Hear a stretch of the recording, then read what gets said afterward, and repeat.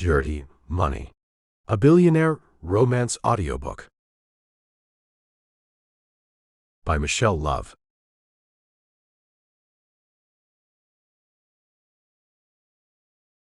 Collateral damage. It looks like it might rain, Allura thought as she idled at a stoplight. She waited for the green arrow to signal so that she could turn into the parking lot where she worked, becoming more frustrated with each passing moment that the road on both sides stayed empty and that the light stayed red. "Come on," she mumbled to herself. "I'm gonna be late." Finally, mercifully, the green arrow appeared, and she turned across the wide street into a sloped parking lot outside Tackleman's, the grungy sports bar that had helped her pay her bills for the past 2 years. The gravelly noise in her engine was back, she noticed, as she situated herself in her favorite parking spot. It's just because it's cold, Ollie told herself. She couldn't afford any significant repairs. The dated blue Accord was on its last legs, and she was firmly in denial about it. It wasn't like she had the money for a new car. Twisting the keys out of the ignition, she snatched her black canvas serving apron off the floor from under the passenger seat, amidst an array of discarded receipts and crinkled plastic water bottles. The door creaked as she opened it, and again as she slammed it behind her and manually locked it. The air was crisp and cool, making her snuggle into her fleece-lined hemp hoodie as she crossed the mostly empty parking lot. Great, she thought as the chill bit the tip of her nose, another slow night. The front door, a heavy scuffed monstrosity with fading brass handles and a white Tackleman's decal peeling off from the dingy windows, groaned as she yanked it open, and a blast of heated air warmed her chilly cheeks. Inside, feel-good music played quietly on a constant loop in the dimly lit bar. Tackleman's boasted 36 beers on tap. They were usually out of about 12 of them. A full wet bar, all house liquors, loomed behind a colossal wooden bar plastered with tacky sports memorabilia, flickering neon signs, and celebrity mugshots. Worn tables, most with an aged and peeling finish, were scattered around the bar in a sort of wherever it fits it goes design. A low stage sagged into the back corner, near a small, pathetic excuse for a dance floor. It was usually lonely, except for the wretched weekend nights when local bands of graying wannabes did their best to rupture Ollie's eardrums. "Hey, Ollie," a baby-faced blonde called out, galloping up to the front of the bar with an enthused smile. Damn it, Ollie thought. She had really been meaning to learn the new host's name. "Hey," she said vaguely with a half-smile, hoping the girl wouldn't notice that she hadn't said her name back. She didn't. The girl just rested her elbows on the weathered wooden podium used as the hostess stand. The dusty chalkboard on the front advertised the daily specials in colorful chalk, and whoever had done it that day had some very big, very loopy handwriting done in pink. "Long time no see. Am I right?" Blondie tried for a lame, over-friendly joke. Ollie wanted to roll her eyes, but resisted the urge. "But hey, look. You've got a really good section tonight." "Yeah, I would hope so. I told Napoleon that first would come in early and close tonight," Ollie said, peering over the host stand to scan the table chart. 5 tables, all large, somewhat clean booths near the bar, plus whatever came in after everyone else was cut. She could work with that. "Hopefully it gets busy, I'm so bored," the other girl whined. "Yeah," Ollie replied bluntly, breaking off the conversation and making her way past the bar and around the tables to the back. Some Tackleman's guests weren't even sure the bar had a kitchen because it was tucked way back in the far right corner. There was a short metal expo line where the kitchen served up the food. Around the corner, it opened to a semi-cramped kitchen that had probably once been pristine and white but was now stained, yellowed, and dirty. One by one, the on-duty cooks acknowledged her, their greetings ranging from "Yo, Ollie" to a sultry "Hey, girl," and she nodded or waved in return. Most of them had worked there as long as she had, and some were even like family. The kitchen backed up to another partial wall, behind which were the manager's office and 2 rows of coat hooks for the staff. Several jackets and various sizes of backpacks had already been hung from the hooks, and Ollie wriggled out of her sweatshirt and hung it off one of the hooks on the lower rack. She tied her apron around her waist, securing the strings with a double-knotted bow under her belt buckle and tucking it under the flap. She checked her pockets. Coasters on the left, an order book in the center, and a cluster of pens on the right. She was good to go. The door to the manager's office was most often closed, but not on that night. Through the opening, she heard a familiar voice call out, "Ollie, is that you?" The nasal utterance grated on her nerves. She took a deep breath and rolled her eyes, then crept up to the door and peeked around into the office. As per usual, it was tiny, cramped, and the desk was littered with papers. Shelves on the walls were packed with books and binders, and there were 6 huge bottles of pineapple vodka, left over from another promo flop, crowded in the back corner. A very short, very thin, very pockmarked man in a stiff, charcoal gray button-up with a pair of wiry glasses, sat in the bulky, black office chair, typing furiously on a keyboard attached to a clunky desktop monitor. "What do you need, Eric?" she asked, the airy, pleasant professionalism in her voice masking her deep, preoccupying loathing for the tiny man and his huge attitude.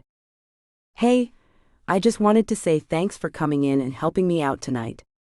We had 2 servers call in tonight, if you can imagine that, and as always, I just wanted to thank you for all your hard work and being such a team player." Eric said it all without looking away from the screen.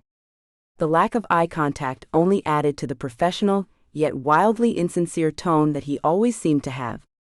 "Yeah, of course," she replied. "You know me, I need the money." "Yeah, art majors usually tend to need help with that." "Yeah," she replied bluntly. "Can you come clock me in?" Eric stood and Ollie, at only 5'7", could see straight over his head. His height, or lack thereof, coupled with his hair-trigger temper and inflated self-importance, had earned him the nickname Napoleon among his staff. As they walked together back up to the point-of-sale computers, Ollie nursed her battered ego. She wished his playful jab at her chosen career path still hadn't damaged any hope she had harbored for making it as an artist, but after the show that weekend, there wasn't much left there for him to damage. Truth was, she was coming up on 3 years of learning to draw and to paint, which colors to do it with, and which artist was responsible for every painting. 3 years of late nights spent sketching, erasing, resketching, smudging, coloring, color mixing, painting, and swearing. 3 years of smudged fingertips, washing brushes, and praying countless stains come out in the wash or the shower. In 3 months, when she had walked across the stage to receive her fine arts diploma, she knew that she was walking into an unforgiving world whose approval she would need if she ever hoped to pay her rent. Sure, she had known that going in, but she hadn't really known it until she'd put her heart and soul up on the walls in front of gallery owners and private buyers, and walked away with only $60 and not a single showing contract. It had been 5 days since the show, but the wound still sucked at her gut like a raw, angry hunger. "I'm going to be waiting tables forever," Ollie thought morosely. She pictured herself as an old woman, with liver spots on her pale, slender hands and shots of gray through her inky black hair, serving Irish car bombs to college boys, and her heart sank halfway to her knees. She tapped her login code 8134 into the POS, and a window popped up that read, clock and time was 4:30 p.m. "Are you early?"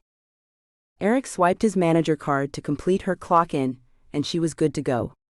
Ready to serve all of the tables that weren't there. "Awesome. Where's your name tag?" Eric barked, short and snappy like a little Yorkie. With a resigned sigh, Ollie said, "In my pocket." She began to dig it out.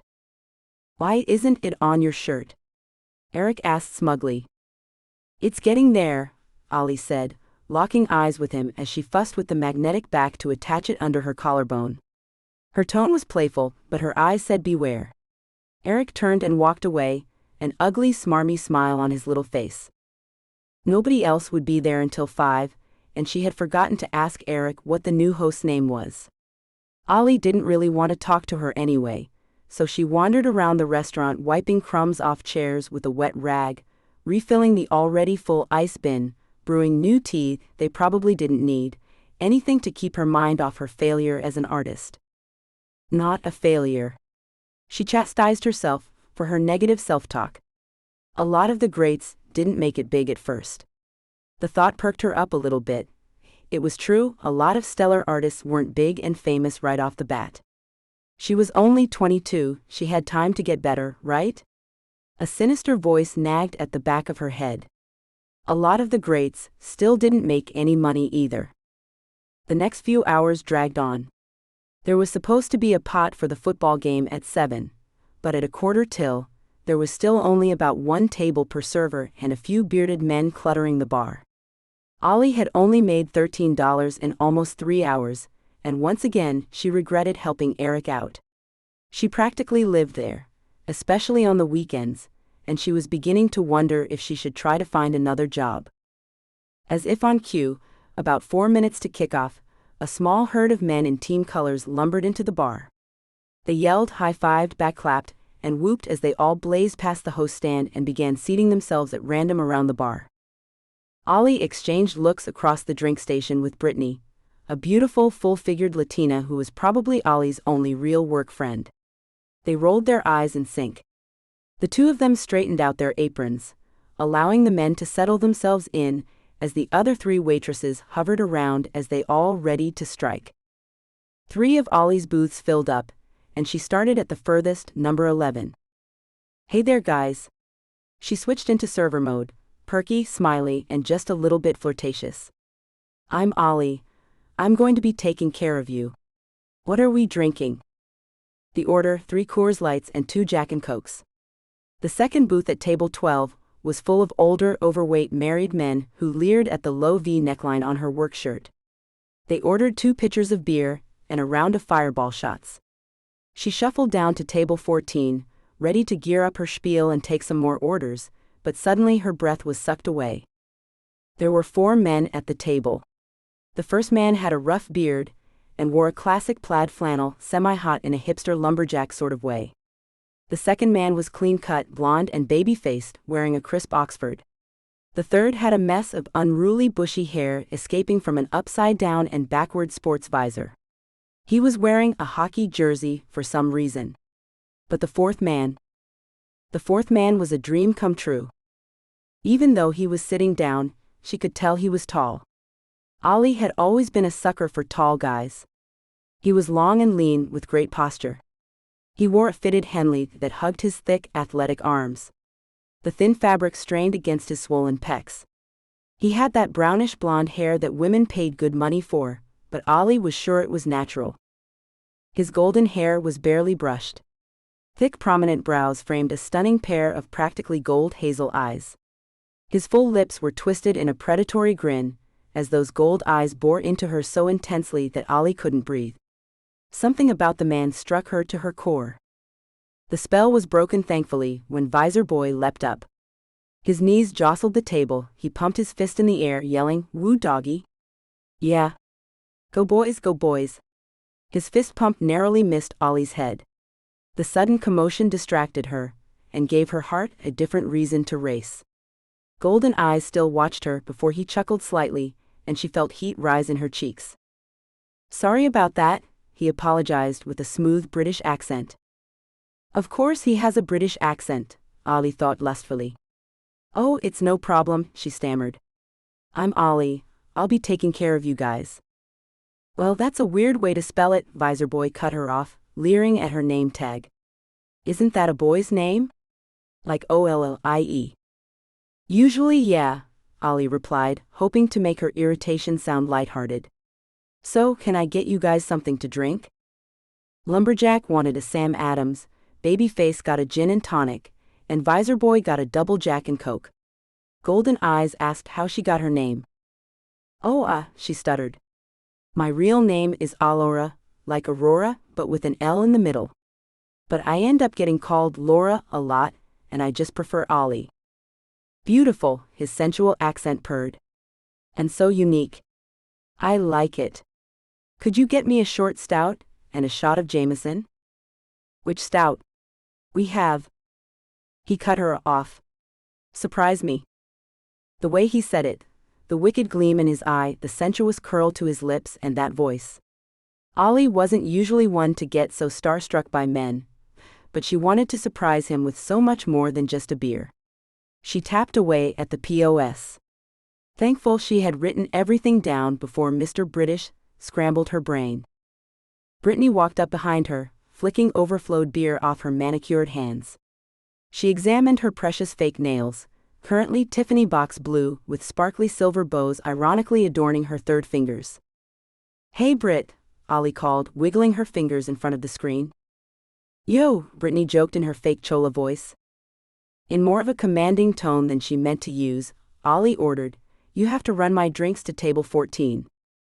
An instant glare moved over the other waitress's overly made-up face. "Why? Do your own job." "Because there's a guy there. He's built attractive as hell and British." "Oh honey, consider me there." She sashayed her voluptuous buttocks over to the bar to snatch the drinks before someone else could. Ollie laughed and shook her head as she finished ringing everything up. Ollie began filling 15 glasses of water, hoping to keep everyone at least a little sober. Cutting people off was a hassle that she wasn't feeling up to. She took them to her other tables first, ensuring that Brittany could get in on the eye candy. Then she took some orders for potato skins, hot wings, and fried cheese. She walked straight past table 14 when she saw Brittany at the computer. If she'd been paying attention, Ollie would have noticed the dreamy British hunk watching her like a hawk. "So what do you think?" Ollie asked Brittany with a wicked smile. "Oh my girl, total 10. Get his number and send me pictures when you do him," Brittany said. She waggled her perfect, penciled-in eyebrows and bumped her hips against Ollie's suggestively as she worked the computer. "Oh whatever," Ollie laughed. "Guys like that don't leave me their number. Guys like his weird buddy in the visor leave me their number. And I am not going out with him." She shuddered at the thought of spending an evening with that buffoon. Brittany clucked disapprovingly. "Next time you go shopping, make sure you find some confidence that fits you, girl. You could totally bag that." "Oh damn, some dude's waving me down." "Creep," she muttered under her breath as she wandered off toward an acne-ridden blonde who was staring her down as though she were a chunk of meat. Gotta love the bar business, Ollie thought. Appetizer orders in, Ollie took another trayful of waters back to table 14, where she was actually grateful to see the men all invested in the game. "Here are these for you guys, just in case," she said cheerfully as she arranged the glasses in front of the 4 men, snatching away the Brit's empty shot glass. The TV was behind her, and none of them looked away except for golden eyes. His smoldering stare made her feel warm, almost feverish. "Thank you," he politely said. When no one else budged, he spoke a bit louder to his friends. "Thank the lady." The 3 of them seemed to reanimate from their dumbstruck sports faces, and a chorus of quiet, habitual thanks was heard around the table.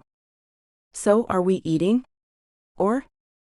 Before she could finish, Ollie was once again cut off by Visor Boy. "Heck yeah, let's get some wings.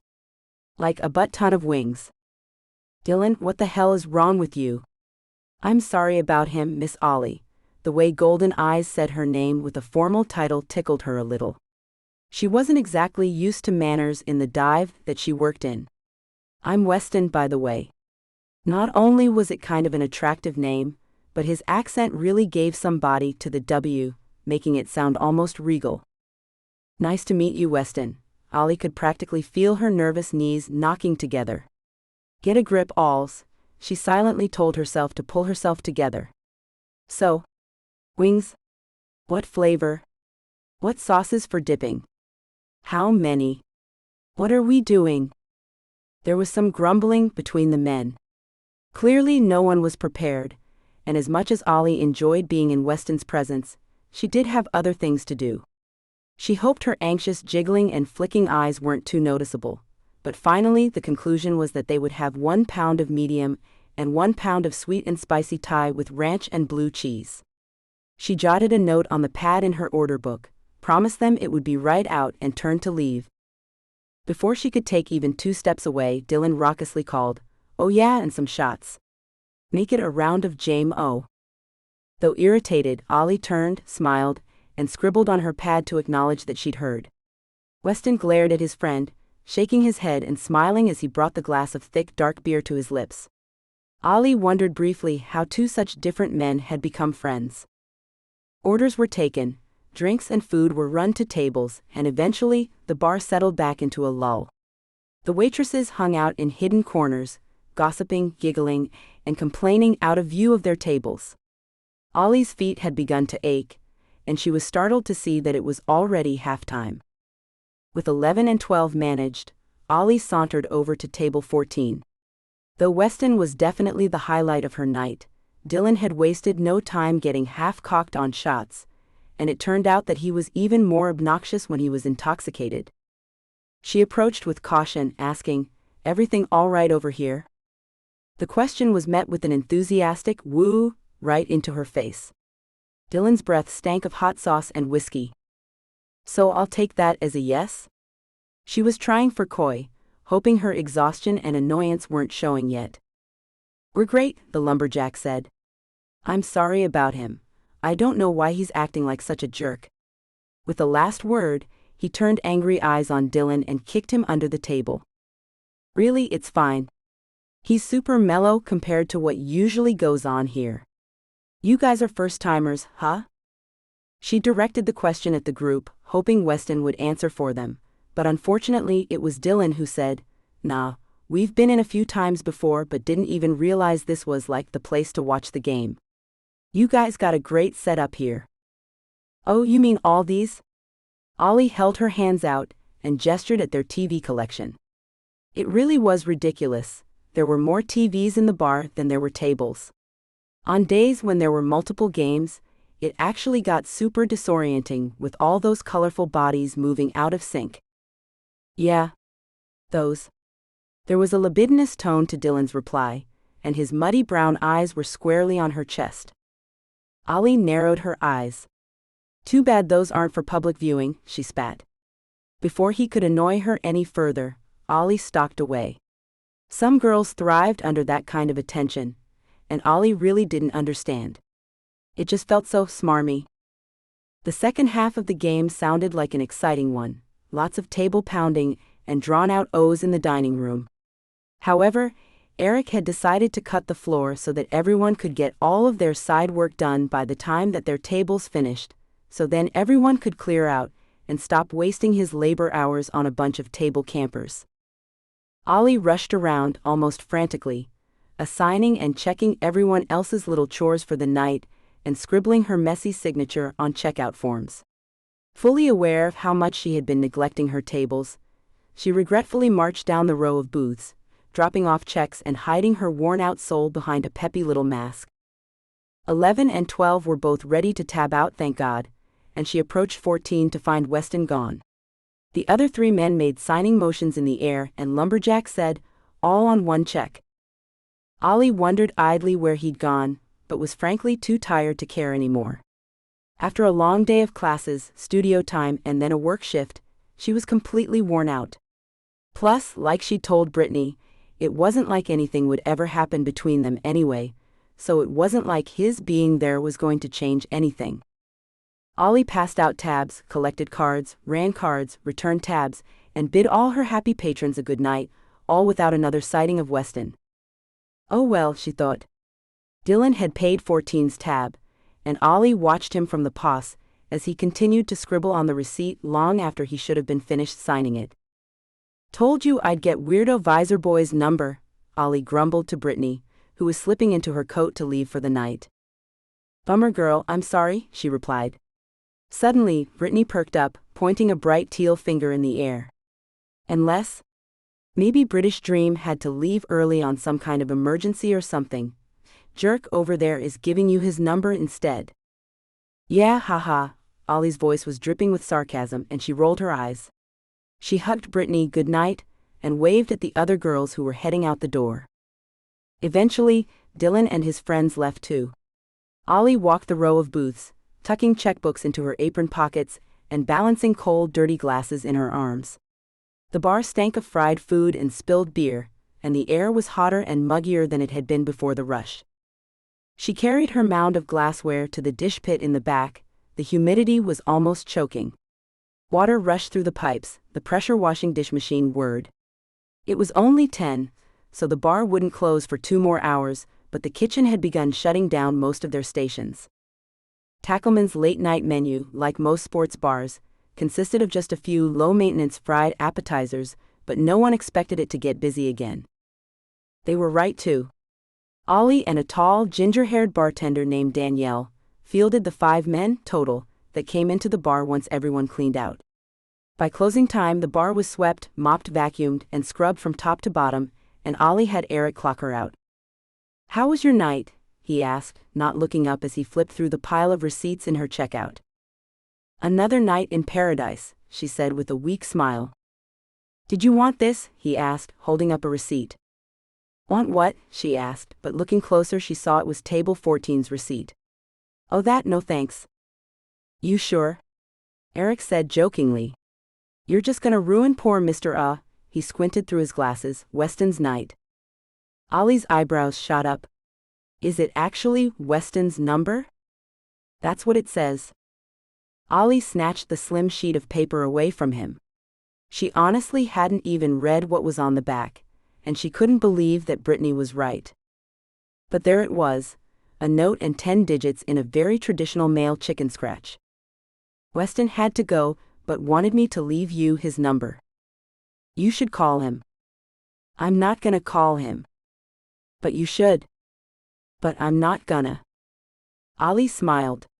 She and Brittany sat together in 2 oversized, worn leather chairs inside their local Starbucks. The air smelled pleasingly of coffee, and all around them, people of varying ages, genders, and nationalities tapped away on MacBooks and sipped from white cardboard cups. The seasonal flavors were back, and Brittany practically begged Ollie to get her first pumpkin spice latte of the season. Ollie wasn't usually much of a Starbucks fan, but she wanted to tell Brittany that she was right about Weston. Plus, a peppermint mocha had sounded pretty good. The receipt with Weston's number scrawled on it was wrinkled slightly and sat on the tiny end table between them. Despite herself, Ollie couldn't help staring at it, as though it was magically going to start talking to her. "But you have to call him," Brittany whined. "I don't have to do anything," Ollie said, sucking down some creamy mint chocolatey goodness. "Why would I want to go out with some guy who can't give me his number himself? $10 say the number is actually his weird friend, pretending to be him anyway. But what if he really had to leave? What if he's like a surgeon or something? Running off in the dark of the night to go save lives?" Brittany, with her usual dramatic flair, placed a hand over her heart. "Good, then I'm definitely not interested," Ollie laughed. "Oh yeah." Brittany's face soured. "I forgot you're weird and don't like rich guys." It was true. When Ollie's mom, Evelyn Green, was in her 20s, she had wanted nothing more than to be an actress. She worked hard, slinging coffee and eggs at a diner in the mornings so that she could spend her afternoons on stage, doing plays for small local theaters. During her moving performance as a schizophrenic in The House of Blue Leaves, she caught the eye of a man in the audience. The man was Charles Worrell, a tall, dark, and handsome stereotype with family money who didn't have to try hard to win her heart. 2 years later, they ended up with the lovely baby, Alora Jane Worrell. From the time that she was born to the time she was 14, Alora had lived a wealthy life of big houses, private schools, and nice cars. She hadn't known anything different until her mother came into her room one day in tears, explaining that her father had gone. As it turned out, Evelyn had been so enamored with Charles that she had accepted his plans to never marry. When it turned out, after 14 years, that having a family was too much of a financial inconvenience, and her father had simply walked out. Some say he moved, some say he just kept himself cleverly hidden, but either way he was gone and Evelyn and Alora were left penniless. The women had pulled themselves up by their bootstraps and got Ollie through public school in a tiny apartment. She and her mother were able to make do. But ever since, she had harbored a bitter dislike for rich men. She had even changed her name. Ollie was determined to never depend on a man, financially or otherwise. Well, what if he's like a plumber or something? Yeah, like an attractive British emergency plumber who saves people from late-night septic tank disasters. The excitement in Brittany's voice was endearing, even though the idea was ridiculous. Ollie appreciated Brittany's vested interest in her love life, but she really hated dating. Plus, that guy was way too attractive to be a plumber. Seriously, Britt, it's probably just his dumb, trashy friend. I'm not letting that guy have my number. Well, fine, Brittany said, snatching the receipt off the table and swiping open her phone. He can have mine. No. Ollie shouted, springing up from her seat and reaching for the little device, as Brittany brought it up to her ear and blocked it with a girly little giggle. Ollie sat back heavily in her own chair with a resigned sigh. She was fully aware Brittany was unstoppable once she got moving with an idea.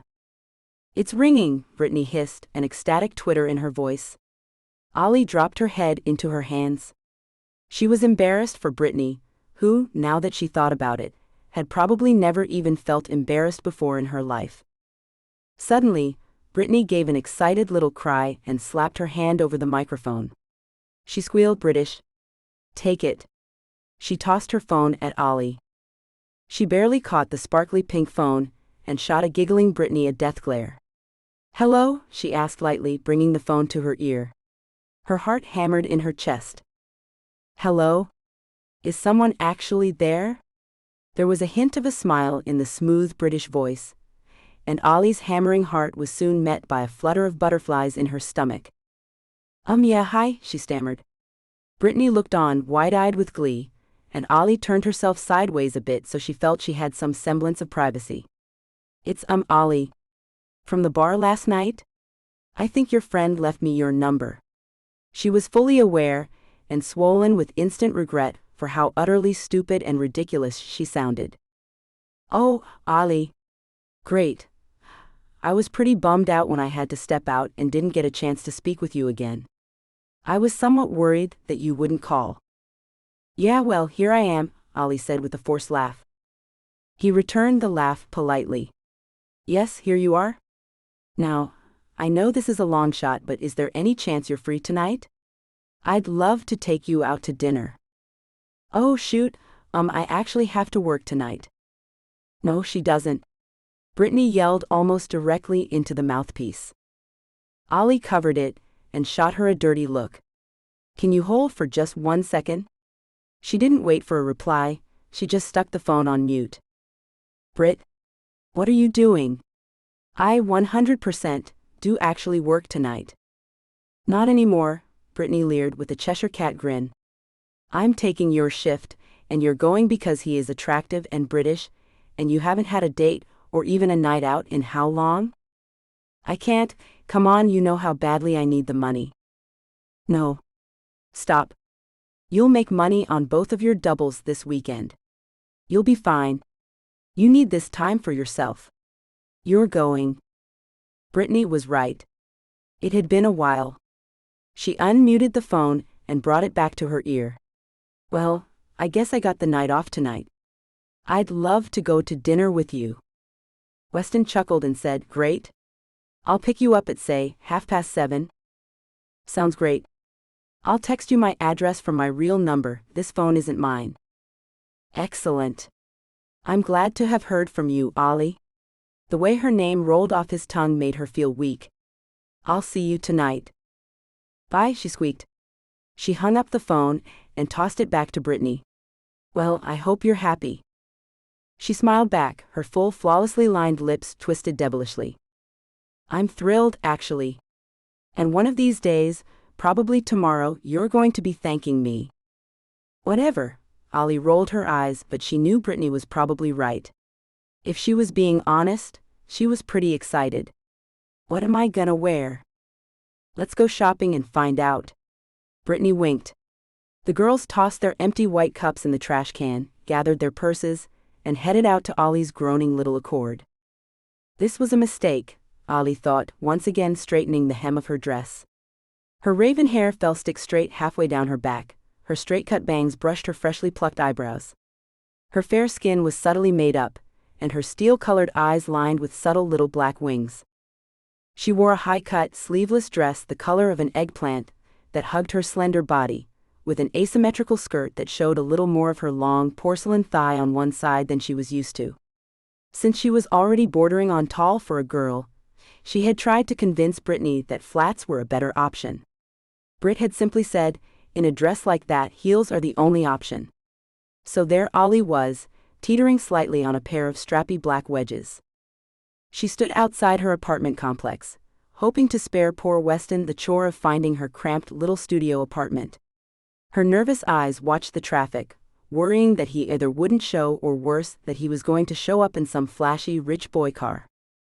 The seconds ticked by painfully slow. She checked the time on her phone in her small black clutch for the 100th time, and it was still only 7:24. Why had she come out so early?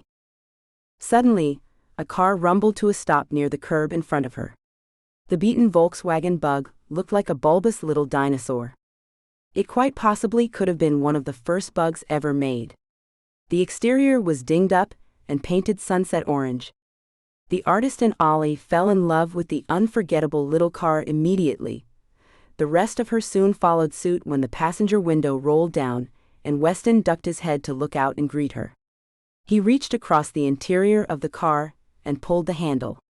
The door swung open, and he tapped the passenger seat, inviting her in. Her heavy shoes clicked against the pavement as she trotted over and climbed in. The worn sun-bleached brown leather covering the seats was soft and had been well maintained. The whole car smelled hearty and delightfully old. Then there was Weston. Even in a simple navy-striped button-down and crisp dark jeans, he looked like a living, breathing GQ cover. His hair was swept back neatly but didn't look too heavily gelled, which Ollie was happy with. Nothing grosser than trying to push your fingers through a sticky mess of gel, she thought. His almost inhuman golden eyes flashed in the last bits of the evening sun. Up this close, Ollie noticed a ring of green around his pupils. And his smell, boy, was it heady. Warm, musky, and manly. His lips were set in an easy-going smile, as his eyes took her in, from her metallic purple toenails all the way up. "You look amazing," he said. "Gosh, your voice is like honey," she thought to herself, suddenly desperate to taste his mouth. "Thank you," she said, bashfully looking down into her lap. "You do too, seriously. I knew I'd have to be standing next to you all night, so I did my best." He set his wide hand with its long, delicate fingers on the gear shift and wiggled it around. His knee jerked as he pumped the clutch, and with a low groan and a pungent blast of diesel smoke, the ancient Bug shifted into drive and then merged onto the street. "I do have to say, I really love this car," Ollie said. "Thank you," Weston said with a wide, genuine smile. "I actually rebuilt it myself. Always had a thing for VW Beetles. My brother and I were big into the slug bug game when we were younger. I always told him I was going to get one when I was older, so that I'd always see at least one in the morning, so I'd have a head start." Ollie laughed. "That's cute. When I saw this one, it was basically a pile of rust, but I saw its potential and well, here it is. Up, running and all." "So you painted it bright orange?" "Yes," he said, abashed.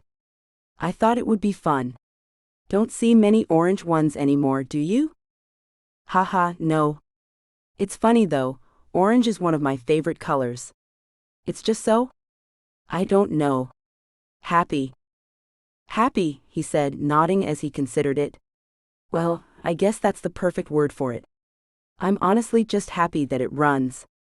As if to illustrate his point, the car screeched as they pulled up to a stoplight. The brakes clearly weren't as happy as he was that the ancient car was running. "So where are we going?" Ollie asked. The ice still hadn't quite been broken. She was definitely nervous. Weston was not the usual caliber of man she went out with, physically at least. He was so good-looking that she almost wondered if she was dreaming. "Actually, we're not going anymore," he said with a smile. The alarm exploded through Ollie. "What do you mean by that?" "I knew he was too good to be true. I feel for this attractive little trap, and now he's some kind of serial killer. He's kidnapped me. I'm going to die in this little orange bug. Because we're here." The slyness in his eyes acknowledged that he'd heard the mild panic in her voice, and that his little joke had been a success on his end. The adrenaline that had surged through Ollie's veins seemed to dissolve instantly. She gave a shaky laugh, feeling an embarrassed blush stain her cheeks. Weston worked the vintage Bug into a parking spot on the side of the two-lane street. As it turned out, he was not a very adept parallel parker.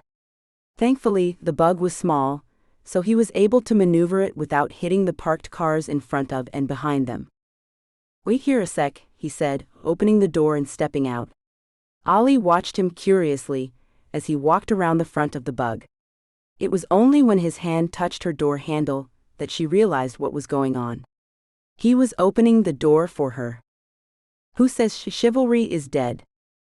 She had a fairly active dating life, although not quite as much in the last few months, with her heavy school load and ever-increasing financial demands that kept her practically living in the bar to get by. But no man had ever done this for her. She was thoroughly impressed, and still a little blown away as he took her hand and helped her out of the low little car.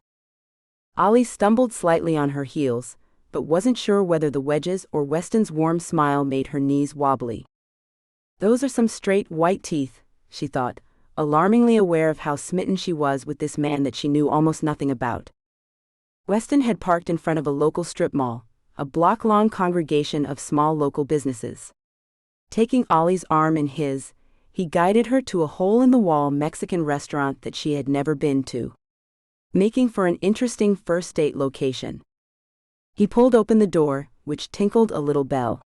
He gestured for Ollie to enter before him, and she gave him a small nod, an involuntary smile playing on her full lips.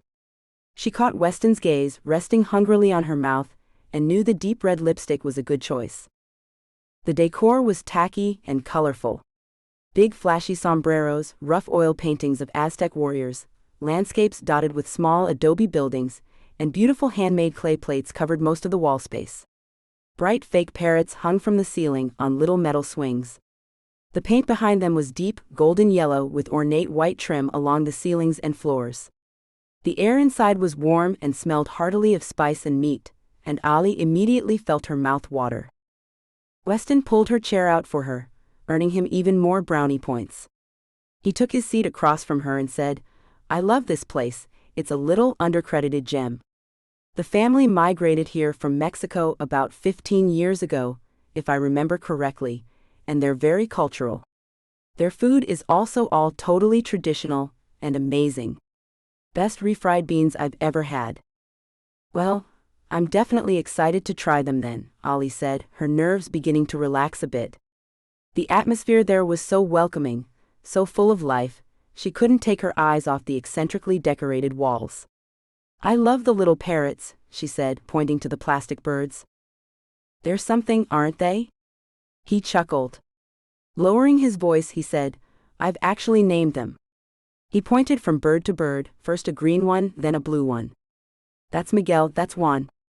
Then to a red one. "That's Rosalita." Lastly, to the yellow one. "And that's Steve." Ollie couldn't help but burst into laughter. "All those traditional names then, Steve?" Weston shrugged and gave her a wink. "Why not?" Ollie couldn't fault that logic, she thought with a giggle. She shook her head at him, with a playful smile. He was just so charming and funny too, and she could listen to that smooth, lilted voice all day. A short, squat Mexican woman in a frilly red blouse, tight black skirt and flesh-colored hose with clunky black shoes approached the table.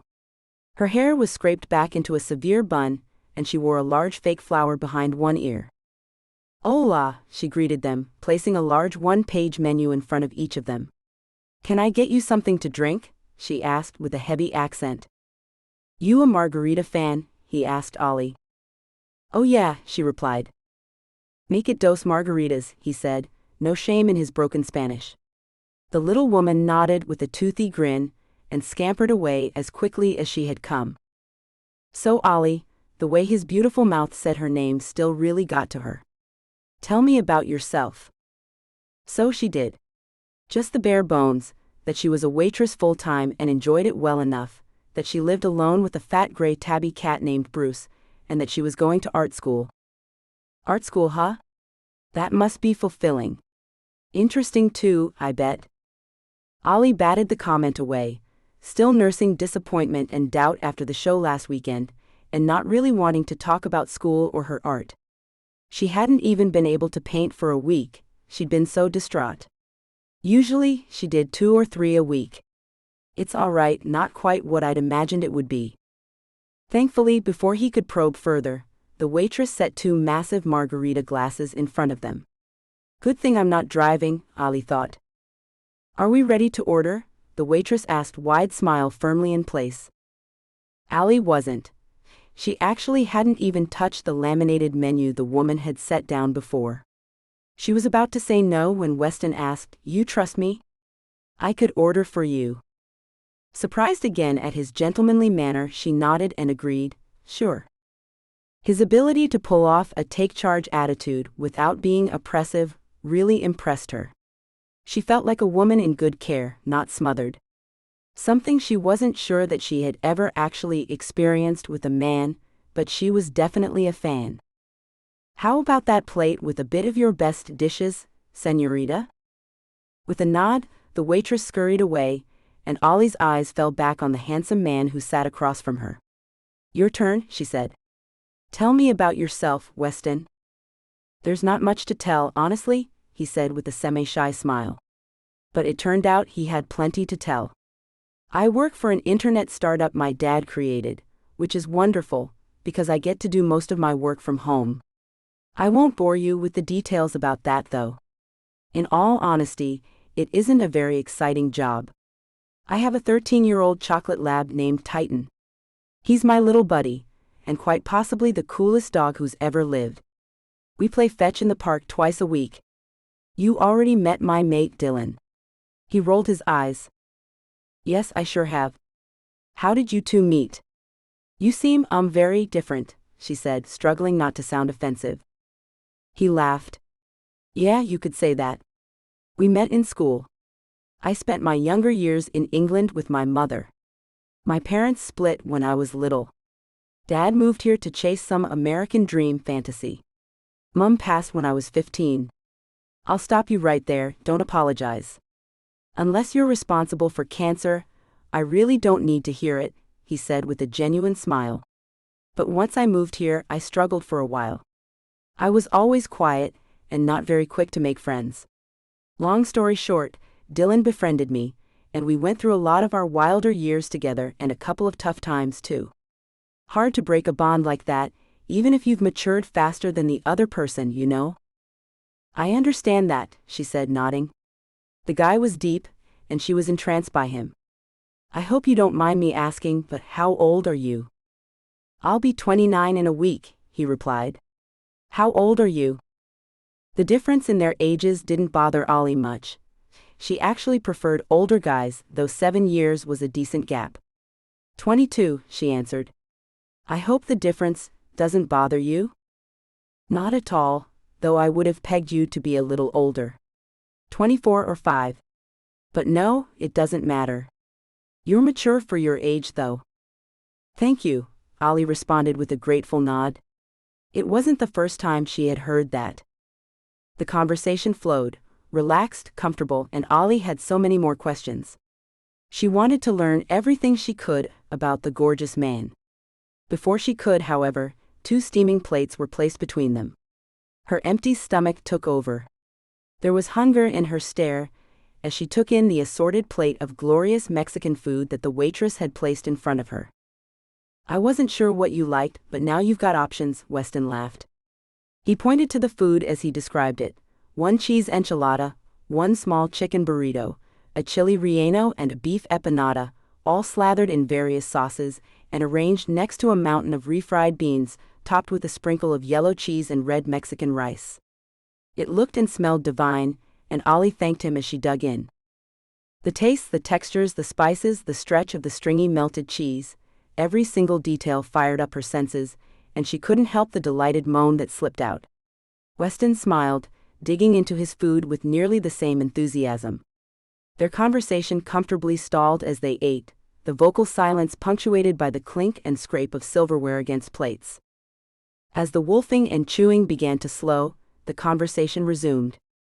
The amicable conversation covered their tastes in music, TV, and books. It turned out Weston was an avid reader, and as they pushed the clean plates to the edge of the table, he detailed his specific love for Shakespeare. "I don't know what it is about his work," he gushed. "The man was a genius, really. He managed to capture every human pain, jealousy, greed, betrayal. And managed to make it all into art, you know? Yeah, Allie said dreamily. She was lost in his voice, as smooth and sweet as melted caramel. The fact he could speak so beautifully was nothing compared to the passion behind his voice. She had finally met someone else who understood the power and majesty of art, of creation. The waitress approached, taking the plates and offering dessert. Weston insisted on an order of fried ice cream, despite Ollie's complaints that she couldn't possibly handle even one more bite. She narrowed her eyes playfully, shaking her head at him. "You're trouble," she accused. "Why do you say that?" he asked with a laugh. "You know exactly why," she said slyly. Before Weston could reply, and hopefully continue the flirtation, a massive sphere with a beautiful crispy golden crust, drizzled in zigzags of runny chocolate syrup, was placed on the table between them. Despite her bloated middle, she couldn't help the rush of saliva to her mouth. 2 spoons rested in the white porcelain dish, and before long the two warred with their spoons, vying for the bites with the most chocolate and laughing hysterically as they did so. A few minutes later, crunchy bits of fried crust floated in a rich white puddle of melted ice cream. Weston locked spoons with Ollie, his flashy hazel eyes enraptured her. "You know, I have to say, Allura?" His use of her full name sent a shiver down her spine. "I am quite bewitched by you." Ollie dropped her eyes, wishing she could come up with anything to say that would have half the suave or class that he did. "Thank you." Weston paid the tab, which Ollie was grateful for, given that she'd had to take the night off work to be here. Though on the other hand, she wouldn't have traded the night for anything in the world. He walked her back out to the car, and opened the car door for her yet again. As she sat alone in the dark, waiting for him to walk around the car, she took a deep, contented breath. The air was cool, the car smelled like old leather. Ollie truly couldn't remember the last time she had felt so ethereal, almost as if she were floating. He hopped in the car, started it up, and after a few semi-concerning pops from the engine and a humble smile from Weston, they were off. Entirely too soon, they were back to a row of short, ugly brick buildings, one of which happened to house Ollie's one-room box of an apartment. Weston jerked the ancient bug to a stop on the side of the road. The engine grumbled as the heat built between them in the tiny car. That margarita had been strong, Ollie thought. She felt a pleasant buzz, enriched by the fact that she was with a man she didn't need to keep her guard up around. "So," he mused. "So," she replied. She had thought he was just being coy, but one of his wide, warm hands was on her jaw, and he pulled her in for a kiss. His lips were soft, and the intensity behind it was flaming. She could have melted into his arms just then. She was no stranger to being intimate on the first date, but this guy was different. She knew she had to bring a stop to it. Make sure he wanted to see her at least one more time before she gave it up. She pulled away regretfully, and couldn't help a little shiver of delight. Every nerve in her body was overloaded, especially the ones that mattered. Weston blinked a few times as if regaining his composure. "I said it once and I'm more than happy to say it again." His silky voice was deeper, huskier. "Absolutely bewitching." Allie smiled back shyly. "Good night, Weston." "Good night, Ollie." Getting out of the little orange bug was one of the hardest things Ollie had done in a while, but she did it. She felt the heat of Weston's watchful gaze until she rounded her neighboring building, the only one visible from the street. As she did, she heard a metallic screech, and then a rumble as the little bug shifted and drove off into the night. The date had ended at a logical place for a first date, Ollie thought, though it was only 10. Without work, she had nothing to do with the rest of her night, but she felt more inspired after her night with Weston than she had in months. She peeled off the tight dress, which was tighter now after all that food. Digging through the dirty laundry pile on the floor near her bed, she found a pair of wrinkled striped pajama pants and a baggy spirit shirt from her college, both of which were spattered with dried paint. The light fabric was soft against her skin, allowing for great ease of movement as she pushed her bright paisley couch up against the back wall to open up the sitting area for her easel. Once set up, she selected a 12 by 24-inch canvas out of the pile of blanks she kept stashed in her storage closet. She prepped it, propped it up in the easel tray, and then it was time for painting. She was feeling very warm. Very red. She squeezed and squirted tubes, and her palette was soon covered with little piles of yellow, orange, purple, and different shades of red. Using her palette knife, she scooped and mixed different colors together, waiting as usual for the color that perfectly fit her mood to appear. Then it did. Crimson and violet with a huge glob of white, she had mixed them and the perfect shade of fuchsia was born. Once the ball was rolling, she couldn't stop. She played music on a low volume, hoping not to disturb her neighbors, and the classical notes swirled around her. Before she knew it, the canvas was covered, a beautiful first layer of fuchsia and red with little yellow and white sunbeams. Though it was beautiful, it had emotionally exhausted her, and she eventually realized it had been almost 3 hours since she started. Time always flew when she painted, but not quite like that. Tired and covered in paint, she began to pack her things away when she heard a buzz from her phone on the counter. Must be Brittany checking how her date went, Ollie thought, taking the time to wash the thick oil paint off her fingers to avoid staining her phone screen. Once they were more or less clean, she scooped up the device and unlocked it. But it wasn't a text from Brittany. It was Weston.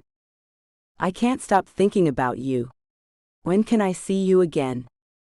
Ollie grinned and blushed, happy to know he was feeling the same way she was. She considered her schedule, and the next night she had free was Monday. She typed a quick text back. "Good, glad I'm not alone, smiley face. My next night off is Monday. We could do something then." He replied that it was great, and that he couldn't wait to see her again. She said she couldn't wait either, and to have a good night. His last text came in, making her heart race. "I'm sure it'll be a great night, considering I'll probably be dreaming of you, smiley face." On that note, tired and aware of her long workday coming up, Ollie fell into bed. Curling up in her soft sheets, she was still smiling as she quickly fell asleep. The weekend passed in a blur. It was a busy one, thankfully, so Ollie at least made some good money on her back-to-back 12-hour days. When she could, which wasn't often, she had exchanged flirty texts with Weston, and it was clear that they were both excited about date number 2. That night, she opted for more casual attire. She wore a pair of medium-waisted bell-bottom jeans, with a lace pattern she had bleach-dyed herself down the front. The deep fuchsia peasant blouse she wore hung off both shoulders, accentuating her long neck and pronounced collarbones. The color reminded her of the impassioned painting she had done after their first night together, still drying on the easel in her living room. She'd pulled her hair back, neatly braiding it down her back in a perfect fishtail. Around her neck she wore a wire-wrapped amethyst on a thick black leather cord she had made in her jewelry class at school, and a pair of silver hoops adorned her ears. Ollie was excited for him to see more of her true style, and she was also eager to share her art and things she had made with him. Hurrying out to the curb after a text from Weston, she scanned the empty street for the beaten-down bug. It was nowhere to be seen. The only car that stood out was a shiny silver Aston Martin that looked wildly out of place on her weedy, crumbling low-income block. Spoiled jerk, she snipped in her mind. Even just seeing the car called up memories of her snake of a father, his equally snaky friends, and their awful fake wives. The selfishness, the obsession with image, and the toxicity that came with wealth were all represented in this gaudy, environmentally unfriendly car. It was disgusting. Suddenly, the window of the shiny car rolled down. Ollie's stomach twisted uncomfortably when she saw Weston in the driver's seat. As she closed the distance to the car, she did her best to justify the car. Her mind spun a yarn to cover for the man she thought she knew. Maybe it's not his. Maybe he borrowed it from a friend or relative. He's probably just trying to impress me. He doesn't know about my family or my money issues. It's all fine. As before, he reached across the car, though this car was definitely wider, and popped the door open from the inside. His smile was wide and excited. He was formally dressed again in a silvery gray button-down and a dark pair of trousers. Ollie tentatively sat down in the seat. The car reeked of expensive leather and premium carpeting. The smell was almost nauseating to her, reminding her of her father. "Hey." Weston sounded very excited. Sorry about all the flash. I had to spend a few hours in the office today. Ollie's brow furrowed. Where do you work, exactly? Ever heard of the Callaway building? Boy, had she. It was a massive skyscraper in the heart of downtown. One of the biggest trade and marketing companies in the nation. You work there?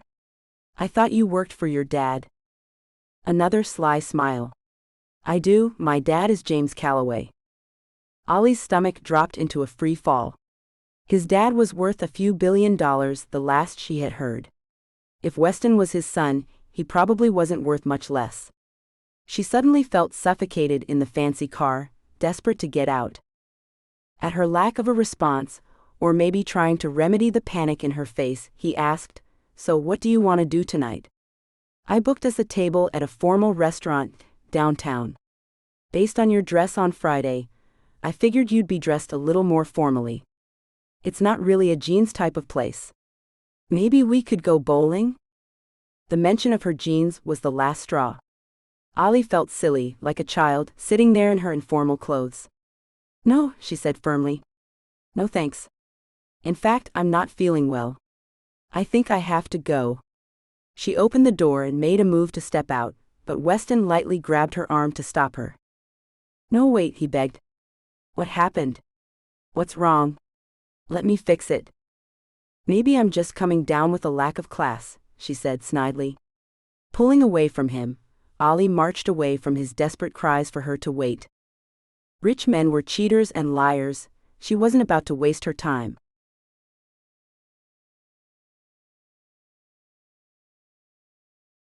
Toss a coin.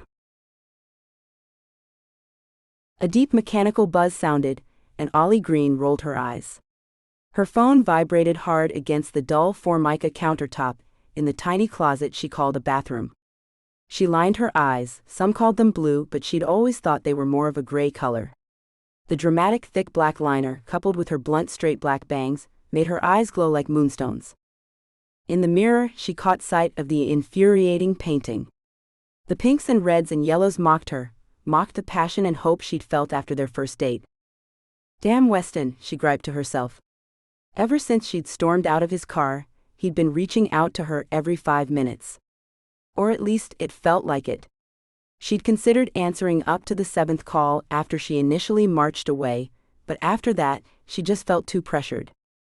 Ollie wanted to tell herself that, damn, if he was this clingy after one date, then you probably dodged a bullet there, but she didn't feel it. Sure, she hardly knew him, but every time he called or texted, she felt a little stab in her chest. After 4 days, she still couldn't help but see the sickening Richie rich kid side of the man she thought she might like. Checking her watch and realizing that she was running late, and frowning at the mirror one more time, she clicked off the bathroom light and headed out the door. Ollie struggled with the zipper on her fuzzy jacket, bright and yellow like a baby chick, as she shuffled down the stairs. Her non-slip shoes clanged noisily on the cold metal stairs. A chill wind ruffled her dark bangs as she searched the lot behind the building for her rickety old Accord. She found it, rattled the door open, and dropped heavily into the driver's seat. Another night at work, she thought forlornly. Her day of classes had been long, but she was still smarting from her color theory teacher's lecture that her shades were consistently too dark. Aren't artists supposed to be dark and brooding? The dinged-up silver Accord let out a raucous screech as it came to life, but it started, so that was something. As she rumbled down the street to work, Ollie said a little prayer to her own agnostic God that she would finally make some money.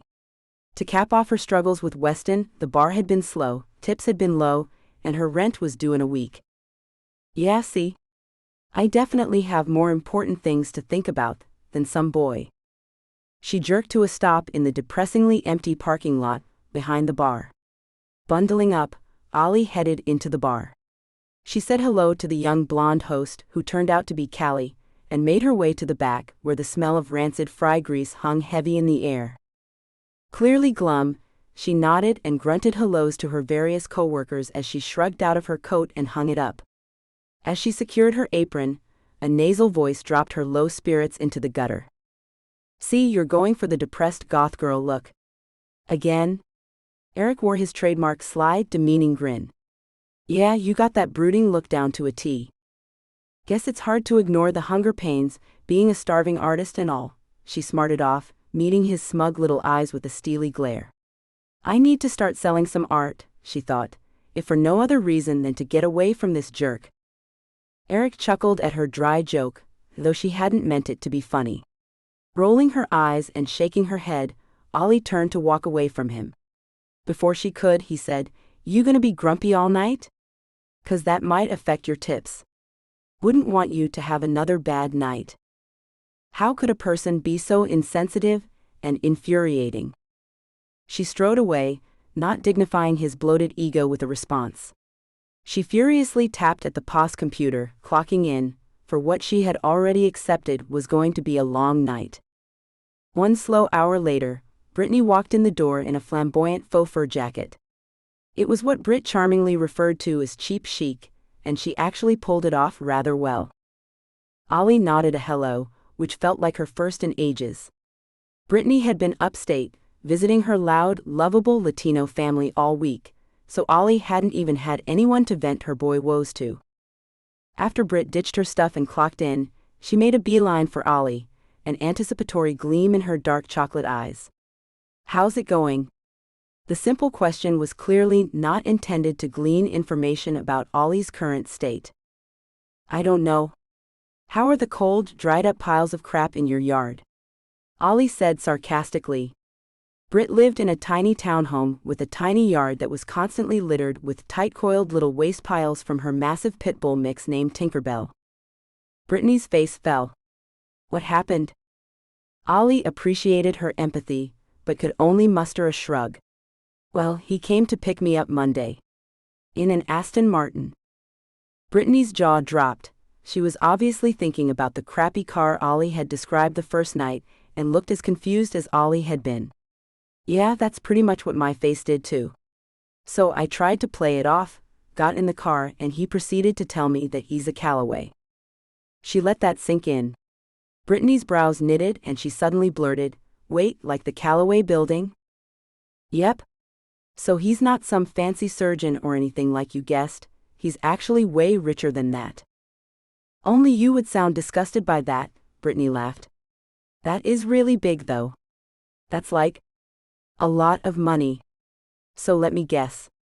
She tapped a finger to her full lips. "You got the hell out of Dodge, didn't you?" Ollie sighed. "I tried to stick it out. I really liked this guy. And I was all decked out in some of the clothes I made."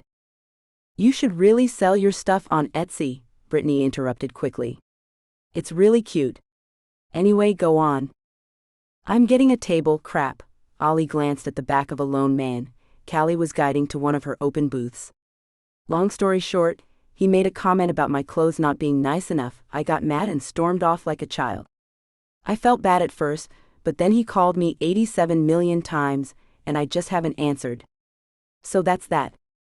Gosh. I just can't stand it when they're too dirty, stinking rich." Brittany winked. "I am sorry though. Go get him, Tiger." Ollie snagged a few coasters in case her new table occupant had some joiners. She was powering up a phony megawatt smile, but it dropped almost immediately. "What are you doing here, Weston?" His unkempt hair hung loose. It was longer than Ollie thought it was, and the floppy cut made him look younger, a little softer, and almost more human somehow. He smiled bitterly. "Obviously you didn't listen to my last voicemail." "Yeah, I didn't listen to most of them," Ollie snapped. She was furious that he was there. It wasn't going to be any easier to get over him if she could see him, especially since she had spent so much time trying to forget him that she had forgotten just how attractive he really was. "Why not?" "Because I didn't want to." "Why not?" he repeated. "Because hearing your voice would have made me want to call you back." "Does it matter?" "Why not?" "I didn't want to because I don't want to. I'm not interested, okay? You're not my type. I'm sure it won't be hard for you to find another woman who wants to slobber all over you and all your money, so I would appreciate it if you would just leave. I have a job to do." "But I don't want to leave."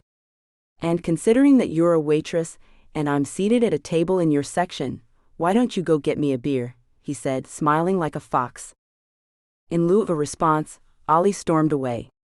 Hot rage burned down to her fingertips. How dare he? What an entitled jerk.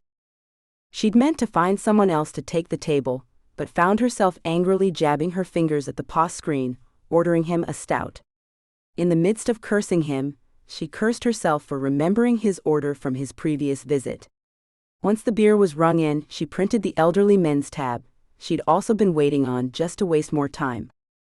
Striding over to the bar, she drummed her short nails against the metal grate. Recognizing her nervous habit, Brittany appeared behind her. "What's wrong?" Still seething beyond the point of words, Ollie jerked her ponytail backward toward her table and waited while Brittany scoped out the table. "Oh damn. That's him, isn't it?" she replied, appropriately surprised. "Yep," Ollie spat. The rhythmic clackety-clack of her nails against the metal did nothing to soothe her agitated state. "I'll take him if you want." Brittany's eyes were still fixed on Weston. Ollie was suddenly prickled with a very surprising and unwelcome jealousy. "No, it's fine. I'll deal with him." The bartender, a blonde named Terry with a tragically crooked boob job, set the frothy glass on the well.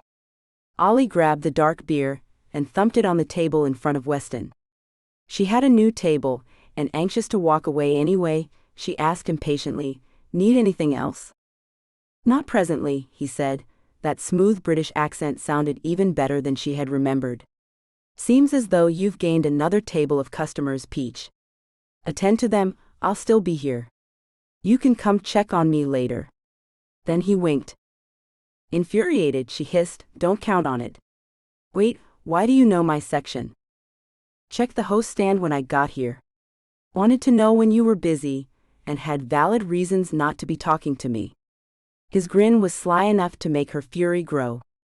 "Any reason not to talk to you is valid?" she snarled, stalking away.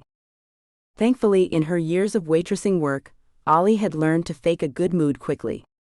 She cheerfully greeted her table, a foursome of preppy college boys, and checked their ids. When she brought them their pitcher of beer, she could feel the warmth of Weston's gaze upon her back, which she purposely turned to him. It sent a shiver down her spine. Despite being thoroughly creeped out that he was there, she was actually a little flattered that he cared enough to show up. The Friday evening drinking crowd began to filter in. The more bodies packed into the tiny bar, the hotter it got, and the muggy air began to smell more like body odor and beer. Cooks yelled at each other in the kitchen while fryers sizzled, waitresses bickered and shoved each other around. The bar was in chaos, but Ollie was actually grateful, not only for the distraction from Weston, but from the high-income potential. Out of the corner of her eye, she saw Weston typing swiftly on his phone with his thick brows furrowed. His glass was empty, save for a thick layer of tannish foam. Hoping that whatever he was doing wouldn't be easily interrupted, Ollie stopped next to the booth, arms laden with dirty dishes, with sweat beginning to bead under her thick bangs. On her next trip to the computer, Ollie printed a tab and slapped the flimsy scrap of paper down next to Weston's finished beer. Before she could walk away, he asked, "What's this?" "Your tab," she replied. "Shouldn't you be going?" "Actually, no," he smarted off.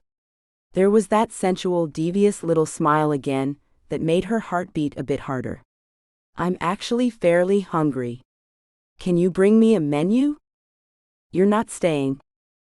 "As a matter of fact, I am. I'll be here until you crack and talk to me."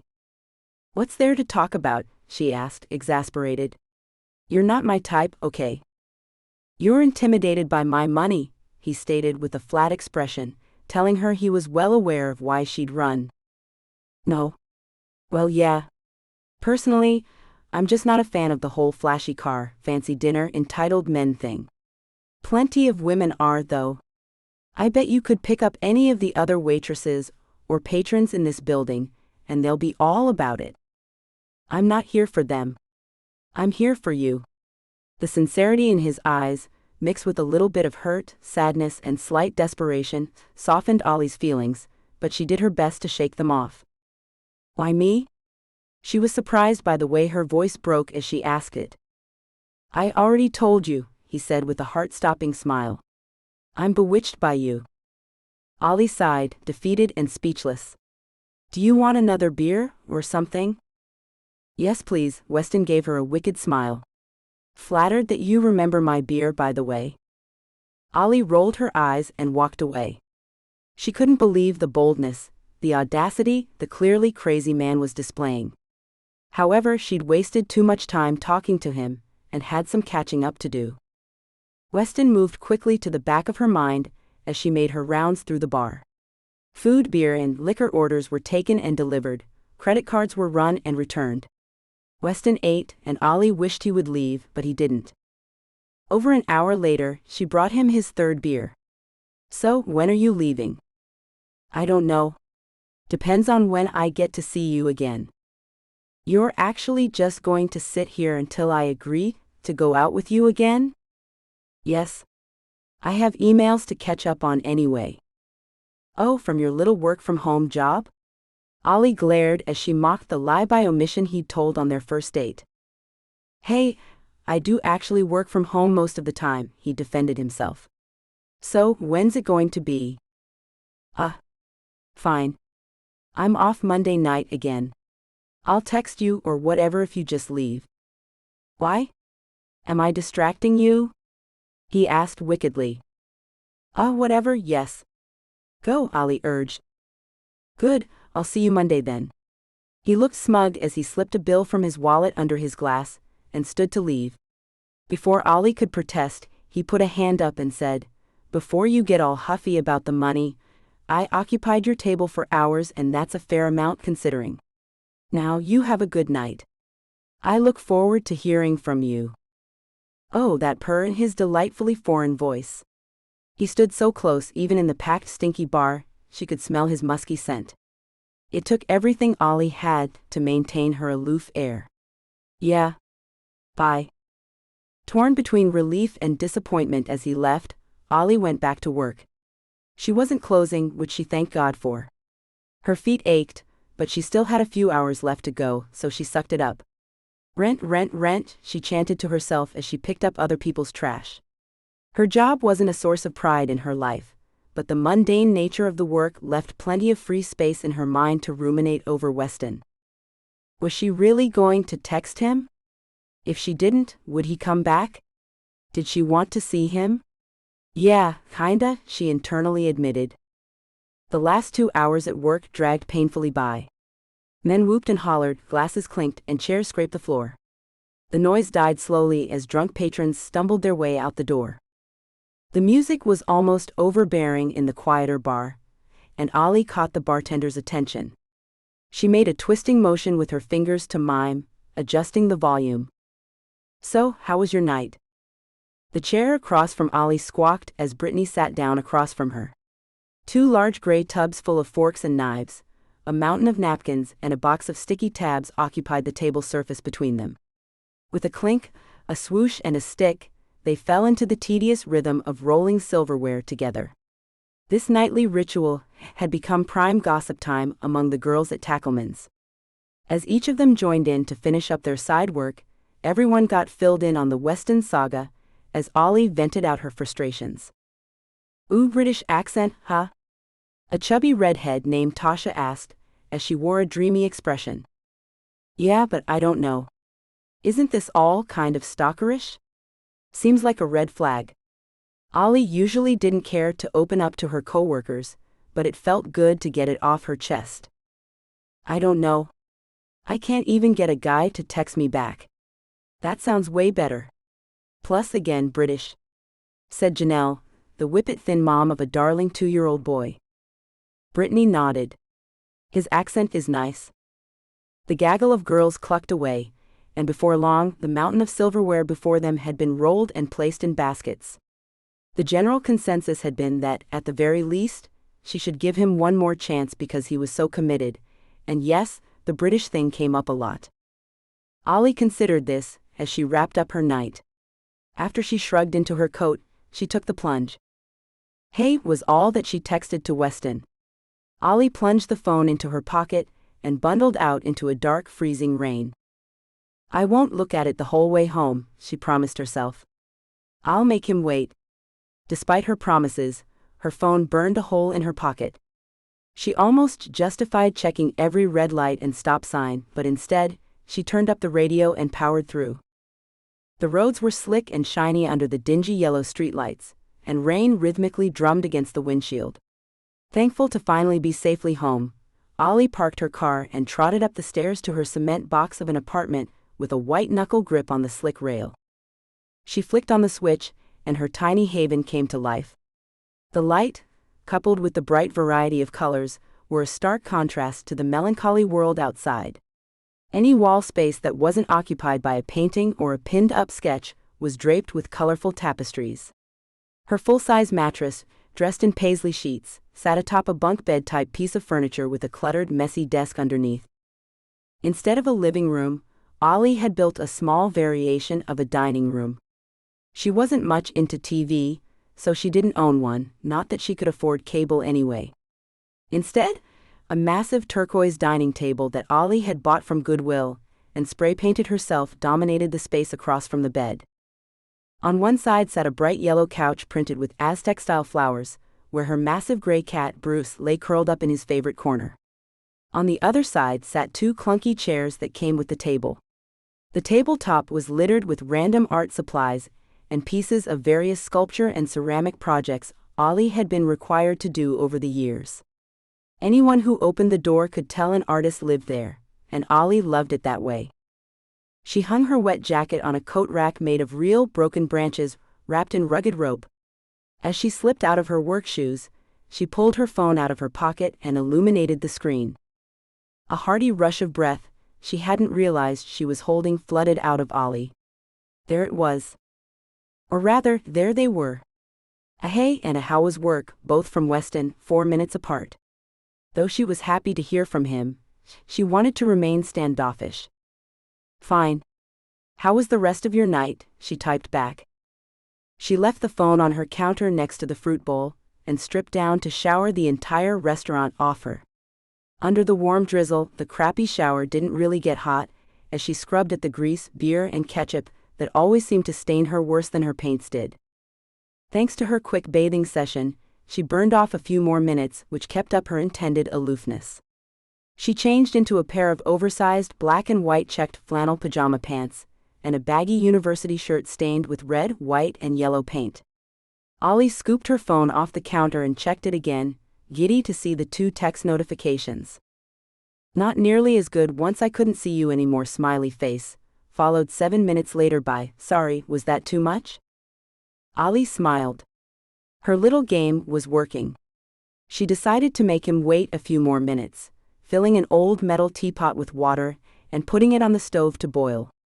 Grabbing a yellow mug with a black smiley face, she dropped an herbal tea bag from the stack of boxes on the counter. She picked up her phone and typed back just 2 little words, "It's fine." Minutes passed, long enough for the water to boil. Ollie pulled the whistling pot off the burner and poured the hot water into the mug. The tea began to steep and a cloud of steam rose. She wondered idly what she was going to do with her night. Bedtime usually wasn't until 2 or 3 in the morning. She did her best work at night, so she had a few hours to kill. She checked her phone, but there was nothing. Surprised and a little disappointed, she booted up her laptop on the desk under her bed. It was her fault anyway, really, for toying with Weston the way she had. It was late, most normal people were in bed. After a few beers, and assuming he actually didn't do anything else after he left, it made sense that Weston would have fallen asleep. At least, that's what Ollie told herself, as 15 minutes without a response became 30. She scrolled through her Facebook feed and got distracted by a couple of random news stories that had been shared by her friends. She sipped her tea, and the warmth and familiarity of her nighttime routine helped relax her. Out of the corner of her eye, she watched her phone, willing it to light up with a text. To no avail, unfortunately.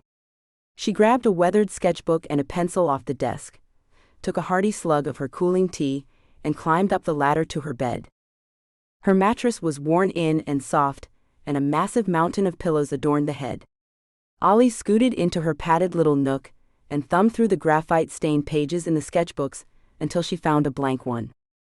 She tapped the screen on her phone, pulling up a free music app. An edgy, modern classical music underscored by techno beats flooded out of the tiny speaker. Music like that, dynamic and free-flowing, was Ollie's favorite art music.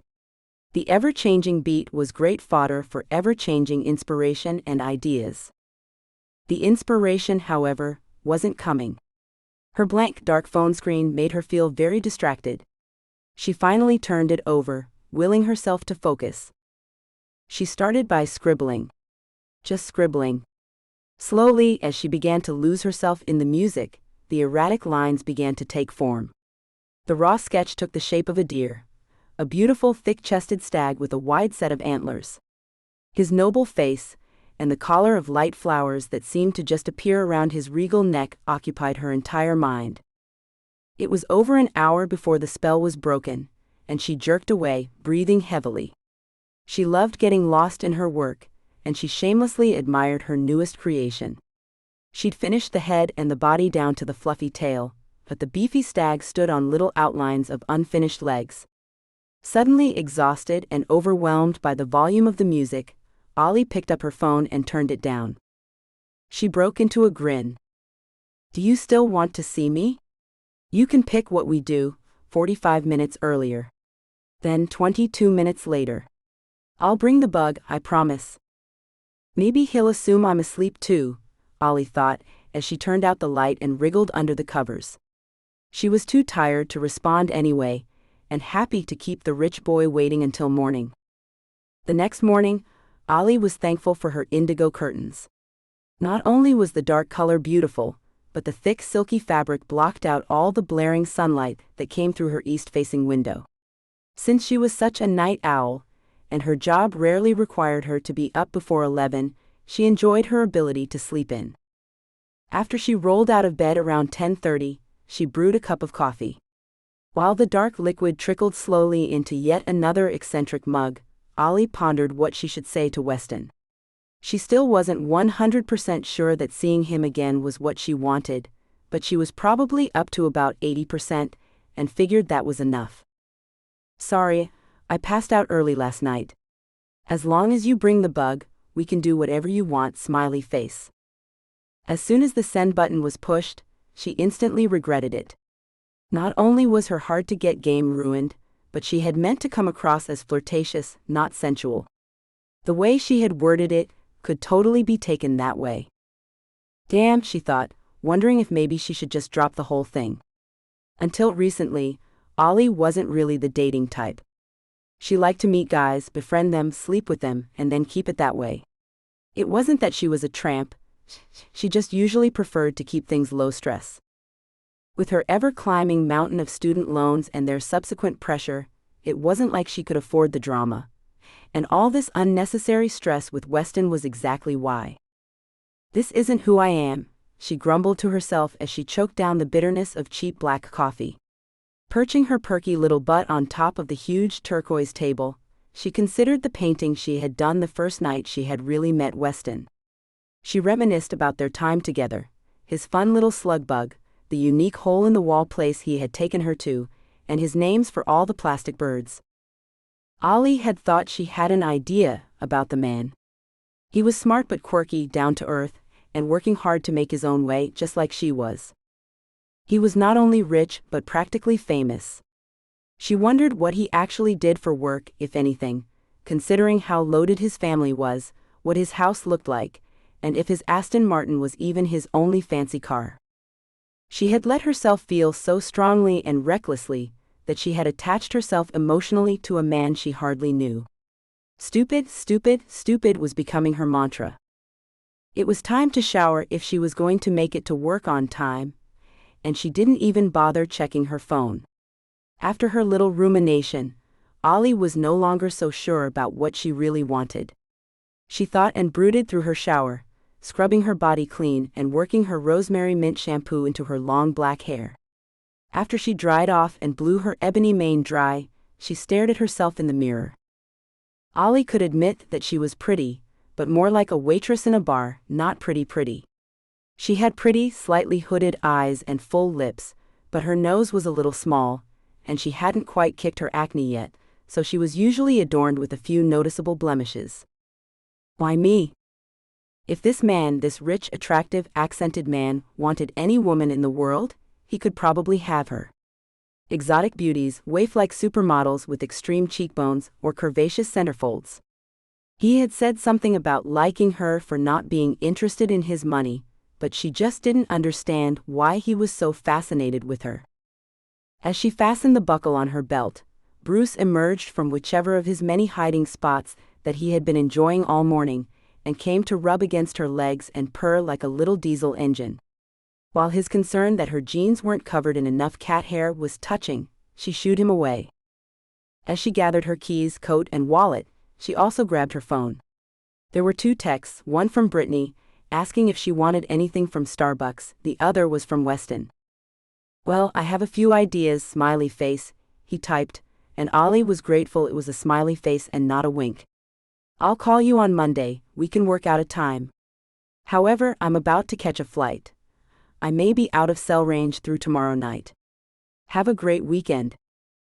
Allie was actually grateful to have a few days to herself to decide if pursuing a relationship with a man so far out of her league, who apparently also traveled for his fancy-schmancy job, was a good investment of her time and effort.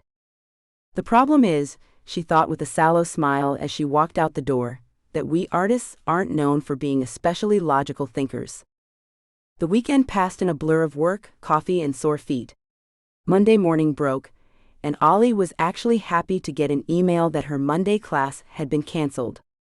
Though she usually resented any stolen opportunities to create, she was so tired and achy that she almost hoped that Weston wouldn't call so she could just lay in her blanket burrito all day. Of course, the sensual Brit was a hot topic of gossip with the Tackleman's crew. Ollie was so thankful that Brittany knew better than to tell everyone about his money. If she had, Ollie imagined that most of them would fall in love with him right then and there, then she'd never get them to shut up. However, their encouragement had built up her confidence in her choice to see Weston again. Around noon, semi-surprised she hadn't heard from him at all yet, Ollie finally decided to get up. She brewed some energizing tea and lit some incense, happy that she had a little break to do some yoga. She powered up the yoga app on her phone and spent half an hour bending, lunging, and stretching for the first time in weeks. As she lay in Savasana, consciously relaxing from her toes to her fingertips, she turned her mind inward.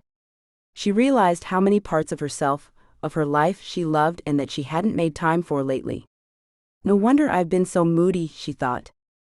Standing up with a heady rush of endorphins, Ollie wandered into her little excuse for a kitchen and checked her fridge. There wasn't much there. She really needed to go get some groceries. Her hunger overrode the nagging voice in her head that reminded her that she really should try to eat better though, as she nuked a frozen dinner in the microwave.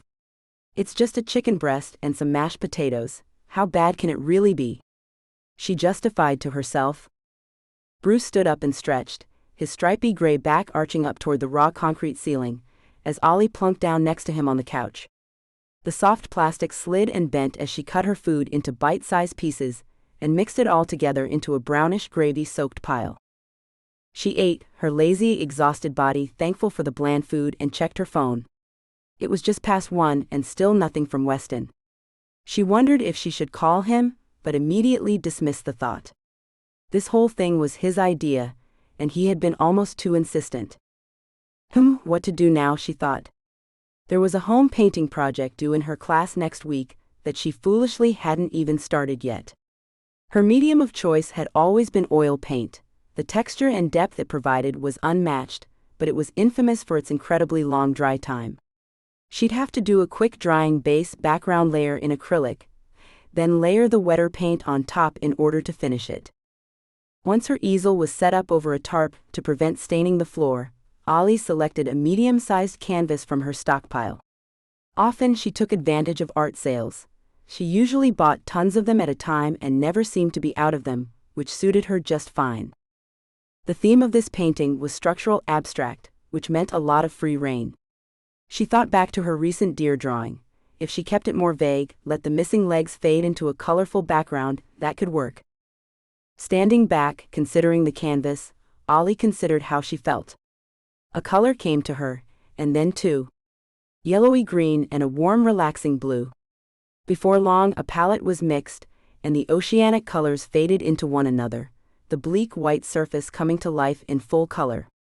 The plastic-like scent of the acrylic paint infected the air. She was really on a roll.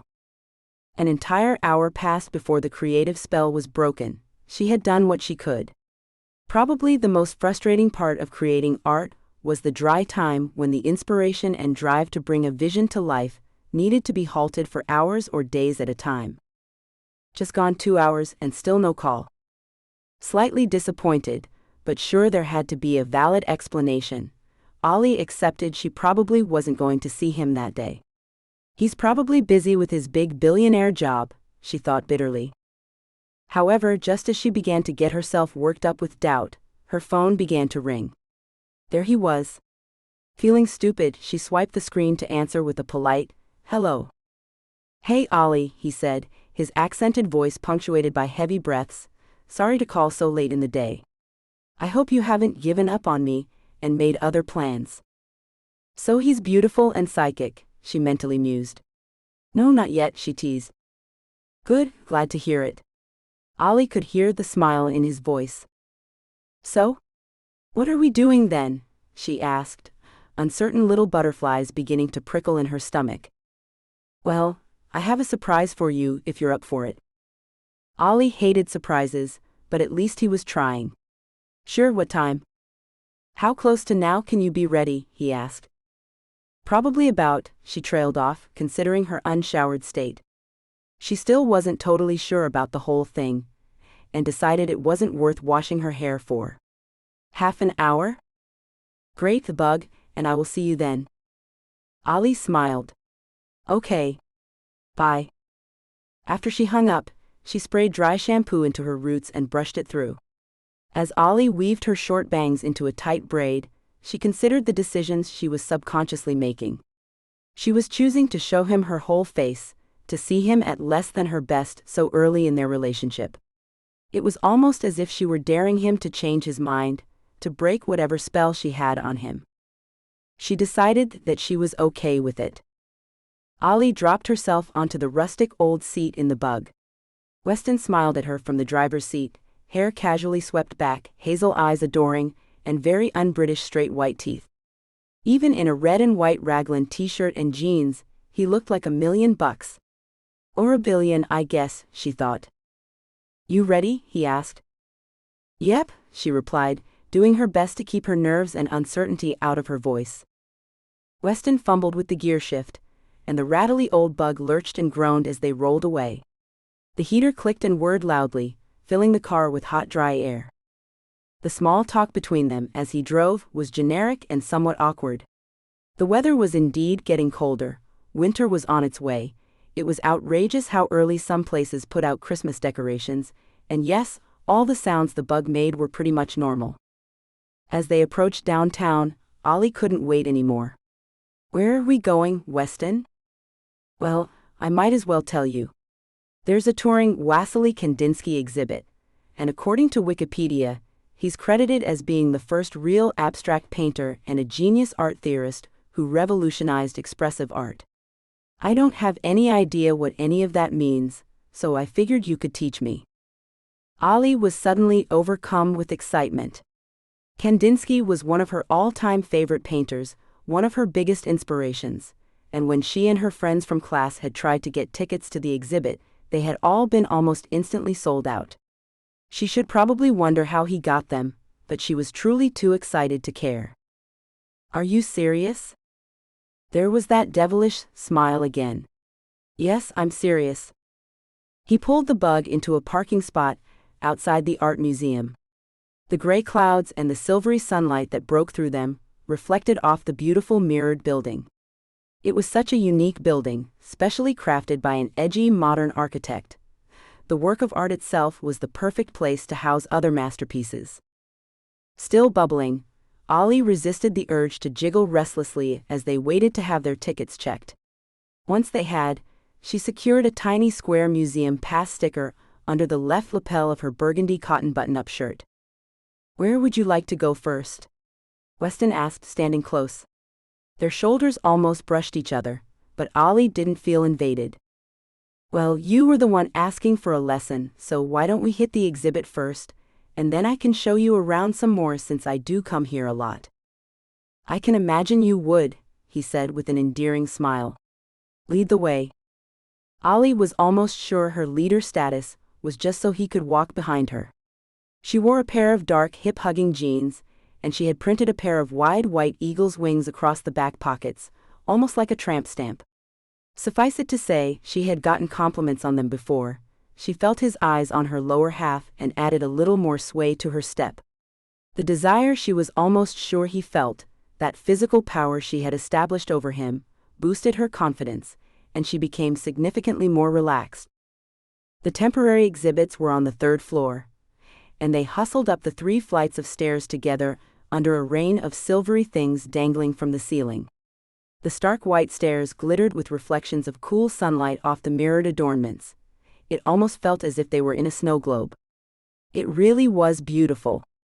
"Here we are," Ollie said, pushing on the door to the traveling exhibit. Right in front, there was a huge picture of Wassily Kandinsky in an aged sepia.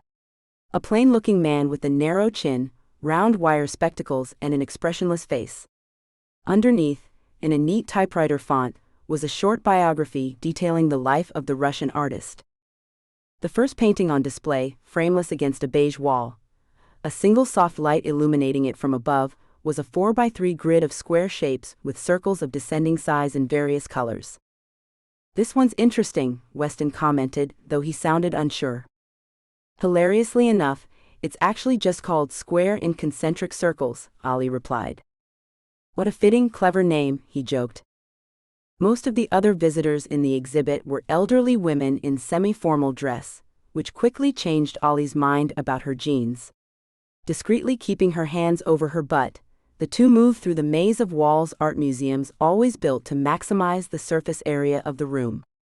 Keeping their voices and giggles low so as not to disturb the ladies, they stopped in front of a new painting, an interesting piece of geometric-esque shapes on an off-white background. It was titled The Rider, and Ollie pointed out the vague shapes in the middle that represent a horse's head and the jockey riding him.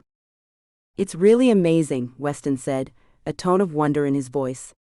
"I mean, I have no artistic ability, none, so it always amazes me to see things like this. To see the way that other people see the world. That's why I love it so much," Ollie gushed. "So many different views, so many different ideas and visions and mistakes and passion. Like here." She pointed to a dark, brownish abstract that was alive with colored streaks. "Composition 6. There's no structure here, no subject. These colors, these patterns, and the way they all fit together is 100% emotion. Isn't it beautiful?" "Yes," Weston said, eyes not on the painting but firmly on her. "It really is." Oh, how that voice got to her. Ollie blushed and dropped her eyes, almost wishing she'd left her bangs down so that she could hide behind them. Slowly, gently, Weston stepped closer and slipped an arm around her waist. She stiffened at his touch initially, but eventually, she softened into his side. He was warm, so tall the top of her head barely reached his shoulder, and his dark musky scent was exceptionally heady. She didn't know what it was about him, but she was beginning to feel like he had said before, bewitched. Almost as if a spell had been cast upon them. The pair wandered through the rest of the Kandinsky exhibit, Ollie exceptionally moved by his work and Weston extremely moved by her passion. The strange young bond between them became even stronger, even more magnetic. By the time they'd finished, their fingers were loosely entwined, and Ollie felt surprisingly comfortable and happy. They made their way back down the stairs, taking time on each floor to appreciate different exhibits. Bold Native American art done in earthy colors, bright expressionist classics, and gigantic rooms packed with portraits that were hundreds of years old. The conversation flowed between them, light and easy, until Weston rolled up his sleeve. For a few moments, Ollie had been able to distance herself from her trepidations, but the chunky Rolex adorning his wrist was a quick reality check she wasn't expecting. Almost involuntarily, she let her fingers drop and became quiet and resigned. Weston wasn't stupid, she had to give him that. He picked up on her shift in behavior right away and tracked her gaze to his watch. "Damn," he grumbled, rolling his sleeve down to cover the gaudy timepiece. "I forgot I had this on. I'm sorry." "Nothing to be sorry for, it's fine," she lied. The mood was broken, even though she really wished it wasn't. "This whole money thing is really going to be an issue, isn't it?" Weston asked, disappointment shining in his goldish eyes. "I don't know," she said, exasperated under the pressure of his sad expression. "I don't want it to be, but I guess I have some pretty deep-rooted biases. And if I'm being honest, your money is really intimidating. I'm an artist. The chances that I'll ever see a small fraction of your wealth are so low." He placed his hands gently on her shoulders, his eyes meeting hers. The pull between them was so magnetic, and Ollie wished it was an easy thing to ignore. "I don't care about any of that," he said. "You don't have to," she shrugged, "because I do." Ollie wanted to turn away from him and walk away again, but he was her ride, and it was a long walk from the museum. She wasn't sure what to do. "Can we at least try?" Weston asked, gently tilting her head up. Before she could respond, he put his mouth to hers. The kiss started soft but quickly intensified. As the heat built between them, Ollie was almost embarrassed to be experiencing such a passionate moment in public. He pulled her body close to his size, his warmth, and his smell engulfed her and made her feel safe. Weston pulled away. Ollie leaned forward, involuntarily guided by her lips, which weren't quite ready to break the kiss yet. "Want to get out of here?" he asked. "You've given me quite a lesson today. Now I'd actually like to see some of your art." Still dazed, she said, "Yeah, sure." By the time the bug was parked in front of her building, Ollie was drowning in panic. Sure, she shared her art with her friends, her mother, her brother, but rarely with guys that she was dating. They usually didn't care, and she was okay with that. Especially after her flop at the last art show, her confidence in her work was wavering, and her confidence in her place was even less. Had she put all her mugs in the sink? Or were they littered throughout the tiny apartment like Easter eggs, like they usually were? She knew she hadn't made her bed. Her easel was even out. Damn it, she thought. All Ollie wanted was an excuse to keep him out of her space, to keep the super rich, super gorgeous man away from the shoebox of an apartment where she lived. Nothing came to her though, they were already there, and what could she really say? Well, she convinced herself, you wanted to see if he wanted the real you. Here's the first real test. Weston opened her door for her, with a perfect, charming grin. Ollie hoped the smile she gave in return didn't look as strained as it felt, as he gently gripped her hand and helped her out of the low seat. "Lead the way," he said, gesturing at the squat concrete building. Ollie walked ahead of him, around the side of the front buildings. She lived in the far left building in the back corner on the second floor. The walk felt as though it took forever, as her involuntary shame built up with each step.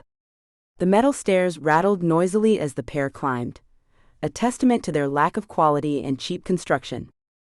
"Well," she said, taking a deep breath as she jiggled her key in the lock on the weathered door. "Here we are."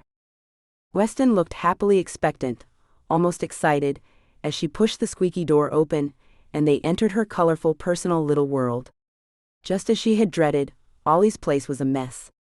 Her eccentric mugs were scattered all over every surface, her work jeans were pooled on the floor where she had stepped out of them the night before, and her crazy patterned comforter hung off the side of her lofted bed. Little red dots of embarrassment and shame bloomed on her cheeks as Weston followed her inside. "It's very, colorful." His eyes tracked up and down the art-covered walls. "Are these all yours?" "Yeah," Allie replied. "Some of them are school projects, some of them are my own stuff. I've tried to sell them at shows, but for now, they just live here." "They're beautiful," he remarked, awestruck. "I can't believe you really did all of these. Why haven't any of them sold?" His question slid like a knife into her gut. Ollie tried to keep her face passive and shrugged. "Don't know," she answered curtly. Weston was oblivious to her reaction, his gaze trailing up and down the walls. His eyes were wide, and he at least seemed to be genuinely admiring the paintings. "I love your place too, it's really interesting." That's one way to describe it, Ollie thought. Her entire place was probably the size of his bedroom. Her entire place technically was her bedroom, since she couldn't even afford a place with walls. What had she been thinking about bringing him there? Why let him see again what completely different leagues they were in, what completely different lives they led? When Weston turned to face her, Ollie's arms were crossed loosely over her chest self-consciously. Her face must have betrayed her inner turmoil because his brows furrowed and he asked, "What's wrong?" "Nothing," she said, shrugging again with the non-committal gesture. He didn't buy it. Weston came closer to her and brushed a stray lock of hair behind her ear, bending to meet her downcast eyes. "What?" he asked again. "Just the same things," she said, shaking her head. "This place must look ridiculous to you. My entire apartment could probably fit in your closet. Plus all my cheap, crazy, colorful crap." "Hey," he said, looping his arms gently around her waist. She had to admit it felt good, though she still felt the urge to shy away from him. "First of all, none of that matters to me. It really doesn't. And secondly, how big do you think my closet is?" His joke made her laugh. "Plus I like you. You. And this place is very perfectly you." His hazel eyes were warm, his voice was so silky, and his smile was so attractive. When he leaned down to kiss her, Ollie reached up and met him halfway. He had said all the right things, everything she needed to hear, and she was happy to put her lips on his. Weston pulled her tighter around her waist, and Ollie looped her arms around his neck as the kiss intensified. It was so different, she realized, to be kissing him in a more intimate setting than it was in public as their previous kisses had been. His body was solid, and he definitely spent some time in the gym. When he broke away, she sighed. Ollie wasn't ready, but when his mouth pressed to her neck, her knees practically buckled. He kissed her once more, before pulling away suddenly. The rush of blood and endorphins to Ollie's head left her dizzy and disoriented. All she could think was, where are you going and why? He stood, casting his eyes away from her and adjusting the waistband of his jeans, hopefully to hide his mutual excitement. Why did you stop? She asked, breathless. Look, he said, running a hand through his mussed-up hair, I like you, Ollie. Really, really like you.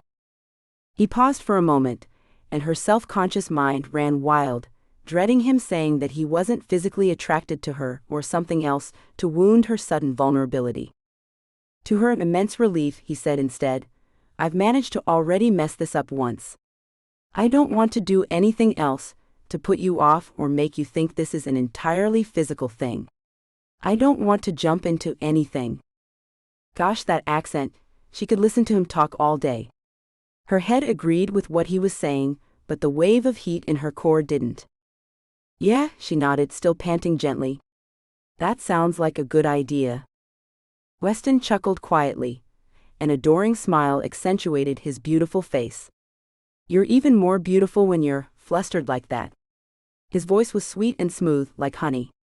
Ollie wanted to drizzle it into her tea and drink it up. I should go, Weston said. He pressed a kiss to her forehead. Still speechless and breathless, Ollie turned in a daze and watched him walk toward the door. Just then, Bruce hopped out of a kitchen cabinet to sneak out the door when Weston left. He perked up his ears and meowed a little greeting to the stranger, no doubt trying to be cute for the potential pity of being let out. Well, hi, kitty. Weston bent his knees, squatting down to scratch Bruce's soft gray little head between his pointy ears. Seeing him then, his sweet nature and his tenderness toward her pet, Ollie began to consider giving him a real shot. In her experience, rich guys were shallow, but the more time she spent with him, the more she recognized that he truly wasn't. She enjoyed the sight for a moment before she called the cat. Come here, Bruce, she clapped her hands and clicked her tongue. You can't go outside right now, baby. Listen to your mommy, kitty. Weston gently grasped the cat by his sides and turned him to face Ollie. He gave his furry little butt a pat, and the disgruntled cat meowed in protest, and made his crabby way back to his giggling owner. Weston placed his hand on the doorknob and turned to face her. "I had a great time with you today, Ollie. I really hope you'll consider giving me the chance to spend more of it with you." "Yeah." Ollie nodded. With a sheepish smile, she said, "I think I'd like that." In his attractive, accented voice, he said, "Good." He turned the knob and let himself out, folding his tall frame through a narrow crack in the door to mind the cat. Once he had gone, Ollie locked the door behind him, feeling like a silly rom-com star as she leaned against it and smiled. Tuesday meant 2 early classes, followed by a shift at work. Those shifts were usually pretty slow, but Ollie had a surprisingly good night. Still on cloud 9 by Wednesday morning, she decided to treat herself. Things with Weston were still good. He texted her the appropriate amount, with the right level of flirtatiousness and just a touch of sensuality. For the past 36 hours, Ollie had been thoroughly satisfied with her choice to give the handsome Brit another chance. Digging through her chaotic closet, she found her favorite pair of shoes, a pair of ratty white Converse she had colored with Sharpies when she was in high school. She tied them onto her feet, slipped a wad of cash in her pocket, and decided to go for a walk. The weather was nice. It was probably one of the last nice days left before winter took over completely. The air was crisp but not chilling, and clumps of crunchy brown leaves littered the sidewalk. Ollie zipped up her baggy concert hoodie and wandered down the street. There was an art store there, more of a specialty place than your typical big craft stores. They sold good pencils, higher quality paints and brushes, and Ollie's school definitely did a big part in helping keep them in business. As her rhythmic steps carried her down the sidewalk, Ollie made a mental list of things she needed, and a little side list of things she wanted. She wondered if the sudden metaphorical sunny sky in her life, her sudden boost of confidence and happiness, completely had to do with Weston.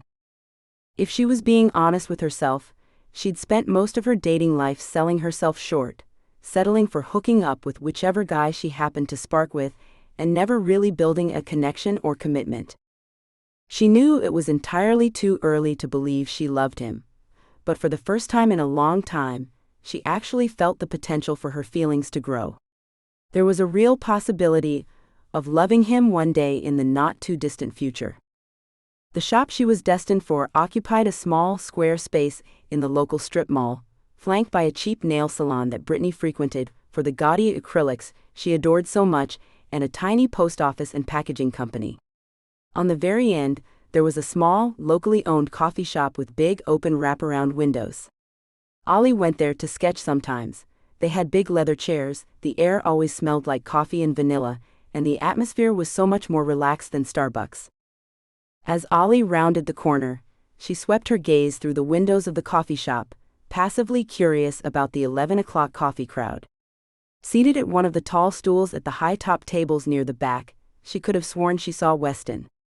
Upon closer inspection, she could see it wasn't though, just a man with vaguely similar dark blonde hair. Ollie shook it off, laughing at herself. What, was she turning into some dreamy little girl now? Seeing the guy she liked all over town because she couldn't stop thinking about him? It was so out of character for her, she wasn't used to it, but oddly she didn't mind it. I deserve it, she assured herself. It was about time her recently bleak life finally afforded her something to smile about. Before she passed the shop all the way, a stunning woman with generous hips and big firm buttocks sashayed over to the table with the guy who looked like Weston. She had long, beautifully strawberry blonde hair that tumbled down her back in the kind of beachy waves that took hours of styling to look that effortless. She was dressed in tight jeans, pointy-toed high-heeled boots, and a silky peach blouse that accentuated a narrow waist and hefty chest. The man turned to her. His handsome profile revealed a coy smile as the gorgeous woman placed a coffee cup in front of him. She put her hand on his knee to help boost herself into the tall stool. What a beautiful couple, Ollie thought. Wait a minute. She stopped in her tracks, resisting the urge to lean against the glass to get a closer look. When the man turned to face his stunning partner, Ollie realized she had been wrong before. The man in the coffee shop, the man with a gorgeous woman putting her hands on him, was Weston. Shock hit Ollie like a slap to the face. Sure, they'd only been on 2 dates, so it wasn't outlandish to think he might be seeing other people. The thought just hadn't occurred to her. After all, he had been so committed to seeing her again. She felt incredibly stupid. And how was she ever supposed to compete with a woman who looked like that? Ollie might have been confident enough in herself, but that woman was built like a goddess. How could any man deny someone so beautiful? Ollie felt sick. She couldn't seem to get her feet to move her away from this idyllic little scene that was causing so much pain in her chest. The woman's arms were crossed in front of her ample bosom, her face cast down toward the table. She seemed to be talking, but she was mostly turned away from Ollie. When Weston rested his hand on her delicate forearm, Ollie lost it. Any excuses she had made for him in her head went out the window with that one intimate gesture. She was done, totally and completely done with him. She waved with big wide arm strokes, angrily trying for his attention. I probably look like a crazy person, she realized. She didn't really care, though. Finally, after a couple of seconds, he looked up. His face fell slightly, but he didn't move. Ollie flipped him the angriest middle finger she could manage and stalked away. She turned the corner around the shop. Her rage quickened her pace as she walked home. Weston didn't follow her, and she wished she didn't care.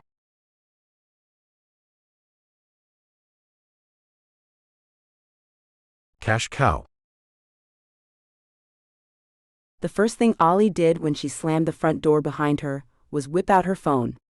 She swiped the screen open with angry, shaking fingers and stabbed at buttons until she had pulled up Weston's contact information. Scrolling to the bottom of the screen, she selected the Block This Caller option. A small notification window popped up asking, "Are you sure you want to block this caller? You will not receive phone calls, text messages, or video chat requests from people on the blocked list." Yes, I'm sure. Ollie thought. I should have just done this a week ago and saved myself from all this. With one deep breath, Ollie exhaled any trepidations she felt about cutting him off completely and confirmed the block.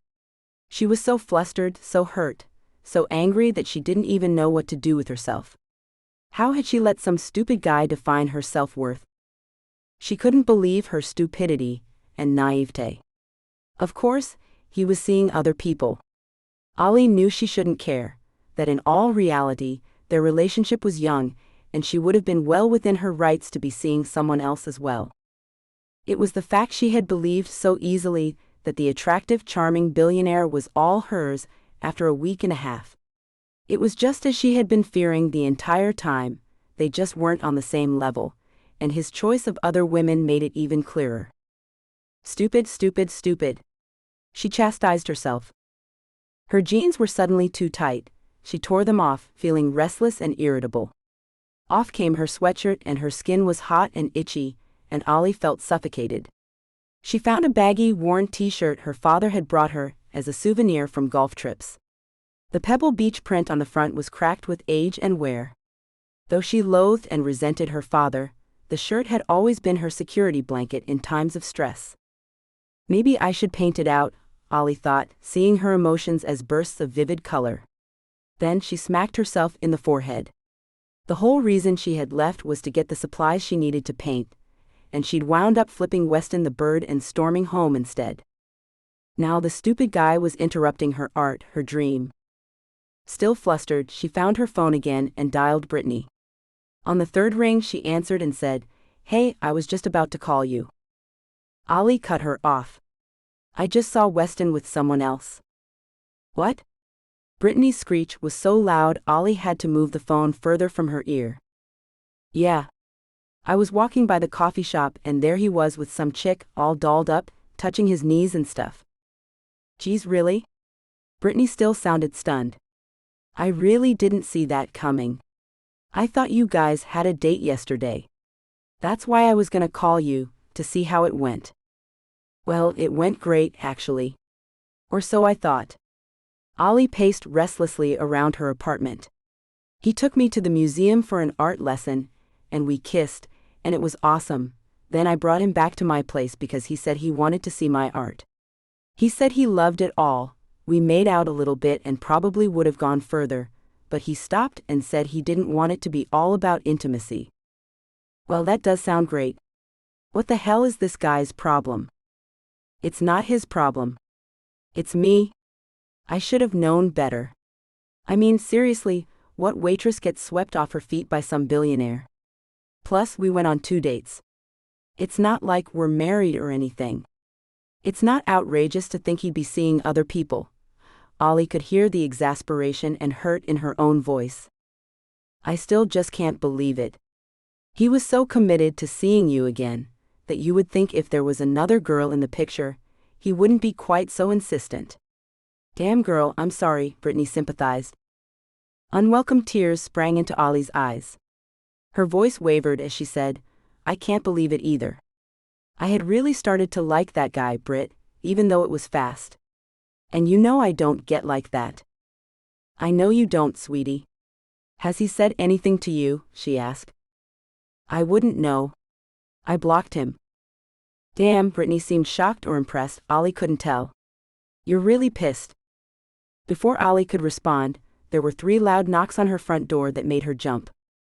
Someone's here, she said quietly into the phone. They just knocked. Oh damn, Brittany replied. Is it him, do you think? I don't know. Let me call you back. Without saying goodbye, Ollie ended the call and set her phone on the counter. She began a mad dash to find pants. No matter who it was, she wasn't answering the door in her underwear. Especially in chilly weather. She settled on the jeans she had kicked off earlier. They were better than nothing, and yanked them over her legs. Giving up on securing them, she let her long, baggy shirt hang over the front to hide the open button and zipper. 2 more knocks came through the wooden door, a little stronger and more urgent this time. Damn, Ollie thought as she shuffled toward the door, steeling herself for the incoming anger if it was Weston and disappointment if it wasn't. Inhale. Exhale. She opened the door. There he was, in all his golden-haired, golden-eyed glory. He almost didn't look human, his poise, his grace, the flawless structure of his face wrapped in perfectly clear skin. His sad eyes did nothing to soften Ollie's glare or her seething rage. What are you doing here? She demanded. Let me explain, he said before he was cut off. Look, she said, putting her hands up in sarcastic defeat. I really don't care anymore. You're totally entitled to see other people, and that's great. You bagged a real looker, but that's not my style, okay? Ollie placed her hand on the door to close it. He began to say, it's not what it looks like, but she never heard the end over the sound of the heavy door slamming hard in his face. His words still mumbled through, so she walked away. She had no interest in hearing what Weston had to say. She could still hear him outside. He must be close to yelling now, so she snatched her phone off the counter and plugged it into a clunky, dated sound system she sometimes used when she was painting. Sorry, neighbors, she thought before cranking up the volume and pressing shuffle. Angry guitar chords ripped through the speakers, a tiny bit louder than she had expected, but it was perfect. Ollie didn't have a set taste in music. She liked to collect music with different moods to ensure variety in her inspiration with painting. Though anger wasn't her top choice of painting feelings, she was extra thankful for the music and the message it was hopefully sending Weston. That is, if he was even still out there. She couldn't hear him anymore, and that pleased her. I'm done, she thought blissfully as she flittered around her apartment, collecting mugs and tidying away dirty laundry to a chorus of gritty screams and manic drums. Absolutely done. Ollie fell into a rhythm as she cleaned her apartment. She kept her music loud, but the soundtrack in her head was just a slamming door on repeat. Over and over she replayed the sad little look on his face, and the heavy thud that closed him off and hopefully pushed him out of her life. The emotional drama was too much.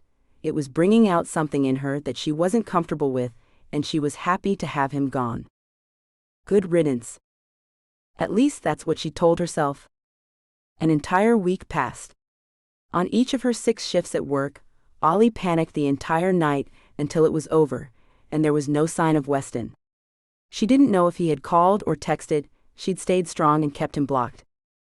Truly, the time had been agonizing, but every time she thought about talking to him and actually hearing him out, all she could see was that long swishy mane of strawberry blonde hair. That beautiful companion he'd had in the coffee shop.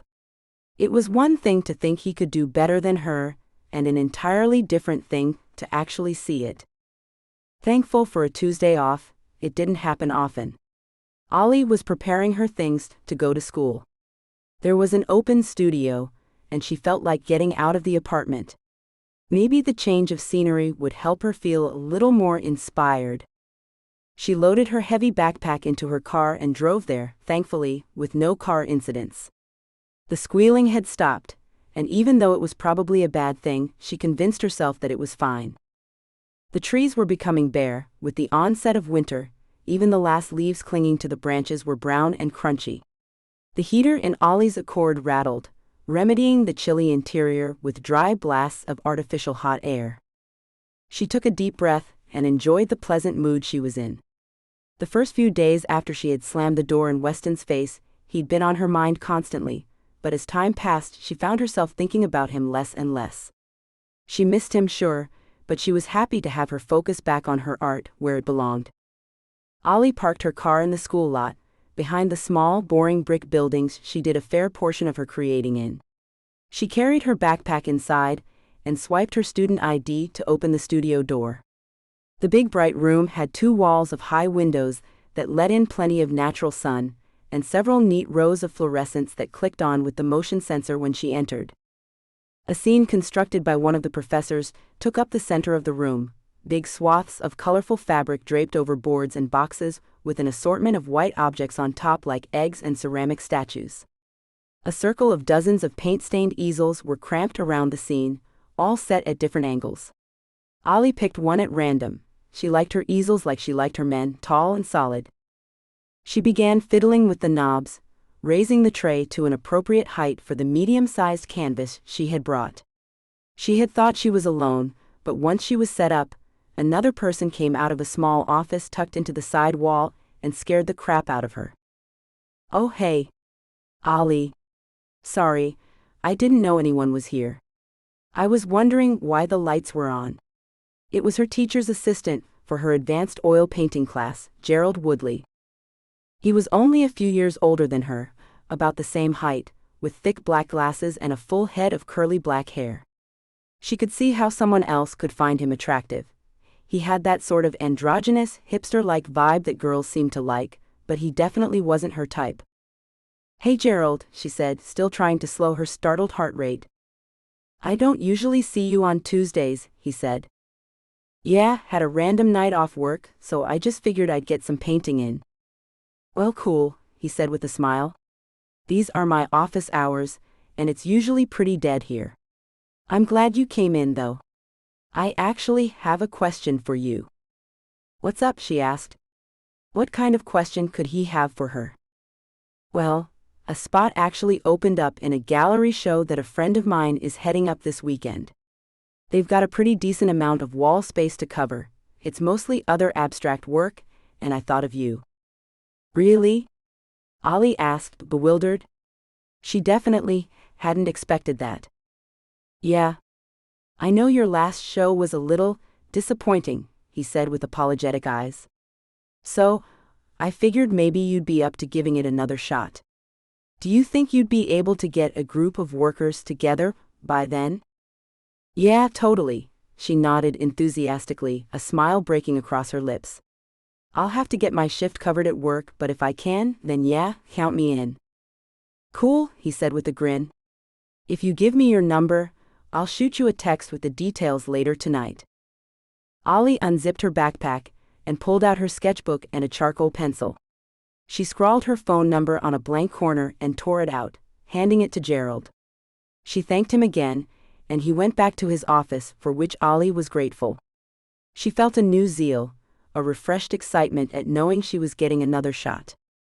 She squeezed tubes, mixing colors and sloshing them all over the canvas. The work she did wouldn't matter, she thought. There was no way it would be dry in time, but as the prism-esque rainbow came to life on the scratchy white surface, she recognized that her groove was back. This opportunity had been exactly what she had needed to break out of her painter's block funk. The next 2 hours flew by. Once she had done everything she could, Ollie washed her brushes and her hands and packed up all her equipment. Paint still stained her fingers and forearms, probably her face and neck too, like usual, but she didn't really mind. It wasn't like she was trying to impress anyone. She waved at Gerald through the window, thankful again that he had thought of her for the show.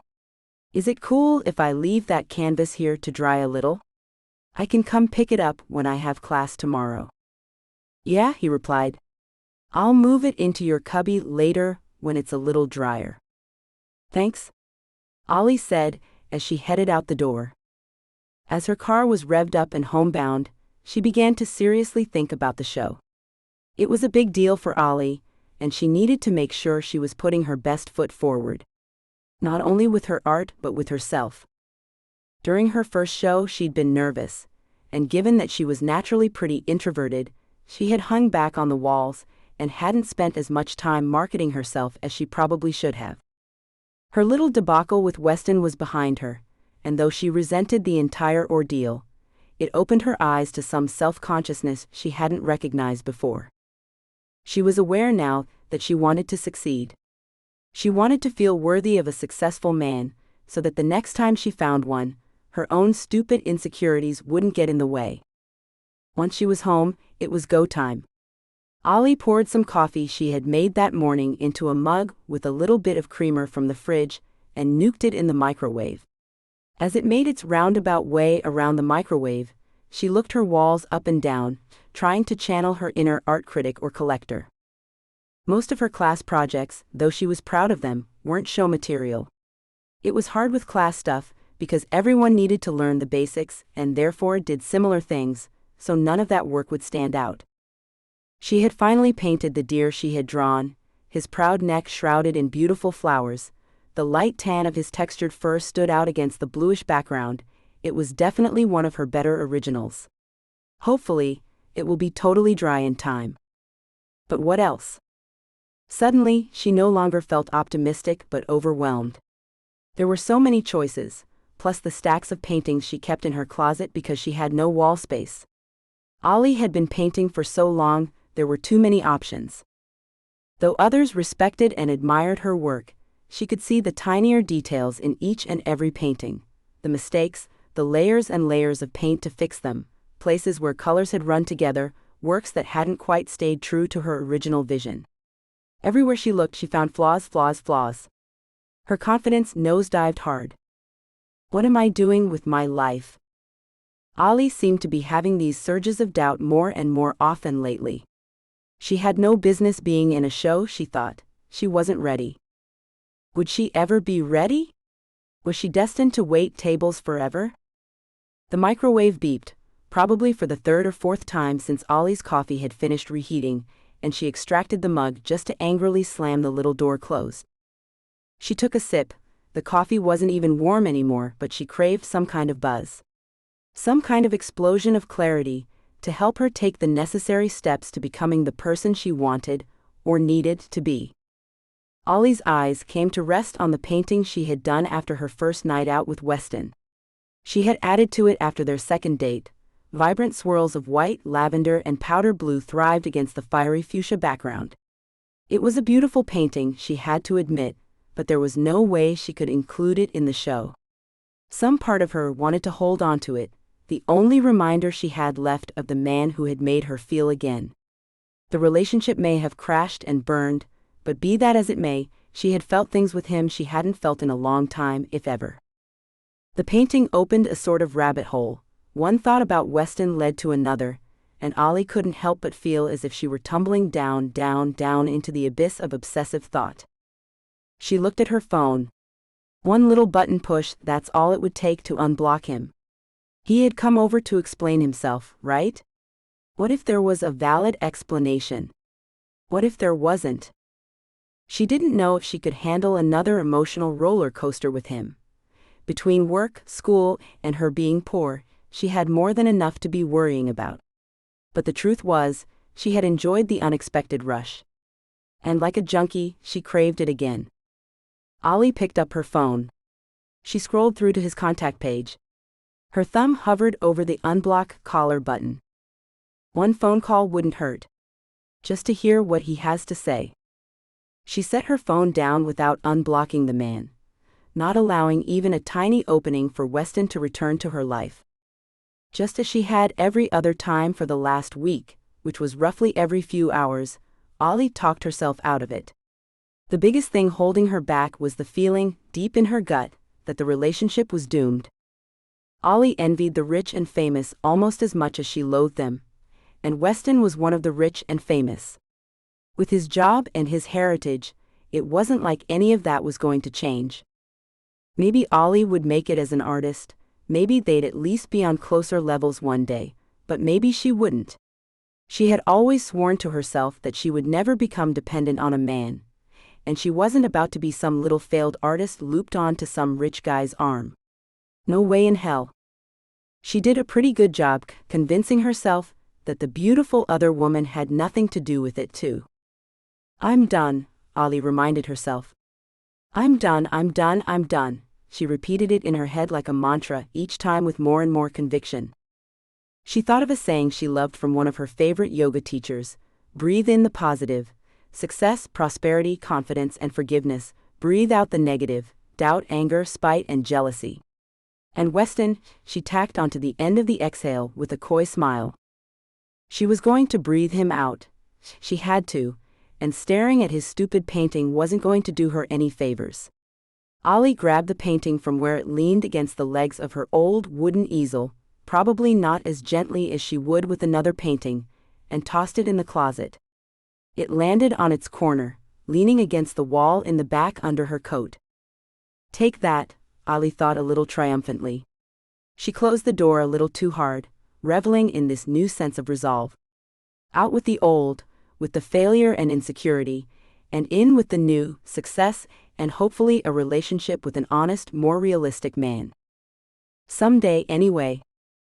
Thankfully, Ollie was able to get her shift covered at work, but Saturday found her in a manic frenzy. Gerald forwarded her the information for the show, and she selected 13 of the required 14 pieces for the show, and couldn't for her life decide what the last one should be. There were so many options, and yet there were no options. She only had 3 hours until she was supposed to be there to set up, and even though she technically had plenty, it felt as though she had no time at all. How am I ever going to pick? Ollie thought anxiously. For probably the millionth time in the last 5 days, she considered dropping out of the show. There had to be someone out there more driven, more prepared, or just plain better to take her spot, didn't there? No, Ollie clenched her fists at her sides. She was done doubting herself. Hunting around, she found her phone and found Gerald's number. The phone rang 3 times before he answered with a curious, hello. Hey Gerald, it's Ollie? Hey Ollie, he replied. What's up? There were voices and bustling in the background of the call. You aren't already at the show, are you? She asked in desperation, leaking into her voice. I was wondering if you could come over to my place and help me pick the last piece for my collection. I'm kind of lost in it over here. I can't decide. Yeah, I get that. Gerald said empathetically. I'm already at the show, but I could stop by real quick. I'm not really needed here right now. Could you text me your address? That would be super great. Yeah, I will, thanks. Probably overeager, she hung the phone right up and was probably texting him the address as he was saying goodbye to thin air. You are close, he typed back. Be there in 5. People who texted that way drove Ollie nuts, but at least she'd finally get a legitimate opinion. The 5 minutes dragged on, and it ended up being 7 as Ollie paced around the 13 paintings she had already chosen. Nerves and doubt made her want to tear out her hair, but she had already done it for the show, so she resisted the urge. When the knock came on the door, Ollie scrambled through the tiny apartment to answer it. She unlocked the door, feeling flustered, and smiled at Gerald standing on the other side. She smoothed the full skirt on her dress down with one hand and tucked her hair behind her ear with the other. Hey, she said breathlessly. Hey yourself, Gerald remarked, a mix of impressed and surprised in his voice. You look amazing. What? Oh. Yeah, Ollie said self-consciously, looking down at the classic vintage-cut dress she wore. The low shoulder accentuated her pale bird-like collarbones, and the wide A-line skirt showcased her narrow waist. The black silk and dark gothic rose print looked artfully edgy with her straightened long black hair.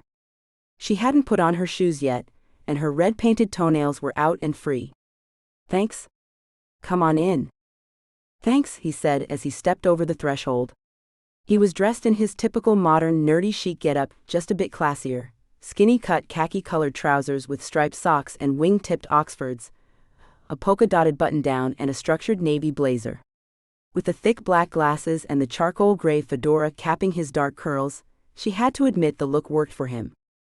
Ollie led him inside, pointing to the 13 paintings laid out on her couch, table, chairs, and counter.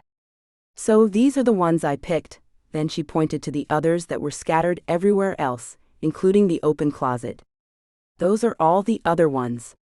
I haven't been able to decide, and I figured since you're experienced and good at this stuff, that you could help me." Gerald put a hand over his mouth as he stalked back and forth, surveying her choices. "I like these," he said. "I like these a lot. What kind of mood are you trying to set here?" I don't know," she admitted. "Not crippling nerves and overwhelming self-doubt?" Thankfully, he got the dry joke and laughed. "That's okay, it's totally normal for your first few shows." He turned and considered the other paintings, scattered like new fallen snow, with the same scrutiny. Ollie waited impatiently as he paced. Gerald stepped carefully through the mess into the closet. What could he want in the closet? She thought. It wasn't like she kept anything good in there, it was a closet. Oh no. He came back, fingers fatefully wrapped around the wooden frame of the painting she had kicked into the closet several days ago. Weston's painting. "Damn it. This is sensational," he said genuinely. "How could you be hiding this in your closet? You have to take this, it's so alive." The word punched Ollie in the gut. Alive was how she had felt that night, but it didn't matter now. "You really think I should use that one?" she asked, unsure. "Absolutely." He nodded. "It's beautiful." There was a space between two paintings that fit Weston's perfectly. Ollie had to admit that it completed her colorful collection pretty perfectly. It's a sign, she told herself. A sign that she really did need to cut the cord and put the painting up for sale. She took a step back, admiring the collection as a whole. Gerald was right, it was a perfect fit. She turned to thank him, but suddenly his mouth was against hers. Alarm bells sounded in her head, his mouth felt cold, awkward, and wrong. None of the emotion, none of the passion she'd felt with Weston was present, plus the creepy, unwelcome surprise was rigid and off-putting. He practically slobbered on her, his hands locked on the sides of her head. Ollie stumbled backward away from him and broke from his grasp. "Gerald," she yelped, dragging the back of her hand across her mouth. "What the hell was that?" "Ollie."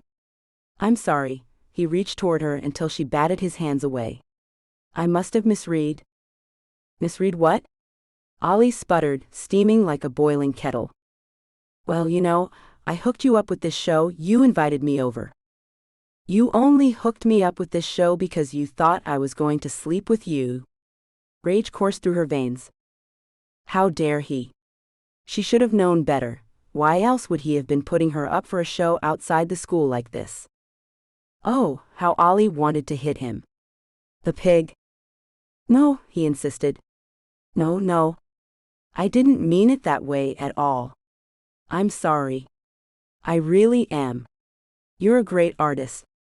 I never meant to insinuate." "Insinuate that, oh, you just hoped I'd also sleep with you for the help?" She could feel the hot flush in her cheeks.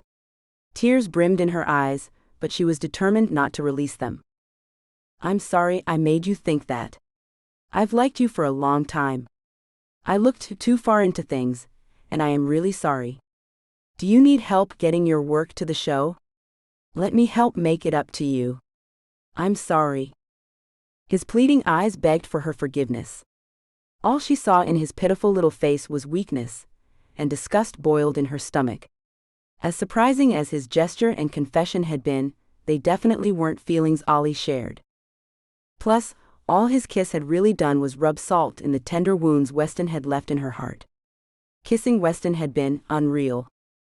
The stark reminder that she couldn't just find that passion with someone else was depressing and disheartening. Her silence, probably coupled with the despairing look on her face, had Gerald looking desperate. "I'm sorry, okay? I really am.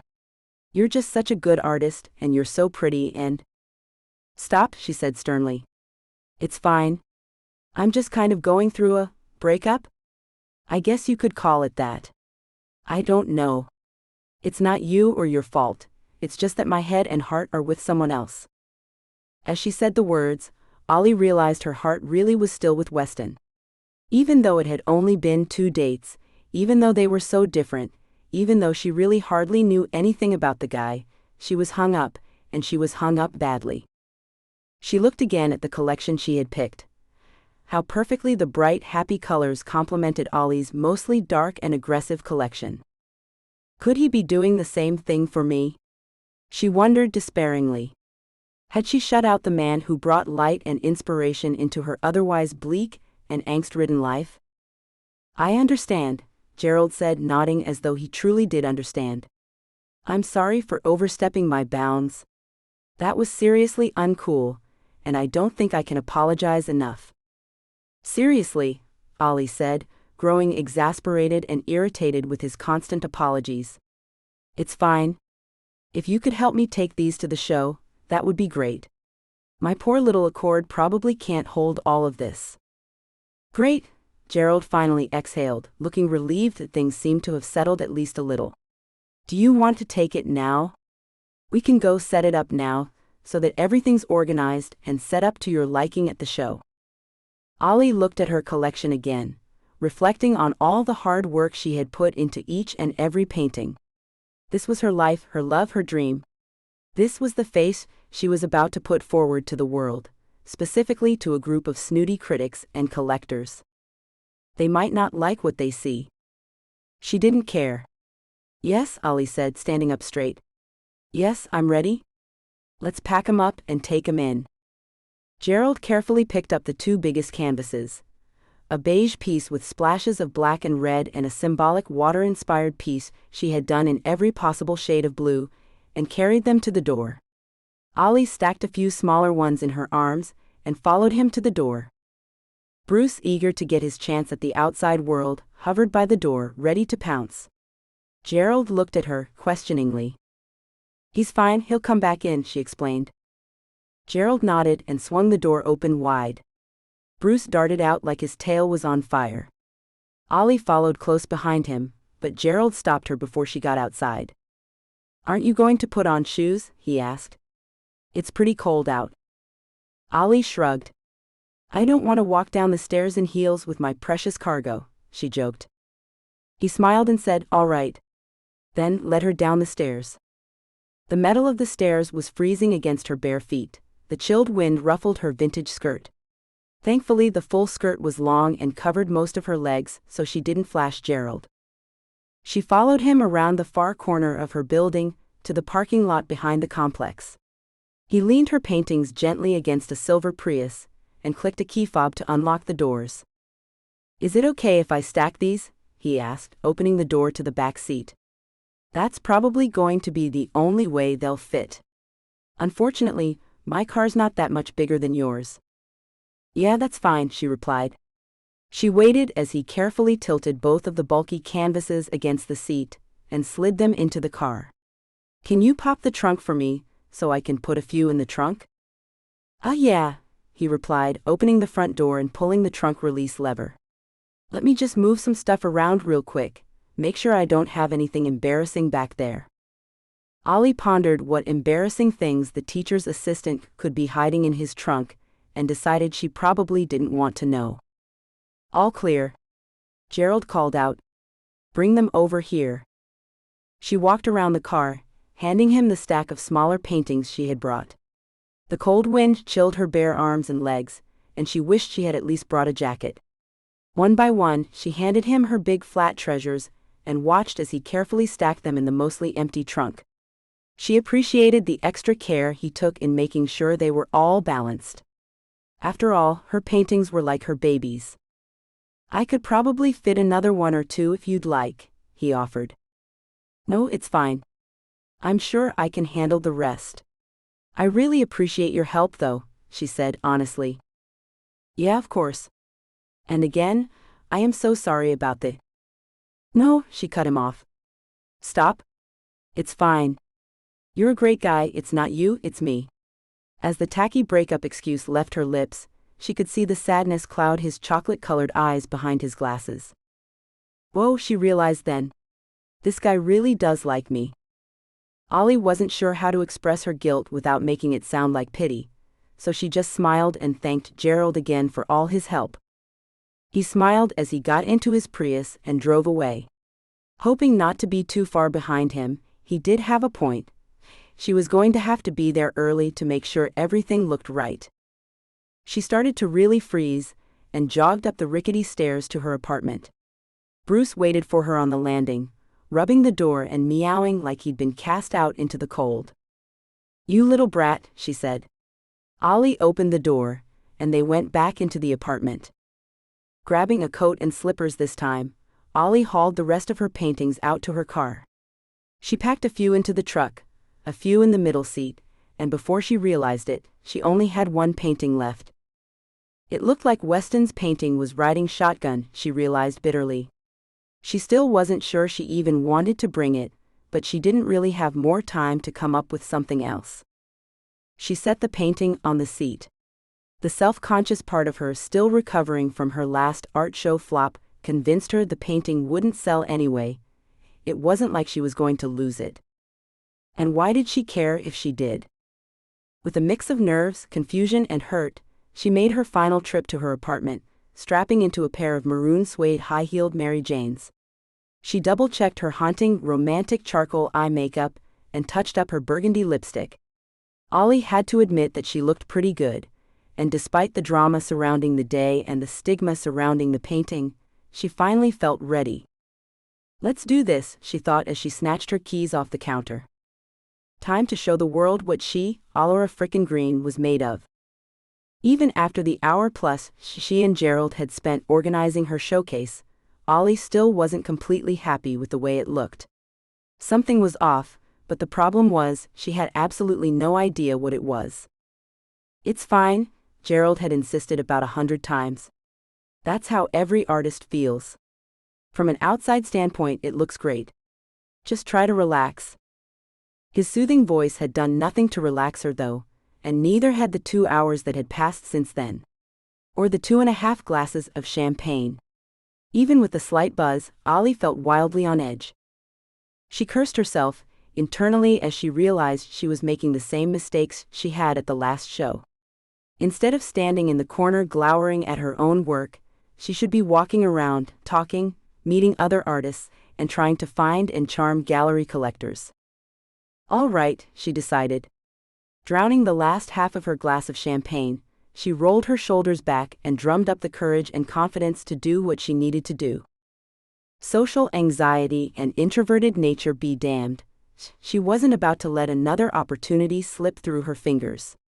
This was her life, her passion, and she needed to be ready to make it happen. Ollie placed her empty flute on a passing tray and grabbed a fresh one. She smiled a genuine smile at the poor tray-toting waiter. "I know how you feel," she wanted to tell him. She did know how he probably felt. So much running and work for so little money, so little respect, that feeling of disdained invisibility. She felt almost guilty about the surge of motivation the exchange had given her. She was 110% ready to be done with serving forever, and her first stepping stone was right under feet. As she wandered through the exhibits, she felt the knots in her stomach begin to unwind. There really were some talented artists there. It must have been a real honor to be chosen to show alongside them. Ollie stopped in front of a particularly interesting piece. A gigantic canvas hung unframed from a wire in the ceiling. The gentle draping of the unstretched canvas seemed to make different pictures depending on the viewer's perspective. She paced back and forth, admiring the impressive and extremely innovative work. "What do you think?" Ollie turned to see a short, curvaceous girl about her age, with blonde hair cropped to her chin, and a pair of slim black-framed glasses. She wore wide-legged slacks, a colorful blouse adorned with flowers and a little bit too much flowery perfume. "I think it's incredible," Ollie said honestly. "Such an innovative piece of work." "Well, thank you," the girl said modestly. "Oh, are you the artist?" Ollie asked, hoping she hadn't offended her. "Yes, I am." She extended a hand. "I'm Maggie Griswold." "Allora Green," she replied, shaking her hand. Though she loathed her birth name, it was too regal and pretentious sounding. She did like the artistic uniqueness of it when it came to the creative community. "Nice to meet you, Maggie." "Nice to meet you too." "Pretty name," Maggie replied. "So, how long have you been doing art for?" And with that, the two became instant friends. One by one, they showcased, discussed, and complimented each other's artwork before moving on to check out the competition. Ollie was happy to find someone to tour the exhibits with, especially since that someone also happened to be much more social. Thanks to Maggie and her almost aggressive self-marketing skills, Ollie met several people. Some of them were important, and some of them were just good, funny company. Before long, she had 4 glasses of champagne down the hole, and she felt pretty good. The pair met another artist who stood out even in a crowd of expressive artists. He had a short, neat mohawk, dyed a dark navy blue, and swirls of colorful tattoos covering his lean arms. He was clearly proud of them, as he was sleeveless at what was technically a semi-formal event, and they quickly became a topic of conversation. A sparrow on his bicep carried a banner that read, "Alberts." "What's that one for?" Maggie asked. Allie had only known the girl half an hour, and she could already tell Maggie was crushing hard on the tattoo boy. "Oh, that's just my last name," he explained. "Troy Alberts, isn't that such a preppy name?" "It's not that bad," Maggie said with a cute little smirk.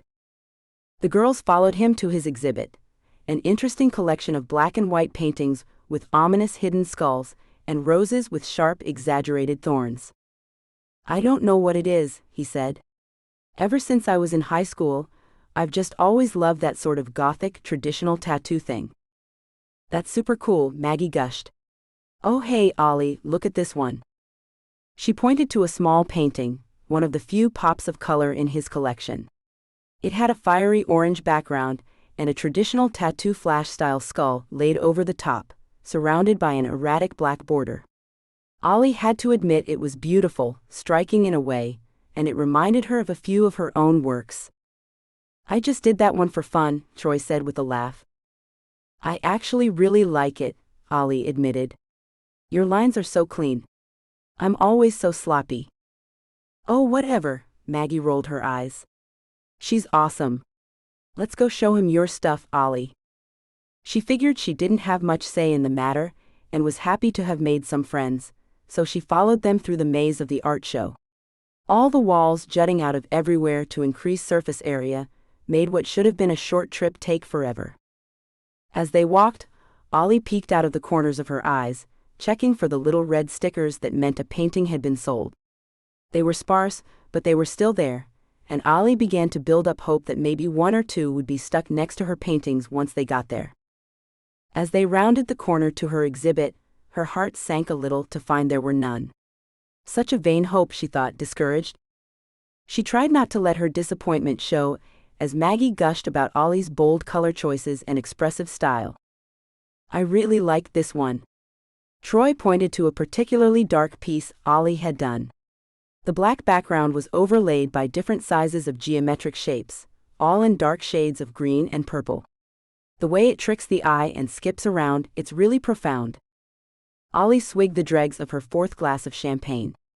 "Artists are such weird people, so why do we always need to use pretentious words to describe things? I really need to stop drinking," she thought. "Thanks," she caught her slight slur and reined it in. "It was definitely a fun one to paint. That's the most important thing for me, really. When you make it fun, it doesn't feel like work, you know?" "Yeah. I'm so ready to start selling some actual art so I can stop my stupid job waiting tables," Maggie said. I'm a waitress too. I totally feel the same way, Ollie said. Maggie said something else. Troy laughed. But Ollie couldn't hear or speak or even breathe. Standing in the corner, tucked back almost out of view of her exhibit, was Weston. She was completely sure of it. He hadn't seen her, thank God. He stood there, a rock-hard glass of what looked to be scotch in his hands, talking to another man. Ollie had almost felt overdressed in her fancy frock, but Weston almost looked ridiculous in a tailored tuxedo, considering that some of the people were just wearing nice jeans. The man beside him was equally overdressed. He even wore an impeccably tied bow tie. The conversation between the men looked heated, and got hotter when Weston's jaw clenched, and he leaned over the shorter man with a predatory scowl. Ollie was surprised. Not only that, he was there, considering her name only appeared on the show roster a few days ago, so he had no way of knowing she was there, but because his dress and his behavior were wildly out of place. Something was very wrong. The man in the bow tie gritted his teeth and glared back at Weston but said nothing. Ollie drifted away from her acquaintances. Their shallow conversation didn't matter to her, and she hoped the crowd would help keep her hidden as she moved closer to hopefully hear at least some of what Weston was saying. She hadn't pinned him as the angry, intimidating type, but his body language was rigid and menacing, and she wanted to know what was going on. She moved closer, then stopped to pretend to admire a sculpture so she didn't look like a total creeper. Ollie had never really understood the huge craze about sculptures made from garbage, but that one in particular was kind of neat, with lots of coffee filter flowers. Ollie walked backward very slowly, pretending to just admire a wall of art from afar. Plus, all Weston would see if he looked was a skinny girl with black hair. There were a lot of those. He wouldn't necessarily know it was her. This is crazy, Ollie's conscience nagged her. Her drunken mind won out though, and she continued her slow and potentially insane venture toward a man she shouldn't want to see, just to hear what made him so angry. Surprisingly, she was close enough to hear their hushed tones. She considered a painting on the wall, angled near them. It wasn't particularly moving, but it wasn't like it mattered. You good for nothing. You absolute imbecile. Weston spat angrily. Ollie hadn't heard him swear that way before, and his accent somehow made it sound even meaner. I gave you very specific instructions, and I want a very good reason why you didn't follow them.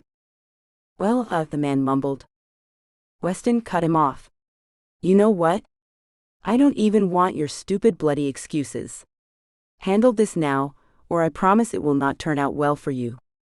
The other man, an ugly chubby man with close-cropped dark hair and a hint of a Queen's accent, dropped his head in submission. I'll get it handled. You better, Weston growled. Is this how he is when he's working? Ollie thought, horrified. It probably took a decent amount of aggression and discipline to do the things he did, but damn, that was mean. Ollie walked away, and then she'd heard enough. Weston had proven himself to be a liar, and really, she shouldn't have even been surprised that he would be so two-faced. When she found Troy and Maggie again, Maggie exclaimed, There you are. Yeah, sorry, Ollie apologized. Had to run to the bathroom real quick. Hey, when nature calls, Maggie said with a shrug. Ollie gave her best fake laugh for the lame joke, and they continued their tour. As they walked away from her exhibit, she glanced back one more time. Still no red stickers. Art was discussed, people were met, hands were shaken, and truthfully Ollie was exhausted. Not only from all the social contact, but because she couldn't stop looking for Weston. Why was he there? Was this like that night at work, where he was going to confront her and manipulate her into another date? Truthfully, it seemed like some kind of weird coincidence, especially given his attire and the strangely aggressive conversation she had overheard. She was not only confused but obsessed. She wanted so badly for him not to see her, and almost equally badly for him to see her. Her conflicted emotions left her intensely paranoid, and her peripheral vision was working overtime to make sure he didn't sneak up on her. It was only 9:30, and the show ran until 11. Damn all those crazy artsy night owls, Ollie grumbled hypocritically. This is going to be a long night. Ollie was drunk. Too much free champagne had her mind foggy, and she wandered around the gigantic maze of a showroom. The paintings, all the bright colors seemed to blur together, and it was very overwhelming. She was looking for her new friends, but couldn't find them anywhere. Oh well, Ollie thought, swigging from her 6th or 7th glass of bubbly. Wasn't there something else she should be looking for? Oh yeah, she realized. Weston.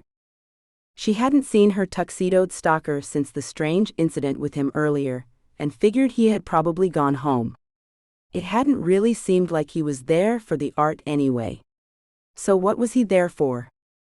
Ollie truly had no ideas. She was growing bored with the show. Sure, there was plenty of art and expressions to contemplate and all that stuff, but between Gerald's surprise kiss and Weston's random appearance, Ollie was far off her game and exhausted. I'm going home, she decided. She was probably in no shape to be driving, and she was sure apologetic little Gerald wouldn't mind either driving her home or holding her paintings until the next day, so she wouldn't have to pack them all up before the show was over. She just had to find him first. Slowly, Ollie swerved her way around another freestanding white wall and found herself back in her own exhibit. Her jaw dropped. Every single one of her paintings, big and small, dark and bright, had a little red sticker next to it. Every painting had sold. Ollie's befuddled mind tried to do the math.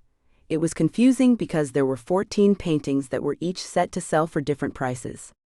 Each one was over $100 though, so Ollie was going to be walking out of there with over $1,000. The breath leapt from her chest. It would be the first time her bank account would have a comma in it for the first time in she didn't even know how long. That would help with her rent, and more than make up for the night of work she missed that night. Most importantly though, she was making it as an artist. Admittedly, it was a small start, but even the greats had to start somewhere, and she almost wanted to take it all out in cash and rub the bills in Eric's piggy little face. Ollie couldn't stop staring at the little red dots. She was so distracted that she jumped a little when Gerald approached her with a friendly pat on the back of her arm. Geez, she said, putting a hand over her fluttering heart. Sorry, you scared me. Distracted by the money, the fortune, and the fame? Gerald asked coyly. His face beamed with pride, and he was genuinely happy to have seen Ollie do so incredibly well, especially in a show that he was able to get her into. I guess you could say that, Ollie said. A prideful smile crept across her lips. You want to know the crazy part? Gerald asked, tone upbeat and excitable. There's a crazy part? Ollie replied. They were all bought by one guy.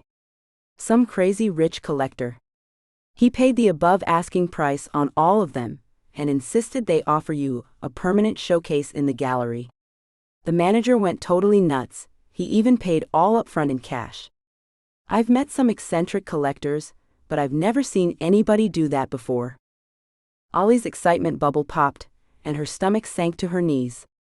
She would bet all the money she had just made that she knew exactly who bought the paintings. It didn't happen to be a tallish guy with blondish hair, way overdressed in a fancy tuxedo, did it? Ollie asked bitterly. Gerald's brows furrowed over his hipster frames. Yeah, actually, he said, sounding baffled. How'd you know? He's what was the right word? He wasn't an ex, really. He definitely wasn't a friend. He's a problem I've been having, she settled on. Oh, said Gerald, looking confused. Well, either way, you got paid. And you've got a spot. So you better ramp up that original work and get some more paintings in here. I think they were talking about giving you 2 full walls. All her passionate artistic dreams were being fulfilled, and Ollie couldn't be any more pissed.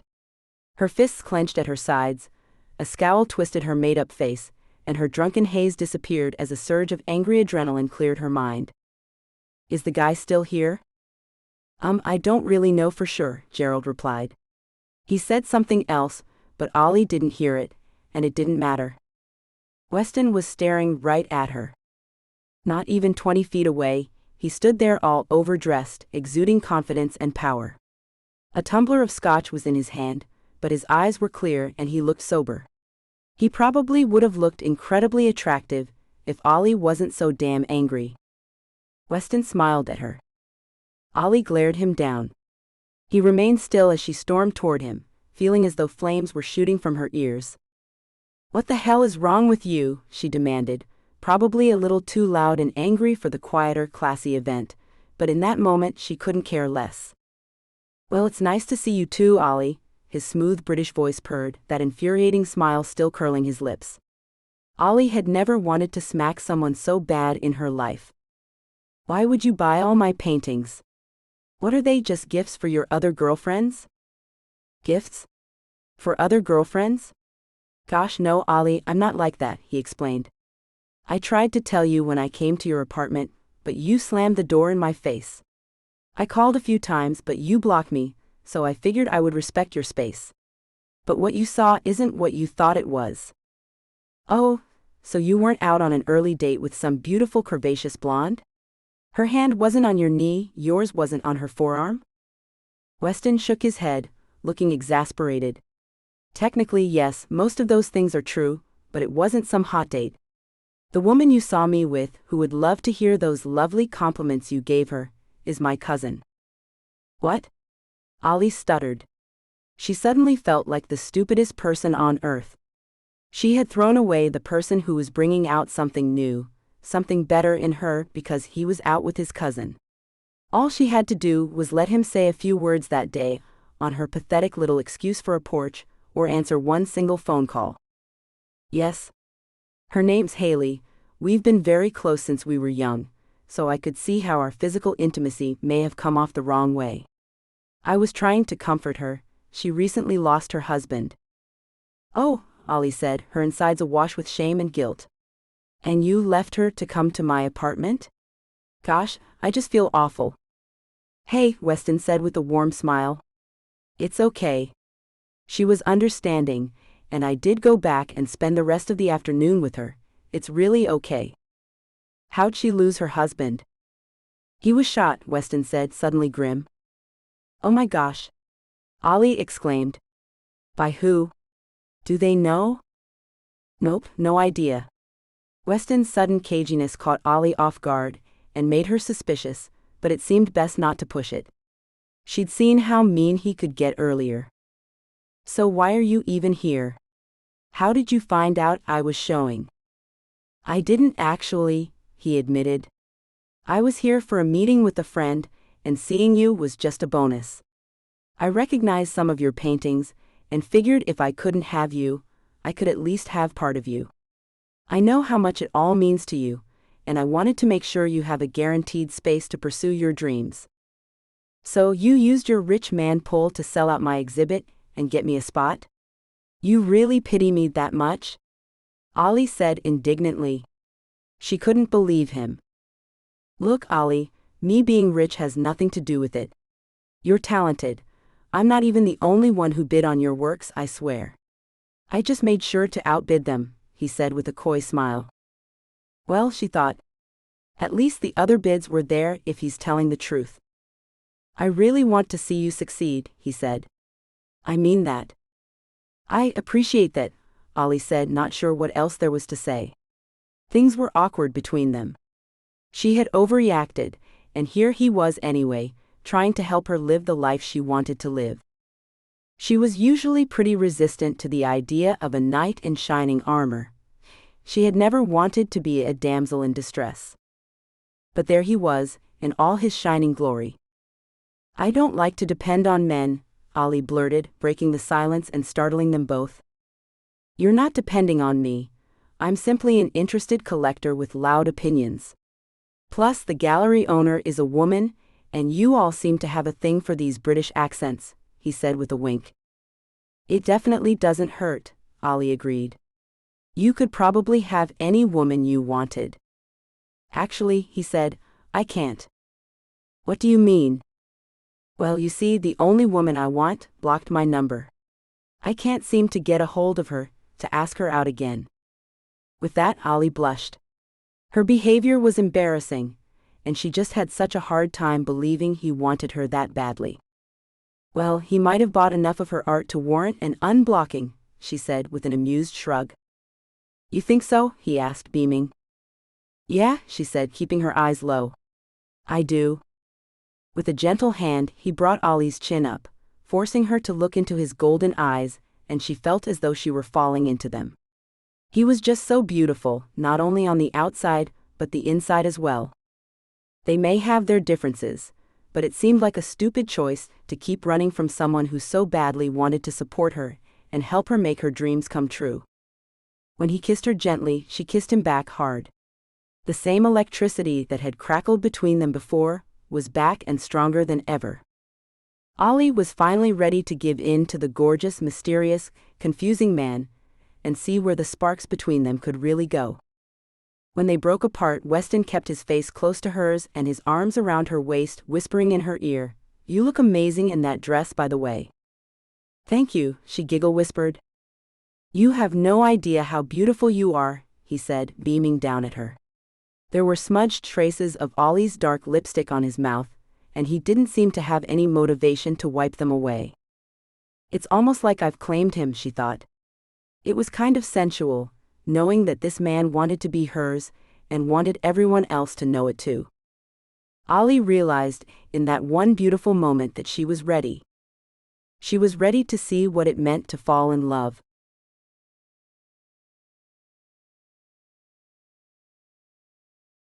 Rich in love. The air was freezing as she went out the door on Weston's arm. Her nose automatically crinkled when the air hit it.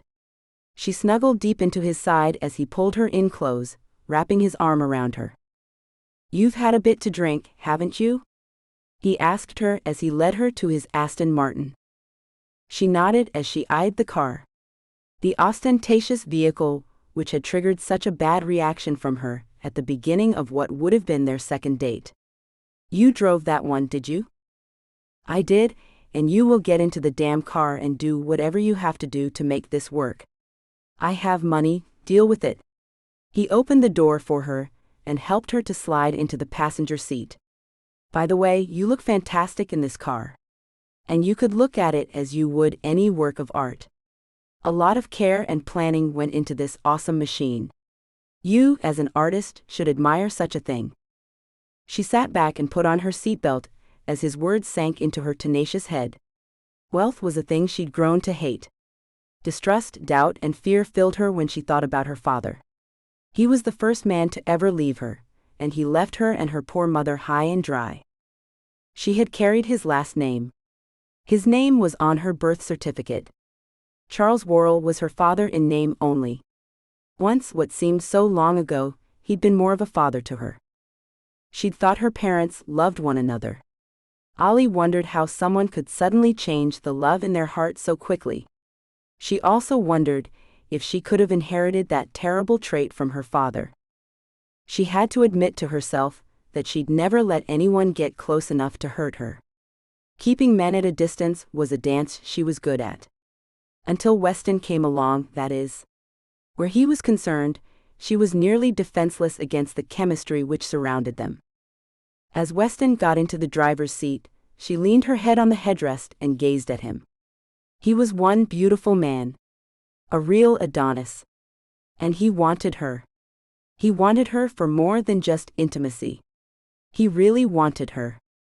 But did Allura Green, really Worrell, even know who she was? "I'm going to grab us something to eat, then take you home," he let her know, using a tone that inferred he wasn't asking. He was telling her what he was going to do. No ire ran through her. No incensed emotion pounded at her brain, telling her not to let him tell her what he was going to do. Instead, she felt taken care of and mumbled, "Okay." She watched a smile move over his plump and recently kissed lips, and one found her lips too. She nibbled on her lower lip, recalling the kiss that went from sweet to intense in record time. His hand moved over her upper thigh as he pulled out of the parking garage. "I suppose you're pretty excited about having a place to permanently sell your art, Allura." His hand drifted back and forth over her dress-covered thigh, making little blasts of heat tap at her inner depths. When a red light had him stopping the car, she leaned forward. Brazenly, she took his handsome face in her hands and kissed him again with warmth and a promise of things to come later. She eyed him when their mouths parted, as the car behind them blasted its horn when the light turned green. Neither seemed to care too much. Weston shook his head to clear it, then stepped on the gas. "Allura, can I take you to my place for the night?" "I hoped you would." She ran her hand over his broad shoulder, then down to his bicep that bulged, straining the black material of his tux. "Weston, why the tux? You're a bit overdressed for such an art exhibit." "I told you, I wasn't there for that. I had another occasion I'd been at, where this attire was expected. A wedding. A small family thing. My uncle married his fourth wife. I had to go date-free, since you refused to talk to me. It would have been nice to have you there with me. I know your aversion to money, though. Maybe it wouldn't have been a very good thing to take you to, anyway." "Probably not." "Allura, how much did you have to drink, Peach?" "I lost count." "Allura." He pulled to the side of the busy street and looked her over. "This isn't like you." She nodded. "You're right, it's not. I want to do this, Weston. I want to do it all. I don't want to scare you off. I really don't. But I want you. I want all of you. Every last bit. Want to know your gorgeous body intimately, and I want you to know mine. I want to get in your head and find out what makes you tick." He stared at her in disbelief. Could she really have changed so very much since he'd seen her last? Could she really want to give them a shot? "Allura, if you stay with me tonight there will be nothing but cuddles and maybe a bit of talking.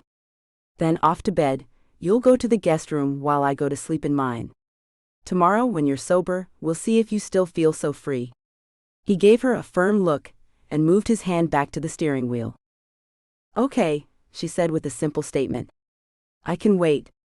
And I'll still have the same thing on my mind. Making this work. Really giving this a try. I've never even contemplated doing this with anyone before." "You've never been with anyone before?" he gasped as he looked her over. A laugh erupted from her. "No. I mean a relationship." "Gosh, you're funny, West." "West?" he asked as he pulled back onto the road. "Yeah, you call me a name no one else does. I want to have a name I can call you. And you've called me Peach twice." "You recall how many times I've done that?" he asked as he smiled at the thought. "I pretty much recall every word you've said to me," she said, then put her hand over her mouth. "Damn. It seems champagne is a lot like truth serum. With you, it seems to be. I'll remember that for the future when I need to get something out of you," he said with a chuckle. "The future," she muttered to herself. "I've never had a future with anyone. It's weird. But a good weird. West, are you sure about this? I mean, I'm a poor little art student with an obvious penchant for being introverted and kind of closed off most of the time. And you, well, you're cool, attractive, smart, funny, and most likely great in bed. I'm not saying I'm bad at it, but I can just say that you're great at it. I'm sure to disappoint you. You won't. And I don't want you to sell yourself short about anything. You see yourself one way, and I see you in this light. When I look at you, I see a gorgeous, yet she's unaware of the fact, a young woman with a talent that's sure to see her make her dreams come true. If she can let the self-doubt go, and see herself for who she truly is. What am I truly, West? Her steely eyes bore into him, as she thought he might have the answer she'd been looking for. He took her hand as another red light had him stopping. His eyes held hers as he said, "You are a rare person, my little peach. You have the light of the world inside of you, fighting to get out and show you what it can do.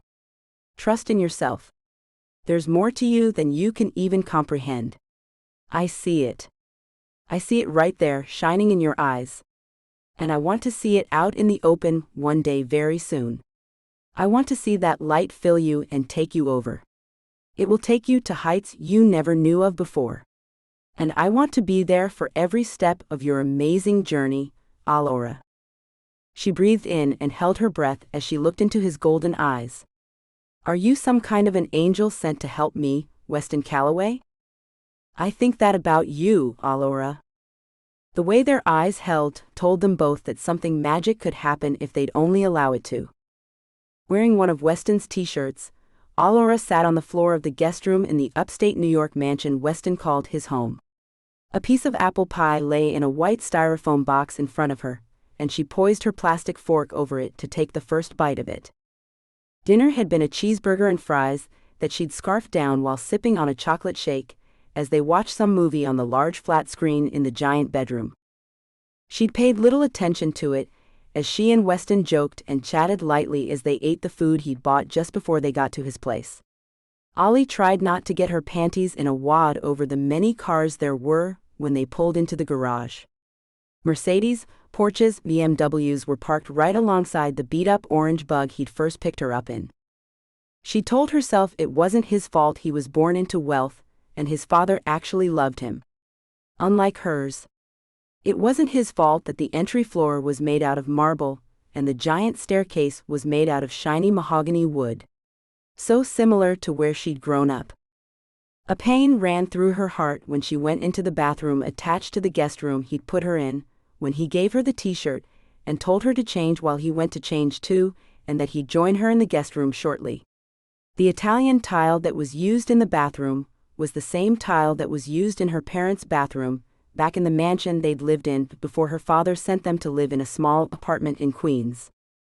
She choked back the lump that had risen in her throat and looked at her reflection. "It's not Wes's fault the same tile has been used in the guest room bathroom where he decided to put you, Ollie. Get over yourself.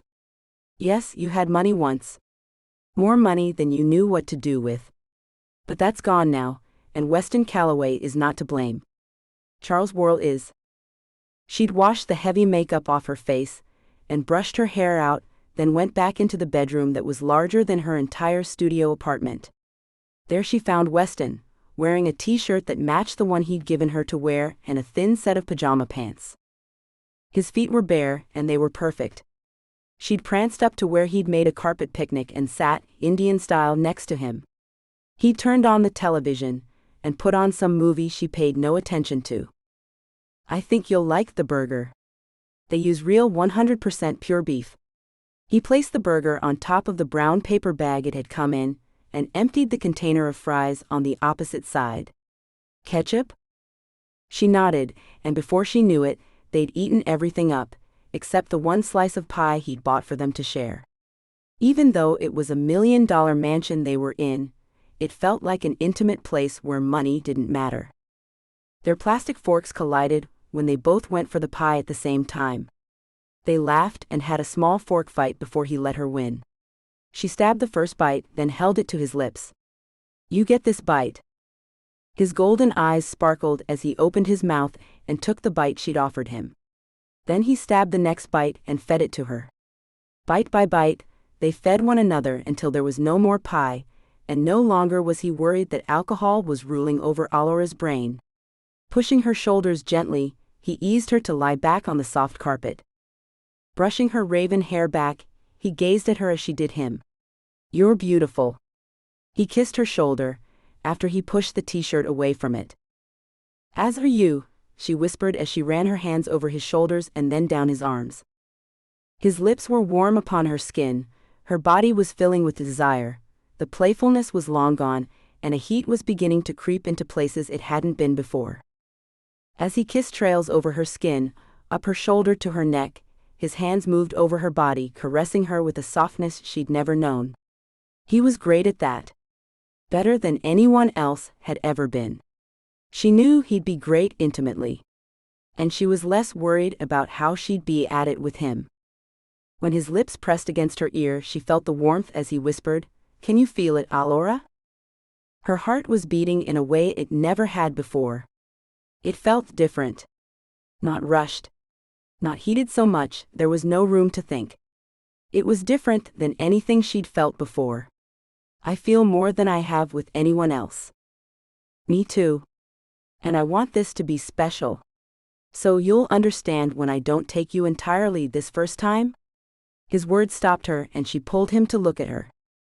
"West, why are you so set on waiting to do this?" she asked him as she really had no clue.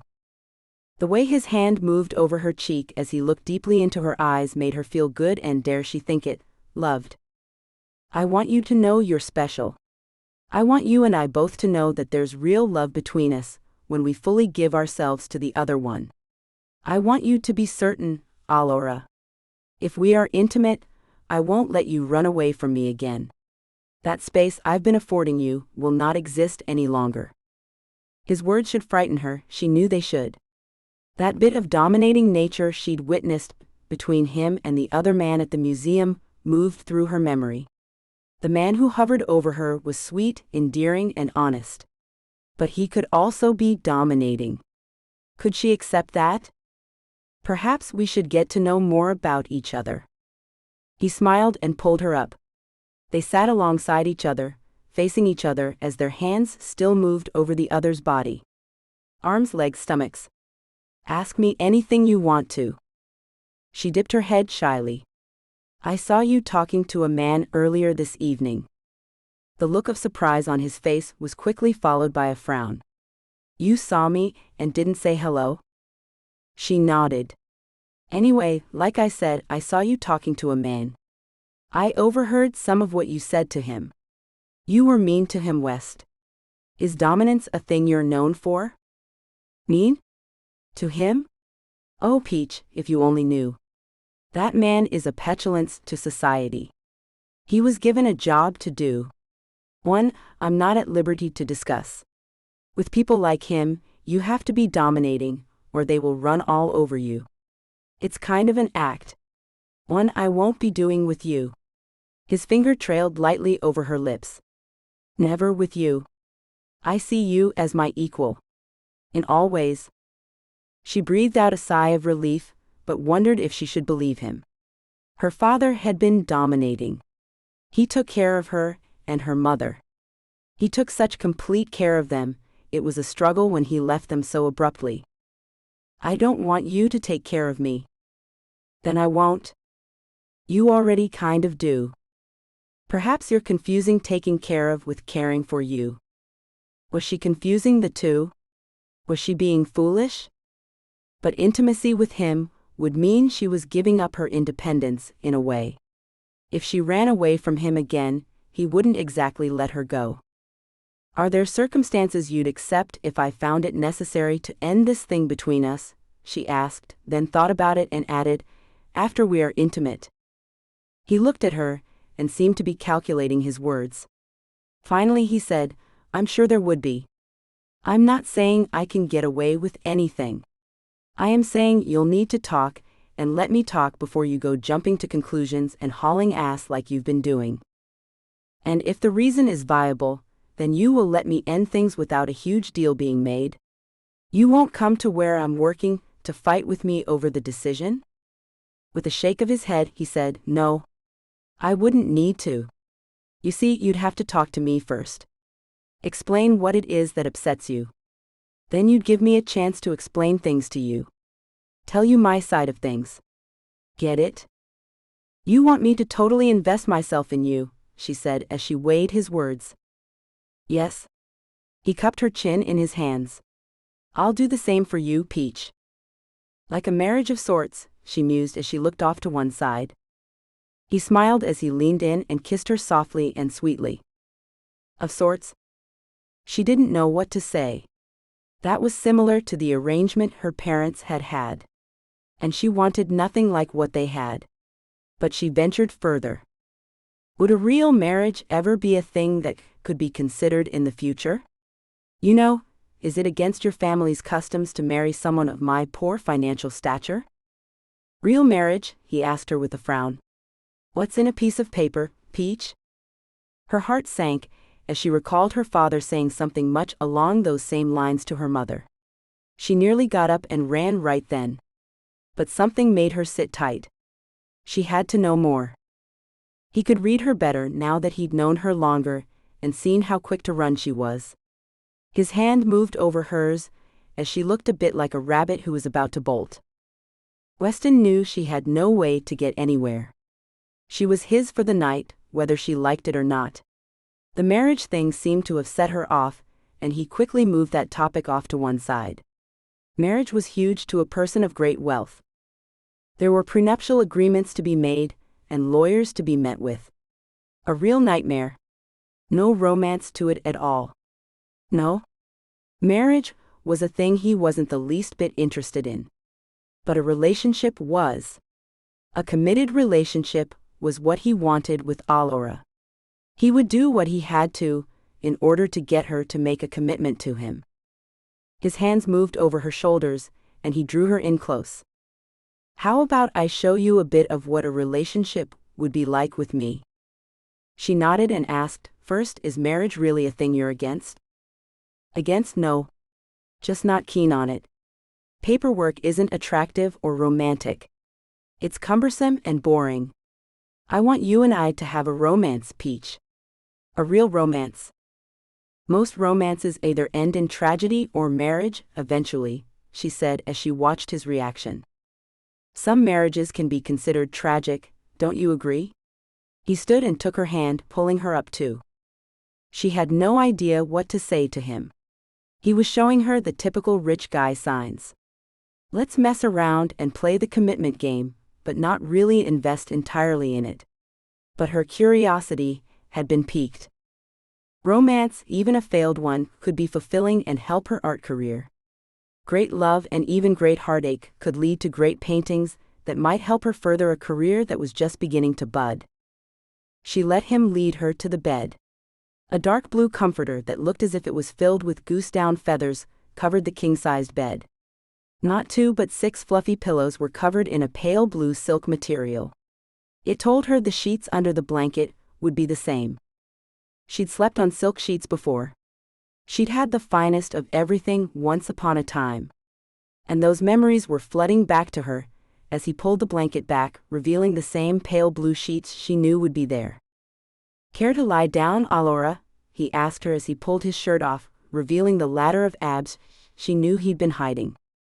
She could merely nod as she couldn't take her eyes off his tanned and toned skin. It flowed over his stomach and chest like a satin. Before she took her place on the bed, she let her hand drift over his midsection. Tight. Yes, they are, he agreed. Now perhaps you'd allow me to see what's tight on you. Her breath hitched as she looked at him with wild eyes. Weston, if I let you do this, does it mean?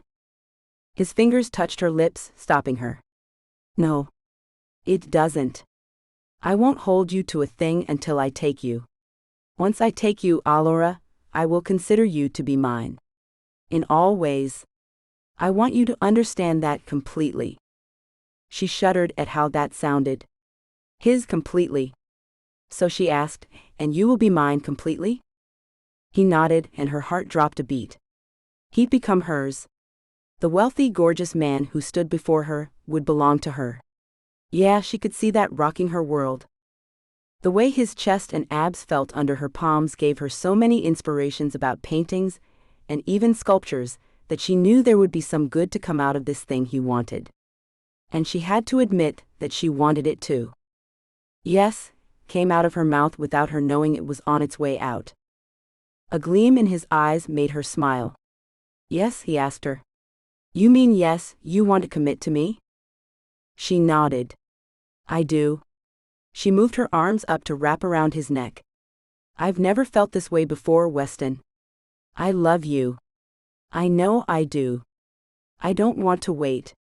I want this just as much as you do. Maybe even more. I want to commit to you, Weston Calloway. Wait, he said as he pulled her arms off his neck and held her hands. Say it again, Allura. What? She asked with a tantalizing smile. I want to commit to you. He pulled her in tight and pressed his forehead to hers. No. The other thing. I've never felt this way before, she asked with a grin. She knew what he wanted to hear again, she was just toying with him. The other thing, he said, and then gave her butt a smack. Oh? You must mean when I said, I love you. He sighed and said, yes, that's what I wanted to hear come out of your sweet mouth. And I love you, Allura. I think I always have since the moment I first saw you. She stared at him, unable to really believe he meant the words that had just fallen off his tongue. "Don't lie to me, please, West." "Lie to you?" he asked her as he slid into the bed next to her and ran his hand through her silky dark hair. "I do love you, Alora. I do." She blinked twice and relaxed a bit as his hand, moving through her hair, made her tension melt away. "Weston, will you make me yours tonight?" "Not tonight, Peach. You see, I want not an ounce of alcohol in your system. I want you to make the real decision when you're 100% sober. A thing you're not right now, even though you may think you are." "Noble to a fault, aren't you?" she asked him, then kissed the tip of his nose. A straight nose, a powerful-looking nose. Everything about the man was regal and even majestic. And he wanted them to be exclusive. "I am," he told her as his hand moved to caress her cheek. "And you are gorgeous. Resisting the temptation to be intimate with you is taxing. But I will handle myself appropriately." "Too bad," she said as she moved her body closer to his and moved in to kiss him. She was a bit surprised when he let her kiss him. His arms enveloped her, and she settled into his wide chest. Alora felt his hands move down her back as the kiss grew. She mused in her mind about the fact she was falling, much like her mother did, for a man who could buy and sell people. She was accepting the same damn thing her mother had accepted from her father. In the end, her mother was left out in the cold with a teenage daughter to support. But everything felt amazing. A thing she'd never encountered before. He, too, was feeling the difference between being with her and any of the other women he'd ever been with. His mind was a flurry of what-ifs. Alora may well be the one who could break his heart entirely. And his heart had been broken before. It had been nearly destroyed once. Weston had been young when it had happened. But the scar was still there. He supposed it would always be there. His affection for her grew with each passing moment, and before either of them realized it, they were all over one another. He was floating on air when her mouth finally left him. All he could do was try to catch his breath as she climbed up his body and laid half her body on his. He wrapped one arm around her, kissed the top of her head, and whispered, "I so love you, Aurora." "And I love you, Weston. Can we go to sleep now?" "We can," he told her, and it took no time for them both to fall fast asleep. Ollie woke with her body aching from head to toe. The previous night's activities had been a real workout for her. And the morning was the start of a new beginning for her and Weston. Or so she thought, anyway. As she rolled over, she found he was gone. He'd left her as she slept, and she found it off-putting that he'd do such a cold thing. Her dreams had been filled with him. And her body was already prepared for what she thought would be the whole act. No more foreplay, she was ready for the whole enchilada. When she sat up, rubbing her eyes as she did, she found her cell on the nightstand and picked it up. A text was waiting for her from him. She swiped the screen to read it. "I went to grab some breakfast, the staff is off this weekend. Shower and put on the clothes I left for you in the bathroom." Getting out of bed, she made her way to the bathroom. She'd hoped they'd shower that morning after being together and cementing their relationship. Ollie looked at the vanity and found a fresh toothbrush and toothpaste waiting for her there. As she brushed her teeth, she saw clothes hanging from a hook on the back of the bathroom door. A deep blue dress and blue lingerie to match were there, along with a set of shiny black pumps with 6-inch spiked heels. She rinsed her mouth and went to see what was in the little bag that was hanging from the top of the hanger, and found a black box inside. When she opened the box, she found a gorgeous necklace and earrings set with sapphires and diamonds dripping off them. She took in a breath as she looked at the beautiful set. And there it was, the disgust she felt for herself as she drooled over the expensive things he'd left for her. She went to the toilet where she gagged and dry heaved until she was spent. What was she allowing herself to turn into? A money-hungry tramp? Or a foolish woman who believed love could see them through all things? Either way, she wasn't being true to who she really was. She turned the shower on to wash away the night and filled her hand with expensive shampoo. An expensive salon brand that she'd used when she had money. The smell of it brought back the old days. The days when she didn't have to count pennies or worry over rent and other bills. Days when she was driven around by Weston, the family's driver. Days when her father still loved her, and her mother. She wondered what had happened. Her mother had never really explained. She told her that her father wanted them to move out, and so they did. She later said, when Ollie asked why he wasn't coming to visit, that he wanted to be left alone to live his life. Ollie had always thought they were the most important part of his life. But it seemed they weren't. Even though he'd lavished gifts upon them both, and made them feel as if they were special. It was all a lie. Her father had the money to give them those things. It wasn't a sacrifice to him at all to bestow the things that he did on them. And it was no sacrifice for Weston to give her the things he had, either. The dress was from a designer she'd known before. It most likely cost somewhere in the neighborhood of $600 to $1,000. A drop in the bucket for Weston. The shoes were easily worth $700, and the jewelry was in the thousands. And all for one simple night. What would he try to give her, if and when she really did commit to him? A house? A car? The moon? She rinsed out the shampoo, and put a dollop of conditioner into her palm. It was thicker than what she could afford, and she knew her hair would look 1,000 times better after using the products. She'd stroll out of that bathroom looking just as regal as Weston did. But it would be temporary, just like before. It would be fake and unreal, just like before. What was she doing? After rinsing her hair and the soap off her body, she turned off the water and got out of the shower with so many jets that it would boggle the mind of someone who'd never seen so many before. But she had, and she knew it was one of the many customs that were built in when making mansions. She dried off and looked under the cabinet of the vanity to see if there was a blow dryer. There were several styling tools, a flat iron, a curling iron, and a styling wand. And then she saw a black box, and her name was written across the top of it in white marker. What the hell? She asked herself as she pulled it out. When she opened it, she found it was filled with very expensive makeup and in her shade as well. What was he thinking? Did he always know he'd get me here someday? Should I be running? A quick knock, 3 light taps, and then she heard him say, "Peach, did you find everything?" Wrapping the towel around her to cover herself, she threw the door open. Weston? How in the world did you know I'd be here? She poked him in the chest. A chest covered in a soft sweater made out of cashmere, in the color of vanilla ice cream. His dark blue slacks matched the color of her dress, and she found herself going lightheaded. Was she to be the Barbie to his Ken? His smile was genuine as he said, "I just did. Call me psychic if you will." "How about psychotic?" she replied with a high tone to her voice. "This is more than highly unusual. This is bordering. No, this is not bordering. This is what a stalker would do. Who goes out and buys things for a person they're not even talking to most of the time? I knew you'd come around." He reached out and pulled her into his arms. She knew she should protest, but he held her in a way that took her mind to other places. His lips pressed against hers, and the fight in her was extinguished immediately. How could he make a complete change in her so damn quickly? When he ended the kiss, he rested his forehead on hers. "I want to take you out today. A real date with flowers and candy.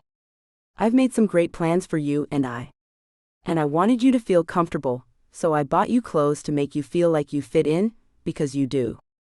"May I ask where it is you're taking me?" she asked as she ran her fingers over the soft material of his sweater. "To the club I'm a member of. I'd like to introduce you to my family and friends. I want them all to know you're my girl. You are my girl, aren't you?" One small kiss ended his sentence and melted her heart. "West, you know that's something we should talk about before you go announcing anything. I thought we already had talked about it last night. Are you going to tell me that you've changed your mind?" His hold on her tightened, as if he wasn't going to let her go if she did say it was all just drunk talk.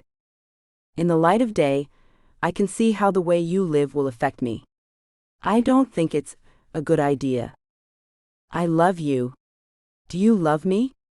His question weighed heavily on her. In the end, she had to admit, I do love you. But I'm afraid of how this will end. Don't worry about the damn future. Think about what we mean to one another now. Don't stop this for what might happen. I'm not about to love you, but I know you love me. I just keep letting things happen the way they have been. So what do you say, Allura? Would you like to be my girl? Can I still be me if that happens? Can I be the person I've always been? I'd have it no other way. I'm not trying to change you in any way. You're amazing. Why would I even want to change you? The clothes, the jewels, she said. Only to make you feel at ease when I take you places where things like that matter. Other than that, I love the casual way you dress. I never want you to feel out of place. I care about how you feel, Peach. So for today, please wear what I bought for you so I can introduce you to the people who are special to me. I've talked so much about you. They've been itching to meet you. And you could make some new fans of your art. Now, wouldn't that be lovely? It would, she thought. It's rich people who buy art after all. And it's not as if she'd never hobnobbed with the super rich before. She knew how to act at the expensive clubs to which they all belonged. Why not go for it? Weston was the person who brought out more in her where her art was concerned anyway. Why not let him help her to become the best artist and person she could? I'll be your girl, Weston. That sounds pretty amazing to me. And I'm your guy, Allura Green. Glitz, glamour, and flash were everywhere once they were inside the prestigious club to which Weston and his family belonged. At times, she felt as if she was a show pony when he introduced her to people. Allura knew they were looking at her bone structure to determine if she came from good stock. That's what wealthy people did, they determined things about people based on their appearances. But it was her art that reeled them all in. Oh my! An older woman West had introduced her to by the name of Emily Snodgrass, proclaimed in surprise when he told her Allura Green was an artist with her own collection at one of the most prestigious galleries in New York State. The entire state? She asked. Weston nodded, and Allura blushed a bit as he went on to tell the woman more about her than she was used to hearing herself talked about. She's already sold an entire collection, and she hasn't even graduated yet. I dare say she's destined for greatness, my little Peach. And where did you find such a treasure, Weston? Emily Snodgrass asked, sending a frown over Allura's beautifully made-up face. A dingy pub isn't a thing an upper-class citizen is supposed to work at. But she found herself staring up at Weston with adoration as he said, a pub on the outskirts of Queens is where I found my heart. Being an artist, she's taken the role to heart, and took a modest job and flat to help her gain the insight she needs to become a great artist. You know, the pains and tribulations that all great art is created from. It was kind of true, after all. So intelligent, and how true, Emily Snodgrass replied with a wide smile. You've either made your parents very proud, or they're very disappointed right now. I know how parents can be. When I went to finish school, and came up with the wild idea that I wanted to be a reporter, I was met with criticism. Unfortunately, I caved into it and went on to become the wife of Seville Snodgrass IV, instead of pursuing a path my parents deemed unfit for my station in life. Pity, Weston said, and looked at Allura with a wide smile on his handsome face. My Allura would walk through fire to get where she needs to get in the art world. Isn't that right, Allura? She nodded and watched a tray of alcoholic beverages pass by. My mother is proud of me. My father not so much. How she wanted to reach out and grab a glass of numbing juice, but Weston wanted no alcohol to pass through her lips, lest she would get no taste of him on that day. And she wanted a taste of him more than she'd ever wanted anything. The day passed by, and she managed to keep her cool and make new acquaintances. With so many promises to stop by the gallery to view and perhaps make purchases of her work, she knew she was going to need to get to work ASAP, and with Weston as her muse, she was pretty sure things were beginning to look up for her. The ride in his Mercedes as they went back to his place had her dreamily looking out the window at the darkening sky. Perhaps she could make her own wealth one day as a real artist. Maybe she could make it all happen for herself. She glanced at Weston as he took her hand and kissed it. "Penny, for your thoughts. I was just thinking about things." "Thank you, West. I think you might be my golden ticket." His smile made her heart flutter, and she found herself smiling too. He lifted her hand once more and turned it over, leaving a trail of kisses over her palm. "When we get home, I want to get you out of that pretty dress and into my arms. What do you think about that?" With a shiver of pure lust, she said, "I think I want to kiss you all over, and I'd love it if you'd do the same for me." She couldn't wait to get back to his mansion and find out what made him tick. When they pulled into the garage and he sighed as he looked at another car that was parked there, he looked over at her with a frown. "Father's home. We can't get right to the good stuff." "Want to go to my place?" she asked him, with hopes of hightailing it out of there before she had to be introduced to another person. And this one, the most important person in Weston's life. "No, I want you in my bed." His eyes roamed over her with sheer lust. "I want to make you mine, Alora." His voice was deep and demanding. And she was on fire. "'Kay," came her simple reply. She could hardly think, let alone form a whole sentence. He came around and opened her door, then took her hand and led her into the house. Laughter is what they heard, and when they followed the sound, they found his father, a man who looked very similar to Weston, only his hair had gone silver. On his father's lap sat a tall, willowy blonde with long red nails and dollar signs in her light green eyes. "Weston's son? And who is on your arm?" His father called out and stood up, unseating the woman who now looked annoyed. "This is my girl, father. The one I've been telling you about. This is Alora Green. Alora, this is my father, Joshua Calloway." "Call me Josh," he said as he extended his hand and shook Alora's. "It's a pleasure to meet you, Josh. And your lady friend is?" Ollie asked. "I'm Stephanie," the woman said as she stepped up and held her hand out. Alora shook it and found Josh not looking too enthused. "Steph, how about you bring some drinks for the kids? Name your poison, Alora." Weston was quick with the answer to that. "She and I are heading upstairs. There's a movie we want to see, and it's about to start. We don't want to get in your way. Night, father." With a smile and a nod, Josh waved them away, and Alora felt relief at ending the day of meeting so many new people. As they headed up the stairs, she caught sight of the other woman looking up at them. A sadness was in her eyes, and she knew why it was. That woman wanted what Alora had. A commitment. But Alora knew something that woman didn't. When dealing with rich men, one never knew when that commitment could end. But she was going to ride this thing out with Weston, and try very hard not to worry about that. His eyes narrowed as he took her into his very masculine bedroom. "Strip."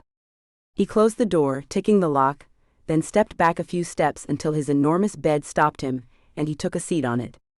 Aurora felt like she was on display, and when he grabbed a remote and music began to play, she felt self-conscious, as if she were performing for his entertainment. It should have infuriated her. But it had the opposite effect.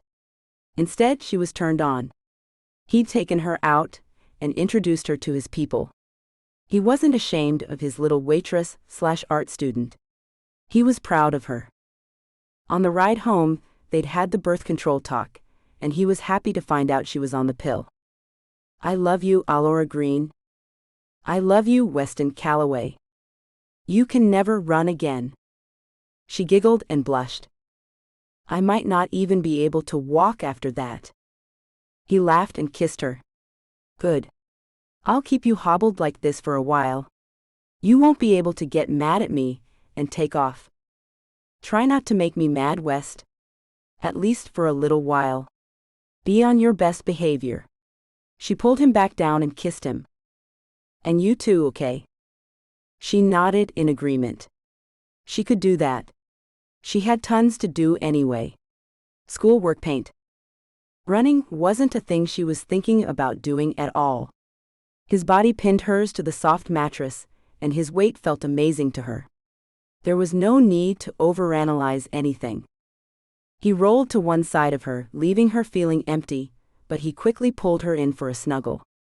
A kiss on top of her head made her feel loved and safe, and she fell asleep without any problem at all. When the morning sun rose, waking them up, she was happy to find his arms still around her. She was still so she wouldn't wake him, but it seemed he was already awake. "There she is, my little peach," he cooed at her. "And how did we sleep?" "Like a baby," she said as she moved around to face him. "And you?" "Holding an angel in my arms proved to be magical. I slept solidly through the entire night. A thing I haven't done since I was just out of high school. Now you're really stuck with me, Aurora. You're my sleep aid." She giggled and kissed his cheek. "I'm usually a night owl. It seems your love is better than a warm cup of milk." "Speaking of warm milk, we should get over to your place, let Bruce out, and get him something to eat. We only stopped by there once yesterday to see to him. Then we can have some brunch." "You are amazing. Did anyone ever tell you that, West?" She kissed his cheek again. The slight roughness of his unshaven face felt good on her lips. She could see waking up with him many more mornings. "Amazing? Maybe not that exact word, no." He gave her a squeeze. "Shower first, then we'll take off." "Would you like to hang out at my place until I have to go to work tonight?" she asked him as he was getting up, then he stopped and turned around to take her in his arms again. "That job isn't a thing you need to do any longer, Peach. You're making it as an artist now." No," she said as she looked at him. "I mean, I made enough to cover my bills and then some from what you bought, but I need a steady income." The way he looked at her let her know he was going to make an argument for quitting her job. His jaw set, then he said, "Aurora, you'll have school and painting that will take up most of your time. If you keep that job, then we won't have many evenings together. And I want to spend every evening I can with you. I think you're getting ahead of yourself. I have to keep the job until I find out if my paintings will make enough money to pay my bills. If that happens, then I'll quit. But I wouldn't just up and quit anyway. I'd give my 2 weeks' notice first." "How many other people that you've worked with there have given their 2 weeks' notice, Aurora?" "My guess is none. And if your employment was terminated, then they'd not give you 2 weeks either. The fact is you have 2 walls to fill with artwork, and you'll need time to do that. I got you that, so you could get going on the journey you wanted to go on. The damn bar isn't a stone on that path." She blinked as she looked at him, and it all started to sink in. She and he were a couple. And couples did things like change jobs to get to be around each other more. They did things to help the other person get on the career path they wanted. She knew all of this, but it still made her feel uneasy. "I don't want you to buy any more of my art, West. I will give it a month. If my art sells to people other than yourself, and it makes enough money to meet my bills, then I will quit the bar. Not before then, though." "You won't have bills if you move in with me," he said. "You and Bruce can come live with me." "Too fast, Weston? Way too fast." "Why do you say that? Don't you want to be with me?" "I do. But let's take it slow." "No," came his spoiled, entitled rich man's answer. "Move in with me." "No," she yelled in his face. "I need at least a month to see how things go before I make more commitments to you than I already have." He turned and got out of bed. "Fine," he shouted as he left her alone in his bed. 1 month, Aurora. Not 1 day longer than that." "Bossy much?" she mumbled as she snuggled back into the comfy bed. She was well aware that most women would have never argued over what she'd just argued about. They would have done as the attractive man told them to. But Aurora Green was not like most women. No, Aurora Green was a special kind of stubborn.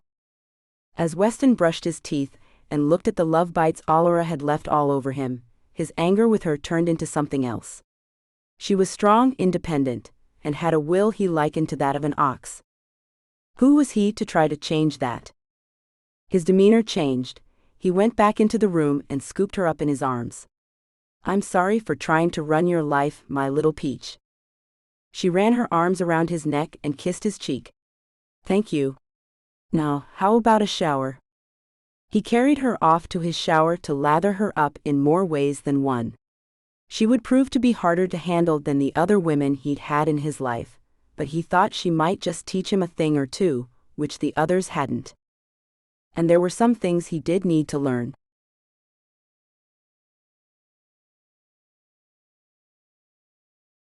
Total loss. Vibrant reds filled her palette, combined with a few yellows and one orange. Allura was heady and enthusiastic as she mixed the colors to bring her great mood into them. Weston and she had seen each other every day, at one time or another for the last week. Things were going better than she had ever dreamt they would. He knew just the right amount of time she needed for herself, and gave it to her without any argument whatsoever. A thing she was happily surprised about. Monday meant she had been to classes and had the night off. He promised to give her until 10 o'clock to paint, then he'd come over and spend the night with her. And their nights and sometimes afternoons had been amazing. Each day, I found them growing closer. Sweet words were exchanged often throughout the days. Even when she worked at the bar, they managed to let each other know they were thinking about them, and bid one another a good night. Britt had made fun of how Ollie was saying some words the same way that Weston did. She claimed his British accent was rubbing off on her. A thing that Ollie denied vehemently. Allura had gotten through with school at 2 in the afternoon, and had been painting the day away, and before she realized it, a knock came to her door. She looked at the old clock that ticked away on the wall above her bed. The day had turned into night without her realizing it. Her hair was a mess. Tied back with, of all things, a shoestring. Paint was absolutely everywhere, and her old ratty t-shirt was on backward. She was the epitome of an absent-minded artist. With a shrug, she sat her brush down and went to open the door. She was met with a curious smile. Oh my! Would you look at you? Weston said, then gave a wolf whistle. Sensual. He grabbed the bottom of his pristine white shirt and pulled it over his head. Let me lose this before I give you a hug.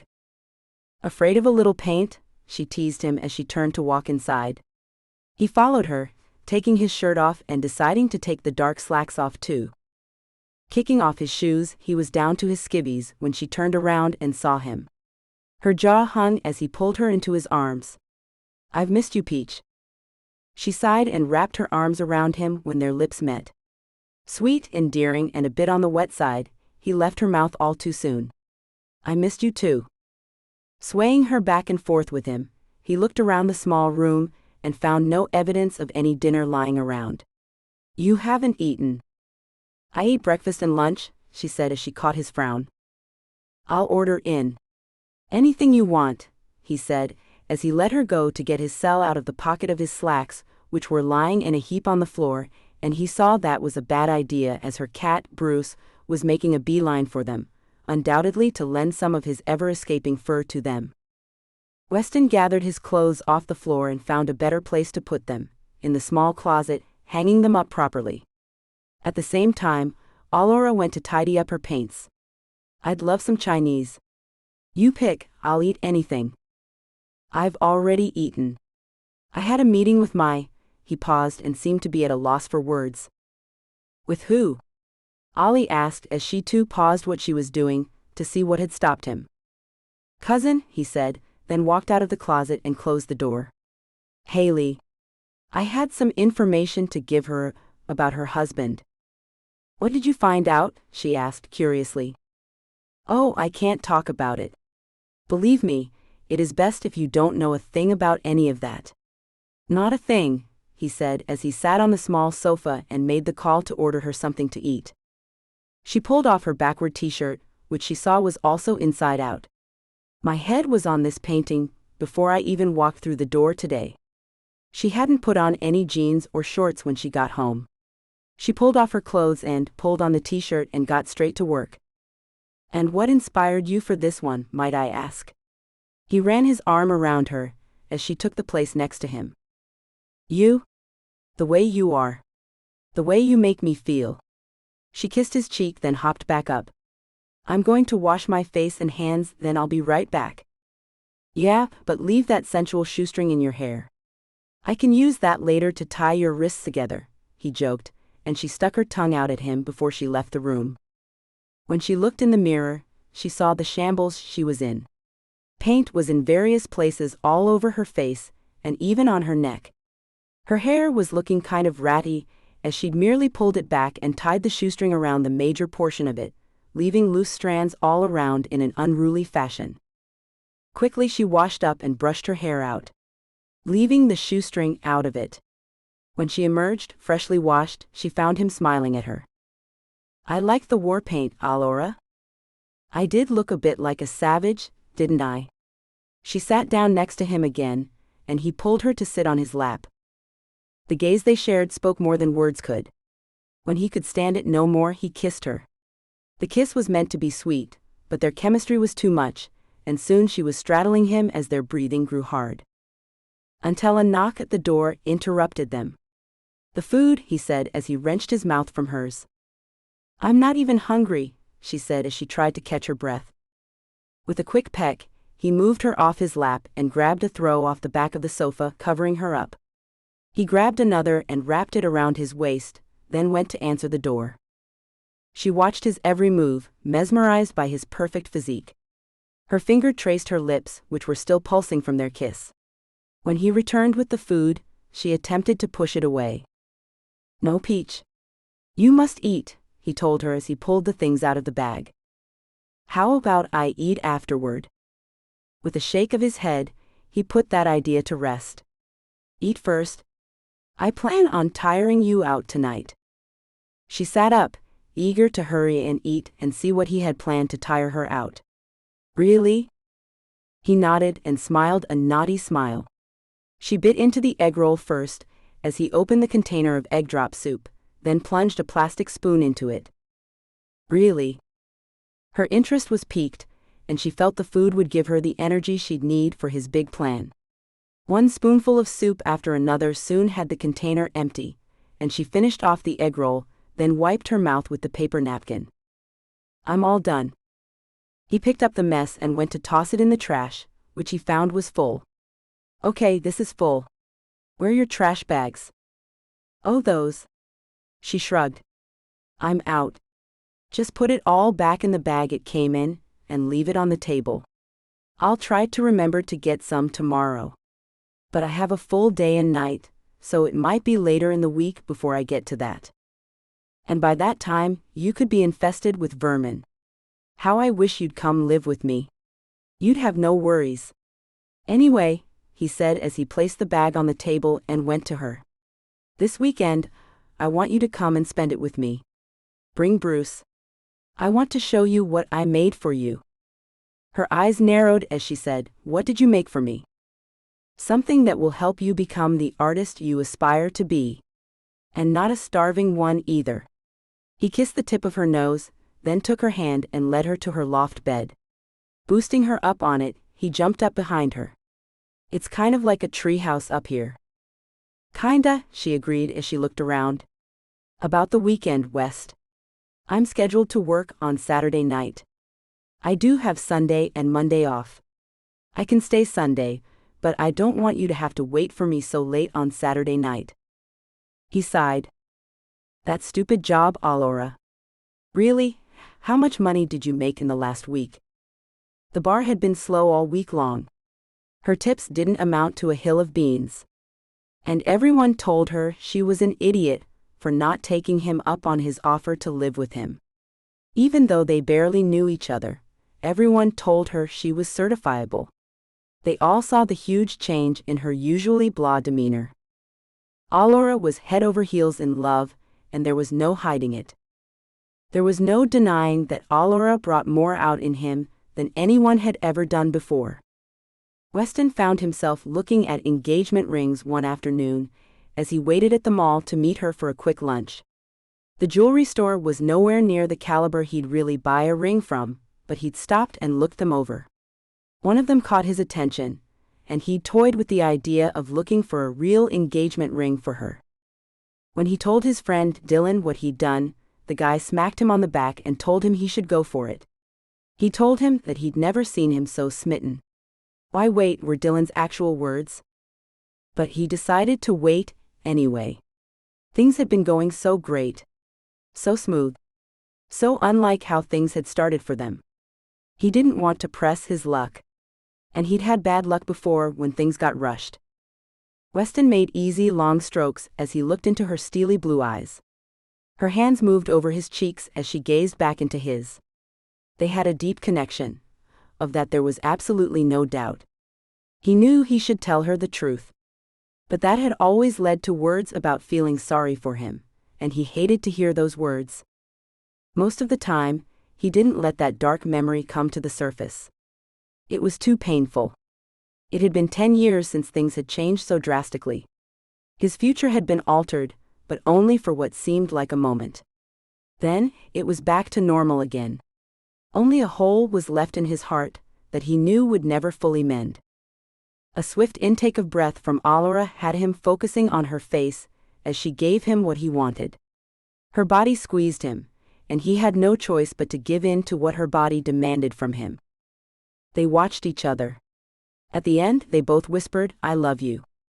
Never had he felt more for anyone. Not another soul. Allura was it for him. He just wished like hell that time would pass rapidly, so he could ask her the question he wanted to so desperately. Pushing her damp bangs back off her forehead, he asked her one question that had been bobbing around his mind since they'd gotten serious. "Allura, do you think you'll ever want to have kids?" Her laugh was quick, and caused him a sharp pain in the middle of his heart. "Kids? Not anytime soon." He nodded, kissed the tip of her nose and rolled off her. Lying back on the bed, he pulled her to lay her head on his shoulder and wrapped his arm around her. Venturing a bit further into what he wanted to know, he asked, "Do you like kids?" "I haven't been around any to know. I would guess I'd like mine," she said, then laughed again. "I'm only 22, I have plenty of time to have kids. I want to focus on my art right now. I barely have time for you." He nodded. He knew she was right. But he also knew he wanted to have kids sooner rather than later. And he had an offer on the table he couldn't ignore. He hadn't thought seriously about what had been asked of him. Until the very moment, Allura told him kids weren't anywhere near her mind. "Allura, how long do you think it will be before you want kids?" "I have no idea, really." She leaned up on her elbow and looked down at him with a smile. "West, do you want me to have your baby or something like that?" His smile told her he did, but his words came out, "No. I just want to know when you think that would be something you would want." "So you don't want me to have your baby?" she asked with a frown, suddenly irritated that he'd bring up kids but not say he wanted them with her. "Not if you don't want to. That's not a thing I'd ever push on you. Parenthood isn't a thing that should be forced. If you don't want kids, then I just want to know that. I didn't say I never wanted them. Just not now. With school, work, and my art, that would be too difficult." "You graduate in 6 months," he reminded her. "Work at that bar is a thing that should end soon. Your work as an artist doesn't conflict with pregnancy or raising children. I should think you could start thinking about having children as soon as 1 year from now." "1 year?" she asked with a high tone to her voice. "1 year? Really? I think 23 is too young to have a baby. Especially if you have no clue what to do with one. I've never changed a diaper, have you?" He looked at her for a moment, weighing his answer. "I have. It's not so difficult." "What about learning how to feed them?" "Remembering to feed them?" she asked him. "I have to set an alarm to remind me to feed Bruce. A baby pretty much lets you know when to feed them." He pulled her back to lie in his arms, trying to settle her back down. Her brows had furrowed, and she looked like she might be getting upset. "We don't have to talk about this anymore. I can see you're nowhere near ready." I feel like that means something to you, Weston. Does it? She asked him, sensing him closing off a part of himself to her. Let's just go to sleep, Peach. I shouldn't have brought that up. It's far too early in our relationship to ask such things. She nodded, and they closed their eyes as he wondered to himself why he wanted to force something that was important so early in what they had. He knew deep down that it had everything to do with what he'd been asked. Once he'd loved another woman, a long time ago. Once they'd built dreams of a future together. That had all been lost, and he knew that young love was nothing compared to what he'd found with Allura. But something nagged at him about what he'd lost.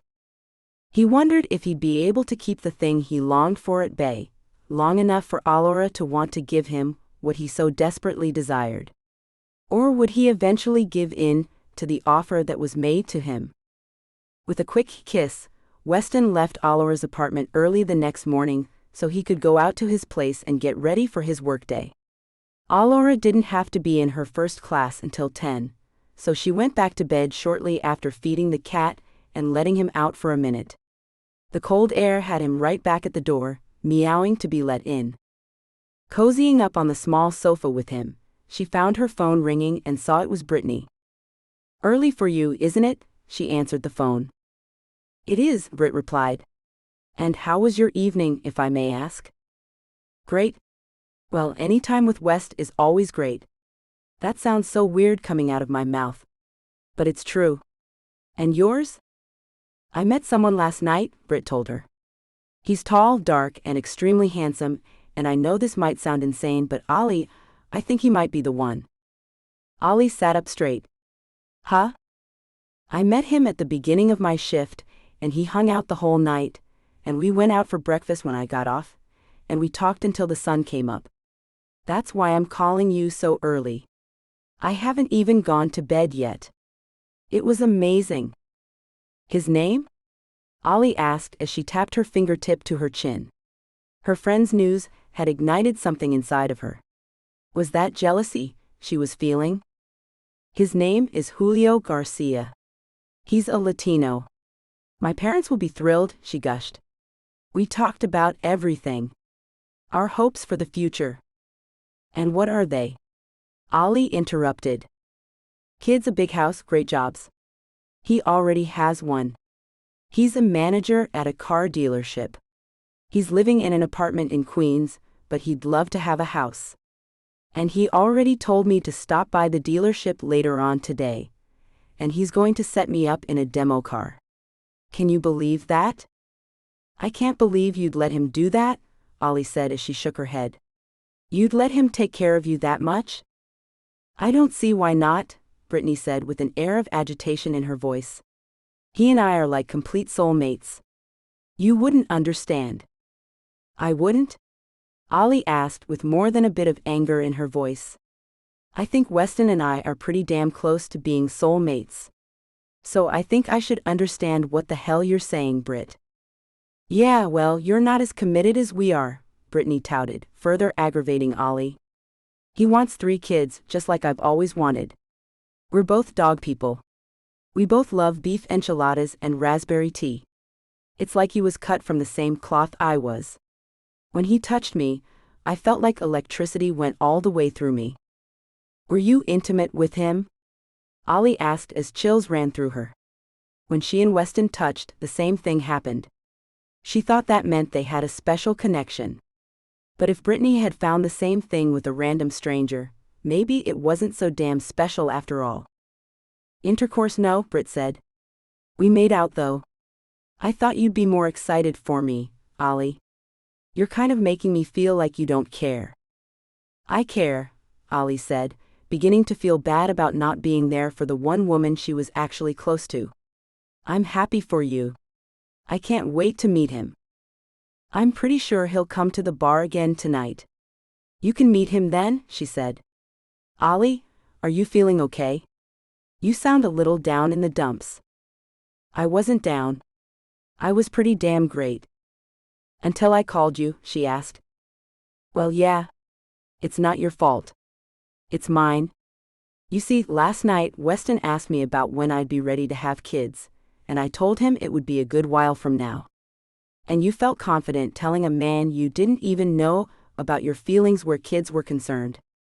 It makes me feel like something's wrong with me. Nothing's wrong with you. I wear my heart on my sleeve is all. You keep yourself wrapped up in a tiny bundle that few get to know very well. Ollie thought about what she'd said and felt like her friend was right. I don't want to be a closed-off person. Not where Weston is concerned. Then open up to him about everything.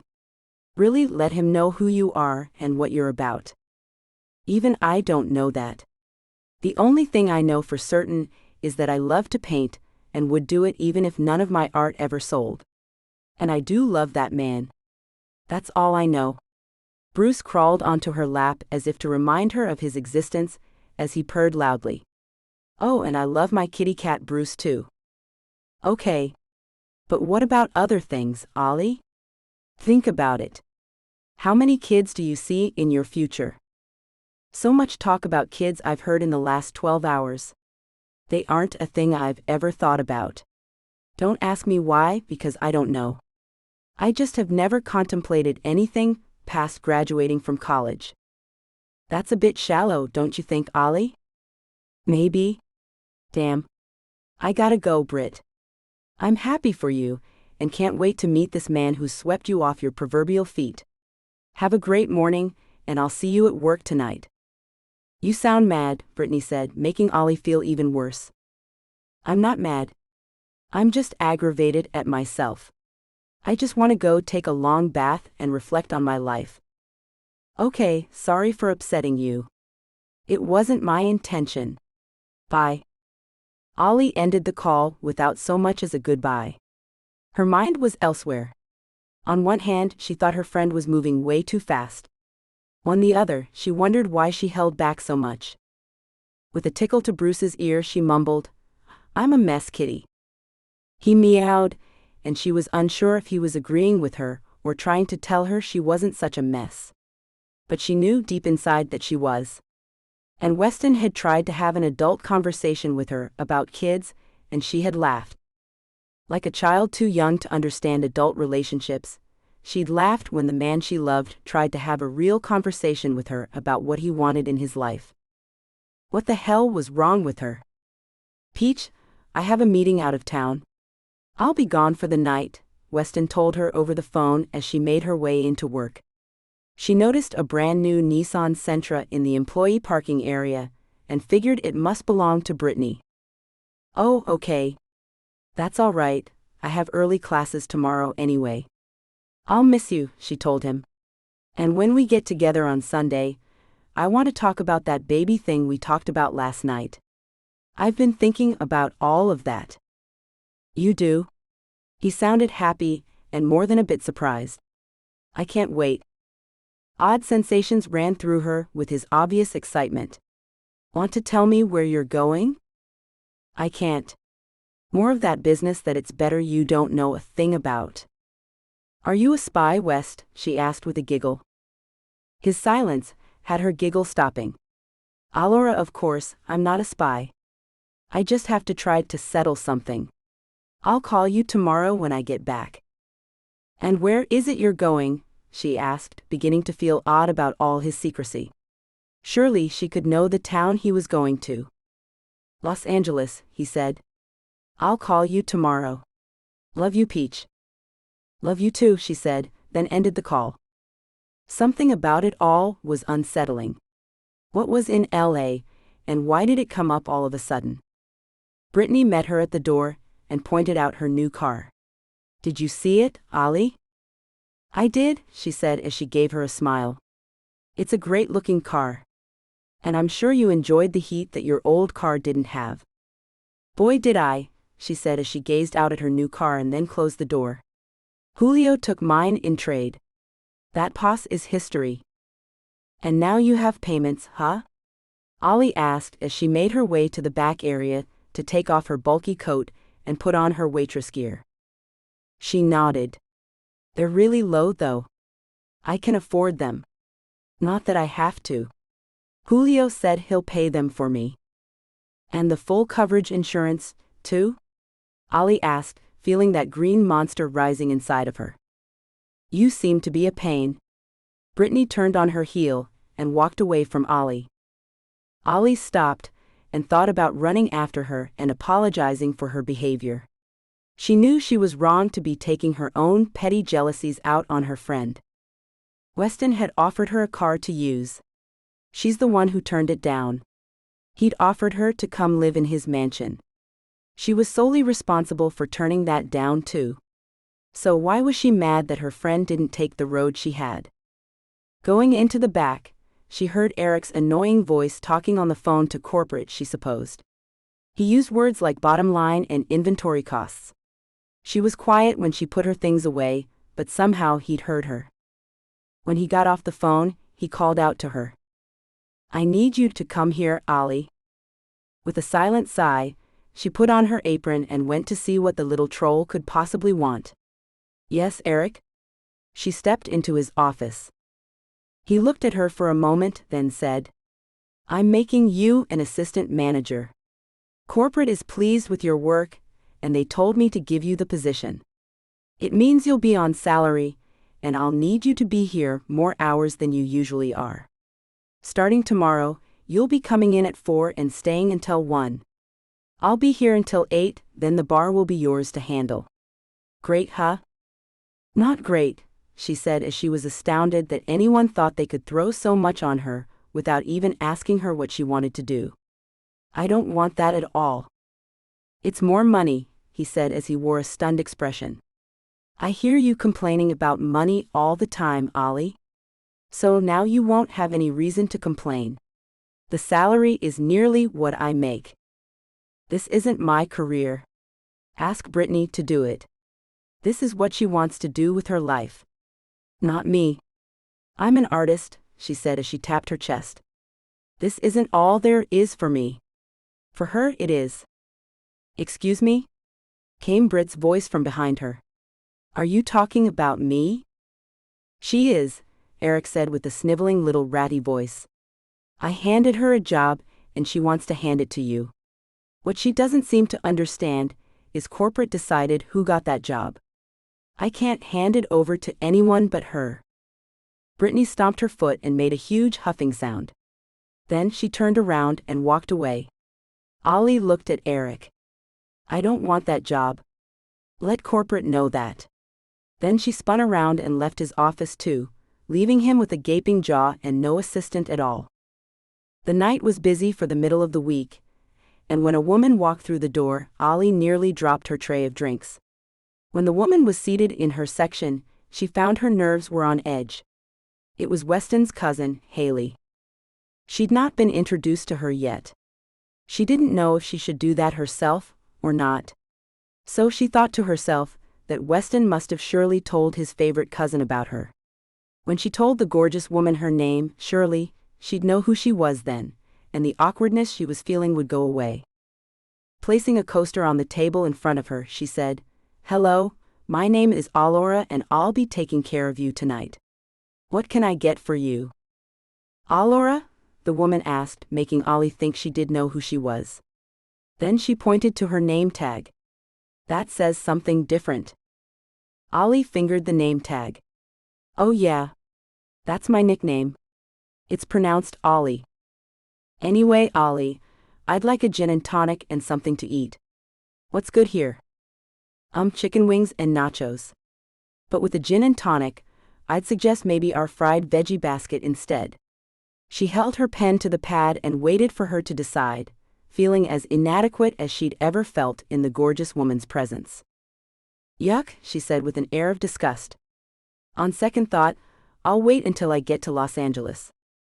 The thought that she was headed to Los Angeles too was too much for her, and she asked, Oh, when are you heading out of here? Soon, she said, then tapped her long and expensive nails on the table. I'm waiting for my boyfriend to get off work so we can head out. The word boyfriend made her wonder who the hell that would be. The woman just lost her husband after all. She phrased her next question very carefully. Oh yeah? I suppose you're meeting him at the airport that's 15 minutes away from here? Yes. She leaned in and said in a hushed voice, He comes in here a lot. I was wondering why, and the truth is, I couldn't see it. He's wealthy and, quite frankly, above this place. I've been trying to figure out what he's been up to when he's not with me. And when I found out he was spending so much time here, it made me curious. If he's your boyfriend, why don't you know more about why he comes in here? I mean, how close are you two, really? Allie found herself asking a question that was none of her business. The way Haley eyed her made her nervous again. I don't usually talk about my private life, but you just have this kind of wise air about yourself. Like you've had your fair share of challenges yourself. Do you have a minute to spare, a fellow female, to give a bit of advice? I don't have many friends who'll tell me the truth if it will hurt me. Give me a sec, and I'll grab your drink and be right back. Ollie hauled ass to turn in the drink order and get someone to cover for her, so she could see what the woman was going to say.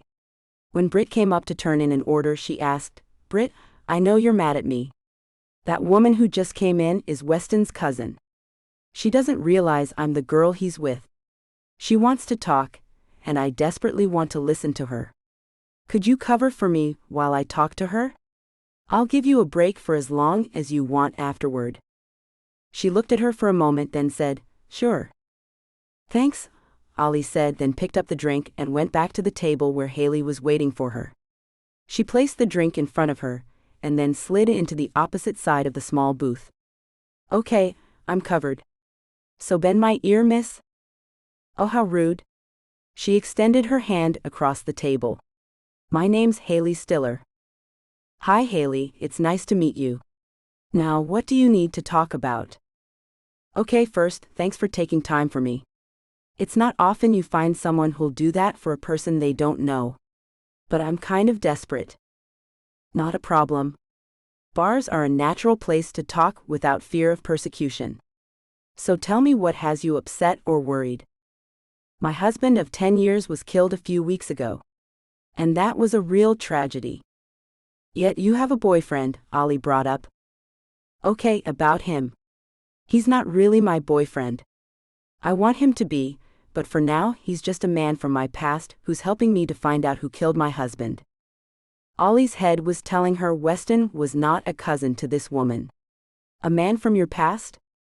"Well, Weston is more than just a man from my past." Ollie's entire body went tense the moment she said his name. Now she knew they weren't cousins. "What is he?" "He and I were married once. And we had a baby." Ollie's heart stopped. Weston had been married to the gorgeous, rich woman who sat across from her, and they had a baby together. "And where is the child now?" "He was killed in a car wreck we had when he was just 2 months old," she told Ollie, making her heart pound. She reached across the table and took her hand, which was nervously tapping the top of her short glass. "My gosh. I'm so sorry to hear that. That must haunt you." "It does. Like one can't realize. You see, Weston and I fought so badly after that happened. He was driving. We lived in Los Angeles at that time. I blamed him at the time, even though he wasn't really to blame. The car in front of us stopped suddenly, and he hit the back of them, and a truck plowed into the back of us. The baby was in his car seat in the middle of the back seat, the safest place in a car, but he was injured anyway. They kept him on life support for a week before we decided to let him go. He left us on tomorrow's date. That's why he and I are flying to LA. We've never gone to his grave together since we buried him 10 years ago." "And why is that?" Ollie asked. "Weston and I were high school sweethearts. Though unintentional, we found ourselves pregnant only 1 month after graduation. He married me, and we were pretty happy up until our son's death. Like I said, I blamed him, and only a couple of months after we buried our baby, I left him and asked for a divorce, which he granted me without a problem. I was paid a hefty sum by him as a settlement, making me a rich woman." "How fortunate for you," Ollie said, trying to keep the anger that was building inside her controlled. "Yes, well, Weston is a wonderful man. He always has been. I lost sight of that when I got so angry about losing our son. I went off and met another man and married him within that year. And Weston and I didn't talk at all. Until my husband was killed a few weeks ago. And why did you contact him? Ollie asked as she was confused about how the woman actually felt about Weston. I've missed him for the last few years. I realized I was wrong for blaming him, and I was wrong for leaving him to deal with his grief over the loss of our son. I wanted to not only make amends, I wanted him back. And when my husband was killed, I suddenly found myself in a position to get back into his life. So you asked him for his help in finding your husband's killer or something like that? Haley nodded. Yes. I used that to get to him. You see, there really is no need to try to find who killed my husband. He was in the mafia. Oh damn. Ollie said with a hushed tone. Yes, Haley said. I knew it could happen to him. And I used that to get Weston to talk to me. He's a good man. Like I said. And I thought since he was still single that we could pick up where we left off. More than anything else, I wanted us to have another baby. I longed to see that little face again. A perfect mixture of he and I. Ollie felt a lump in her stomach, and it moved clear up her throat. She swallowed it back and said, "And he's not into it?" When Haley shook her head sadly, Ollie felt the tiniest bit of relief. Weston had turned her down. I am hoping that when we visit our son's grave together, he'll reconsider my offer. You see, I've told him I want him back, and I want us to have a child right away. And he said? Ollie asked with terror flowing through her. Well, he told me this morning that he'd think about it. Ollie nearly fell out of the booth and onto the floor. She wanted to run and hide and cry her eyes out, but something told her to ask a bit more. This morning? And up until this morning, he said no to you? She nodded. I asked him yesterday evening when we went out to dinner if we could go to LA tonight. I asked him to give us that closure if he wanted closure. Then, if he really didn't want to go back to what we had, I'd leave him alone. Would you really be able to do that? Ollie asked as she could see the woman was desperate to have him back and have a child with him again. I would. He's too good of a man to continue to harass. But I want him back so desperately, I'm afraid of what I'll do if he doesn't take me back. Not that I'm suicidal or anything. Just that I'd make a damn fool out of myself. So that's why I'm asking you, a person who has no stake in this at all, what should I do? My friends tell me to keep up the pressure, and he'll cave eventually. But my mind is telling me he may have someone else that he's not telling me about. And if he did have someone else, why wouldn't he tell you about her? For fear of hurting me. He's a good man. And on the anniversary of our son's death, that's the last thing he'd do is hurt me. But I might be delusional. I might be spinning my wheels and getting my hopes up. If they're dashed, it might hurt nearly as bad as the day we lost Weston Jr. Ollie bit her lower lip. How could she answer the woman who now she felt terrible for? She wasn't a third party with any stake in anything related to Haley or Weston. Ollie was at a crossroads she never saw herself coming to. Do you really think you and he could go back to the way things were? Ollie asked. I mean, if he does have someone, that is?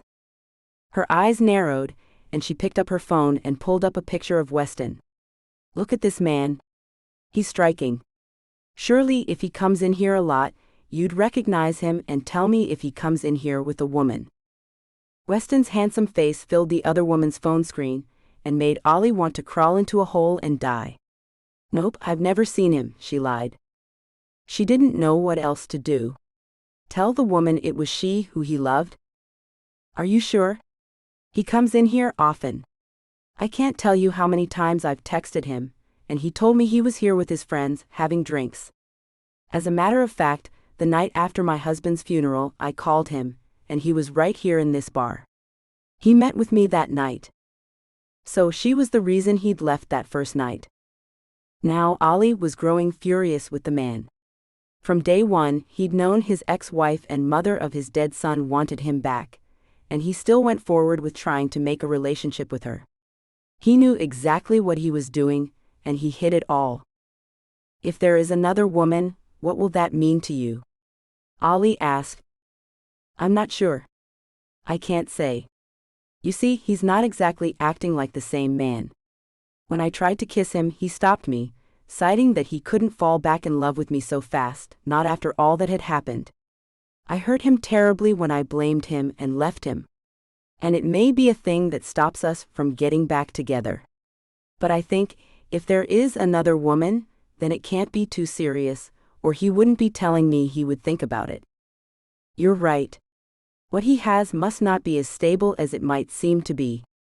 I wonder if he's told this other woman about you, Ollie mused as she found her head going light. I don't know. I don't know much anymore. I just know I want him back, and I want his baby again. Ollie nodded, then said, If you want to know what I do nothing. I'd never want to go back to what I had before. I'd move on to another future. But that's just me. She felt a bit of guilt with her words. Now, you might want to do the opposite. I've been told I don't really have what it takes to be in a committed relationship. Something I was blind to, but now I'm seeing a lot more clearly. If I want him, I should do everything I can to get him. Is that what you're saying? Haley asked. With a nod, Ollie gave the woman the answer she wanted to hear. Ollie was no fool. She knew telling that woman to move on and forget about Weston would go through one ear and right out the other. So she told her what she wanted to hear, go for it. Then Ollie added, But you may have a fight on your hands if there is another woman. A woman who may love him as much as you do, if not more. I know that, Haley said, then took a sip of her drink. But he has to have a deeper love for me than someone new, right? All Ollie could do was shrug. I have no idea, Haley. None?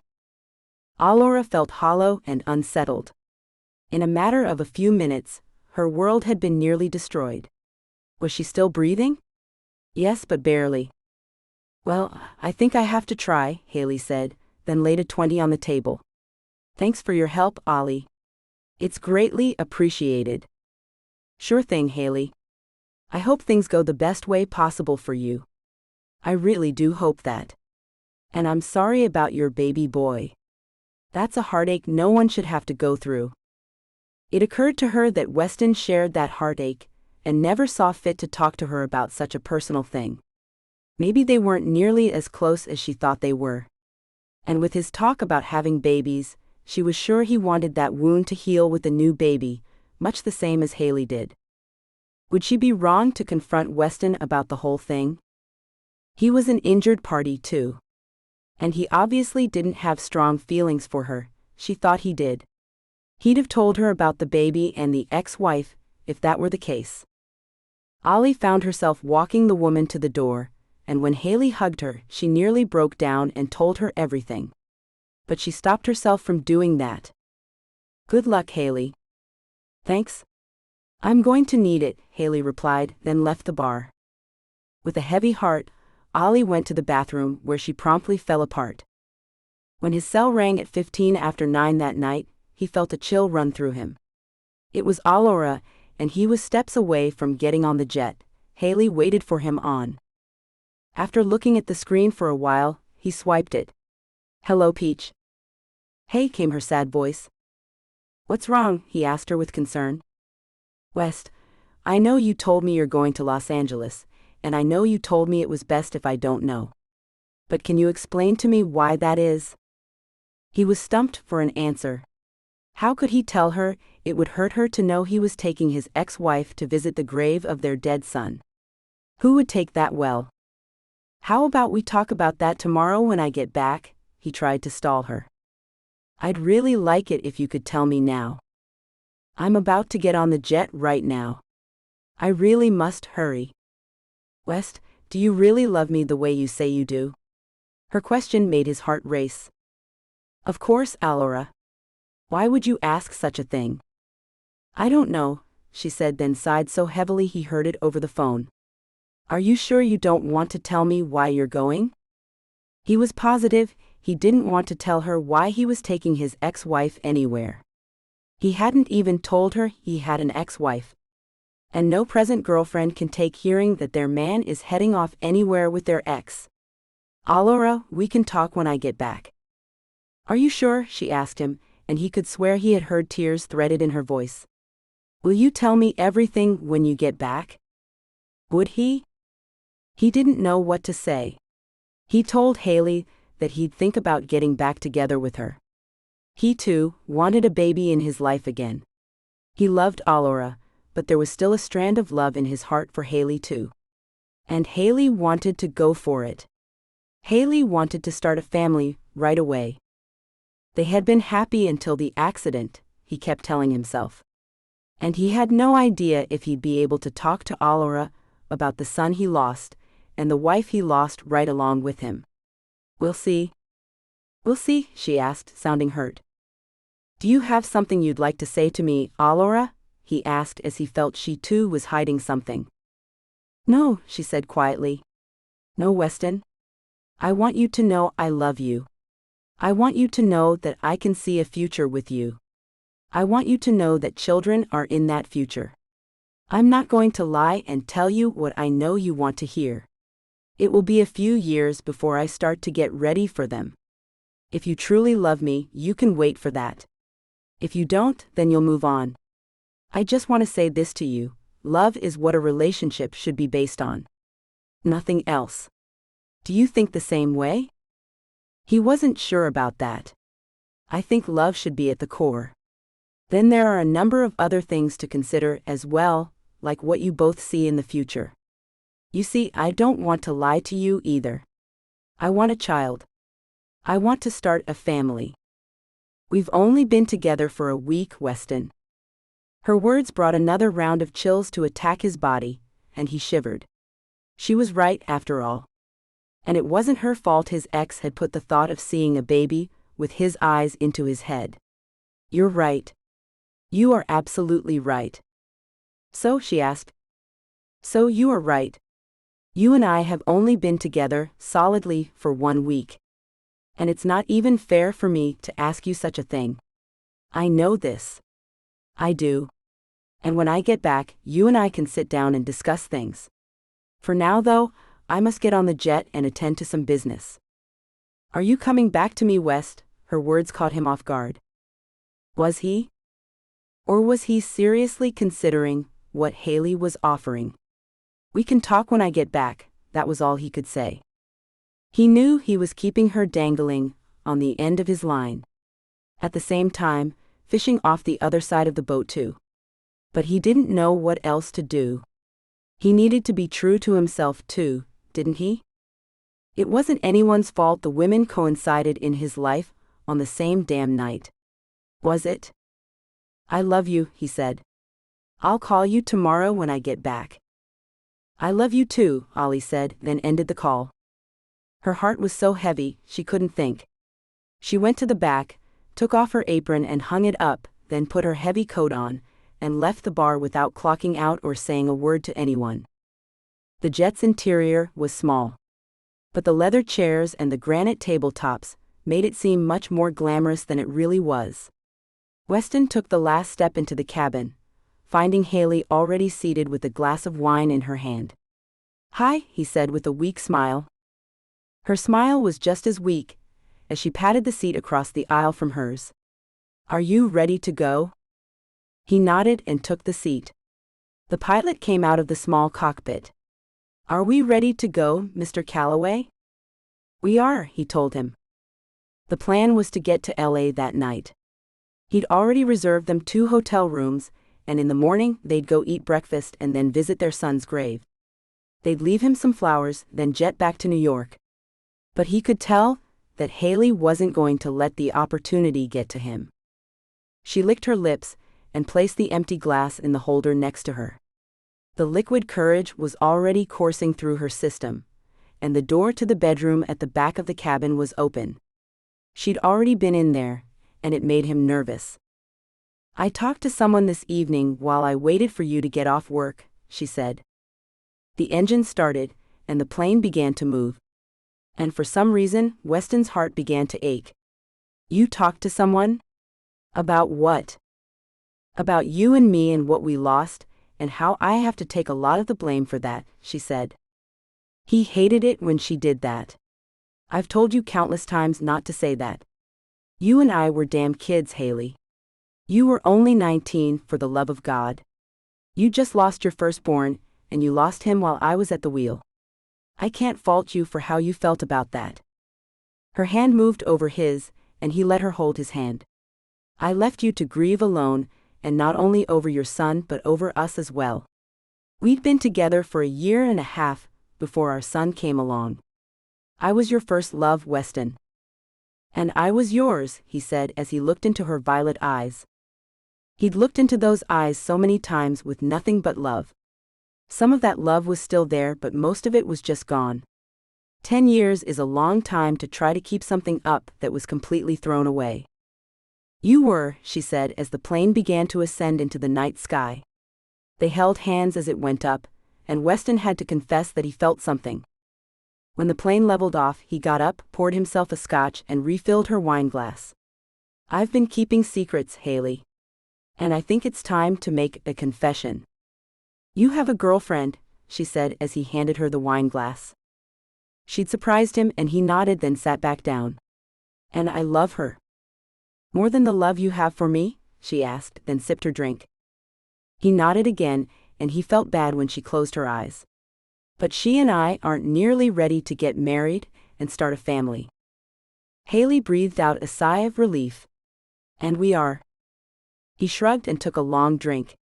But I love her. So you can see my quandary. I can.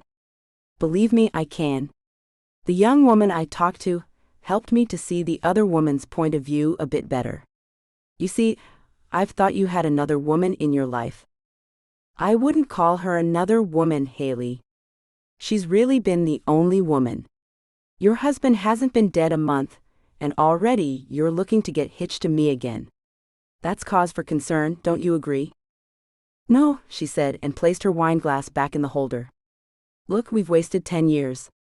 I don't think we should waste any more time. We know we have love for each other. He held up his hand to stop her. Listen, there is love between us. Maybe there always will be.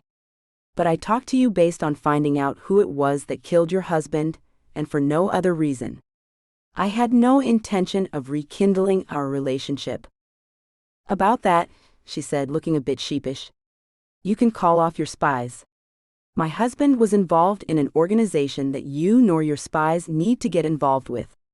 I knew the risks he was taking. I don't want you to take any more risks and find yourself or someone you hire dead. Damn. Are you serious? Weston stood and paced in the tiny cabin. Haley, how could you? I've wanted you back for the last few years. I just didn't know how to get out of my marriage and get back to you, she confessed. How selfish. How damn selfish. He went to the back and saw rose petals had been spread all over the bed. A thing he'd done for her when they first been together. He picked one of the pink petals up and rubbed it between his fingertips. His heart felt warm, and when he felt her arms go around his waist and her head lay against his back, he felt something. He wasn't sure what, but he felt something. I miss him, she mumbled. I'm sure you do. He was your husband for 10 years. You're bound to miss him. No, I mean that young man you were. I miss him. I miss that guy. That guy who'd take me to the beach, and we'd play in the waves, then make out in the sand, or inside of an empty lifeguard tower. He chuckled, then stopped, as he thought she should be missing the man she'd had a life with for the last 10 years. He turned around and held her, then kissed the top of her head. Haley, you should be thinking about your husband, not me. You are my husband. When I think of you, I think that. You were my first love. My first husband. The first man I had a baby with. The first man I lost a baby with. You were my first everything. Including your first divorce, he reminded her. Can't you forgive me for that? She asked as she looked up at him. He took her chin in his hand. I forgave you for that the moment you left me. But I can't forget that, and I can't stop thinking about how you say you've been thinking about me for the last 3 years while you were with the man you were married to. That's more than a bit off-putting. You want me to lie about how I felt? She asked him, then reached down to pick up a pink rose petal. I've remembered all these years how you covered your bed with these on the night we were first intimate in your bedroom. I want us to climb under that blanket and go right back to that night. I swear to you, if you don't feel a thing, we can end it right then and there. But if you do, then I want you to give us another chance. You do realize that I have an idea you're on no birth control. If I did such a thing, and felt nothing close to what I'd need to feel to start over with you, then I'd have run the risk of getting you pregnant and ending what I have been building with another woman, right? She nodded and smiled. If I did get pregnant, then it would mean this is meant to be. Don't you think? He looked at her and wondered how her mind worked in such ways. He couldn't deny they still had some chemistry. Nothing nearly as strong as what he shared with Allura, though. Weston sat on the edge of the bed and pulled Haley down to sit next to him. I can't do this to you. I can't tell you what you want to hear. I love another woman. Who isn't ready to invest in you the way I am, she added. That said, what if we did have another child and lost that one too? You'd leave me again, possibly. We both know you can get right back into that mindset if the worst happens. And I'd have lost a true love. Not that you weren't one, because you were back then. But I'd have lost a future with someone wonderful. Maybe someone I was meant to be with. Am I a fool? She asked him as she laid her head on his shoulder. The waitress at the bar told me I wasn't being a fool to go for what I wanted. She told me to go for it. And now that I have, I feel kind of foolish. Maybe taking Ollie's advice was a mistake. He blinked a few times, then asked, Ollie? That's an odd name. I know it is. And the young lady it belonged to was kind of a contradiction if you ask me. She introduced herself as Allura, then when I pointed out her name tag, she changed it. And she was this kind of hippie chick, but I could see she had something regal to her too. An air of wealth. You know how the aristocrats have that air about them? Well, she had that, but it was only slightly covered up with a veil of aloofness. She was an odd girl. I realized now she had a sadness about her. Perhaps her heart had been too freshly broken to give me any good advice. Weston knew all too well just how freshly broken her heart must have been.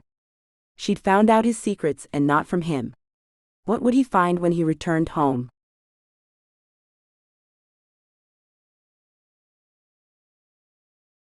Unexpected wealth.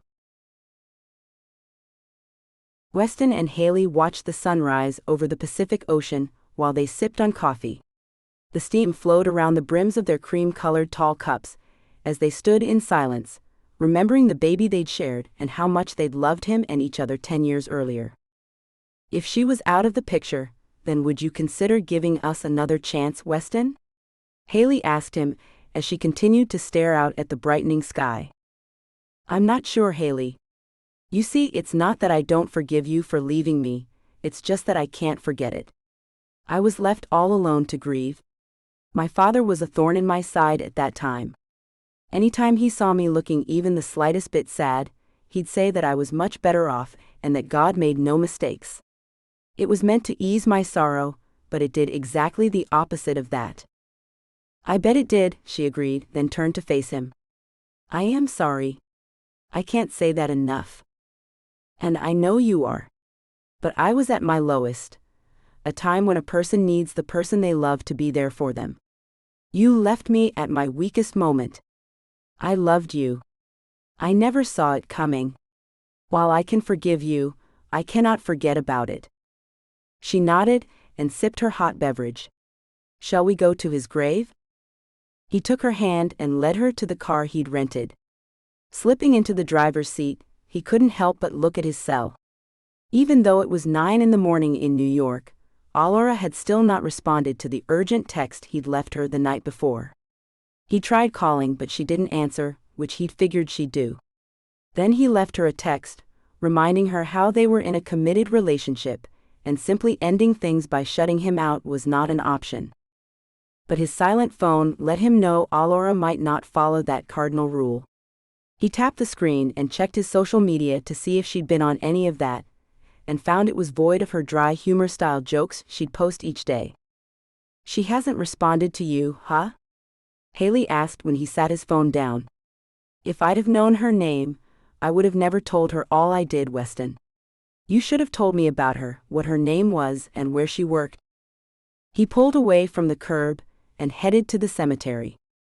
"Ironically, I thought if you knew about her and where she worked or went to school, you'd go to her and tell her exactly what you did." "That is ironic," she mumbled. "And sad. I wouldn't have done that to you. I feel bad that you think I would. I'm not some sneaky, underhanded tramp, Weston. I don't know you anymore, Haley. How was I to know what kind of person you've turned into in the last 10 years? Hell, you told me you'd been thinking about me for the last 3 years of your marriage.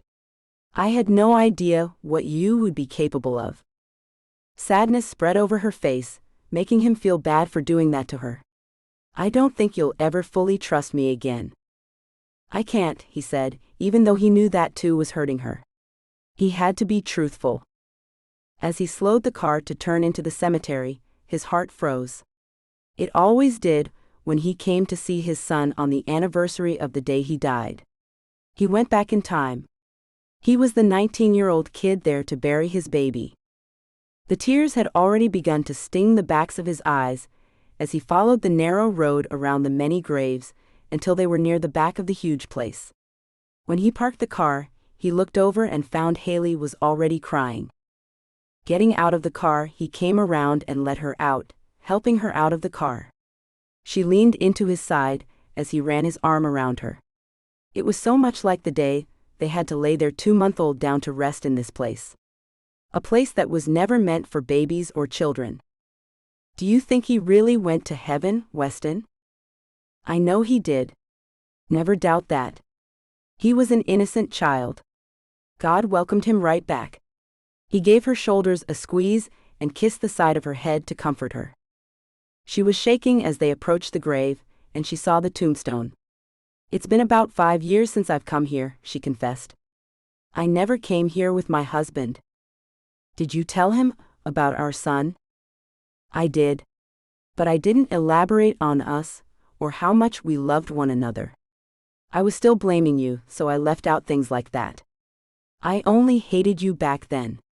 But I still should have come and left flowers on his grave. It was wrong of me not to." "He's not here," Weston said in an attempt to absolve some of her guilt. "You probably thought about him now and then. He knows that. I have to admit that I pretty much blocked him out of my mind.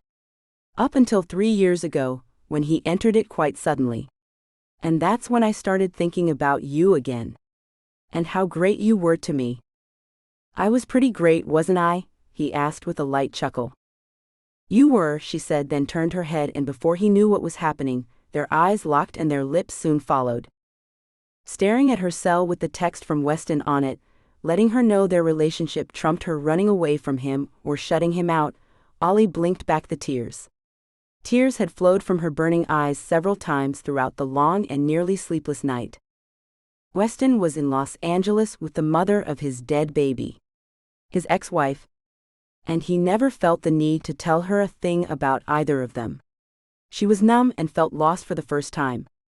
Love hurt like hell, and she finally understood the angst in some people's art. The blackness of hell made sense to her at that moment. She felt like an empty abyss. And she hated it.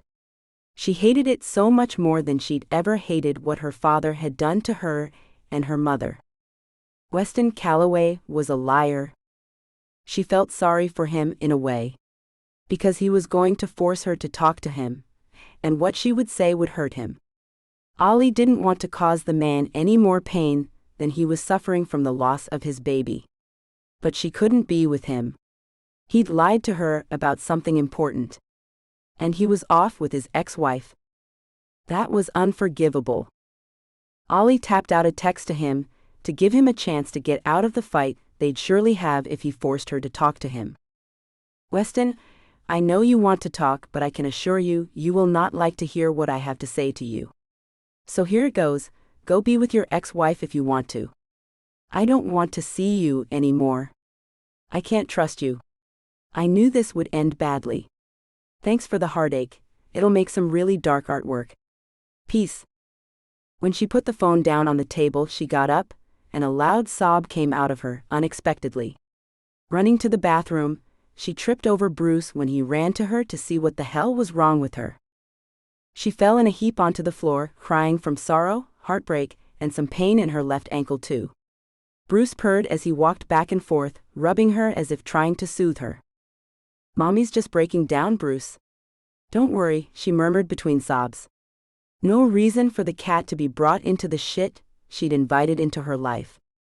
When her cell rang, she ignored the chiming that it made. She didn't want to talk. Not to anyone. As if the heavens had suddenly opened, rain began to fall on Weston's back as he kissed his ex-wife at the end of their son's grave. The water was nearly ice cold, rare for California rain even in January. He took her hand and they ran back to the car. Getting in and breathing hard, they looked at one another. There was heat in that kiss. Both had felt it. Weston panted and then picked up his phone. Haley shouted, "No? No, don't do that. You know you felt something. Forget about her. I know you can forget about her if you give me a chance to remind you how much we loved one another. I know it. So put the damn phone down. Delete her number." He sat, staring at the woman he'd once loved. The only woman to ever carry his child. He weighed it all in his mind as he looked at her. Haley wanted to get to it. She wanted a family, the same way he did. Aurora was not only a wild card, but she assured him there would be a pretty good amount of time before she'd be ready for kids. Once his breathing went back to normal, his brain knew the answer. I love her, Haley. That kiss. He held up his hand to stop her. Was good. And maybe necessary for us. But it was a one-time thing. I love her. I don't care that I'll have to wait to have children with her. I will wait. I'm sorry we kissed. I'm sorry it meant more to you than it did to me. The truth is, if she wasn't in your life, then you'd give me a chance, she said as he opened the text Aurora had sent him while they were out of the car. When his eyes drooped, she snatched the phone from him and smiled as she saw what Aurora had sent him. She not only let him go, but also told him to be with her. She handed him the phone without saying a word. The ball was in her court, and she knew it. She's just mad, he said as he placed the phone in the console. I'm still going to make her talk to me. We had a deal, and that was part of it. That girl will rip you apart. She has that look about her. You sure you want to do that to yourself? He wiped his eyes and pulled away from the grave as the rain continued to pour down in sheets. Even if I have no one else, I'm not starting things back up with you. This trip was a mistake. I meant it to give you the closure that you seem to need. I didn't need any. I got my closure when you married someone else. I was wrong for taking you on. I wanted to help you, and all you want is what you want. So I'm selfish. That's what you're saying. I'm a selfish tramp. I didn't call you a tramp. But you are selfish, and I should have listened to my head when it told me to leave you alone. I knew this would end up badly. And I may have lost the one woman who brings things out in me no one else ever has. A heavy sigh came from Haley, along with her bursting into tears. I love you. Damn it, Weston. She's through with you. Please, give me a chance to prove to you I can be what you want. He drove to the airport without answering her. He tried hard to block out her bawling and squalling. He'd forgotten how dramatic she could be. He wasn't sure how he'd forgotten that. Haley knew how to work him. She always had. He recalled the first time he asked her out. She was having a full-on pity party for herself, in the lunchroom of the high school they both went to one afternoon. The boy she liked had turned her down when she asked him to the Sadie Hawkins dance. Weston saw her crying, all alone at a table, and asked her what was wrong. When he heard her woeful tale, he jumped in like a knight in shining armor and picked up the pieces, taking her to the dance and in grand style at that. The feelings they shared were slow to grow. After that first date, she kept showing up in the halls of their high school, walking alongside of him to his next class. He would reciprocate her gesture and started walking her to class instead, citing it was the man's job to walk the young ladies to class, not vice versa. Before he realized what was happening, Haley had insinuated herself into his life. Dropping by his home on Friday nights had him taking her with him to the ball games and then out for burgers afterward. Day by day she crept in until he thought he'd found love. His first love. He treated her special after he realized they were actually dating. And when they became intimate for the first time, he made it a special experience for her. Weston realized he was that man. He was that guy who wanted to rescue women. And then he knew that was going to be his downfall. He needed to be with a woman who didn't need him to fix her or help her. Allura had never asked for his help, yet he'd given it to her in every way he could think of. She was mad at him for buying up all her artwork at that show. Even though she needed the damn money, she had been mad and asked him not to buy any more of it. Allura wanted to make it all on her own, and he had gotten in the way of that. Trying to fix things for her, instead of being by her side and helping her to deal with the outcome, whatever that might be. "Thank you, Haley," he said as they pulled into the busy LAX airport. "For what?" she said, then sniffled. "For showing me what I've been doing wrong all these years. I've been trying to help women." "That's not a bad thing, Weston. But it is if you take away from them to do it. When I saw you crying, I just wanted to stop it. And what I did was unintentionally make you think of me as the go-to guy to ease your mind, your fears, your loneliness. And you're great at doing that, Weston. Not every man cares that much," she told him, then ran her hand over his cheek. "That's a great attribute." Taking her hand, moving it back to her own lap, he left it there, and she noticed that he no longer wanted her to touch him. But she thought it might stem from how he was reacting to her touch. It must spark something in him, or he wouldn't bother to get away from it. He saw her bite her lower lip and reach out to him again. "Stop that," he warned her. "I can see what you're trying to do. I don't want to hurt you. Don't make me." "She doesn't want you anymore," she told him as they sat in the long line at the airport. "She's just mad, and that's what she does when she's mad." "Shuts you out? That's not healthy," Haley said, pissing Weston off. "You did that too, so don't go judging her," he shouted at her. "You know what, just be quiet. For now, be quiet." He picked his cell back up and tapped in a message to Allura. "I'll take my chances. When I get back, I'll come over to explain everything to you. I'm done hiding things." Allura was quick to text back. "Don't. I am going to talk to you. Don't even try to avoid me. I will find you, and if you're at work, school, or any public place, it won't stop me from talking to you. I know how you hate scenes, so you should make sure we're someplace private when we talk. Your place or mine." He texted back to her. A long time went by. He was able to move up a lot before she texted back. "Fine, it's your funeral. I'll be home. I've already called into work. I feel sick. Sick and tired." "You should heed her warning, Weston. Why fight with her?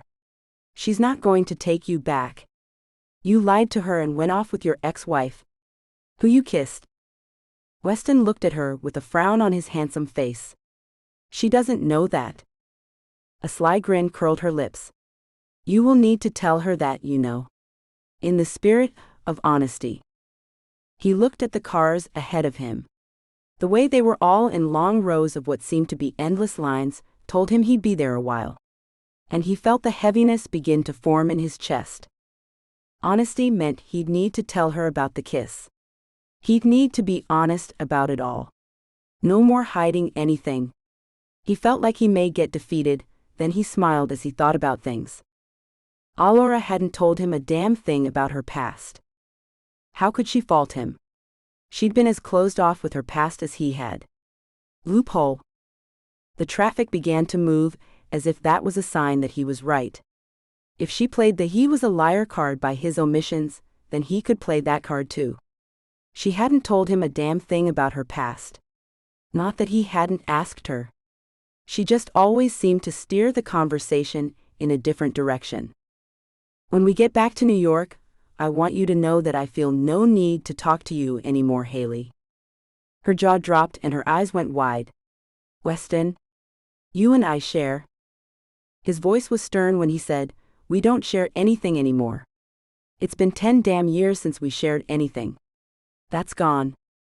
I'm sorry we lost him, I am. But we did. And we lost our marriage and our relationship. It's over, Haley. End of story. It's all over. She won't take you back, Weston.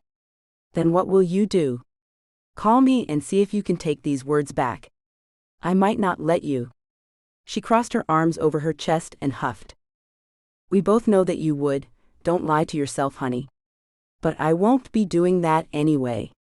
You see, I love that woman. I know she has a stubborn streak a mile wide. And I think I might have one too. Because I'm going to fight for her. I'm going to make sure she knows I'm not about to give up. So the dream of having kids is over for you? She asked. I don't see that. I can wait for her to be ready too. She's young. I shouldn't have even asked her to do such a thing. She deserves to get to have her youth. Just because we cut ours short doesn't mean everyone has to. I love her so I can wait. Noble to a fault, aren't you? Haley asked. He nodded. You know what, I've been told that before. By Alora. And I'll tell you what I told her. I am. The parking lot to drop off the rental car came up, and he pulled into it. Parking the car, he got out and found Haley waiting inside of it. He supposed she was waiting for him to open her door and do the gentlemanly thing. He shook his head and wiggled his finger at her. Opening the trunk, he put the 2 small bags that came around on the back of the golf cart to pick them up. Haley finally got out of the car, and that's when he remembered he'd left his cell in it. Going back to get it and give the car one last look over, he found she'd sent a text to Alora, telling her that they'd hooked up, and she was sure he didn't plan on letting her in on it, but that she felt compelled to let her know, woman to woman. The grin on Haley's face was enough to make him want to explode. Her tears were burning trails down her cheeks when a text from the woman Weston was with came across the screen of her cell, making her throw the phone. Alora had managed to pull herself together somewhat. Then the damn message came in that broke her right back down. When would the torture end? A light knocking at her door had her trying desperately to wipe away the tears from her swollen eyes and make her way to the door. A thing she didn't want to do, but she knew it might be the landlady there to ask about the rent she was supposed to turn in that day, but hadn't built up the gumption to get dressed and go do that. As she pulled the door open, she mumbled, I'm sorry. I have the money. Alora stopped talking and rubbed her eyes.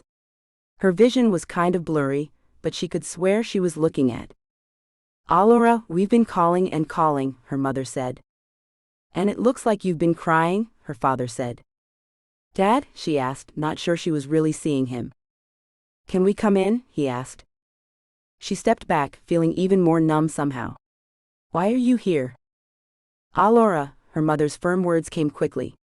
Your father has something to tell you. Please hear him out. Why? She asked, stunned. When he took her hand and led her to sit on her tiny sofa, he said, Because I was a fool, sweetheart. I'm here to right the wrongs I've done to you both. But, she managed to get out, but her mother stopped her. Alora, let him talk. She sat quietly, waiting to hear what the man who dumped them had to say. But she didn't want to. If she hadn't just been put through the ringer and at her weakest moment ever, she'd have slammed the door in his face. Honey, I married a woman a couple of years ago and we're having a baby, her father said. Congratulations? She asked as she rubbed her tear-swollen eyes. Yes, that's the appropriate thing to say, her mother said as she sat next to her and put her arm around her.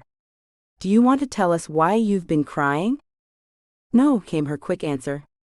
I'd like to find out why either of you think I would care about this news. And I'm wondering why you care, Mom. Your father came to make amends, Allura. Give him a chance. He's your blood, you know. Ollie looked at her father. He was all smiles and looking almost just like she remembered. She'd inherited his light blue eyes. His firm jaw was another thing she had like him. He was her father, but not in the spirit of being an actual father. Blood? What about the fact you left us, Dad? Am I just supposed to forgive and forget and move on? And just why would I do that? I don't expect you to forgive me right away, he said. I know it'll take some time. But I'm not going to leave you out of my life anymore. You're going to be a big sister, Allura. I want you to be in your sister's life. You're having another girl? She asked as she settled into her mother's side. We are. You see, the woman I married has a huge heart. It was she who told me I should make amends with you and your mother. When I looked back at what I'd done to you both, it made me sick. And I know you can't be expected to just accept me back into your life. But honey, I don't want you or your new baby sister to miss out on knowing each other because of what I did to you. Her brain was in a spiral. Life was knocking her one way and then the other, and she was feeling punch drunk. She was going to be a big sister at 22 years old. That felt weird to say the least. Dad, I don't know what you expect out of me, she said as she got up to go grab a bottle of water out of her small fridge. I expect you to let me do right by you. I expect you to feel welcome in my home with your stepmother, Clara. I expect you to enjoy your baby sister. And I expect you to accept my love for you, and one day I hope you can return that love. But I won't press you about that, he told her, as he followed her into the kitchenette area. First things first. He held out a keychain with 3 keys on it. One of them went to a car, she could tell as it was one of those chip-like things. And the Mercedes emblem on the key fob was staring her in the face. You brought me a car? She asked, stunned. I did. A brand new one. Your mother said you love bright colors, so I got you an electric blue one. I had to special order it. I hope you like it. If you don't, then we can always exchange it for something you like. Not a problem, honey, came his answer. She took the keys and held up the one that resembled a house key. Is this to your home? Not that one. The other one is. I want you to come and go as you please to my home. It's in upstate New York. Clara is dying to meet you.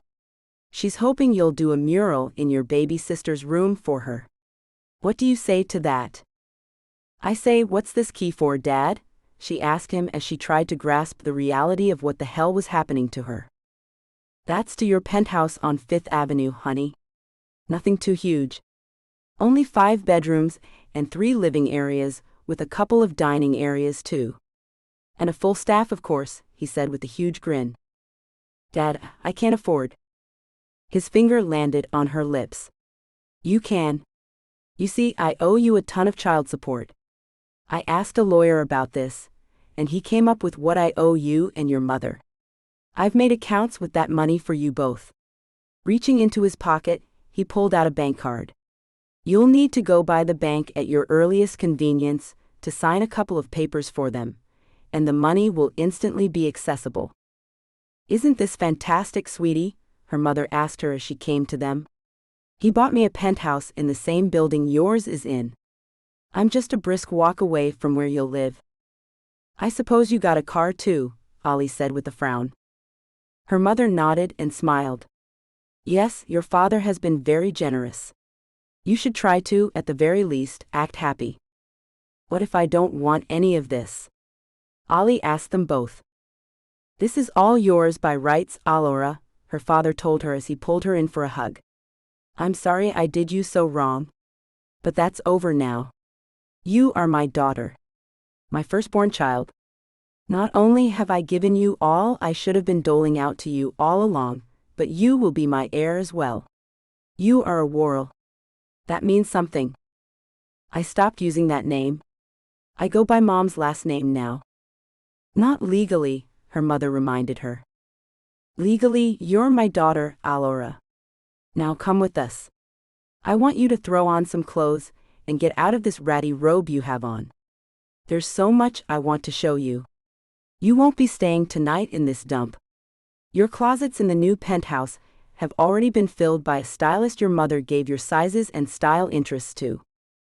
You're going to love the clothes and shoes, the handbags and jewelry, her mother gushed. This isn't what I wanted, Ollie said, but her parents had none of that. Her mother took her over, leading her to the bathroom and tossing her inside. I'll grab something from your closet. Shower? Ollie stood in the bathroom, the set of keys still in her hand. What the hell just happened? The rain had delayed the private jet from taking off for 4 hours. When they arrived at JFK Airport in New York, it was 10 at night. Haley had been eerily quiet all that time. Weston didn't seem to care, though. Care to share a cab, Weston? She asked him as they walked out of the sliding glass doors. No, I'm taking one to Alora's. Like I said before, I'm sorry about things and how they've gone, but I'm done with you, Haley. I do hope you have a nice life. He opened the door of a waiting cab, and she got into it. Then he closed the door as her mouth opened to say something else. He didn't want to hear it anyway. Getting into the cab that was waiting right behind it, he gave the driver Alora's address and was headed that way. Pulling out his cell, he gave her a call. A call she didn't answer. But he'd expected that. He sent her a text. On my way to you. Looking at the phone screen, he waited for a reply but got none. When they pulled up at the apartment building, he saw her Accord in its usual spot and grabbed his small overnight bag and got out of the cab. Quick steps took him to her apartment. Her door was slightly ajar. He pushed it open and found an older woman cleaning it. Do you happen to know where the owner of this apartment is? He asked her. She merely shrugged and said one word, moved. She moved? He asked, with shock reverberating the words he'd spoken. She nodded. Moved? But her car is here, he said as he leaned against the door frame. The woman shrugged again, and he turned to leave as it was pretty obvious he'd get nowhere with her. A call to the cab company had another car coming for him. He caught the cab and headed to the bar she worked at. It was cold and rainy, and Tackleman's was packed for some reason. He headed inside and asked the hostess if Ollie was working, but he found out she'd quit earlier that same day. He left stunned and stricken. Instead of calling another cab, he called her as he stood under the flimsy canvas roof that covered only part of the entrance. She didn't answer, and he ended his search for her for that night. A long ride back to his home left him wondering what the hell had happened to her. But that night wasn't going to see him getting to talk to her, that much was obvious. You moved. You quit your job. You left without your car. I need to know you're okay. Please let me know that. I won't be able to sleep until I know you're alive and okay, Alora. Please. He texted her, then waited for a reply. A beep let him know someone had texted him, and he crossed his fingers before he looked at the phone. She's fine. She doesn't wish to speak with you. It was from her number, but someone else was talking for her. That had him feeling a bit jittery. So he texted back. I want to talk to her. If I don't hear her voice, then I'm going to call the cops and report her as abducted. He hoped like hell that would get her to call him, and when his phone rang, he answered it before it could make an entire ring. Alora? I'm fine. Leave me alone, Weston, came her sweet voice. Yes, it was heavily laced with anger, but it was her voice, and to his ears it was sweet. Alora, wait. I need to talk to you. You swore to me you'd allow that. We had a deal.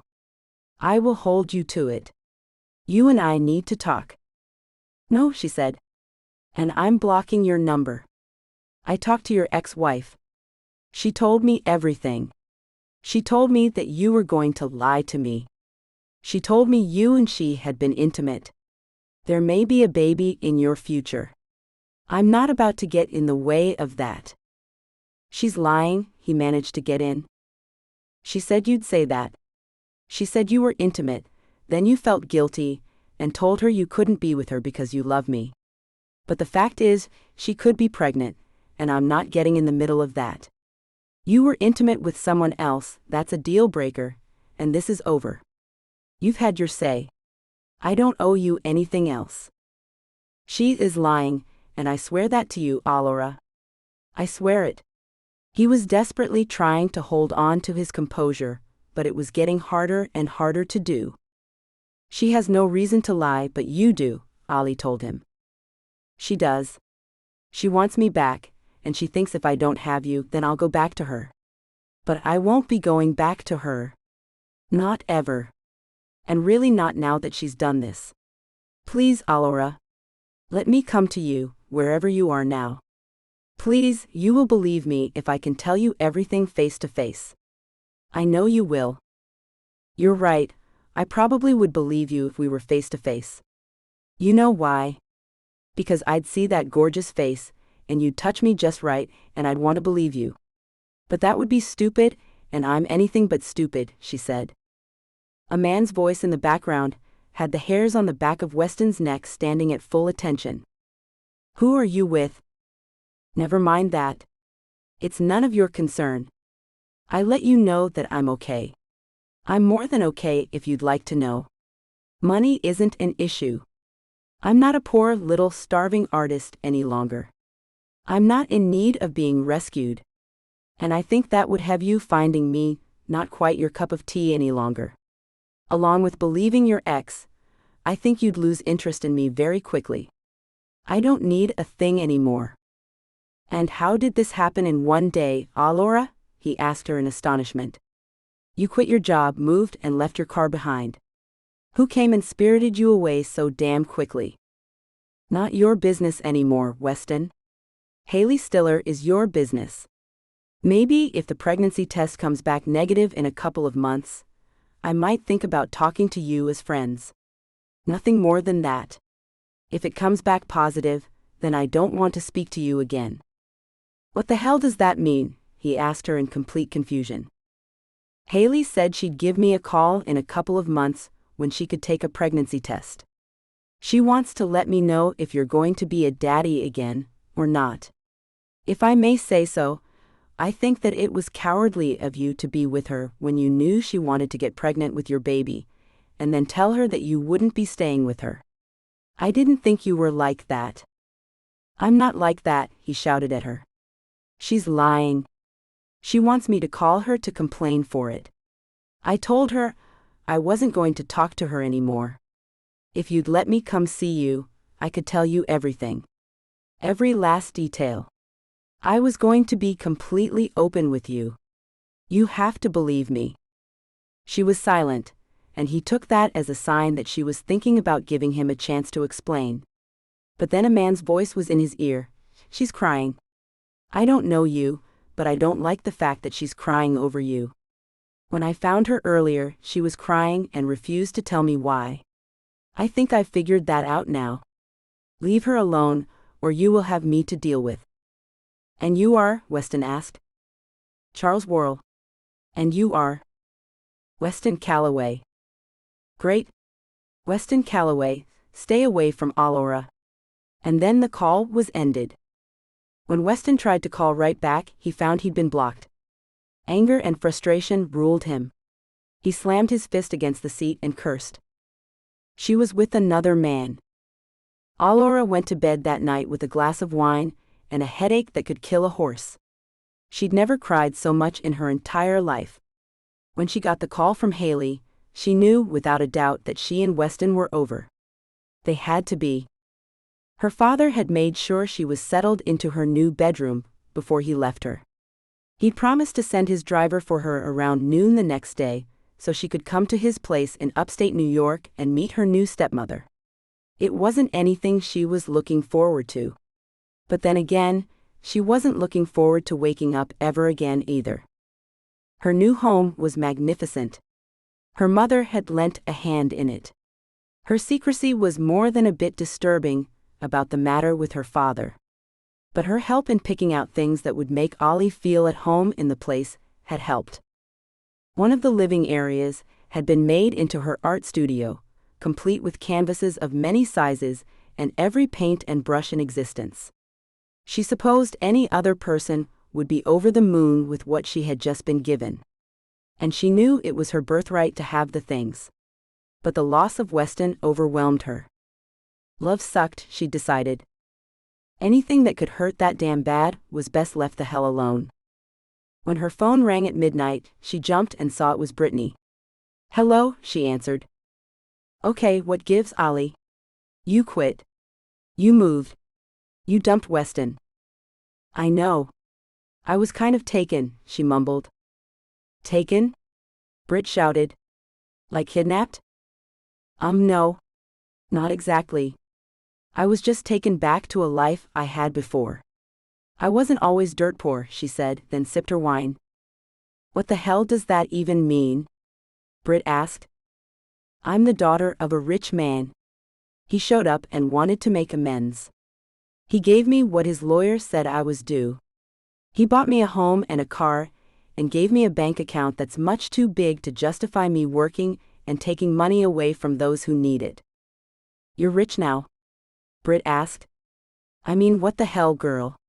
You wouldn't take what Weston offered you, but you'll take what a father who's all but forgotten you has given you? I don't understand." "I don't really understand either. I'm numb and more than a bit messed up by what Weston did," Ollie said, igniting Britt's curiosity. "What did Weston do?" "It's a long story with a crappy ending. No one wants to hear it." She drank the rest of her wine, then poured more into the glass from the bottle she'd brought to bed with her. "I could use a real bar in this place. Dad only stocked it with wines."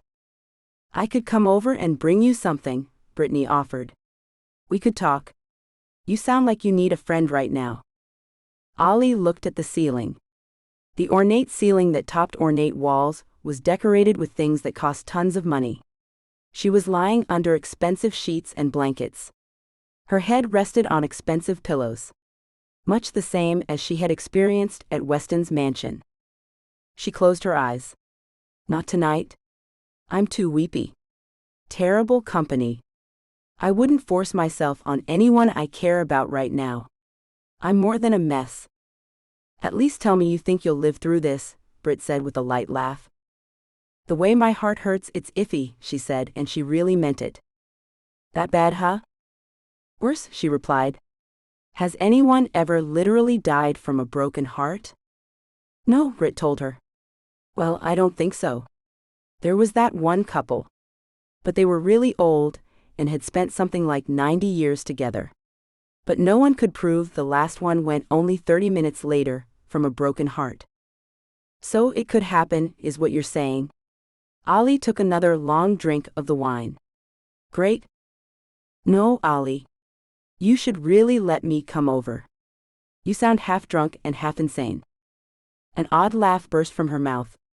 "Insane? Yes, that's exactly what I feel like. A real nut. I'll talk to you tomorrow after I go to meet my new mommy, and talk about decorating my new baby sister's nursery." "A new mom and baby sis, huh? Oh my. You've got a lot to let sink in." "Yes, I do. This would have been hard with Weston in my corner. With him out of my life, this is nearly unbearable." She finished the glass of wine and snuggled down in the bed. "Bye. I'm going to cry myself to sleep now, hopefully." "How sad," Brittany said. "I love you." "I love you too, Britt. You're a good friend." Ollie hung up and stared at the ceiling until sleep found her, some 3 hours or so later. When the sound of people talking out in the hallway woke her up, she opened her eyes to find the sun was shining through one of the windows that was curtained by a sheer olive-colored panel. Her eyes hurt, and so did her body. She groaned as she got out of bed. Her silk nightgown was twisted all around her body, and she pulled at it to get it straight. Hushed voices were heard in the hallway. "Find the cat." She shook her head and went to the door to see what they were talking about.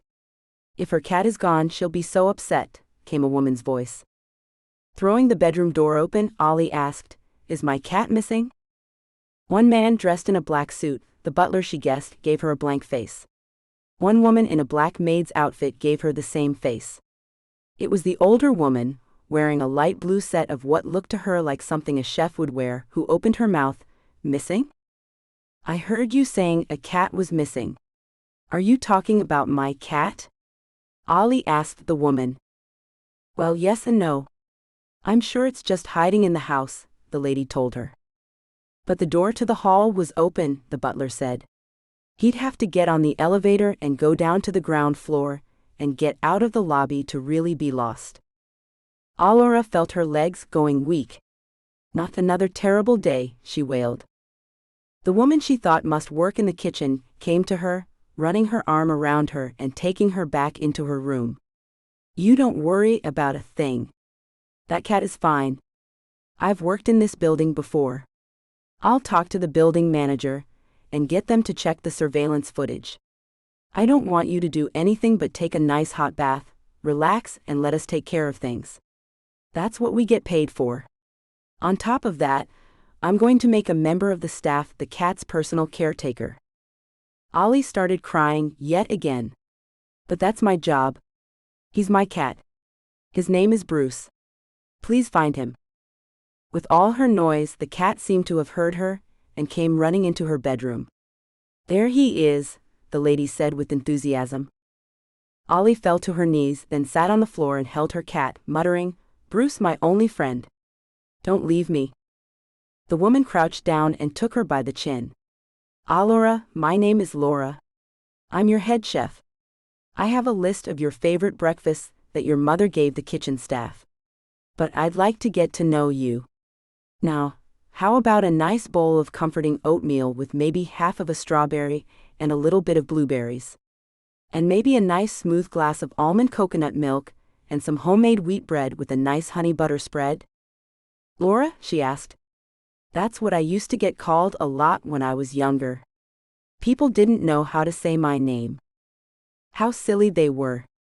Your name is spelled perfectly. I love your name. I hope you'll allow me to call you by it. I should have asked you first. Would you rather be called Miss Worrell? No, call me Allura. Or Ollie. The older woman ran a hand through her hair. I really like your given name. Can I call you that? Sure, she said. If you'd like. I'm not a spoiled brat like most rich people. I was rich, then I wasn't. Suddenly, I am again. My head is spinning, as you can imagine. I don't expect you to bow when I enter the room. Laura laughed and sighed. Oh, but some do, right? Ollie found herself giggling. I know. With the comfort of her gray kitty and what seemed like a new friend, Ollie was feeling a little bit better than she had been feeling. Her new home was gorgeous. The staff seemed nice. Maybe, just maybe, she could adapt to the life she once had. She had been rich much longer than she'd been poor after all. If you don't mind me saying, I think you're dealing with this much better than I would at your age, Laura said as she scratched behind the cat's ears. And you are how old? Ollie asked. I know it's rude, but I'm having a terrible time gauging it. I'm 49. I've had 2 husbands, 3 kids, and more than a few pets in my time. And I took this gig on when I was told you were only 22 and an artist. I love art.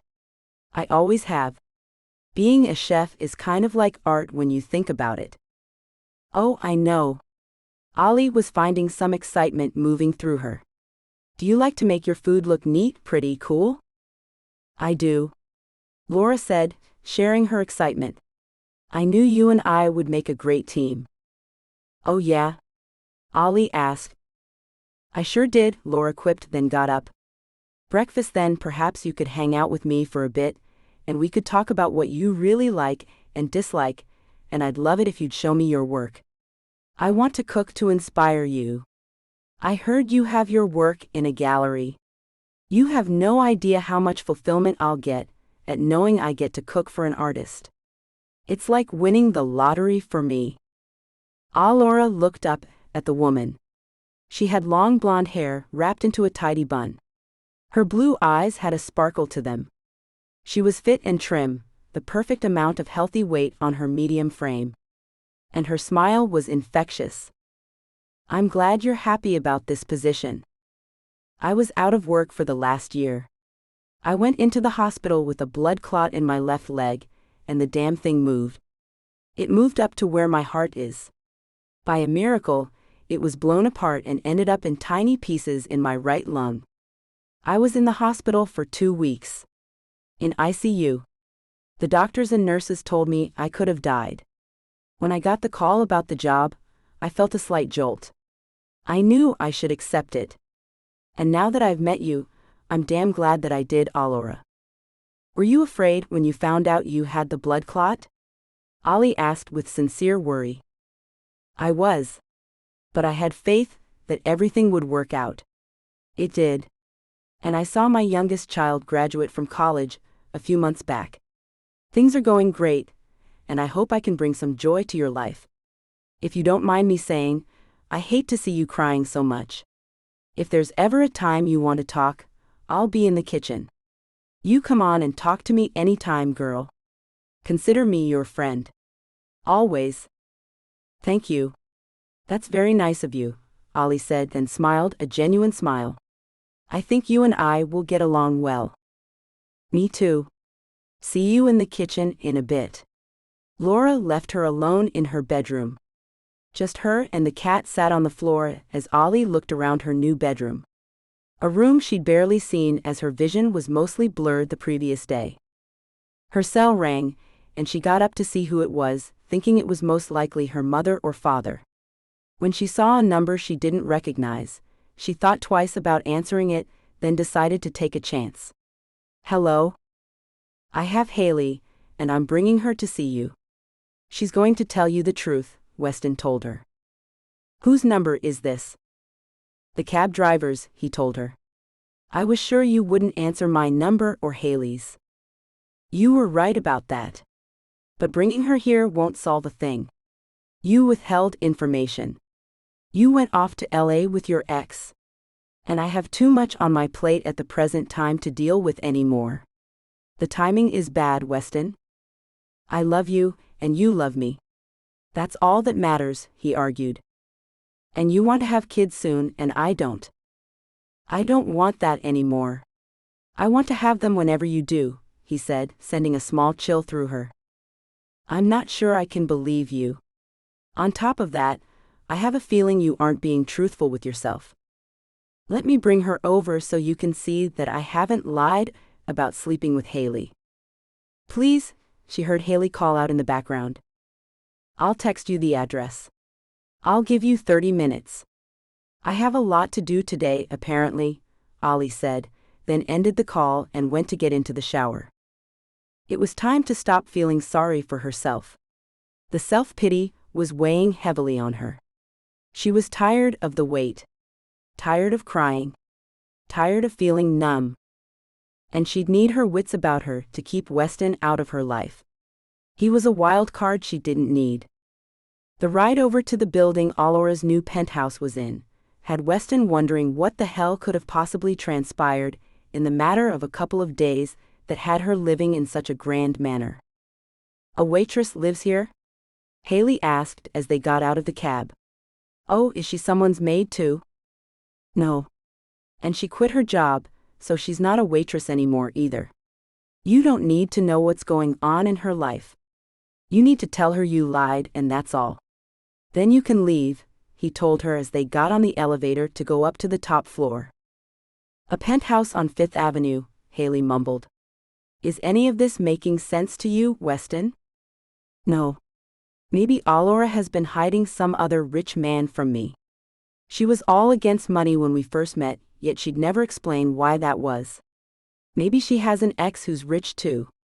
Maybe that's why she was so against me in the beginning, merely because I'm wealthy."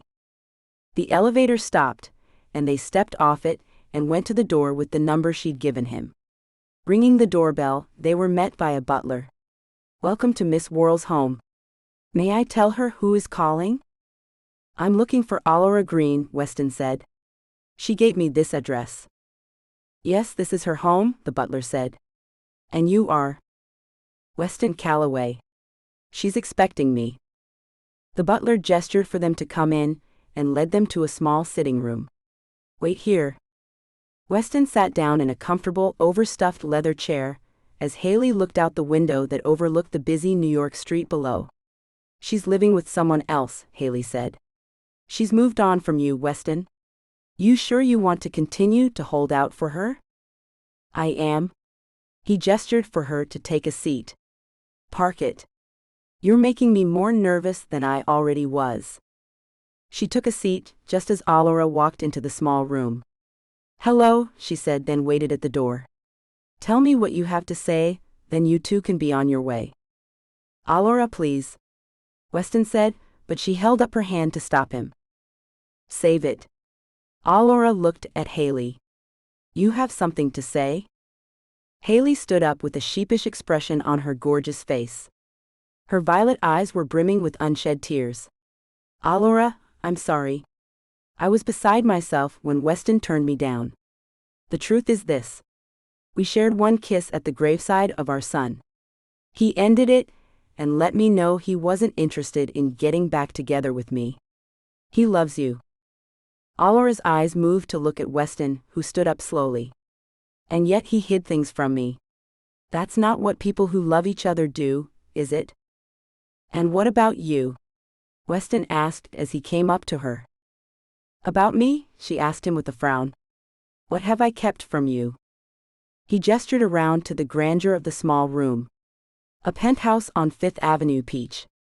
How did this happen?" "I never held out information from you. My father left me and my mother when I was in my teens. I never thought I'd see him again.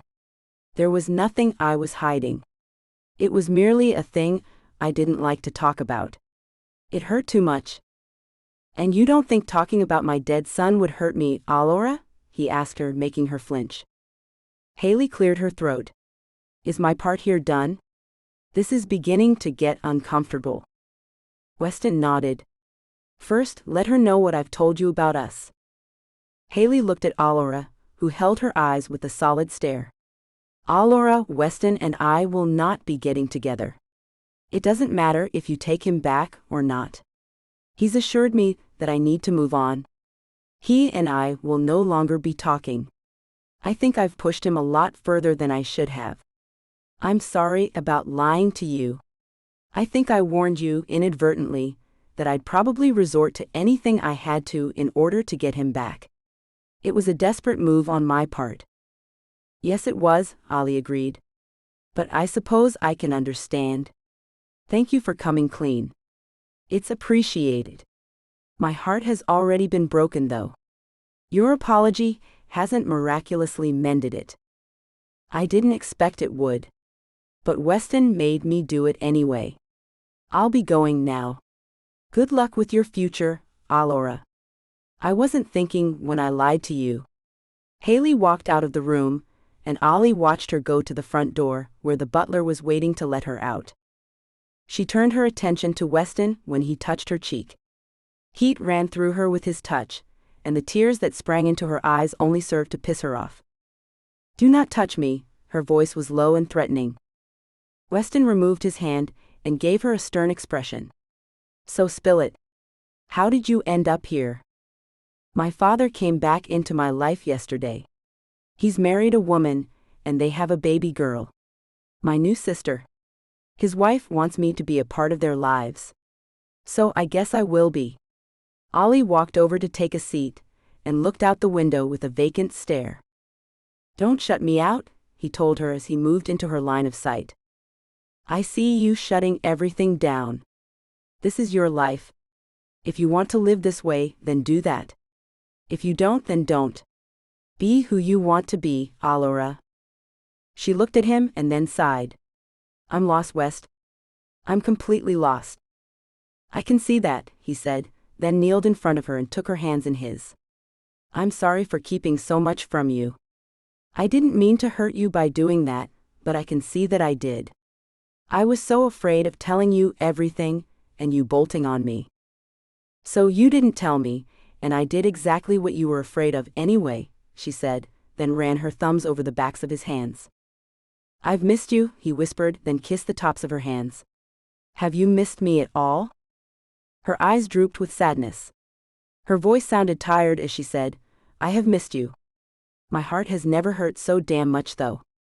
I'm through with love, Weston. I want no part of it. But you have it there, inside of your heart. You have love for me there. You can't tell me you don't have it for me still. With a heavy sigh, she said, I think it will go away.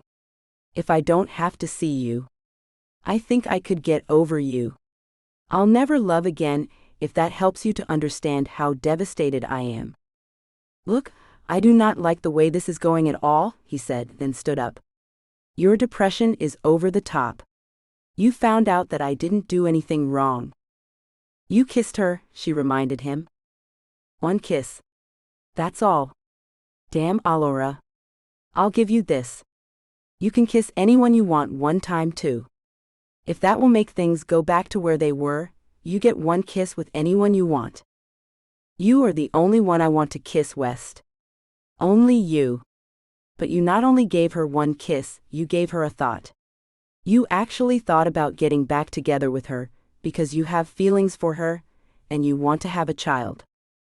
Stop that, he shouted at her, anger filling him suddenly and completely. You have to stop doing this. I told you I want you, and I want to wait as long as you want to. I'm sorry I kept things from you. I've ended everything with her. This pity party you are having is unhealthy, to say the least. Now get up and argue with me about anything other than that. I can't change what's happened. But we can move on from here. And if I don't agree to, she asked him. You're forgetting something. Something very important, Peach. You've made a commitment to me. A verbal commitment. I warned you before I took you. You will not get away from me. I love you. She eyed him carefully. He was strong-willed, she knew that. Even when he had done something wrong, he was still strong in his convictions. Could she ever really stop loving him? Could he ever give up on her? Could things get better, or would she resent him forever for what he'd done? Confusion filled her, and all she could do was wonder if they could really have a future together.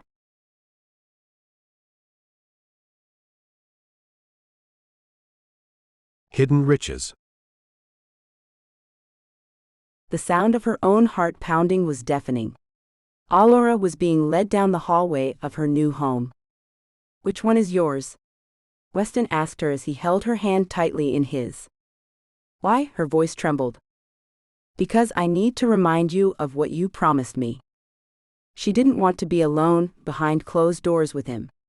She knew all too well how he could bend her will with his touch. Weston, this is a bad idea. Let's go into one of the living areas. No, he said with a snip to his tone.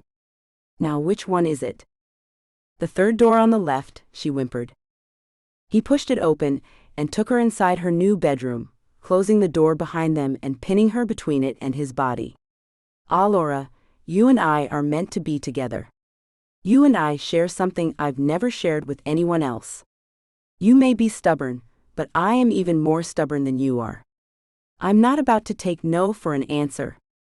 She gulped when he pulled her arms up over her head and took her wrists into one of his hands, holding them down. Please, Weston, she murmured. Please what? He asked, then bit her lower lip gently. Tell me that you love me, Allura, came his husky whisper from just behind her ear. No. His teeth grazed along her neck, then he clamped down, making her yelp. Her lips parted, then whispered, I love you. That's all he needed, and he rewarded her with a kiss that left her breathless. I love you, Wes. And I love you, Allura. The words felt right coming out of his mouth. He felt all was right again. Then he closed his eyes, falling asleep on top of her as her breathing went into a steady rhythm, telling him she too was fast asleep. Her eyes fluttered open, and she found it hadn't been a dream at all. Weston was holding her tight in his arms, even though his light snores let her know he was fast asleep. A smile ran over her face as she eased out of his arms and made her way to the bathroom that was attached to her bedroom. Her father's driver would soon be there to pick her up for her visit. She found a certain amount of enthusiasm had formed in her about meeting her stepmother. She washed her face and smiled at her reflection. "You're going to be a big sister." She hurried to dress, pulling her hair into a ponytail and leaving her face free from makeup. She was in a rush to get to her cell, which she'd left in the main living area. It was getting close to noon. When she went back into her bedroom, she saw that Weston had spread out and was sleeping soundly. With a kiss to his cheek, she left him right where he was. She knew how exhausted he had to be. She was tired too, but she was also excited about things now. He'd come back and he'd taken control. Ollie never saw herself as a woman who wanted anyone to take control of her life. But she had to admit that it felt fantastic. He'd fight for her. He wasn't about to let their love die. She knew that for certain now. It was odd how the ache that had resided in her heart had suddenly disappeared. Love was flowing all through it again, and she found that a relief. And now to see how she would get along with her father and new stepmom.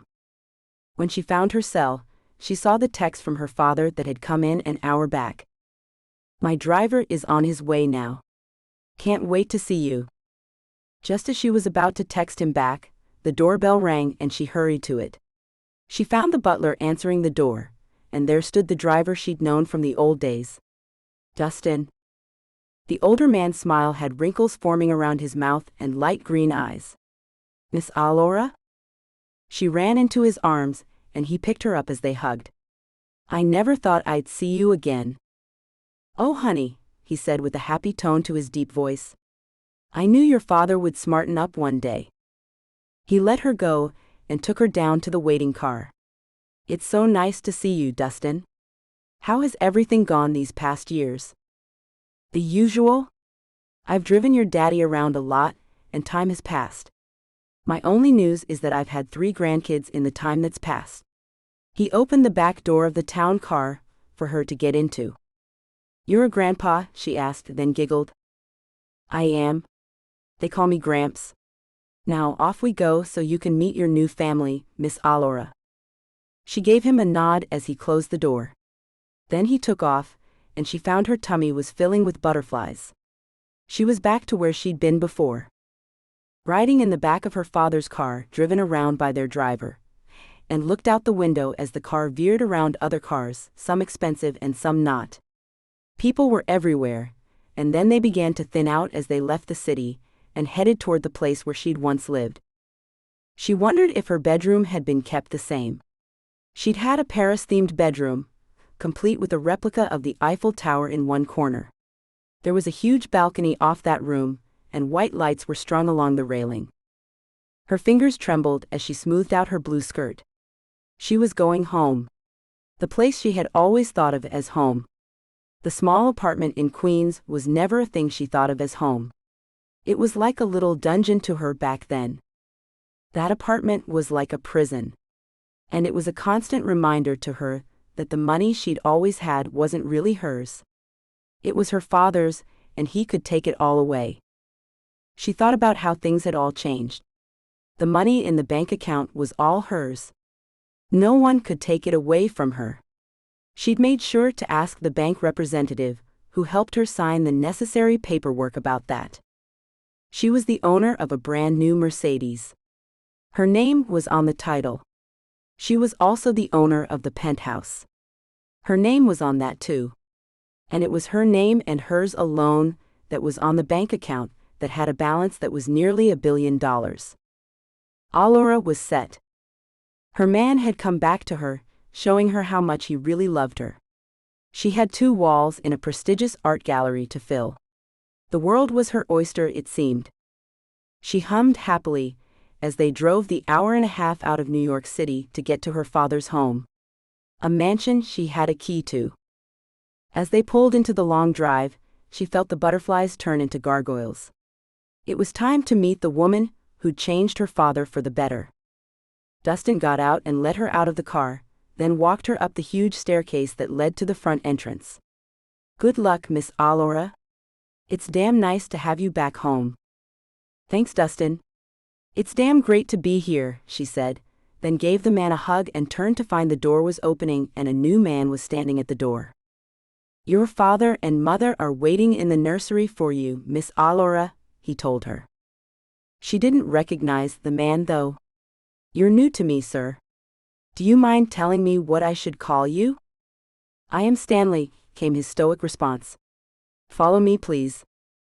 Allora's eyes were everywhere. The floor, the staircase, the enormous chandelier that hovered high above the entrance room. "It's just the same," she mumbled to herself. Up the stairs they went, and she hesitated once they came to the door of the bedroom that had once been hers. She wanted to stop and look inside of it, but the guy kept walking, so she decided not to fall behind. Only 3 more doors down and they stopped, and she found her father inside the empty room with his arm around a very young woman. A woman who looked very close in age to herself. "Miss Allora has arrived, Master Worrell." They turned back to look at Allora. Both wore huge smiles. Her father held out his hand in a gesture for her to come to them. "Allora, darling, come meet your new mother." Allora laughed as she went to them. The young woman was gorgeous. Tall, thin, tan and blonde. Deep blue eyes were framed with thick, lustrous lashes. Her full lips were stained deep red to match her dress. She had on black flats, and her stomach looked as if a basketball was under the tight dress. "I'm Clara, Allora. But it would make me very happy if you'd call me Mom." The young woman extended her hand. "Mom?" Allora asked with another laugh. She shook the woman's hand. "I'm sure you and I are close in age. Mom might be a bit weird. Your father told me you were 22. Is that right?"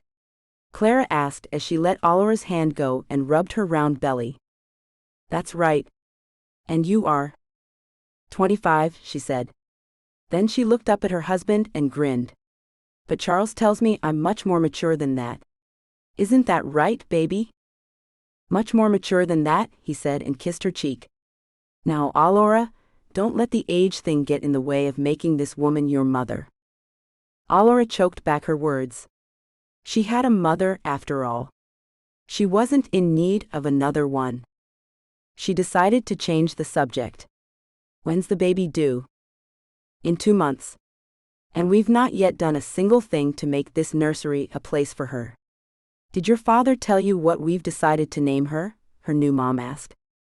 "He did not," Allora answered as she gazed around at the large room, trying to envision what could be done with it. "I so love your name that we're naming her that too," came her stepmother's insane words. "What? My name? That's going to be confusing. Don't you think?" Her father quickly shook his head. "No, not at all. You see, we're going to call this one Allora, and you'll earn the new nickname, Old Allora." Her heart sank as she thought about being called something like that. No, I don't like that at all." Her new mom's hand ran over her shoulder. "You'll get used to it. Now, about this room. Your father and I are at an impasse. I want to use pastels, and he wants to use bright colors. We've decided to let you pick." "In that case, I like bright colors.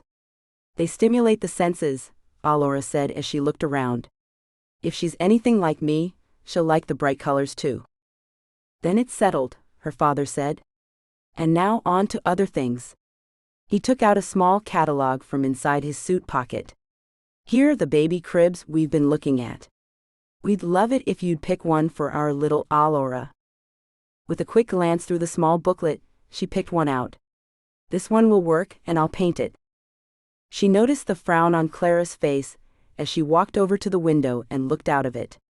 "You certainly can make quick decisions, can't you?" "I generally do make decisions very quickly.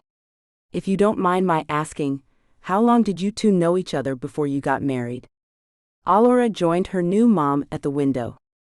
The view was of the huge swimming pool that she'd learned to swim in. The tennis courts were off to one side, and the riding stables were behind that. The place she'd played in her younger years. "We met last year and hit it off right away," she told her. Allora looked stunned. "And the baby is due in a couple of months. You two wasted no time, did you?" She laughed a little, but it was more than a bit unnerving that her father could move so fast. "When you know," her father said as he came up behind them, putting his arm around his wife. "Do you think you can have this nursery up and ready in only a couple of months?" "Sure. Anything for new Allura," she said with a smile she didn't really feel. "For now, I'll go back home and work on the whole idea. I'll sketch it all out and maybe use map colors to fill in the shades. How would that work for you too?" "Great," her father said. "Would it be too much to ask for me to have some input into this?" Clara asked. "She is my first child, after all." "It's not a problem at all," Allura said. "It wasn't me who asked to do this after all." The tiniest of twitches moved Clara's brow. "I know that. Your father and I can't seem to agree on a single thing to do with this room. That's why I said you'd be the tiebreaker. Only, I thought you'd see things my way. You know, being women and all. I was mistaken." "Dad, let her design this room," Allura said as she exhaled. She had no interest in being a tiebreaker. He ducked his head and said, "Clara, of course you can design the nursery." The grin that moved over her stepmother's face let Allura know it was all a ploy. A ploy to let Clara know how far she could push them both. "I'd love your help on it though," she told Allura. The old Allura's stamp on the new Allura's nursery would be appreciated. "I could paint a mural on one of the walls if you'd like. But I'm much more of an abstract painter. I could send you some photos of what I've done." "But you are an artist, so that means you can paint anything I want, doesn't it?" Clara asked with a sweet smile. The kind of smile the super rich have that lets other people know they're not really asking you for something, they're telling you that you will do it their way. "Send me pictures of what you want, Clara." "Mom," she reminded her, still wearing that sinisterly sweet smile. "Mom," she said then sighed. "So I'm going to take off now. You have my cell number. You can text me the pics. Later, guys." Allura left the room with expectations that had become a lot lower. When she got to the door of her old bedroom, she pushed it open to find it wasn't a bedroom at all, but an office.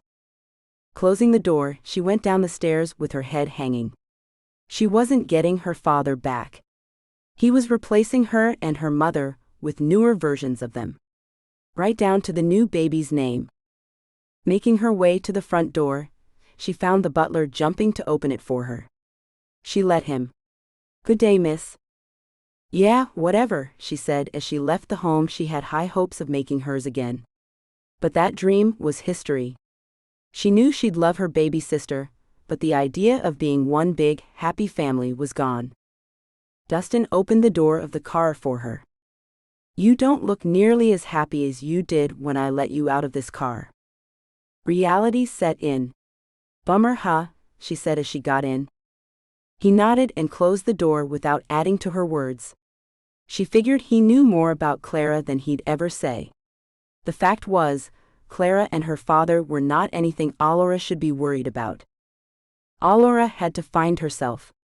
She'd been a poor art student who moonlighted as a waitress. Now she was a rich woman with a rich boyfriend and a couple of walls to fill with new artwork in a gallery. If she wanted to.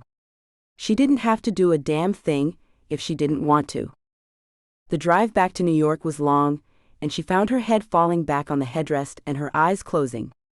The exhaustion had finally caught up with her, and she fell asleep. Weston rolled over and then over again. It became clear he was alone in the large bed. "Allura?"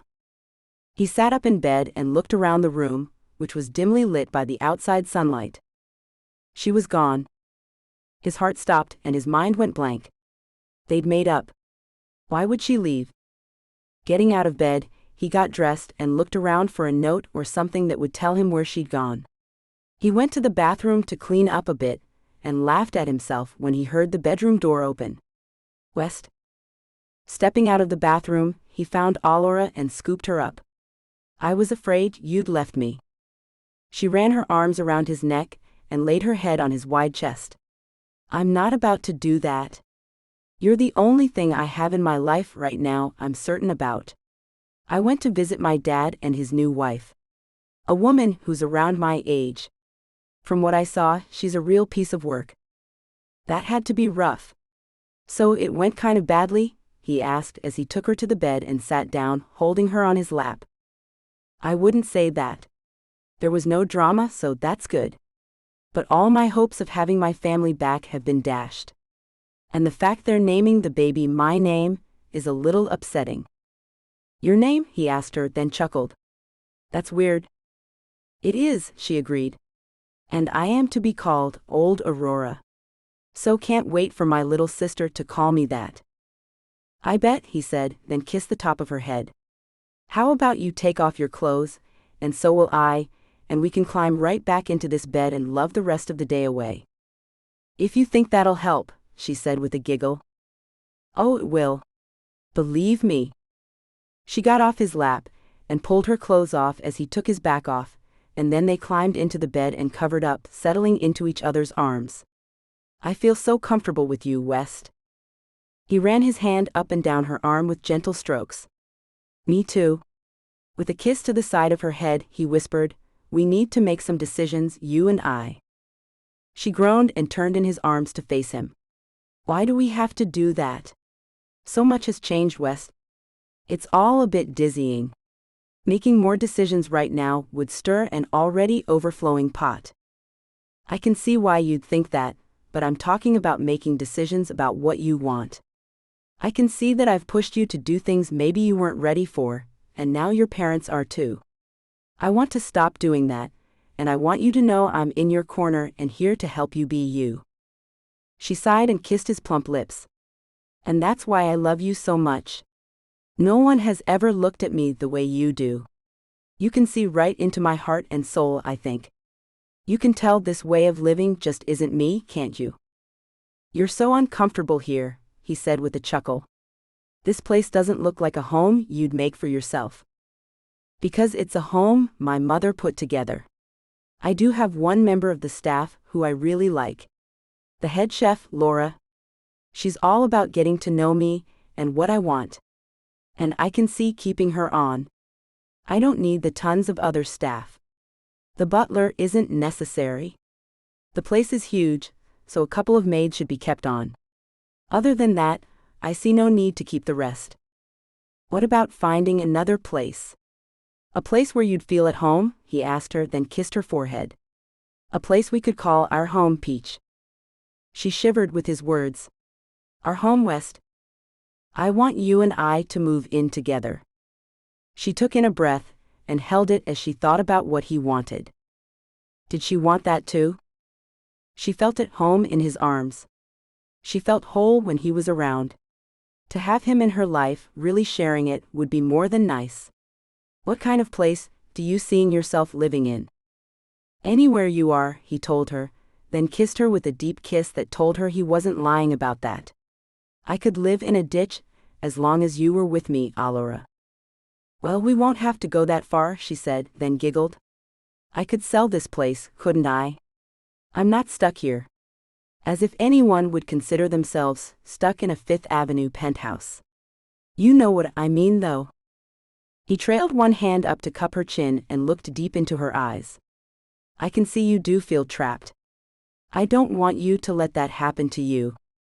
Why not think about some place that will help you be the artist you want to be? We could get a vacation place anywhere in the world.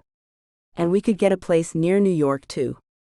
That would be a necessity for my work and your artwork to be sold. She nodded and sighed. You're so level-headed, West. So on top of things. I think I could be happy right here in this place. I just need to change the decor, you know. We could keep this place and get a vacation house somewhere. Maybe Paris. I like that idea. He kissed her again, this time with a fervor that told her their discussion was over. Their plan had been made, now to consummate their new arrangement. She felt it too. The shift in what they would be to one another. They were going to move one step forward and live together.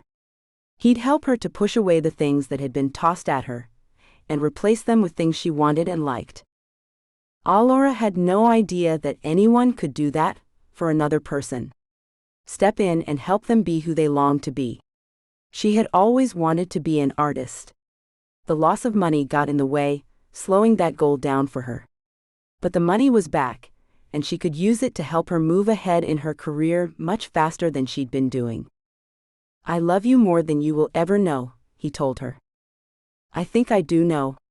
Because I love you that much too," she said, then took his handsome face between her palms and pulled him in for a kiss. Things were different.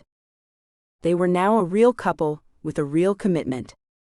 The mural, done in soft pink pastels, oranges and lilacs, had been done in her baby sister's bedroom. Her father and stepmother were at the hospital, delivering the new Allura.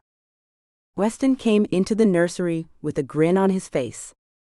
"It's beautiful, Peach. Well done." Allura stood back and looked at the wall she'd created for her sister. A unicorn, not an ordinary one with fairies embedded in its long pearly mane, was the focal point.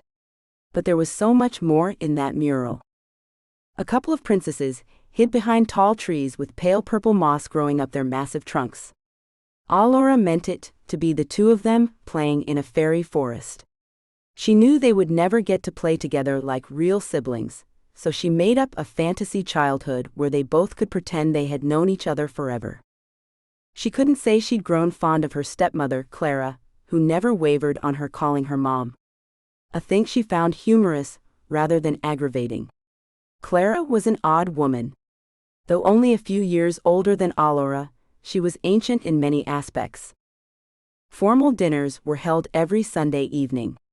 Weston always attended them, with Allura. Her family had accepted him and their living arrangement, though Clara often told Allura she needed to get something more permanent with Weston. In Clara's opinion, a ring should be on her finger.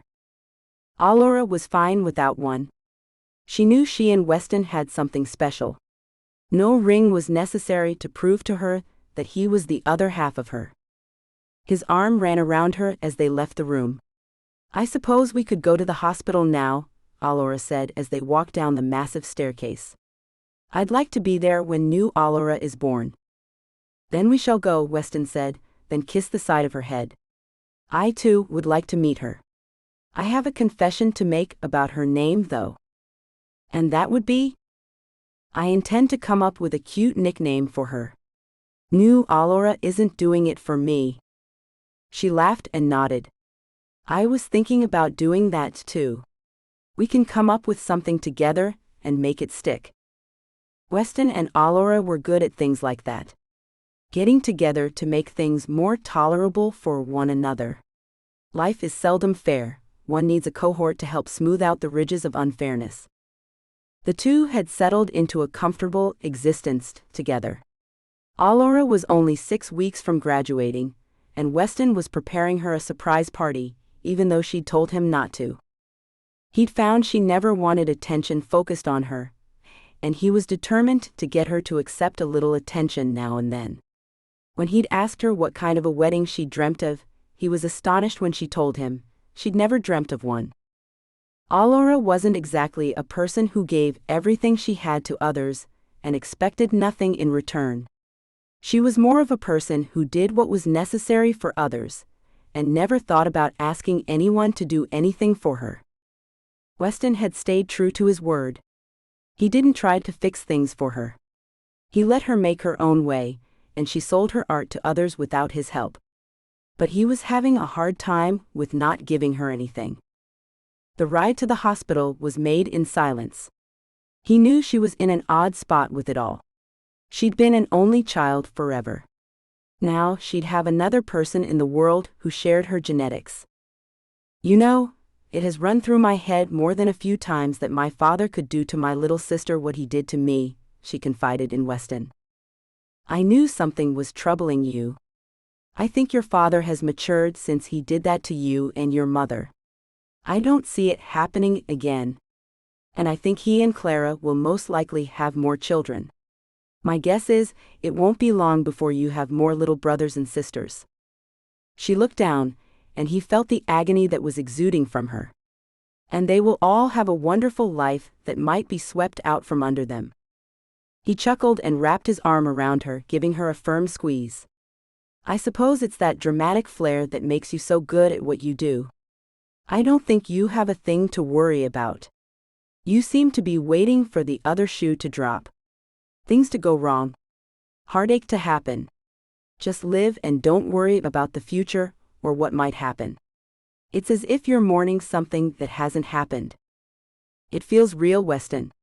You have no idea what it's like to have a great life, and then all of a sudden find yourself living near the poverty level. And then, just as suddenly, put back into your old life. It's not a thing most people go through. Agreed, he said as he contemplated her feelings. But you're safe from that ever happening again. You're no child who's at the whim of your father. What you have is all yours, he made sure of that. And you'll always be around to make sure your little sisters and brothers never have to go through what you did. She looked at him, and a smile broke over her face. You're right. I never thought about it like that. I have enough money to take care of a ton of kids. They'd never know what it's like to go from lobster one night to ramen noodles the next. Not any of my siblings will go a day without knowing if they'll eat that day, or where the hell they'll get the money to make rent and other bills. See, you can see a silver lining when prompted, he said as he laughed and kissed her cheek. I can't wait to get my hands on that baby, Alora.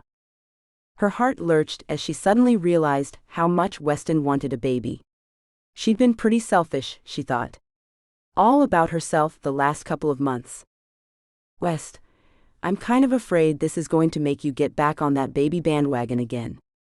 And I hate to say it, but I'm still nowhere near ready for that kind of responsibility. His golden eyes sparkled as he looked at her and tweaked her nose. Not to worry, Peach. I'm ready only when you are. She smiled and ducked her head.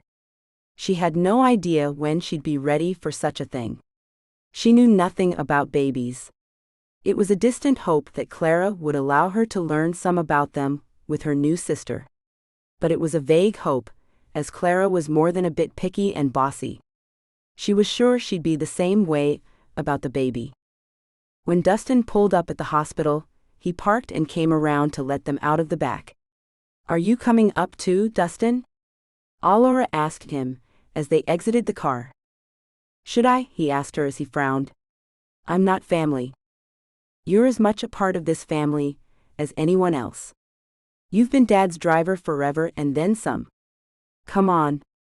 Park the car and come up. It wouldn't be the same without you, she told him, then kissed his wrinkled cheek. I'll park then come up. See you in the waiting room. Alora was happy he'd decided to join them. Her father had many acquaintances, but no real friends. She knew Dustin was more of a friend to her father than an employee.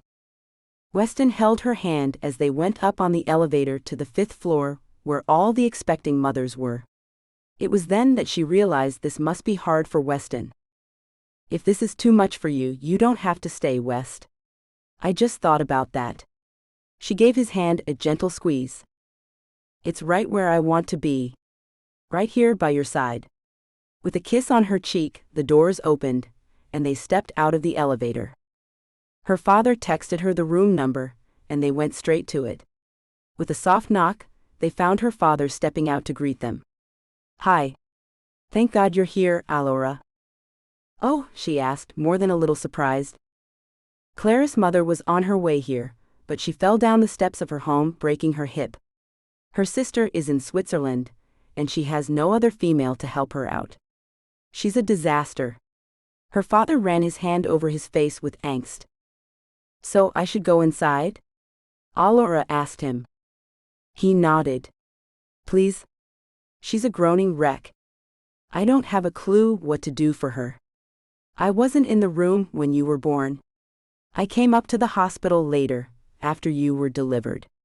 This is new to me, and quite frankly, I hate it. Her body went tense. Weston felt it go rigid and hugged her tightly. You can do it, Peach. Get in there and help her. All you have to do is stay calm and rub her shoulders. Hold her hand through the pain. You know, be a friend to her. She sounds like she needs one. But I have no idea what to do either. Dad, I'm sorry? Weston pulled back and held her by her shoulders. No. No, you will not get out of this by saying you're sorry, you can't. That is your stepmother. And she is about to have your baby sister. And you will straighten up, and do what you need to do. You see, I'm a big brother, and I know the responsibility that comes with that. So buck up and do what you have to. Damn, her father said as she shook his head. I know, right? Allura said as she began to grin. He's a real ball buster, isn't he? And he's absolutely right. I need to get over my damn self. I'll do this for my little sister. And Clara too. She's not all bad. She really wants us to be a real family, Allura, her father said. I know she doesn't always go about it right, but she wants that more than anything else in this world. With a nod, Allura said, I know that. She's a weird young woman, isn't she? Weird? Her father asked with a frown. I wouldn't say that. I'd say she's a different kind of young woman. And she loves me, Allura. And she loves you too. She'll really appreciate your help today. And you'll learn a lot, Weston added. She saw it in his eyes, hope that she'd want a child sometime a lot sooner rather than later. I'll be inside. You two wait in the little room over there. Dustin will be up soon, Dad. I invited him. Good. I didn't think about that. I'm glad you did. Such a godsend you are, Aurora. I don't know what I'd do without you, her father said, then took her in his arms, hugging her tight. I'm so sorry for the lost years. I was more than a fool. Allura pulled back to look at him. I can forgive you for that. But if you pull that crap on any of my siblings, I'll make sure your life becomes a living hell. Got me? With a nod he looked at Weston and said, She's a ball-buster too, Weston. Seems you've taught her a thing or two. Seems I have. Go get him, Peach. I'll keep your dad company. With a kiss, Weston and her father walked away, leaving her to go inside and deal with a laboring mother for the first time in her life. The grip Clara had on Allura's hand had numbed it. But Allura let her hold it anyway. Great job, Mom. You're doing so great. Clara's face was red when the contraction eased. Allura grabbed the cloth from the bed rail and went to the little sink to re-wet it. How many more of these things did you say you wanted? Allura asked with a light laugh.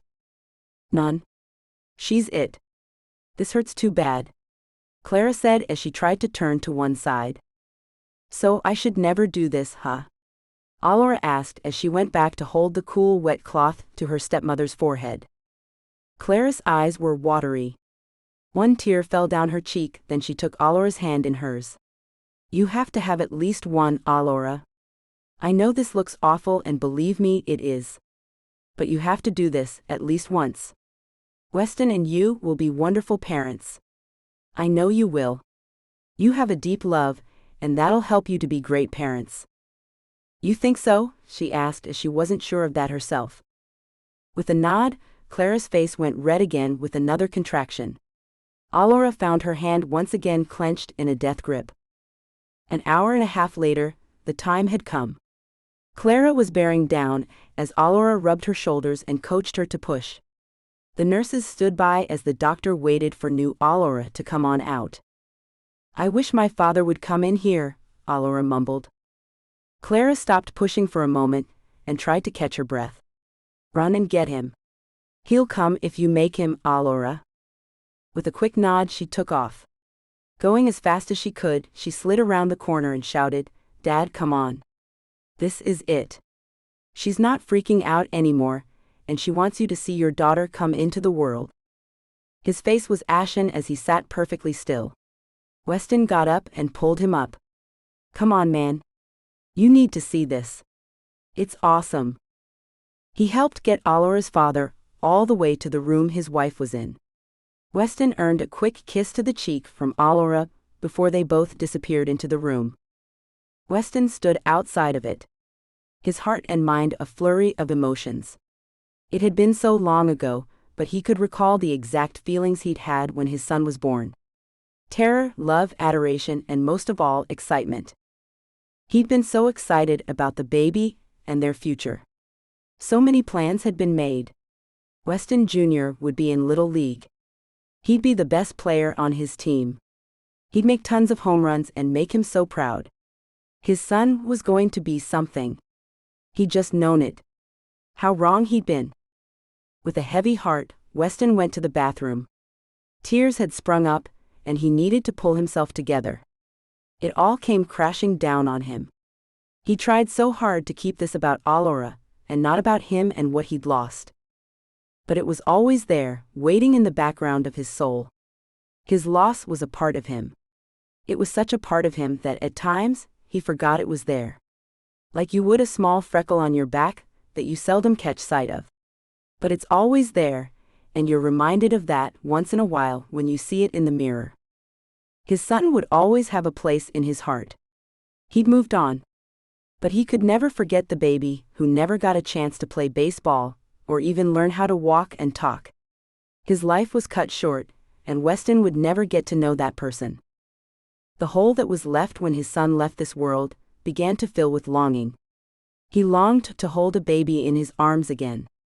He longed to hear the little cries they made.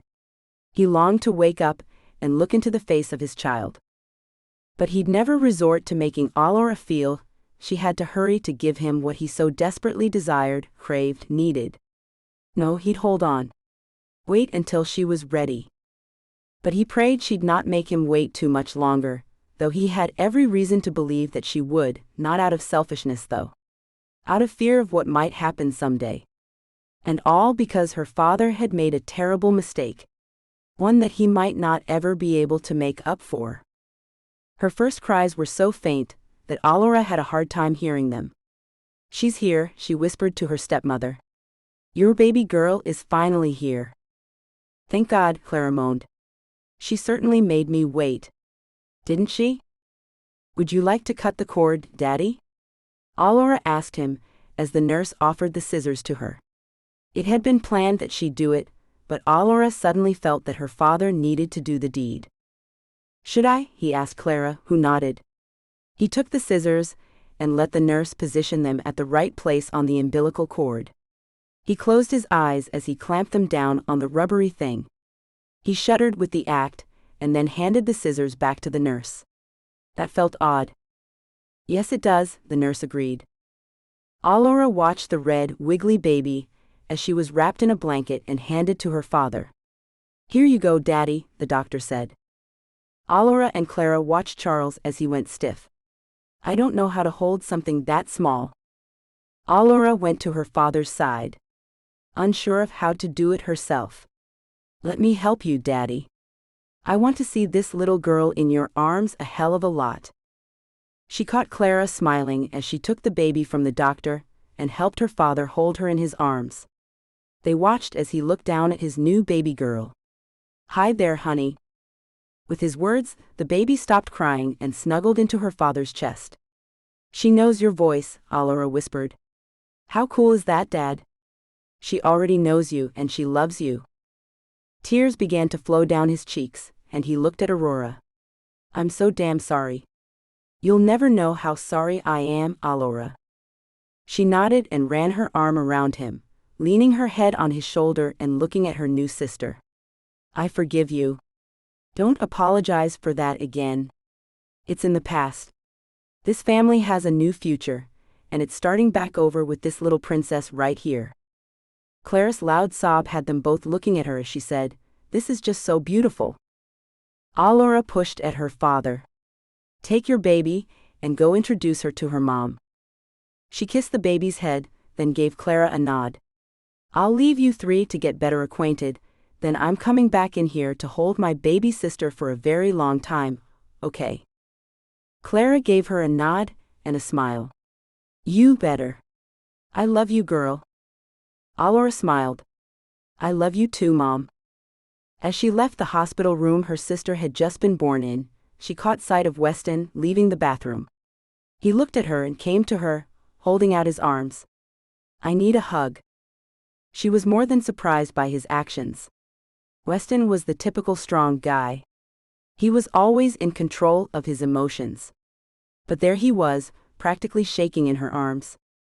They swayed back and forth, as she lent him some of her reserves of strength. She was unaware she had any, but she found some. "Weston, it's going to be okay. I miss him, Laura." The pain that filled her heart was almost more than she could bear. But her man needed her to be there for him, and she'd be damned if she let her emotions get in the way of what he needed from her. "I know you do, baby." She ran her hand over the back of his head as he leaned on her shoulder, burying his face. "If you need to leave here, I'll go with you. I know this is hard for you." Suddenly he pulled his head back, looking at her with red-rimmed eyes. "No. No way. We're staying. I'm meeting that baby. I just needed to share that with you. I miss him. I miss what could have been. But I want to be a part of your family, Laura." "I do." She smiled and tugged him back into her arms. "Okay, then we'll stay. I get it now. And I think it's healthy for you to stay and see her." Sniffling and pulling himself up, he gained control over himself, wiping his eyes and laughing a little. "What a girl I am." "Don't say that," she chastised him. "You have a valid reason for your actions." "Enough about me," he said, pulling her into his arms. "Did you hold her yet?" "I kind of did. I took her from the doctor and put her into Dad's arms. I thought it would be best if they got a little time alone together. You and I can go in later and get to know the newest member of the pack." "That was thoughtful of you," he said as he took her hand and led her to the elevator. "Let's go to the cafeteria and get something to eat, and you can tell me how the whole thing went. I want it all. And I want to know how you felt every minute of it." She laughed as they got onto the elevator. "I felt like there's a ton of pain that goes along with having a baby. That said, there's more joy than anything else. I found myself thinking that having a baby is a lot like anything else. Anything worth having takes blood, sweat, and tears for you to truly appreciate it." "That's one way of thinking about it," he said as they got off the elevator and found the cafeteria. He pulled a couple of ham sandwiches off a cold tray and grabbed a couple of bags of chips. She picked up 2 bottles of water, and they went to the cashier to pay for their lunch. Finding a seat, they sat and started eating their little lunch. "You know, Clara told me something while I was with her." "Oh yeah, I bet she did," he said with a chuckle. "Women in labor can be real chatterboxes." "So what were her words of wisdom?" "That you and I would make great parents." She leveled her eyes on him and watched his body language tell her he wasn't about to fall for what she'd said. "Not yet, anyway. And we will. Someday. When you're ready." He took a bite of his sandwich.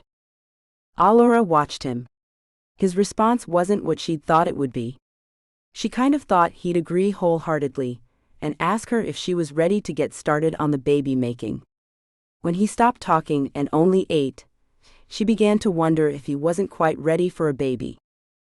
Men were odd, she decided. One day they wanted one thing, and the next it was like that didn't really matter at all.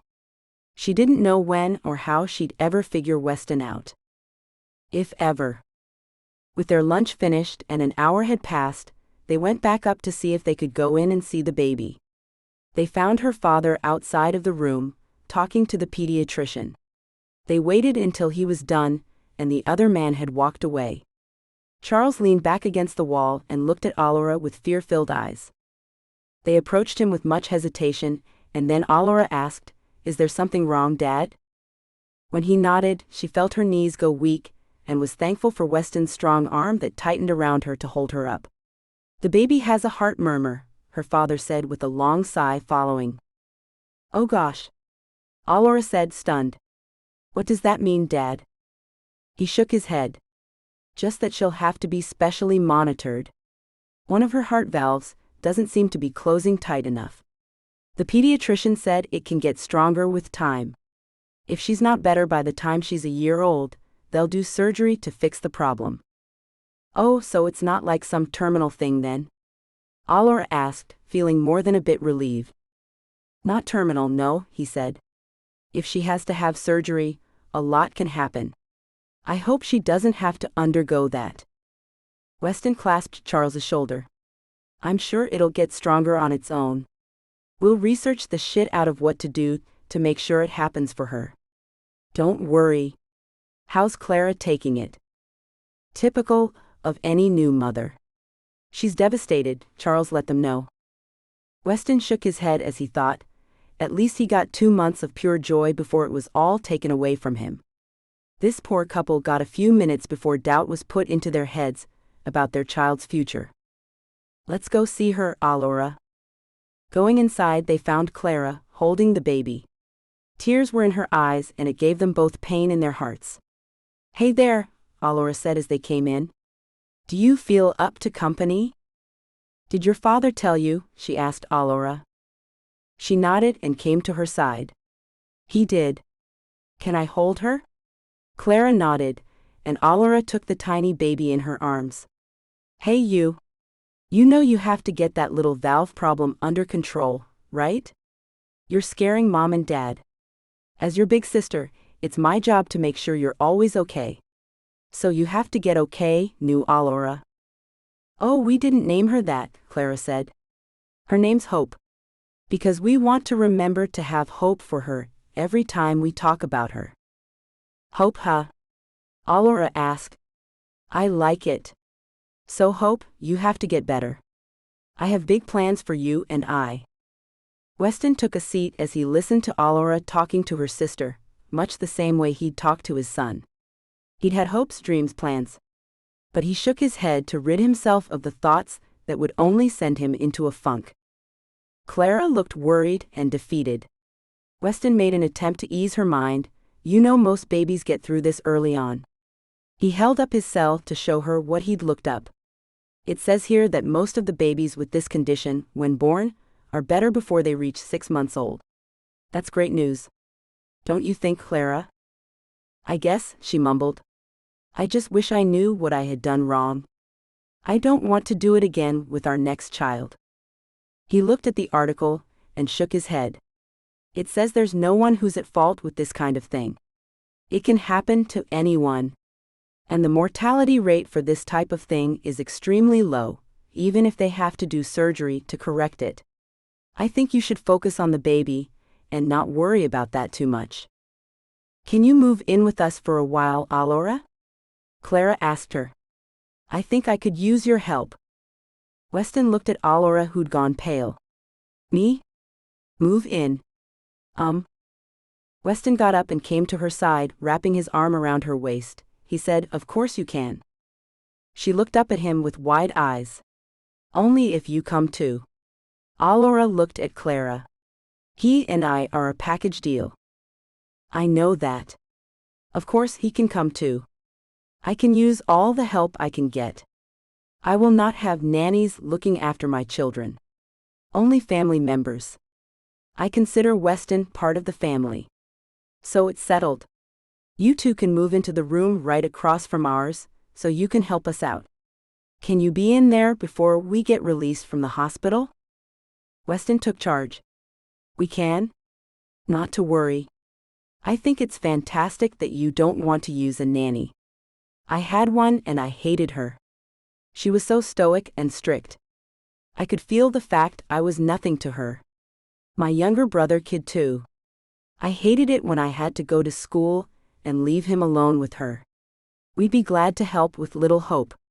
And one day, I hope you and Charles can help us with our own brood. Laura blushed as she looked at the baby in her arms. Would you listen to him, Hope? He's counting his chickens, isn't he? Calling what we'll have a brood? The baby wiggled in her arms, and she saw Weston looking at the bundle she held with great interest. Might I hold her, Peach? He took a seat beside her, as she handed the baby over to him.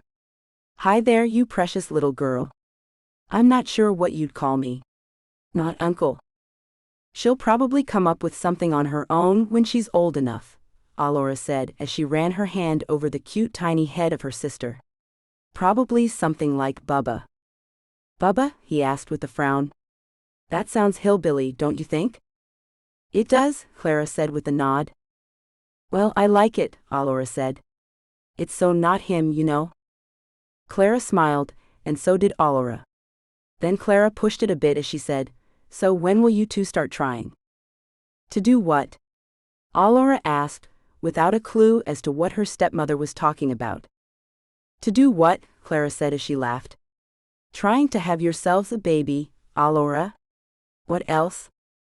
"I think we should be married before we even begin to discuss such a thing," Allura said. Weston got up and took the baby to Clara. "Hold her for a sec, will you, Mum?" She took the baby, then they watched him as he opened the door and left the room, leaving them wondering what the hell he was doing. "Did I offend him?" Clara asked. "I don't think so," Allura said as she got up to go after him. "I have no idea why he'd react like that. It's not as if he's never thought about us getting married and having kids." Before she could get to the door, her father came inside. "What did you do to the boy, Allura?" he asked her as he gently pushed her to go back and sit down. "He walked right past me and got into the elevator." I didn't do anything.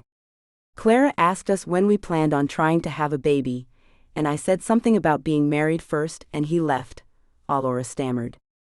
"Well, you shouldn't have put him on the spot like that. Take it from a man who took a long time to believe in the sanctity of marriage. It's a real game changer when a woman starts thinking in those terms," her father told her. "But I wasn't. I really wasn't. I've never tried to force the marriage issue. If he wants kids, though, well, I'm not doing it unless we're married. I saw all too well what can happen when there's no real commitment." Her father cast his eyes to the floor, guilt written all over his face. "You should follow him. I'm sure he went to the lobby. Maybe he's planning on calling a cab or something. Maybe I should follow him. I never saw this coming. What the hell should I say to him, Dad?" Allura asked as she got up. "Whatever you feel in your heart, honey." He pulled her into his arms and rocked her back and forth, leaving a kiss on top of her head. "Whatever you feel in your heart is what you should always say." He let her go and she left the room, feeling more than a bit confused. When the elevator doors opened, Allura stopped walking just as she stepped out of it. The lobby was dim. Only candles lit it up. Tons of them. She saw no one as she stood perfectly still. Then the sound of men humming filled her ears.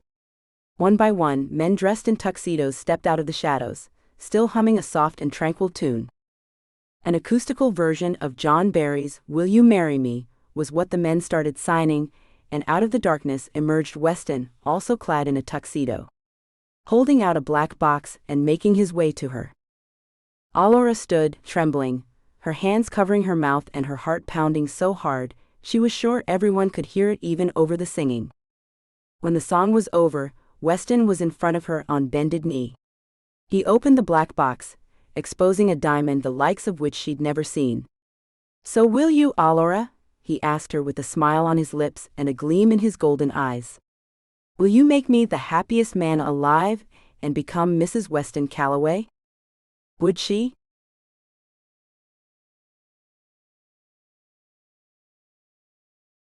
Skyrocketing investments. Weston couldn't believe how long Allura was taking to answer his very simple question. Would she marry him? What he didn't know was a lump the size of Texas had lodged in her throat, preventing her from saying even one word. Her hands covered her mouth, her blue eyes were wide and shining with tears, which were streaming in small trails over her pink cheeks. Weston wanted to remember exactly how she looked. Her dark hair had freshly cut bangs that hung to the tops of her dark brows that were expertly shaped.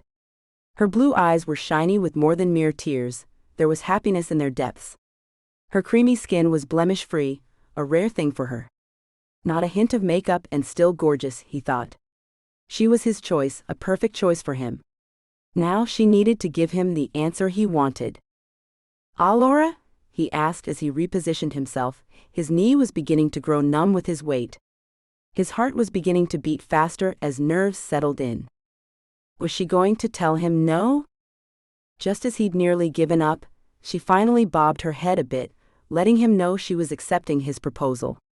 He let out a huge sigh, and pulled her left hand away from her face so he could slip the 3-carat diamond engagement ring onto her slender ring finger. She held her hand out and gazed at it, even though it was shaking like a leaf on an autumn tree in a stiff breeze. When Weston rose, she wrapped her arms around his neck, hanging on for dear life as she began to sob. Yes. Yes, Weston. I'll be your wife. Good to hear the actual words, Peach, he said with a chuckle. I didn't mean to make you cry. The young men he'd hired to sing his proposal started singing another song of congratulations in an acoustic harmony. Neither paid attention to the words, as their hearts pounded and their minds went in the direction most newly engaged couples go in. This is where it all begins, the rest of our lives together. Weston danced with his new fiancée to the song the men sang, sweetly. Allura lay her head on his shoulder and followed along as he led her around the candlelit hospital lobby, making circles as they went. It wasn't his ideal place to make such a grand gesture, but he'd found himself thinking more and more about how to ask her to marry him, and this place seemed like a very good idea. With the birth of her baby sister and the start of her family again, Weston found he wanted to be a real part of it all. Not just the guy who was with Allura when it all went down. He wanted to be more than that. When the song ended, Allura raised her head and looked at Weston. Thank you, West. Her thick dark lashes still held a couple of tears, looking like raindrops on branches. When she blinked, they fell down her cheeks, which were pink with what he thought might be excitement. She looked into the golden eyes of the man she'd one day marry. His handsome face would forever be etched in her mind. The candlelight made shadows in the hollows of his cheeks, and made a flicker in his eyes, bringing out the green in them. He was fantastic to look at, and she'd get to gaze at him forever.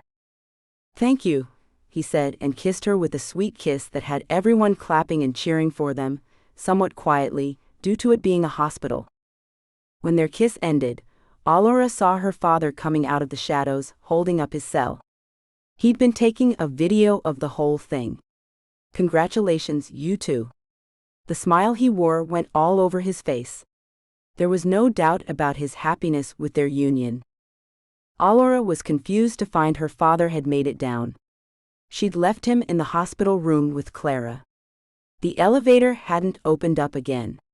Daddy? How did you? Weston asked me for my approval first, Allura. Of course, I gave it to him. Once I knew what he was about to do, I told Clara. You can imagine her reaction. I had to sprint down the stairs to video the whole thing. Clara insisted I get it captured for eternity. She's so sentimental, you know. Allura laughed and wiped her eyes. She held out her hand with the new ring on it, wiggling her fingers, making the dim light catch on the diamond's cuts. Did he show you this, Daddy? No, he did not.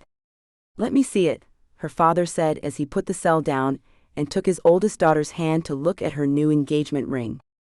Gorgeous. I'd say this is absolutely flawless. Much like my beautiful daughter.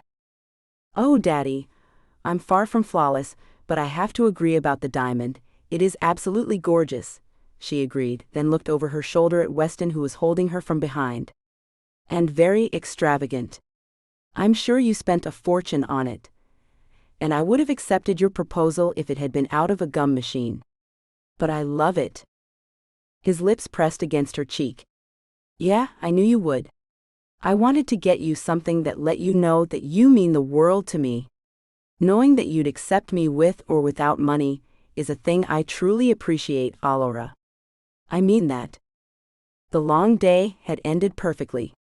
Allura was an engaged young woman with a new sister, and things were looking pretty great for the future. Her cell rang, and she took it out of the pocket of her skirt. It was Clara from her hospital room upstairs. Get up here, girl. I have to see it. Coming, Mom, Allura told her stepmother as she giggled. Up they went to show Clara the video and the ring, and hold the baby some more before they had to leave for the night. Allura and Weston sat and held the baby, as Clara watched the video and cried as she did. This is just so beautiful. It was, Allura agreed, then handed the baby over to Weston, who went to Clara's side. She kissed her stepmother on the forehead. "And thank you for giving me my first sibling. It's taken a while, but I'm finally not an only child anymore." "You're welcome," Clara said, then hugged her. "I'm looking forward to being a part of making this family grow. I'd like to thank you for being here. Being a real part of bringing your little sister into the world and into our family. You're a part of her, Allura. Never forget that.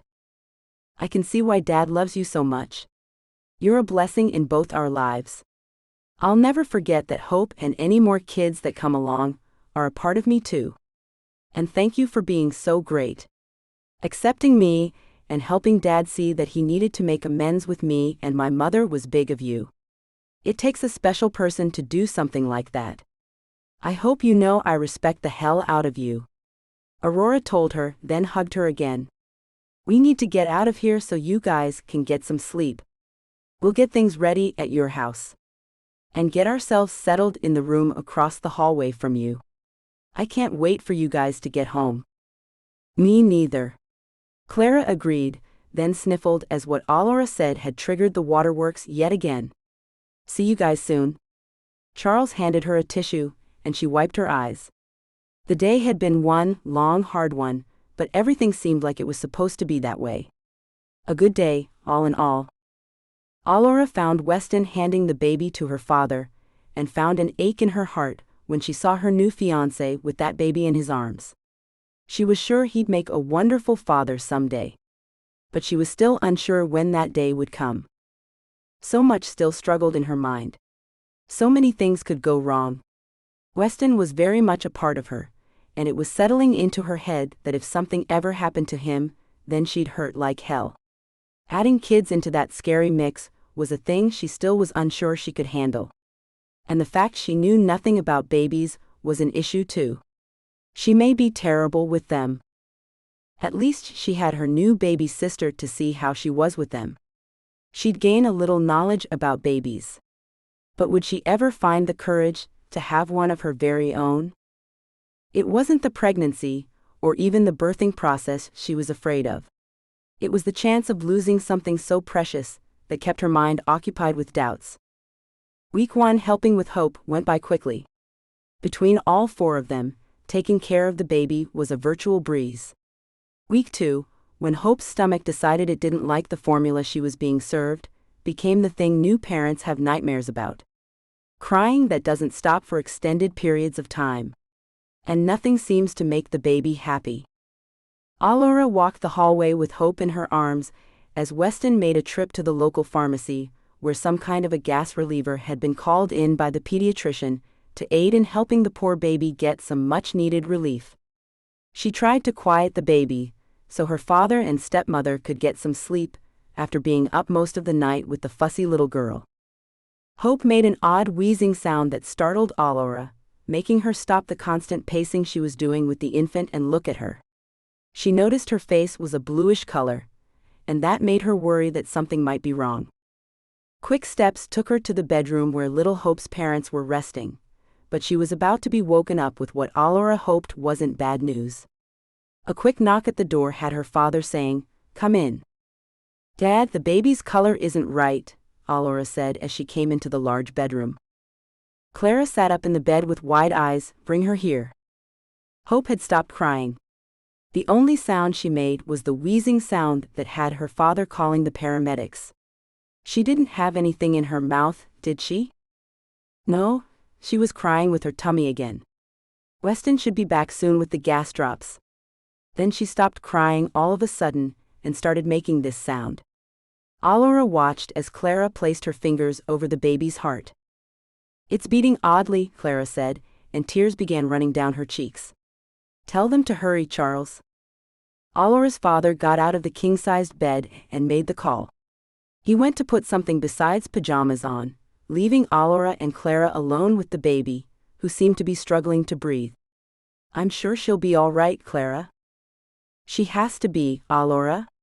She just has to," Clara said as she made sure Hope's little head and chest were elevated. She lay her on a pillow in front of her. "I'm sure it has to do with that damn heart murmur, and the fact she has so much gas. It's causing her distress." This is just an idea. I have no experience at all with babies, but do you think you should start breastfeeding her and getting rid of the formula? Perhaps she'd have less gas if you did that, Alora offered. You may be right. The truth is, I didn't want my breasts to hurt and get all stretched out and become saggy once she was done breastfeeding. That seems pretty selfish right now. Clara picked up the baby, who was still making the odd sound. You stay with my baby girl. Your mama will do what she needs to. Alora ran her hand over the baby's tiny head. It must be so hard for you to see her this way. I can't imagine. If I feel this worried, what you and Dad feel must be excruciating. Clara could only nod as her heart was in her throat. Charles came back into the bedroom, dressed and ready to go to the hospital. You get up and get dressed now, Clara. The paramedics should be here in 10 minutes. Alora kept a watch on the baby as Clara went to get dressed. Dad, how do people do this all the time? My heart is breaking for her. Her father wrapped his arm around her shoulders and hugged her. Baby, it's just life. It's full of ups and downs. When you're a parent, so many things are out of your control. No one knows how to actually deal with stuff like this. But you have kids anyway. Alora nodded and then heard Weston shouting in the hallway, "Why is an ambulance pulling up?" Charles let his daughter go and went to open the bedroom door. Hope's making an odd sound. I wanted to get her some help. Weston came into the room with the little bag from the pharmacy. I picked up the medicine. He walked over and looked at the baby. Her eyes were nearly closed as she struggled to take in air. Oh my. Alora ran her arm around him and leaned her head on his shoulder. The butler led the paramedics up to the bedroom, and they took the baby over with speed Alora found mind-numbing. She and Weston stepped back as they used a small ball-like thing to help her breathe. Clara came out of the bathroom, dressed and ready to go. Can I ride in the ambulance with her? The two female paramedics nodded, and they all took off, leaving Alora and Weston in the room alone. This is terrible, Weston. I don't know if I can ever do this to myself. Weston put his arm around her, giving her shoulders a squeeze. You think this is hard to have to bury your child? Alora looked up at him and found his golden eyes glossy with unshed tears. Come on. Let's go up to the hospital too. The couple left the home Alora grew up in and made their way to the hospital. The ride was eerily quiet. Alora had no idea what to say to Weston. She wondered how he could want to have another child. How could anyone put themselves in the place where you might watch your child die someday? Once at the hospital, the day progressed far too slowly for any of the adults to handle well. Hope was in the NICU, lying in a clear box with a respirator helping her get the oxygen she needed. Alora found it nearly devastating to see her tiny sister in such a state. She seemed so far away, lying in that box. Weston and Alora stood by as Clara and Charles watched the nurse check the baby's vital signs. She's improving, the nurse let them know. Is she on formula, or are you breastfeeding? She's on formula, but I want to try breastfeeding, Clara said.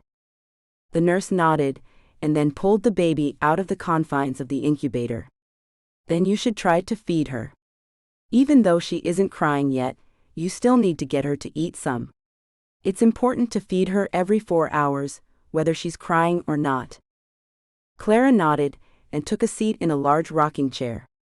The nurse draped a blanket over her shoulder and helped her get the baby situated to eat. Alora took Weston's hand and whispered, "We should leave them alone to do this." "You should watch and learn," he whispered back. She shook her head and tugged at him to go with her. He followed along, but wasn't happy with how Alora was acting. She was shutting down. They went to the cafeteria and picked up a couple of coffees, then took a seat in a booth. Alora finally spoke, "Weston, would it be a deal breaker if I never had kids?" He leveled his eyes on her. "Would it?" "Alora, this is the wrong time to be thinking about having kids. I can see how this is affecting you. Let's not talk about things like that right now." He sipped his steaming hot coffee as he looked away. She could see it written all over his face. It would be a deal breaker if she didn't want to have kids. And she was more than sure she didn't want to ever be put in the position her father and stepmother were in. She really didn't want to put herself in the position Weston had been in when his baby was killed in that car wreck. She knew what she had to do. Weston deserved someone who would give him children. He wanted them badly, and Allura wasn't about to do that to herself. "I should go to the bathroom," she found herself saying. "I'll walk with you," Weston said as he got up too. She sighed, then got up. "You stay here. I'll be right back. It might take a while." He nodded and sat back down. "I'll be right here, Peach. Take your time." She nodded and left. At the door she turned back and looked at him for what she thought might be the last time. Allura couldn't take it anymore. She was done pretending she could be what he needed. Her feet were heavy, but she made them move. Allura had to keep it in her head. She was doing what was best for Weston. As she walked out the sliding glass door of the hospital, she felt a chilly breeze hit her face. A few taxicabs were parked near the exit, and she got into one of them. "Fifth Avenue in New York, please." The driver took off with her, taking her to her penthouse, where she had things to do. Her heart was heavy. Things were getting desperate, and much like her father had years ago, Allura was leaving the tough times behind her. When half an hour had passed, Weston went to find Allura but couldn't. He called her cell, but got no answer. He didn't want to burden her father and stepmother with anything else, so he went up to see them, and made up a story about taking Allura home to freshen up. He was happy to find out Hope was doing much better. They wanted to keep her overnight, just to be safe though. Weston headed out to find Allura, pretty sure she was freaking out and doing something stupid. Once he'd slipped into a taxi, he texted her. "Call me. I know you're thinking about doing something that will hurt us all." He had the cab take him back to her father's mansion first. The staff told him she hadn't gone there, so he got back into the cab and took it to New York. To her penthouse.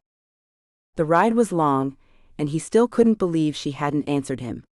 Then he got a bright idea, and called her mother. "Hi, this is Weston, Evelyn. Have you seen Allura by chance?" "No," she said. "But I haven't been out of the house today. I'm feeling a bit under the weather."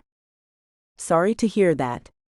I know this is asking a lot, but can you go down to her penthouse and see if she's there?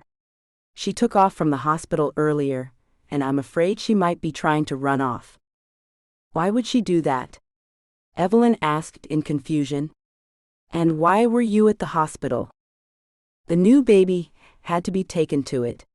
She was having trouble breathing. I think Allura's freaking out about the things that go along with being a parent, and is planning on booking it out of here." "Oh no. Is the baby okay now?" she asked. "She seems to be. They're keeping her overnight just to be safe. So, can you run over and see if your daughter's home? If she is, do you think you could let me know and keep her there until I get there?" "I will." "Did she say anything to make you think she'd try to run away?" she asked him. "It's more how she acted." She shut down. Her sign for what's to come. Her running away. If it was only me she was running from, I'd let her go for a while. But she'd be running from her father and stepmother and baby sister too. I can't let her make such a huge mistake. You are good for her. I'll go check and let you know soon, Weston. Thank you for being so good to my daughter. She's lucky to have you, and I'm going to make sure she knows that." "Thank you. I'm fortunate to have her too." He ended the call and rubbed his temples. A headache had sprung up, and he had no idea if it would go away if he couldn't stop her from making the mistake she was surely thinking about making. Allura made it into her penthouse and headed to her bedroom to pack a bag. She wasn't planning on taking much. Just enough to get her by until she could go shopping. "What are you doing home, Allura?" her head chef Laura asked her as she headed down the hallway. Allura froze in her tracks. She didn't know what she should say. Just getting some things. I need some more clothes to take to my dad's. Oh, how's the new baby? Laura asked as she stepped up to walk with her. Allura stopped and turned to face the older woman. She's not doing very well. She's had some gas issues, and now she has some breathing problems. To be honest, it's hard to watch. Laura stepped past her and opened the door to Allura's bedroom. How sad. I bet it is hard to watch. Let me help you. She walked into the bedroom and went to the closet. How are the new parents doing with her? Good, I guess, Allura said, then went to grab a suitcase out of another closet in the bathroom. I don't know how they're handling it all. I don't think I could. Sure you could, Laura said as she pulled out a couple of t-shirts. I suppose you want some casual clothes you don't mind getting spit up on. Allura shook her head. I need some nice things. She was planning on going to Italy. She'd been wanting to go see the sights that hopefully would help her with her painting that was getting derailed by all the other activities that had sprung up in her life. Things were taking over, filling her time with baby things and Weston things. Clara and her father things. She felt like she was losing who she was and what she was about. She was an artist, not a wife, not a mother. Laura's expression changed to one of confusion as she asked, Why do you need nice things? Allura jumped when her cell rang in her jeans pocket. She pulled it out and saw it was her friend, Brittany. I'll call her back later. She swiped the screen, sending the call to voicemail. And about the nice things, can you keep a secret? Laura nodded, stopped looking through the closet, and went to her, taking her hand and pulling her to sit on the bed with her. I can. Tell me what's up, Allura. Promise not to judge me, she asked her cook. Laura nodded. I promise. I'm not here to judge anyone. Well, I need to leave for a while. You see, I'm not going to be able to marry Weston. He deserves better than me. I don't want to have kids. I've seen the heartache and fear and want no part of it. She bit her lower lip as she ran her hand through her hair in a nervous fashion. Does that make me a bad person, Laura? Laura shook her head. No, it doesn't. You're truthful. Have you told Weston? When Allura shook her head, Laura sighed. You're engaged, Allura? You need to talk to him. It's not fair to him for you to run off without telling him why you're doing it. He'll try to stop me, she said. Let's face it, he will stop me. And I don't want to be stopped. I want to get the hell away from it all. The worry, the fear, the not knowing what'll happen. That's life, though. You can't get through life without those things occurring. Sorry, that's a fact, Laura said. Not everyone has kids, Laura. Not everyone gets married. I don't have to do those things. Not when I know that one day I'll lose the people I love. It'll hurt too much. Allura stood up and began to pace around her large room. I just want to paint. I want to have those feelings. No sorrow unless it lends itself to my work. I don't expect you or anyone else to understand. I just can't do it. I'm a loner. I always have been. Right on cue, Bruce ran out from under her bed. Laura laughed as Allura nearly fell. He's missed you. I've been wondering where he'd hidden. He's managed to come out and eat his food and get some water when no one was around, but I haven't seen him since you left to go to your father's. Allura stopped and sat on the floor. Bruce had slipped her mind. How could she go off and leave him? Kitty, what am I going to do about you? She asked him. Laura used the cat to try to get into Allura's head. How long do you plan on being gone? Bruce does miss you, you know. I'm not sure. Do you think the hotels in Italy are cat-friendly? Allura asked. It's doubtful, Laura said as she went to sit on the floor with her and petted to the cat. And that plane ride is long. It would be brutal on him. Locked away in a pet carrier in the cargo area of the plane. He'd hate it. Don't you think? Allura looked at her cat, and then her cell rang again. This time it was her mother. I should answer this one, she said as she swiped the screen. Hi, Mom? Hey, baby girl. Where are you? Her mother asked with a lilt to her voice. Home, she said. Why do you ask? Oh, no reason. So home in your penthouse? Yes, that's my home, Mom, Allura said, then laughed. You sound weird. I don't feel well. I've had a cold for a few days. How's the new baby? Allura looked off at nothing. She was tired of feeling pain over the baby. She was tired of feeling things, period. She'll be all right, I guess. She's in the hospital. Call Dad if you want to know more. I really don't want to know anything else. Why in the world not? Her mother asked her as her voice went high and more than a bit agitated. That sounds very selfish, Allura. I guess that's what I am. All these people being in my life has me forgetting who I am and what I'm about. I'm an artist who prefers to be alone. When did it become everyone's primary agenda to include me in something I was never looking to be a part of? Allura, I don't like hearing you talk like this, her mother reprimanded her. Why so glum and antisocial? With a choked sob, Allura found the sadness had overtaken her. She threw the phone down, then got up and ran to lock herself away in the bathroom. Laura picked the cell up. Hi, Miss Green.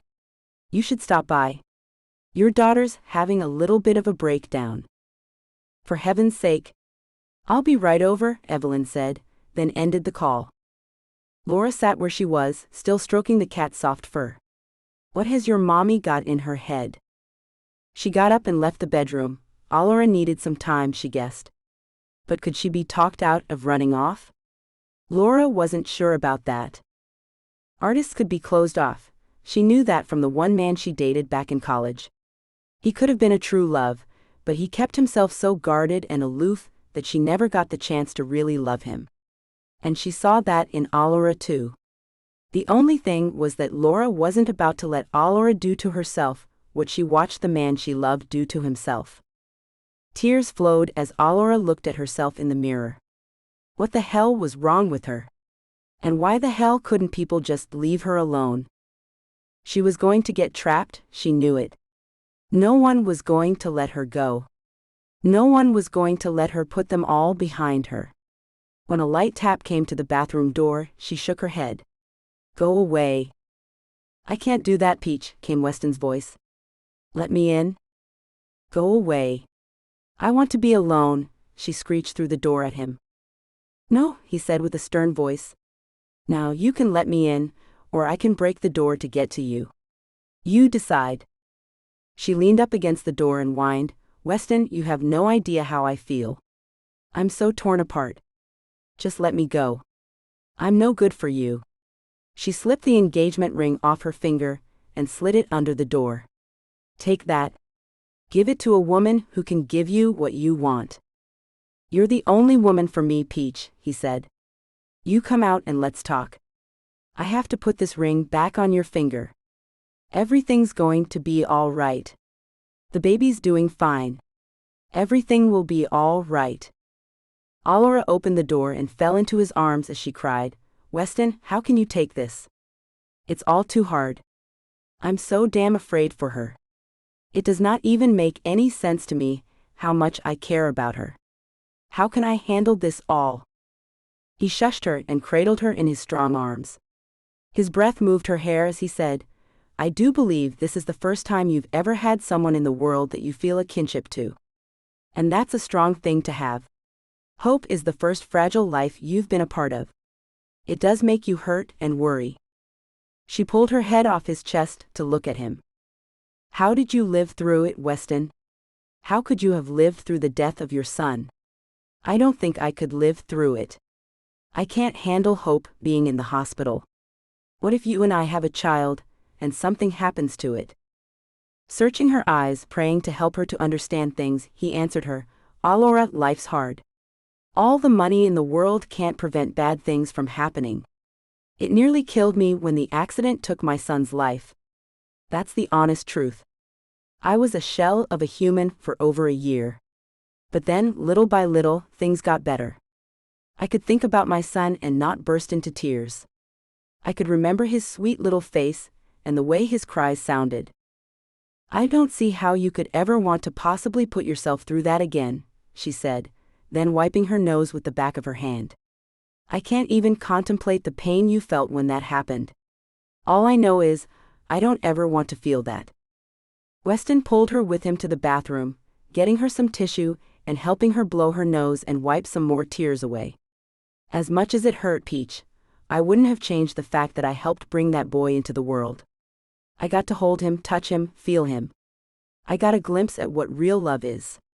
He gave that to me in a matter of 2 months. Then that all was taken away, West. How can you ever want to take that chance again? I didn't even live through that, and I don't want to take the risk. She looked at him for his answer, as she had no idea why he'd do such a thing to himself. We're not here to go through life with no pain, no worry, no fear, no regret. Life is all about feeling things. Love isn't the only thing there is to feel. You'll be a miserable person if you try to keep those things out of your life. I can't stand by and watch you be an unhappy person, Peach. Why can't you? She asked him as she had no idea why he put so much time and energy into her. Because I love you. You're my life. Can't you see that? He ran his hand through her dark hair and then kissed her with a tender kiss. She cradled his face in her hands as they kissed. Then he ended the kiss and she asked, "How can you love me? I'm such a mess. I can't handle the simplest emotions without trying to get away from what's causing them." Love isn't always easy, he said, then picked her up and carried her to the bed, sitting on it and holding her on his lap. Now you're going to pull yourself together. Want to know why? She nodded. I think you're going to say that I need to be there for my sister. Yes, you do. It's time to put on the big sister pants and leave that only child in the past. You're a big sister. As a big brother, I can tell you that the job never ends. You'll be there for hope through this trial, and more will follow. Her first heartbreak, she'll come to you and want to know why her heart hurts so badly. And I'll tell her because boys are mean and should be avoided at all costs, Allura said, then sniffled. No, you will not tell her any such thing, Weston told her, then kissed the tip of her nose. You'll tell her that heartbreak comes to us all, and it should never stop her from trying love again and again until she finds the right one for her, just like you gave me a chance that you were afraid to give me. I love you so completely that I'll never let you hurt yourself again. So I'm not going to be going off to Italy to turn into a hermit? She asked him. Because that was my plan. No, you will not be turning into a hermit anywhere. I'd find you. I love you far too much to allow you to hurt yourself that way. You're wonderful. It would be a crime to hide from all of those who love you. She had no idea why he loved her. Allura only knew she was one of the luckiest people on the planet. I suppose you're my backbone, West. I can be whatever you need me to be. Now, promise me that you'll never run off again and make me chase you down. He kissed her damp and warm cheek, then pushed her hair away from her face. Seriously? She asked him as she wasn't sure she could make that promise. I can tell you now that my mind takes me over sometimes, and it sends my feet moving. He slipped the engagement ring back on her finger. Your mind needs to stop doing that to you. He laid her back on the bed and ran his fingertip along the side of her long, slender throat. You have a place in my life that no one can ever fill. You have places in the lives of many people, Allura. Try very hard not to forget that. You would be more than missed, you would be mourned. His lips found hers, taking her away from her worries and selfish ideas. Allura was needed by people. For the first time in her life, she was an important piece of a family puzzle. She wasn't sure she was up for it, but it seemed she had no real choice in the matter. Weston was dead set on her. She had a baby sister who would need her around. Running was no longer an option. How in the world would she learn to control that part of her brain that had the fleeing instinct so deeply embedded in it? A month down the road, Allura and Weston went to Sunday dinner at her father's house. When the butler answered the door, they saw Clara walking into the entrance room, holding Hope. "There you are, big sis." "She's missed you," Clara said, then placed Hope in Alora's arms. "Hey, pretty baby," Alora cooed at her sister. "How are you doing today?" The three moved off toward the dining room. "She's doing so much better," Clara said. "You were so right about giving breastfeeding a shot, Alora. Hope's made great strides since I started doing that. You seem to have a natural knack with babies." Weston ran his arm around Alora and kissed the side of her head. "I have to agree with Mum about that. You do have a certain knack." Alora kissed Hope on the forehead. "Well, she and I have this great connection. I know what she's thinking is all."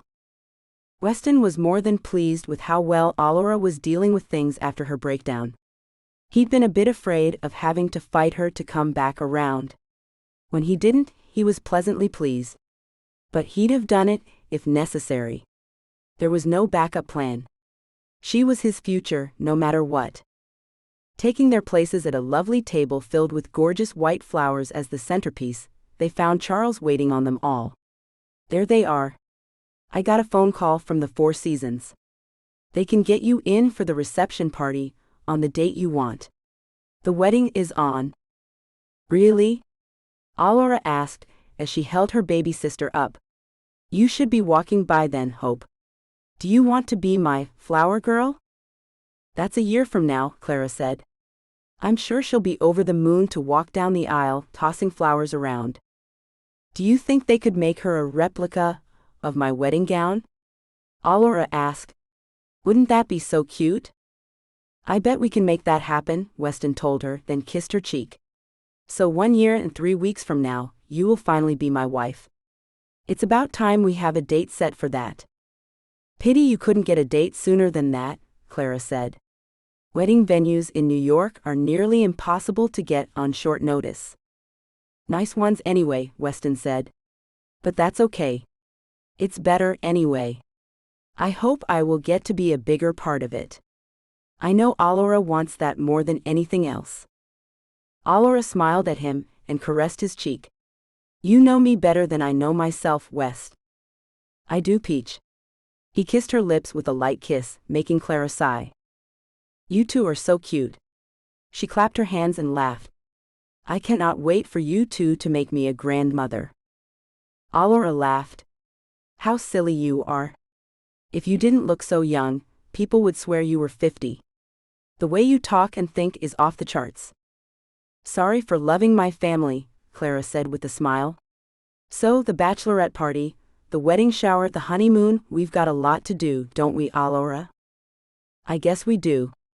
All of those plans and reservations need to be made, too," she agreed. "And the invitations have to be sent out. My family in England will need plenty of time to get their affairs in order to make the trip. We'll have to get the reservations for the hotel rooms," Weston added.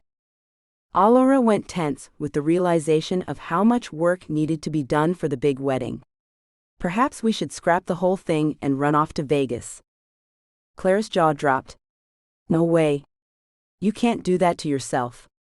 You should have a huge wedding. You deserve one, honey."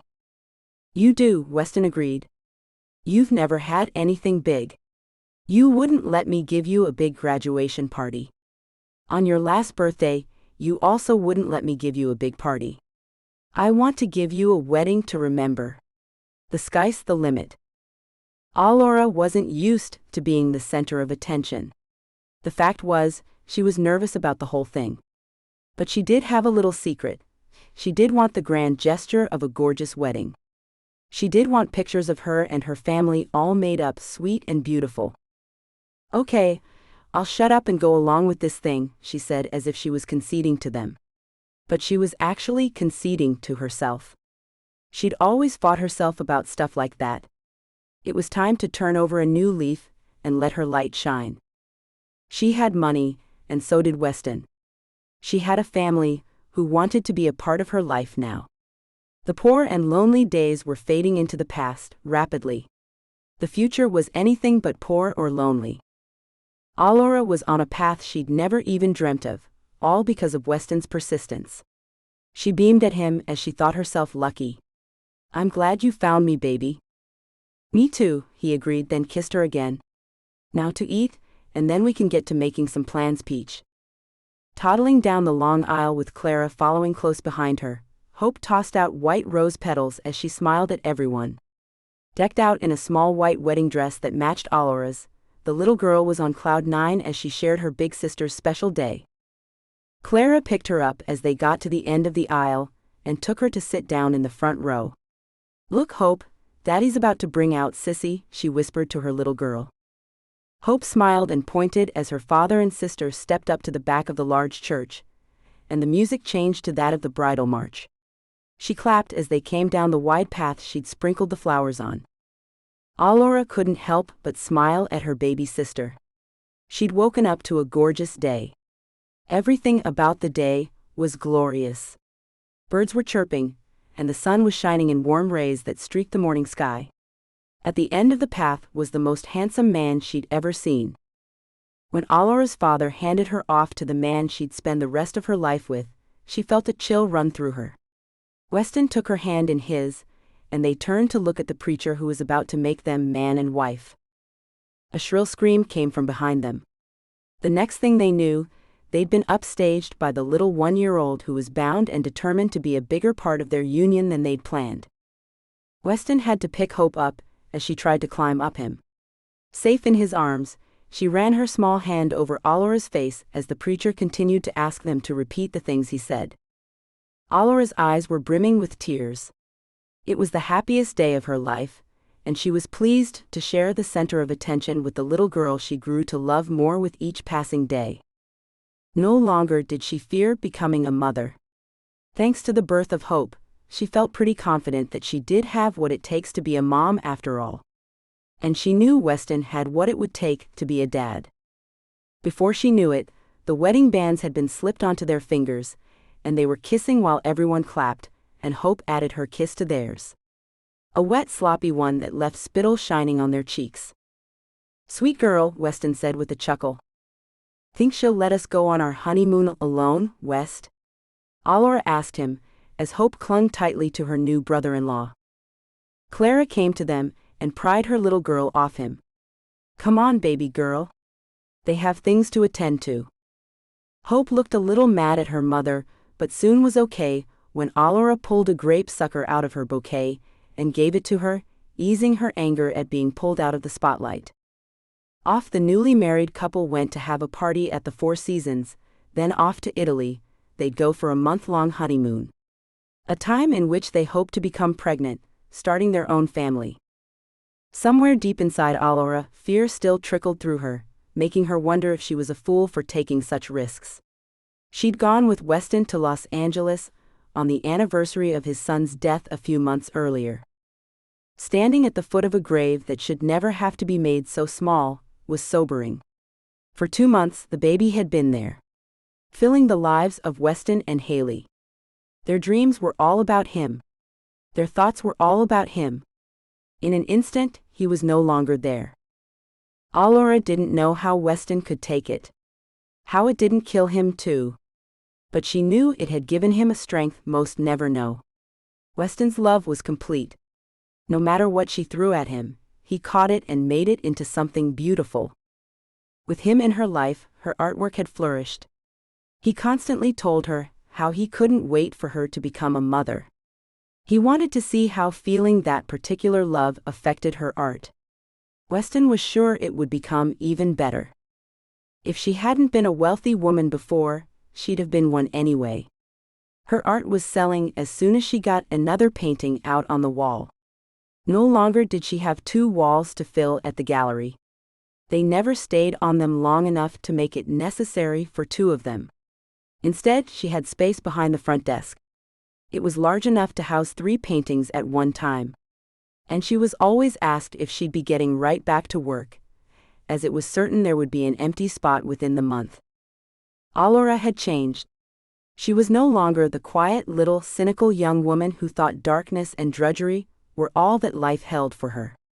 She'd blossomed under Weston's love, into a butterfly who knew there was a hell of a lot more to life than she'd allowed herself to ever believe before Weston had come into her life. After the reception, they spent the night in the hotel, sleeping instead of making love, as they were way too exhausted to do anything but sleep what was left of the night away. But early the next morning found them not quite so tired, and more than ready to get to the baby making. Alora's dark hair had been done up in a fancy updo. It was a rat's nest of tangles, and her makeup that had once been perfect was a mess of black around her eyes and red smudged lips. "Good morning, beautiful," Weston said as he pulled her up to his chest. He too had seen better mornings. The gel that was used in his hair to keep it in place was holding it straight up on one side and plastered to his face on the other. His eyes were swollen from drinking too much and too long. They had to laugh as they looked at one another. "Lord Weston, what have we become?" she asked as she pushed his hair back and found it standing at attention as the gel held it up. "I think the shower is where we need to start this marriage thing." He climbed out of bed and picked her up, carrying her bridal style to the bathroom. In the shower, the warm water cascaded over them as they gently washed each other with soapy cloths. Washing the tons of product out of their hair, they began to resemble the handsome couple they'd been before the long day of wedding festivities. "Remind me that I only want to ever get married once," Alora said. "That was too much work. I never want to go through that again." "Don't you worry," he told her as he scooped her now clean and fresh body up in his arms. "I will never allow you to marry again. I love you, Wes. I want all of you." "You have all of me," he told her as he looked into her eyes. It was their first morning as a married couple, and they were set on doing it right. "Grab him, he's getting away," Weston called out to his wife as their 3-year-old son streaked through the main living area. Alora put down their 1-year-old daughter to go after their little nudist. "Come here, Brady." With a squeal of laughter, the boy zipped past her and headed out of the room, apparently seeing fit to give the staff a look at his goods. "You can't catch me." "I'll take Bree over," Weston shouted. "You go chase him down. The kid is super speedy." Alora chased their son down the hallway as he laughed like a maniac. Suddenly, he stopped when a door opened. "And what do we have here?" Laura asked as she scooped up the naked bundle. "Yes. Great teamwork, Laura," Alora said as she stopped running and walked up to get her son. "Aw man," Brady whined. "I don't want to wear clothes. They get in my way." "Your way of doing what?" Laura asked him as she handed him over to his mother. "In my way of being free," he told her. "I like to feel fresh. Well, I like to see my son wearing clothes like a normal human boy instead of a wild animal," Alora scolded him. "Maybe he was a monkey in his past life," Laura teased, then messed up the dark mop of hair on his head. "Maybe I was," he agreed. "Come on, Mom. Let me be a wild monkey again. Please." Shouting the word please is no way to get what you want, Brady. "Now come on. Back to being a boy and wearing clothes." Alora took him back into the living area, where he ditched his shorts and t-shirt. Finding Weston reading to their daughter had her heart fluttering. "I got him, Dad." "I see that," Weston said as he put the book down. "Why is it that you want to be naked, son?" "Apparently, I was a monkey one time. That's what Miss Laura thinks. And I believe she's right." Brady struggled with his mother as she put his clothes back on. "Well, you're no longer a monkey. If you keep your clothes on, I might take you to the zoo later. That way, you can see how monkeys actually live. It's not nearly as nice as you have it," Weston said, earning him a smile from his wife. "Clever, West." She gave him a wink. He gave her one back. "Brady, what do you think monkeys eat anyway?" "I know they eat bananas. I saw it in a book. I like bananas too." He climbed up on the sofa next to his father. "They also eat bugs," Weston informed him. "How would you like to have to eat bugs to stay alive?" The face the boy made had both his parents laughing. "Yuck." "And monkeys live in cages," Alora added. "How'd you like to live in a cage?"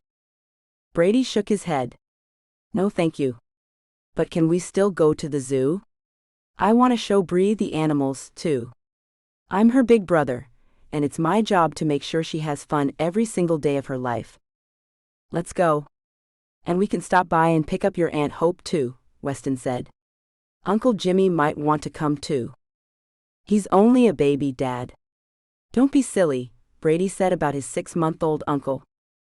Allura smiled as Weston got up and put his arm around her. They herded their 2 kids out of the room to get them to their rooms to get ready to go to the zoo. She felt it every time they touched. That spark that had started it all and continued to keep their fires going. Becoming a mother was the best thing to happen to her. If it hadn't been for Weston, she'd never know what love really was. She'd loved her mother and father. And she even loved Clara. But she would have never known what it really felt like to love someone you're a part of. As they went up the stairs, Bree tripped and hurt her knee. Weston snatched her up and kissed her boo-boo. Daddy will make it better, sweetheart. As if the kiss was magic, Bree stopped crying and giggled. The pain all gone, it seemed. Allura was always surprised by how easy it was to make the kids happy. A kiss on a boo-boo, a piece of candy, a nighttime story, all were easy to give, and all made their children happy. Allura realized that being a parent was scary. Fear was always an underlying thing when you have a kid. But fear was already there anyway. She was afraid something would happen to Weston, her father, her mother, Clara, Hope, all before she ever became a mother. It was life, Weston was right about that. She'd learned that there could be a constant concern for people, but it was overshadowed by this sense of joy that was also constant. A continuous river of joy flowed through her. It hadn't before. Allura wondered how she had ever lived without it. That stream of joy was what made her world turn. Without it, she didn't know what life would be like. But she had reasons to believe that once you found that little piece of wonderful, it never went away. Hence Weston's always upbeat idea of life, even though he'd lost his first precious child. Allura respected her husband more than she'd ever admired anyone. He was the best husband and father she'd ever known or knew of. His support was unwavering.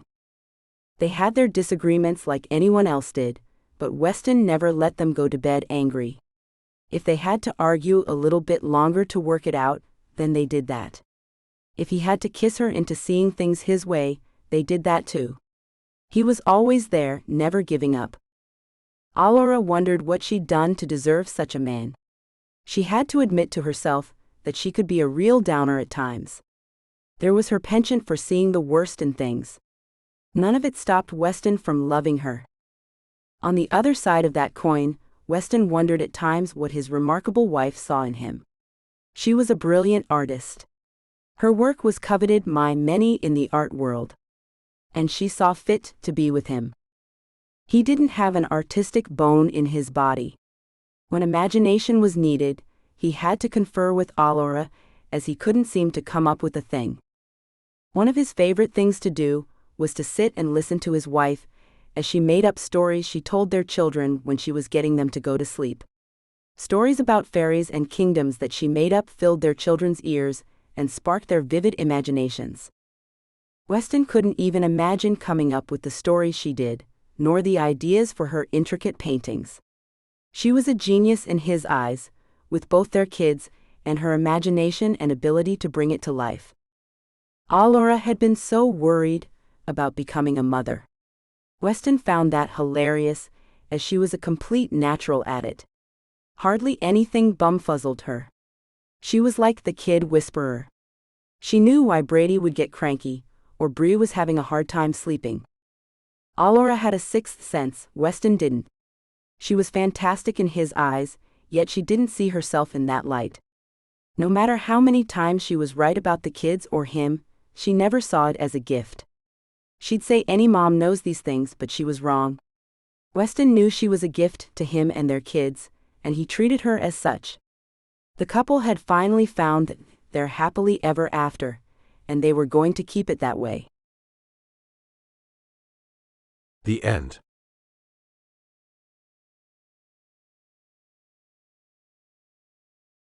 sneak peek for Billionaire Games. We hope you enjoyed listening to Dirty Money by Michelle Love. Now please listen to a sneak peek for Billionaire Games by Michelle Love. Billionaire Games, a bad boy billionaire romance audiobook. Chapter 1. Even though rain was falling in sheets, the press still stood outside the Boston funeral home where the heiress to Captain Jack's seafood company, 30-year-old Julia Lovelace, was resting peacefully for the first time in her short life. One tryst too many had found the beautiful young woman the victim of a hit and run. No one was sure who had done the evil deed, but many speculated that the wife of Judge Sanborn, a man Julia had been seen about town with, might have had a hand in it. The private car Griffin Hauser had been picked up from the airport and coasted into the area where a canvas tent had been erected to see the mourners stay dry as they made their way into the large funeral home. Griffin was a 30-year-old billionaire from old money. His family's cattle company in Montana had gone in a new direction that had sent them from merely millionaires and into the billionaires category. Montana Matrix was a prize-winning bull sperm operation. Griffin was supposed to be a salesman for his family's fertile business. He seldom sold a thing, preferring to wine and dine women who didn't have a thing to do with the cattle industry. Griffin didn't have anything to worry about. His wealth was secure, even if he never sold a single vial of the liquid that had catapulted his family into a new tax bracket. Julia had been one of his clients.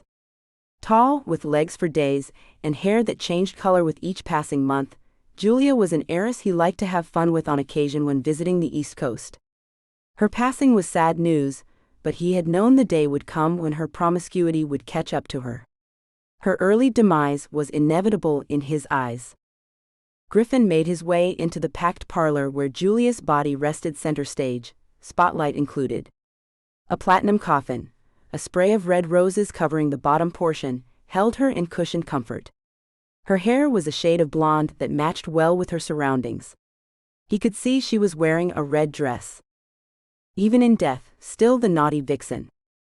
When a grin flowed over his face, he shook his head to stop thinking such inappropriate thoughts on such a grim occasion. He took a seat next to a tall man with long black hair who was pulled back into a queue. A Native American, Griffin was sure. Though the music was quietly playing a sad song meant to pull the tears out of those who had congregated, Griffin tried to ignore the song and extended his right hand to the man he sat next to. "Hello. Griffin Hauser, Montana Matrix." The man shook his hand. "Phoenix Nelson, Texas Oil. How are you doing today?"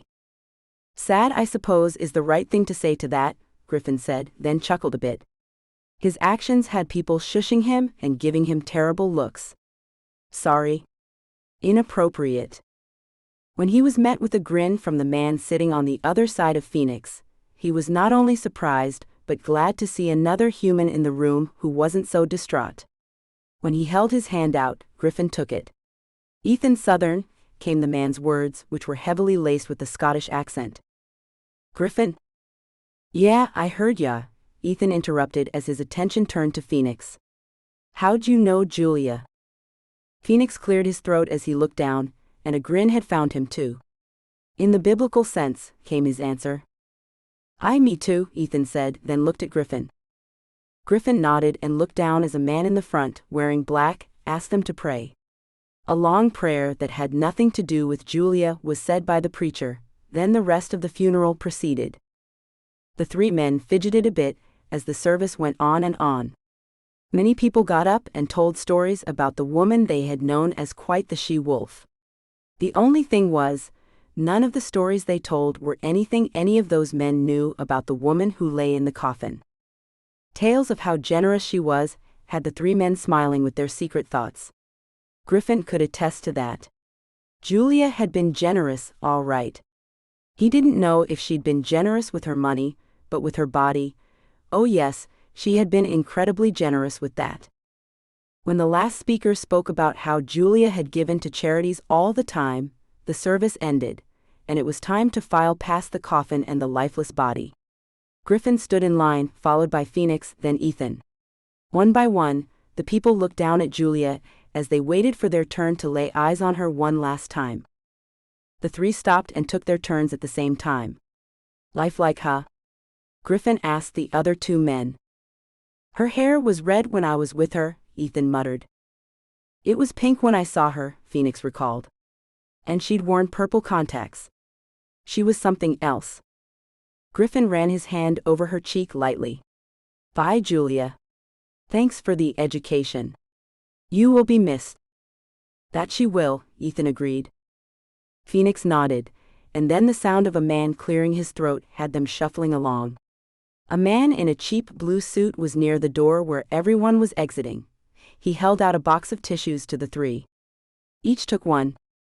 I don't need this for anything more than to remind me of her, Griffin said. I have a napkin from a bar we'd meet at, Phoenix said as they walked outside.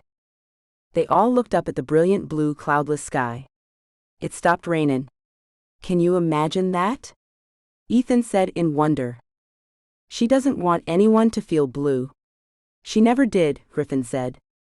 And on that note, how about the three of us go get some lunch? We can talk about her and what she meant to each one of us.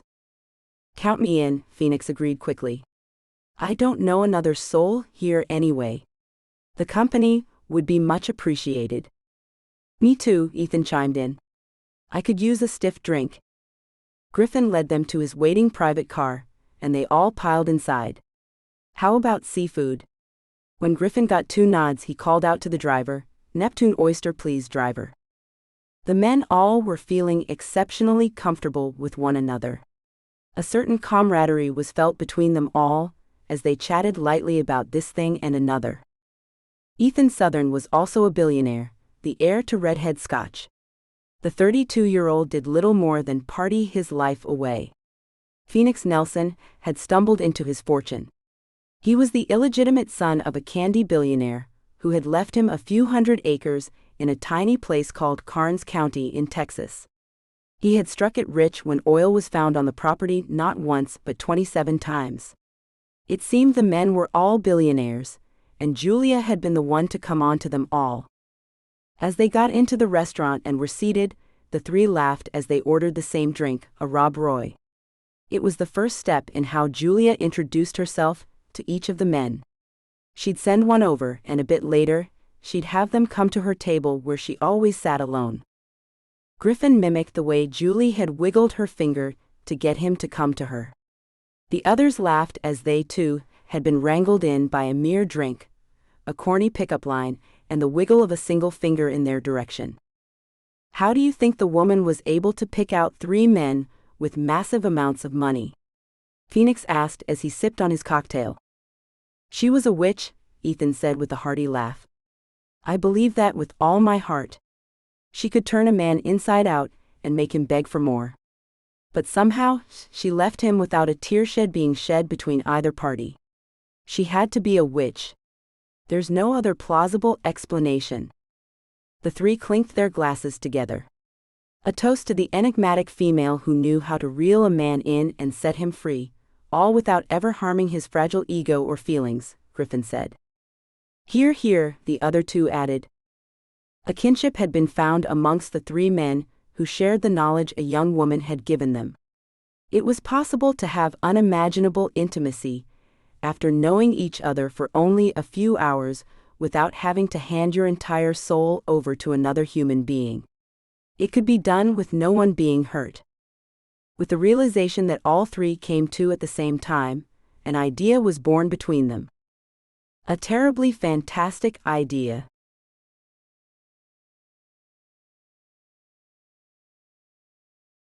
Chapter 2. Are you two gentlemen busy tomorrow? Ethan asked them, then popped a fried mushroom into his mouth after dipping it in ranch sauce. His auburn waves hung to his shoulders, and he danced around them. He nodded and moaned at how good the food tasted. I'm never busy, Phoenix replied. Then he picked up a shoot of fried asparagus and plunged it into the creamy white depths of the dip. Me neither, Griffin added. Why do you ask, Ethan? Because I, too, am never busy, and I have an idea. But it would require an overnighter. Ethan drank the last of his Rob Roy and motioned to the waiter for a refill. What kind of idea? Phoenix asked with curiosity. You know how Julia lured us all in, having her way with us so easily, Ethan said with a grin as he recalled some of those times he and she had had. Griffin nodded as his lips pulled into a sly grin. I do. And you do recall hearing about how she gave to various charities? Ethan asked as he took the drink the waiter had brought to him. I do, Phoenix said. Can I have a beer? The cocktail isn't hitting the spot for me. The waiter nodded and pointed to Griffin's nearly full glass. Anything else for you, sir? He asked Griffin. Bring me a beer, too. I never did like this drink, Griffin confessed. I ordered it just to remember someone. Beer me too, Ethan added. I don't really know why I ordered another one of these. They're much too sweet for me. As the waiter walked away, Phoenix asked, So what about the charities? Do you think we should donate to some of them? I do, Ethan said. But I think we should make it interesting. I believe we three should make a bet.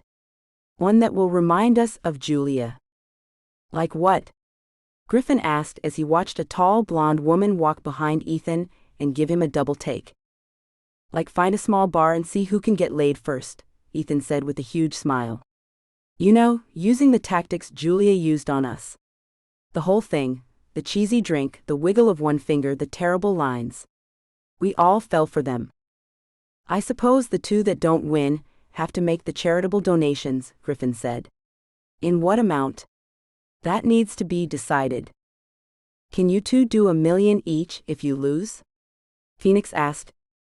When the others nodded, the three reached out to the middle of the table, placing their hands on top of the others. So it's on, Ethan said. The first one to score wins, and the other two make $1 million donations to the charities the winner chooses. Agreed, Griffin and Phoenix said in unison. A pact was formed between the three men. An agreement that would mean some poor women might well become unsuspecting pawns in their little game. Griffin added a bit more detail to their bet. To make sure things are fair, I think one of us should choose for the other. Like I can pick who Ethan can go for, Phoenix can find me a woman, and Ethan can find one for Phoenix. We can make sure the women look like the type that'll give us a good fight. It's no fun if we all pick tramps. Nods had the other men agreeing to the terms, and Phoenix felt like he should add something to the arrangement as he said, and if no one scores tonight, we keep playing the same women until one of us does score. You know, no trading out. I think that makes it more interesting, don't you? Ethan raised one thick brow as he contemplated what Phoenix had come up with. That might mean we have to spend some time in the same place. Let's choose a location wisely. He pulled out his cell and searched the names of places near Boston. When a particular area intrigued him, he said, This area might work. It sure does, Phoenix agreed. There's a town called Ashby in that county, Ethan added. Griffin pulled his cell out of his jacket pocket and searched for places to stay while Phoenix took his phone out to find bars in the town. Ethan had chosen the town, so all three were active participants. There's a quaint bed and breakfast that only has 3 bedrooms, Griffin said. It looks nice and homey. A great place to spend a night or two. He turned the phone around to show the other two the pictures of the 2-story home with white siding and yellow trim. Colorful flower gardens filled each side of a wide staircase that led up to a porch that looked as if it wrapped around one end of the large home. I like the looks of those rockers on the porch, Phoenix said. I think it looks cozy. I'll book it for a couple of nights, Griffin said, then tapped away to set it up. For the next couple of nights, O'Toole's bed and breakfast will be our home away from home. Why not make an Irish time of it? Phoenix asked, as he showed the others a picture of a pub he'd found. Flanagan's Pub and Grill sounds like an excellent place to catch women. There'll be some food to keep us from getting wasted while we're trolling for babes. Ethan clapped him on the back. Irish. I love it. Let's make a pact to try our best to pick an Irish lass for each one of us. I can tell you boys, they're not so easy to get into the sack. Sounds like you've had a few, Griffin said with a chuckle. A couple, Ethan admitted. Our tempers never combined well, to be honest. But we're not talking about finding wives now, are we? The three laughed, and found the waiter bringing them mugs of cold beer. With a tap to each glass, they sealed their bet. The details were done. All that was left to do was get to Ashby and begin their adventure into the forbidden. Wait a minute, Phoenix said as another thing came to his mind. We should set spending limits. As we all know, money can be a significant catalyst in drawing a woman to your bed. There should be a daily spending limit. Daily? Griffin asked. Just how long do you expect this to go on? I'm quite adept at closing bedroom deals within the space of one night, Phoenix. But we're going to be choosing hard to get women, Phoenix reminded him. It could very well take a while. Even a few days. I don't want one of us to go buy our woman a fancy car and get her that way. I think time and energy should be used rather than tons of money. Right ya are, Ethan agreed. I say none of us can spend more than $50,000 a day. Griffin nodded, as if that wasn't an extravagant amount of money. But Phoenix shook his head. You two have always been rich. I haven't. That's an amount that's much too high. A more realistic price is $500. It shows we have money, but we're using our wits to make our woman feel special enough to let her guard down and give us what we want. $500 it is then, Ethan said, and Griffin nodded in agreement. Griffin pulled a pen out of his pocket and grabbed a napkin off the table. Now to get to know what each man likes in a woman. It wouldn't be fair to saddle any one of us with a lady who's not to our taste. Right ya are, Ethan said with a flourish of his hand. I like the dainty type. Blonde, top of her head near my chest area. I like to be the beast of her beauty. It gives me the upper hand right from the start. I like curvy women. Hair color isn't an issue at all. I like them all. But curves are a must, Phoenix said. And I like them to be cute rather than gorgeous. Don't ask me why. Perhaps it's because I wasn't born rich, but I don't like women who demand upkeep. I need to remind you, Griffin said. We're not searching out wives. Just a one-time thing, then we're out of there. The others nodded and took a drink, to let that bit sink into their heads. This was not to be a love connection. This was a quick tryst and then on to other things. Just how Julia had taught them to do.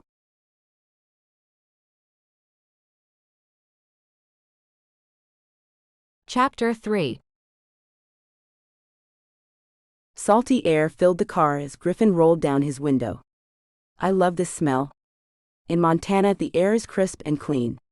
Here, it's damp and full of aromas. The driver pulled up to O'Toole's bed and breakfast. A quick check-in, then we can get going to the pub, Ethan said as they all got out and took the bags they'd picked up from their Boston hotel rooms before they'd left the city. A sweet-looking, short older woman with white hair pulled into a loose bun on top of her head greeted them at the front door as they walked up the steps. You must be our guests for the next couple of nights. I'm Stella O'Toole. Welcome to our home. I'm Ethan Southern, Mrs. O'Toole. A pleasure it is to make your acquaintance. He took her hand and kissed the top of it, making her giggle like a young girl. Oh my. A Scot, I dare say. A pleasure to meet you, Ethan, she said as she blushed. What a bunch of handsome devils you three are. Tell me, what have you in our little township? Griffin put his bag on the floor by the desk and filled out the paperwork. Just visiting. The place looked like something out of a romance novel on your website. We're in Massachusetts for reasons that aren't exactly happy. We wanted to make something positive out of it. The woman looked over the names on the registry. Griffin Hauser, you must be. She turned to Phoenix and looked him up and down. And you must be Phoenix Nelson. Now you have got to tell me what bloodlines you're from. You look like a movie star. I'm nearly full-blooded Karankawa. I resemble my mother. Only I'm a couple of feet taller, he said, then took her hand and left a kiss on top of it. And thanks for not calling me an Indian, Mrs. O'Toole. With a curt nod, she turned to lead the men up the stairs to their bedrooms. On the right is where your rooms are.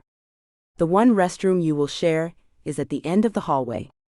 There are fresh towels in the linen closet. When you're done, please deposit them in the laundry bins in your rooms. I'll pick them up when I clean your rooms each morning after breakfast. When's breakfast? Griffin asked as they stopped at the first bedroom. She pushed the door open as she asked them, "Are you all early risers or not so early?" None of the men really knew each other, and they all looked at one another with quizzical expressions. "I get up around 9 every morning," Ethan said. "I can do 9, Phoenix replied. Griffin walked into the first bedroom, claiming the room was decorated in deep greens, his favorite color. "I can do 9 as well. Then I'll have breakfast served at 10. Will that be okay with you all?" she asked them. All nodded, and she led the others to the next room, done in tans and browns. "I'll take this one," Phoenix said as he walked into the room. Mrs. O'Toole gestured to the last door and Ethan opened it, finding a room done in lilac colors. "How charming," he said with a smile. "Glad you're firm in your masculinity, Ethan." "I thought you'd be," she said with a laugh. "The front door remains unlocked until 10 each night. If you come in after that, you'll need the code to the keypad to get in. I've left a card with that information on the nightstand in each room. Don't forget to take it with you, if you know you won't be back before we go to bed. Mr. O'Toole can be a real bear if he's woken up." "I'll be sure to take the code," Ethan said as he made his way into the room, which smelled like the flowers that bloomed beneath the open window. "We'll be out late. But we'll be sure to come in quietly, so we don't wake you too." "Thank you. That would be greatly appreciated," Mrs. O'Toole said, then left him alone.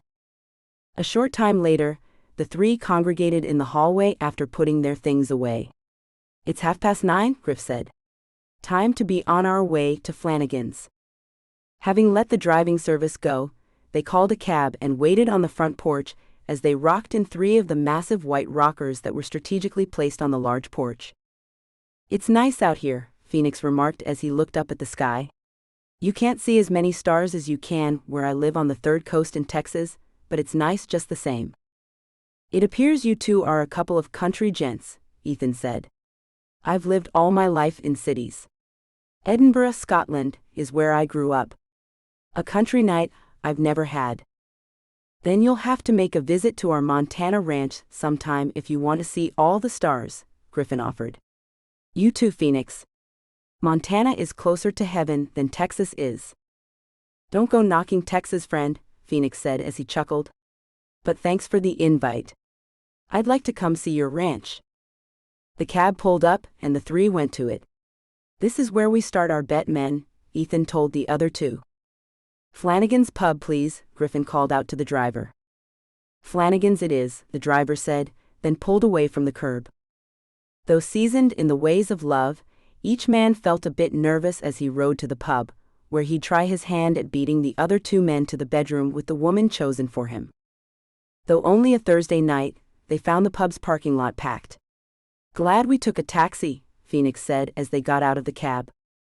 Ethan walked ahead of the other 2 and opened the heavy wooden door. "Authentic," he muttered as he let the other 2 walk in before him. Dim light lit the pub. The smell of fried foods and alcohol filled the air, combined with the many perfumes and colognes the people in the crowded place were wearing. A young woman wearing a t-shirt with the pub's name on the right pocket, blue jeans, tennis shoes, and a black apron came to them. Her smile was bright, and her doe-like brown eyes were sparkly as she greeted them. "Hi, welcome to Flanagan's. Are we drinking or eating and drinking this fine evening, gentlemen?" "Both," Ethan answered for them. "Fancy a table or a booth?" she asked as she turned around to grab some menus. "Table," Griffin called out so he could be heard over the noisy crowd. With a nod, she led them away, seating them at a table for 4. With the menus placed in front of them, she asked, "What can I get you fellas to drink?" "Pints," Ethan said. "For all of us." "Run a tab." "It's on me tonight." "Generous," she said, then left the men to go get their drinks. They scanned the room, searching for the women they'd like for themselves while also keeping in mind who they were to pick for. There were short, tall, skinny, and chubby women of all kinds and hair colors. A buffet of beauties to choose from. It wouldn't be easy to narrow it down to one each. Wow, we have some fine choices here tonight. You picked the right place, Phoenix, Griffin said, then high-fived him. I sure did. I can't pick any one of them out as the best, Phoenix agreed. But you must, Ethan reminded him. Don't forget our personal preferences, either. Phoenix nodded as the tall mugs full of dark beer arrived. Guinness, huh? Griffin asked the waitress, who was a different young woman than the one who had seated them. That's what you wanted, isn't it? She asked. It is, darlin'. And can we have some hot wings to go with them? Ethan asked her. Sure. Really hot or kind of hot? The waitress asked them as she placed the frothy mugs in front of each one of them. Kind of, Griffin said. We don't want dragon breath now, do we? She nodded. I'll make sure there's some celery to cleanse your palates, gentlemen. And blue cheese with them? Phoenix nodded, then added, and how about some shots of Fireball too? Will do, she told him, then went away to turn in their order. The atmosphere was electric. Energy filled the space around them. It's like Julius here, Griffin said. The others nodded in agreement. Their mentor seemed to be leading them, and with her help one would win the bet. Of that they were all positive.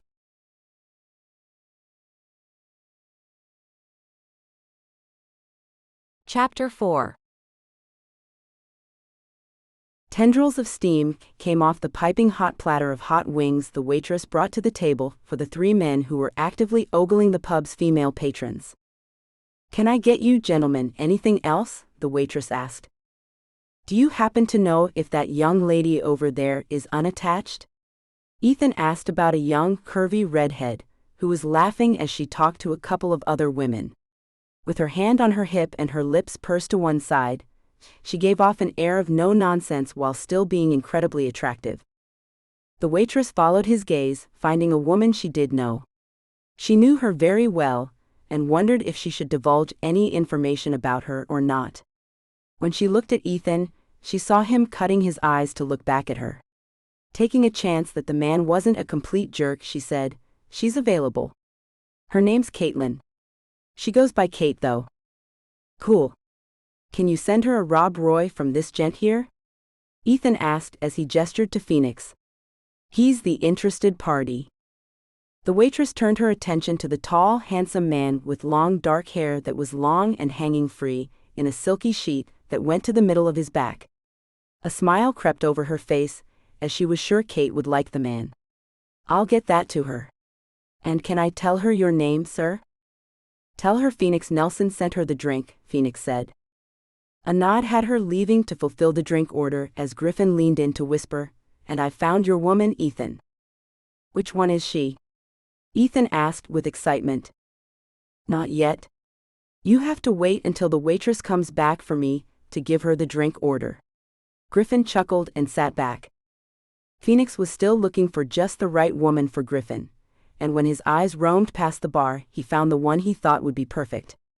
She was a young-looking woman, lithe, dark blonde, long hair, tall, the way Griffin had described his type of female. And I've chosen yours, Griffin. Great, Griffin remarked, as he looked around to try to find who Phoenix might have chosen. The men watched as their waitress took the drink to the redhead for Phoenix. His eyes were trained on the woman. She was gorgeous, and Phoenix had a good feeling about her. When the woman looked his way and waved at him as she smiled and mouthed, "Thank you," he smiled back and lifted his mug of beer in a toast from across the room. She raised her glass too, and they each took a sip. Then her eyes moved on from his as she went back to talking to her girlfriends. I like her, Ethan, Phoenix said as he kept his eyes on the woman. You picked a great one for me. The waitress came back to the table, holding a short, fat glass. Kate said to give you this, Phoenix. She placed the glass in front of him. What is it? He asked before taking a sip. It's called a Superman. It's a fruity drink. She waited for him to take a sip, and watched a smile form on his lips. Yum, Phoenix said. Tell her I said thank you and that if she were any sweeter, I'd have to make jam out of her. It was one of the dreadful lines Julia used to use, a thing the men had made a rule about using to reel in their catch. With a short burst of laughter, the waitress said, "Kay, anything else?" Phoenix gave her a nod. That woman by the bar. Is she free? Jess, she asked as she trained her eyes to see where his were set. Yeah, she's free. Send her a Rob Roy and tell her it's from Griffin Hauser, Phoenix told the waitress as he pointed to Griffin. Griffin smiled at the waitress, who looked him over. Tell her that if she was any prettier, they'd have to lock her up. Sure, the waitress said as she rolled her eyes. Griffin added, and that woman over there. The one who's talking to the older woman. Is she unattached? That's Kelly. They call her Kel, the waitress informed him. She's been broken up with a man she almost married for about a year. She's free as a bird, but also not looking for anything or anyone at the moment. You sure you want to go there? Being that the woman was for Ethan, he leaned forward and said, Oh yes. I want to go there. Send her a Rob Roy, and tell her that her knight in shining armor, Ethan Southern, has come to rescue his damsel in distress. Oh my gosh. You guys have got to be kidding, right? The waitress asked as she shook her head. These lines are terrible. Let me tell her something that might actually work in your favor. Ethan placed a $100 bill in her hand. Tell the girls exactly what we asked you to, and your tips won't stop coming. Sure thing, she said, then sashayed away to get the drinks and toss out the stupid pickup lines the men had come up with.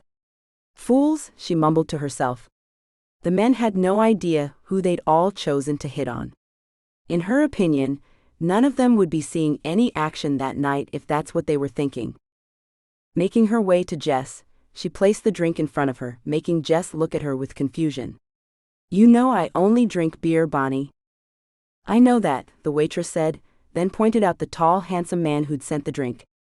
Do you see that guy there? Jess looked in the direction Bonnie's finger was pointing and smiled. Damn.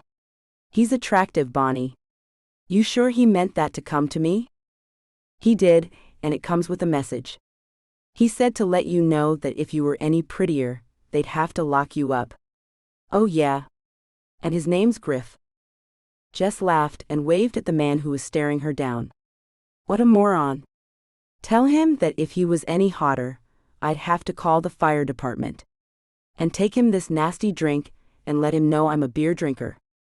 Bonnie took the Rob Roy with her as she made her way to the man who'd sent it. He wasn't smiling when she got to him. She doesn't want it? Griffin asked. She said to tell you that if you were any hotter, she'd have to call the fire department. Plus, she told me to let you know she's a beer drinker and nothing else. Then get her a beer. Whatever kind's her favorite, Griffin said. And tell her Griff said he likes her sense of humor. Kay, I'll let her know that, Bonnie said, then hurried off to take care of the orders. She was beginning to feel like a go-between for the men in their efforts to gain female companionship for the night. She took the Rob Roy to Kel, who was chatting it up with Miss Foster, the high school librarian. Kel's eyes narrowed as Bonnie placed the cocktail glass of pinkish-purple liquid in front of her. What the hell is this about, Bonnie? Do you see that Scottish stud giving you the eye, Kel? Bonnie asked her. Yes, I see the dim-witted man. And why would you let him believe I wanted anything from him? Kel asked as she turned her dark blue eyes back to her cousin.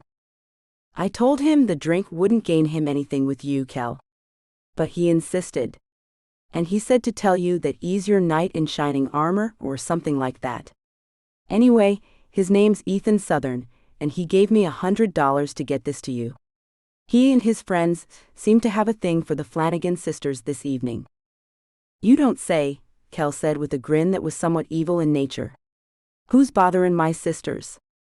Mr. Tall, dark and handsome are asking after Kate, and the one with blonde curls is after Jess.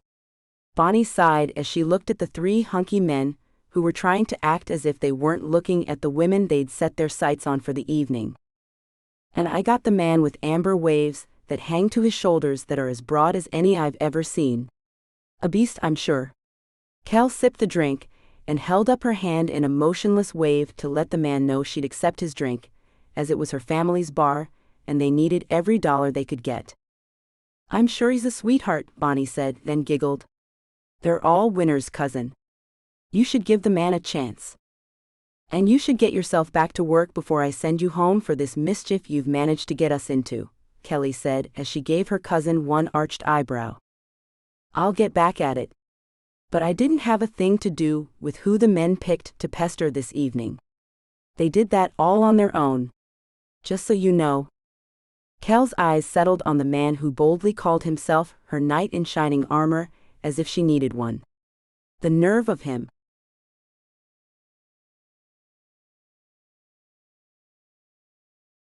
Chapter 5. Jess got up to go to the bathroom and found the cute guy with a bevy of blonde curls that went to his shoulders, wiggling his finger at her. She couldn't help but smile at the man who was giving her a sensual grin. Step by step, she made her way to him. "Thanks for the drink, Griff." "It is Griff, right?" Her words were laced with an Irish accent. "It is. My full name is Griffin Hauser. I'm from Montana, here on some unofficial business." "And your name is Jess," he said as he gazed into her icy emerald eyes. His favorite color. "And I bet you're fresh from Ireland." "You'd lose that bet if you made it. I was born here. My siblings were born in Dublin, though. We summered there each year. Our accents come from our parents. Theirs are truly awful." Her hand moved to rest on her hip as she said, "Jessica is my full name. But everyone calls me Jess. So thanks again for the beer. It was nice meeting you. Bye." With that, she turned and walked away, slightly shaking her rounded bottom, making Griffin drool a little. He was met with a napkin that Ethan held to his chin. "Watch out, lover boy." "She's hot," was all Griffin could say. "Go after her, stud," Phoenix said as he caught Kate's eyes. "I'm reeling mine in next." With a wiggle of his finger, he found the adorable redhead getting up and coming his way as Griff vacated his chair, going after Jess. Phoenix patted the empty seat near him. "Have a seat, gorgeous." Kate gave him a smile and took the seat. "So, did you like the Superman I sent you?" Her Irish accent was obvious. He nodded. "What did you think of the Rob Roy I sent you, Kate?"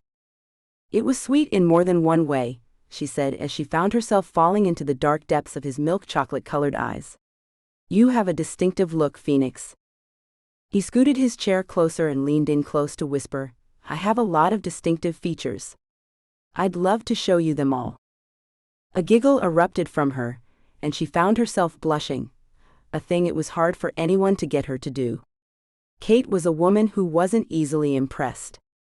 But the man in front of her was the most impressive man she'd ever seen in her life.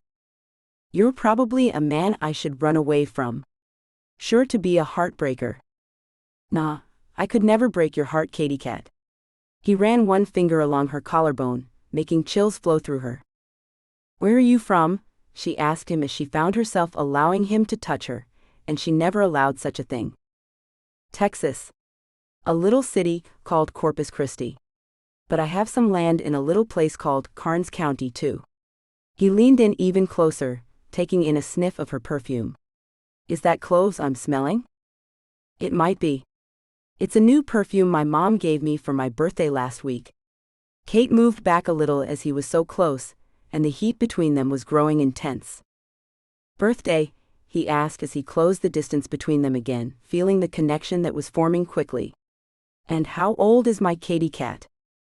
"I'm 23, she answered. "And you are?" He moved his fingers up the side of her neck as he said, 35. "I love the dark shade of auburn your hair is. It's amazing." "Thanks. I get that a lot." She settled back in her chair, making his hand leave her neck, as it was making her want to kiss the man she'd barely met. "I bet you do." Phoenix wasted no time touching her again, as he ran his finger across the bridge of her nose. His eyes went from her pale green eyes to the freckles on her nose and upper cheeks. "The dusting of light freckles is adorable. You're utterly adorable. Have you not been snatched up yet? Maybe because I'm not looking to get snatched up. I'm busy with work and college. I go to MIT.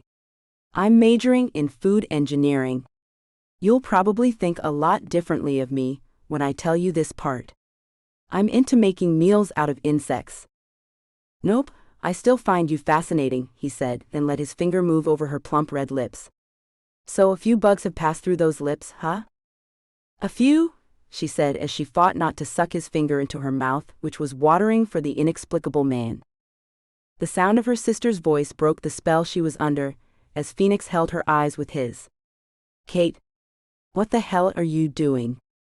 Kate looked away from Phoenix, finding her older sister standing with her hand on her hip, glaring at her. What? This is Phoenix, by the way, Miss Rude. Phoenix, this is Kelly. A nosy person. Nice to meet you, Kelly, Phoenix said as he sat back a bit with the arrival of the protective woman. Relieved to hear another Irish accent for him, too, Ethan watered at the mouth. Leave them be, gorgeous, Ethan said as he got up, taking Kelly's hand and leading her to the bar. I gestured for you to come over here for a very different reason than for you to come and chastise my friend's new acquaintance. Kelly looked over her shoulder, giving her younger sister the eye that told her not to go too far with the man no one knew a thing about. Then she turned her attention to the handsome Scot, who towered over her. I can tell you now, Ethan Southern, there will be nothing that you think might happen that will happen. Not with me. Ah, come on, he said as he let her hand go and ran his arm around her narrow waist. I don't want a thing more than to hear your sweet voice as you tell me all about yourself and what makes a darling woman like yourself tick. Please, came her sarcastic reply. I'm no fool, Mr. Southern. Your accent won't sweep me off my feet. I'm Irish. I've heard plenty of accents like yours. So what have you in our small town? He took a seat at the bar and lifted her up to sit on the stool next to his, facing him. She was tiny, just the right size for him. Her hair was shoulder-length and straightened, showing off the caramel highlights in her light blonde hair. The blue of her eyes was so dark, he could swear he'd never seen that exact shade before. First, call me Ethan. Mr. Southern is my father. And I don't expect my voice, no matter how smooth and charming it might be, to sweep you off your dainty feet, my dear Kel. He placed his hands on her upper thighs, making her eyes grow large. Now you need to understand this about me, she said as she moved his hands. While I'm interested in talking to you, Ethan, that's all I'm interested in. So keep your hands to yourself, or I'll be forced to leave your company. Noted, he said with a sly grin. So the basics then. How old are you, what do you do with your time, and how long do you think you need to know someone before you tell them you love them? She laughed at his obvious joke, then answered, I'm 25. An old 25, I've been told. An ancient soul, if you will. I'm in my last semester of business technology at MIT in Cambridge. And I work when I'm not in classes. And you? Well, first let me say that I think there should be no particular length of time before two people exchange I love yous. That said, I'm 32 and a salesman for Redhead Scotch. And I'd also like to say that I think you're gorgeous, and you and I would make lovely children together. I mean that. Kel couldn't help but laugh at the way the man talked. He was charismatic, she had to give him that. Tell me, do these lines usually get you what you're looking for from women? Every single time, my love, he said, then picked up her hand and kissed the top of it. Now tell me, what it is you do for fun. I don't have time for fun, if you must know. This evening is a rarity for me. A night off work and no homework for the weekend have allowed me to come out, but that usually doesn't happen. So you're a hermit, he said with a deep chuckle that made his wide chest jiggle, taking Kel's attention. He was a monster of a man. I wouldn't say a hermit. I am inside one building or another most of the time, though. And home the rest of the time. But it's not self-imposed as much as it's necessary to get me to where I want to be. Griffin, walking behind Jess to what looked like the exit, had Ethan looking over Kel's head. He stopped breathing until he saw the two take a seat at a small table for two instead of heading out.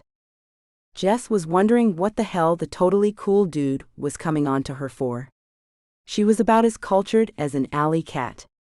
"So you're from Montana and a salesman for a cattle company?" "Yes." "And what do you do?" he asked her as he couldn't take his eyes off the emerald pools hers were. "I go to college in Amherst at the University of Massachusetts. I'm studying animal biology." She glanced to the side of him as one of her old boyfriends from high school came through the door smiling at her. She shook her head to let him know she was busy, and he took the hint when he looked at the man she was sitting with. "How old are you, Jess?" Griff asked, then waved at the waitress, gesturing for 2 more beers. "I turned 21 last month." "And you?" she asked and took the beer that was placed in front of her. "Thanks, Bonnie." "I'm 30, Griff said, then took a drink. When she looked kind of freaked out by his age, he frowned as she said, "Damn." "It's no big deal," he argued. "For you, maybe. For me, well, damn."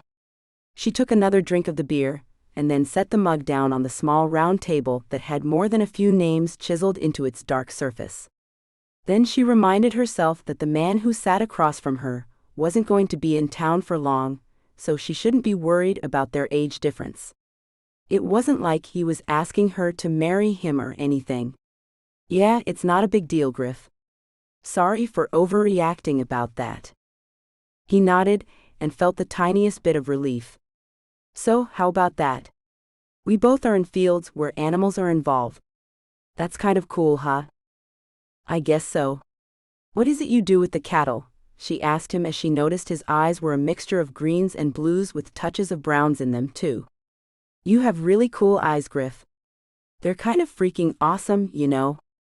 "Thanks," he said, then reached out to stroke her cheek. "Your eyes happen to be my favorite color. You're a real knockout, baby." "So are you, if we're telling the truth here," she said, then found herself sighing as his touch was kind of melting her heart a bit. Everyone was getting along so well, the men were pretty pumped about their chances to score. A little more time, and they'd have the women right where they wanted them. On the way to a no-tell motel.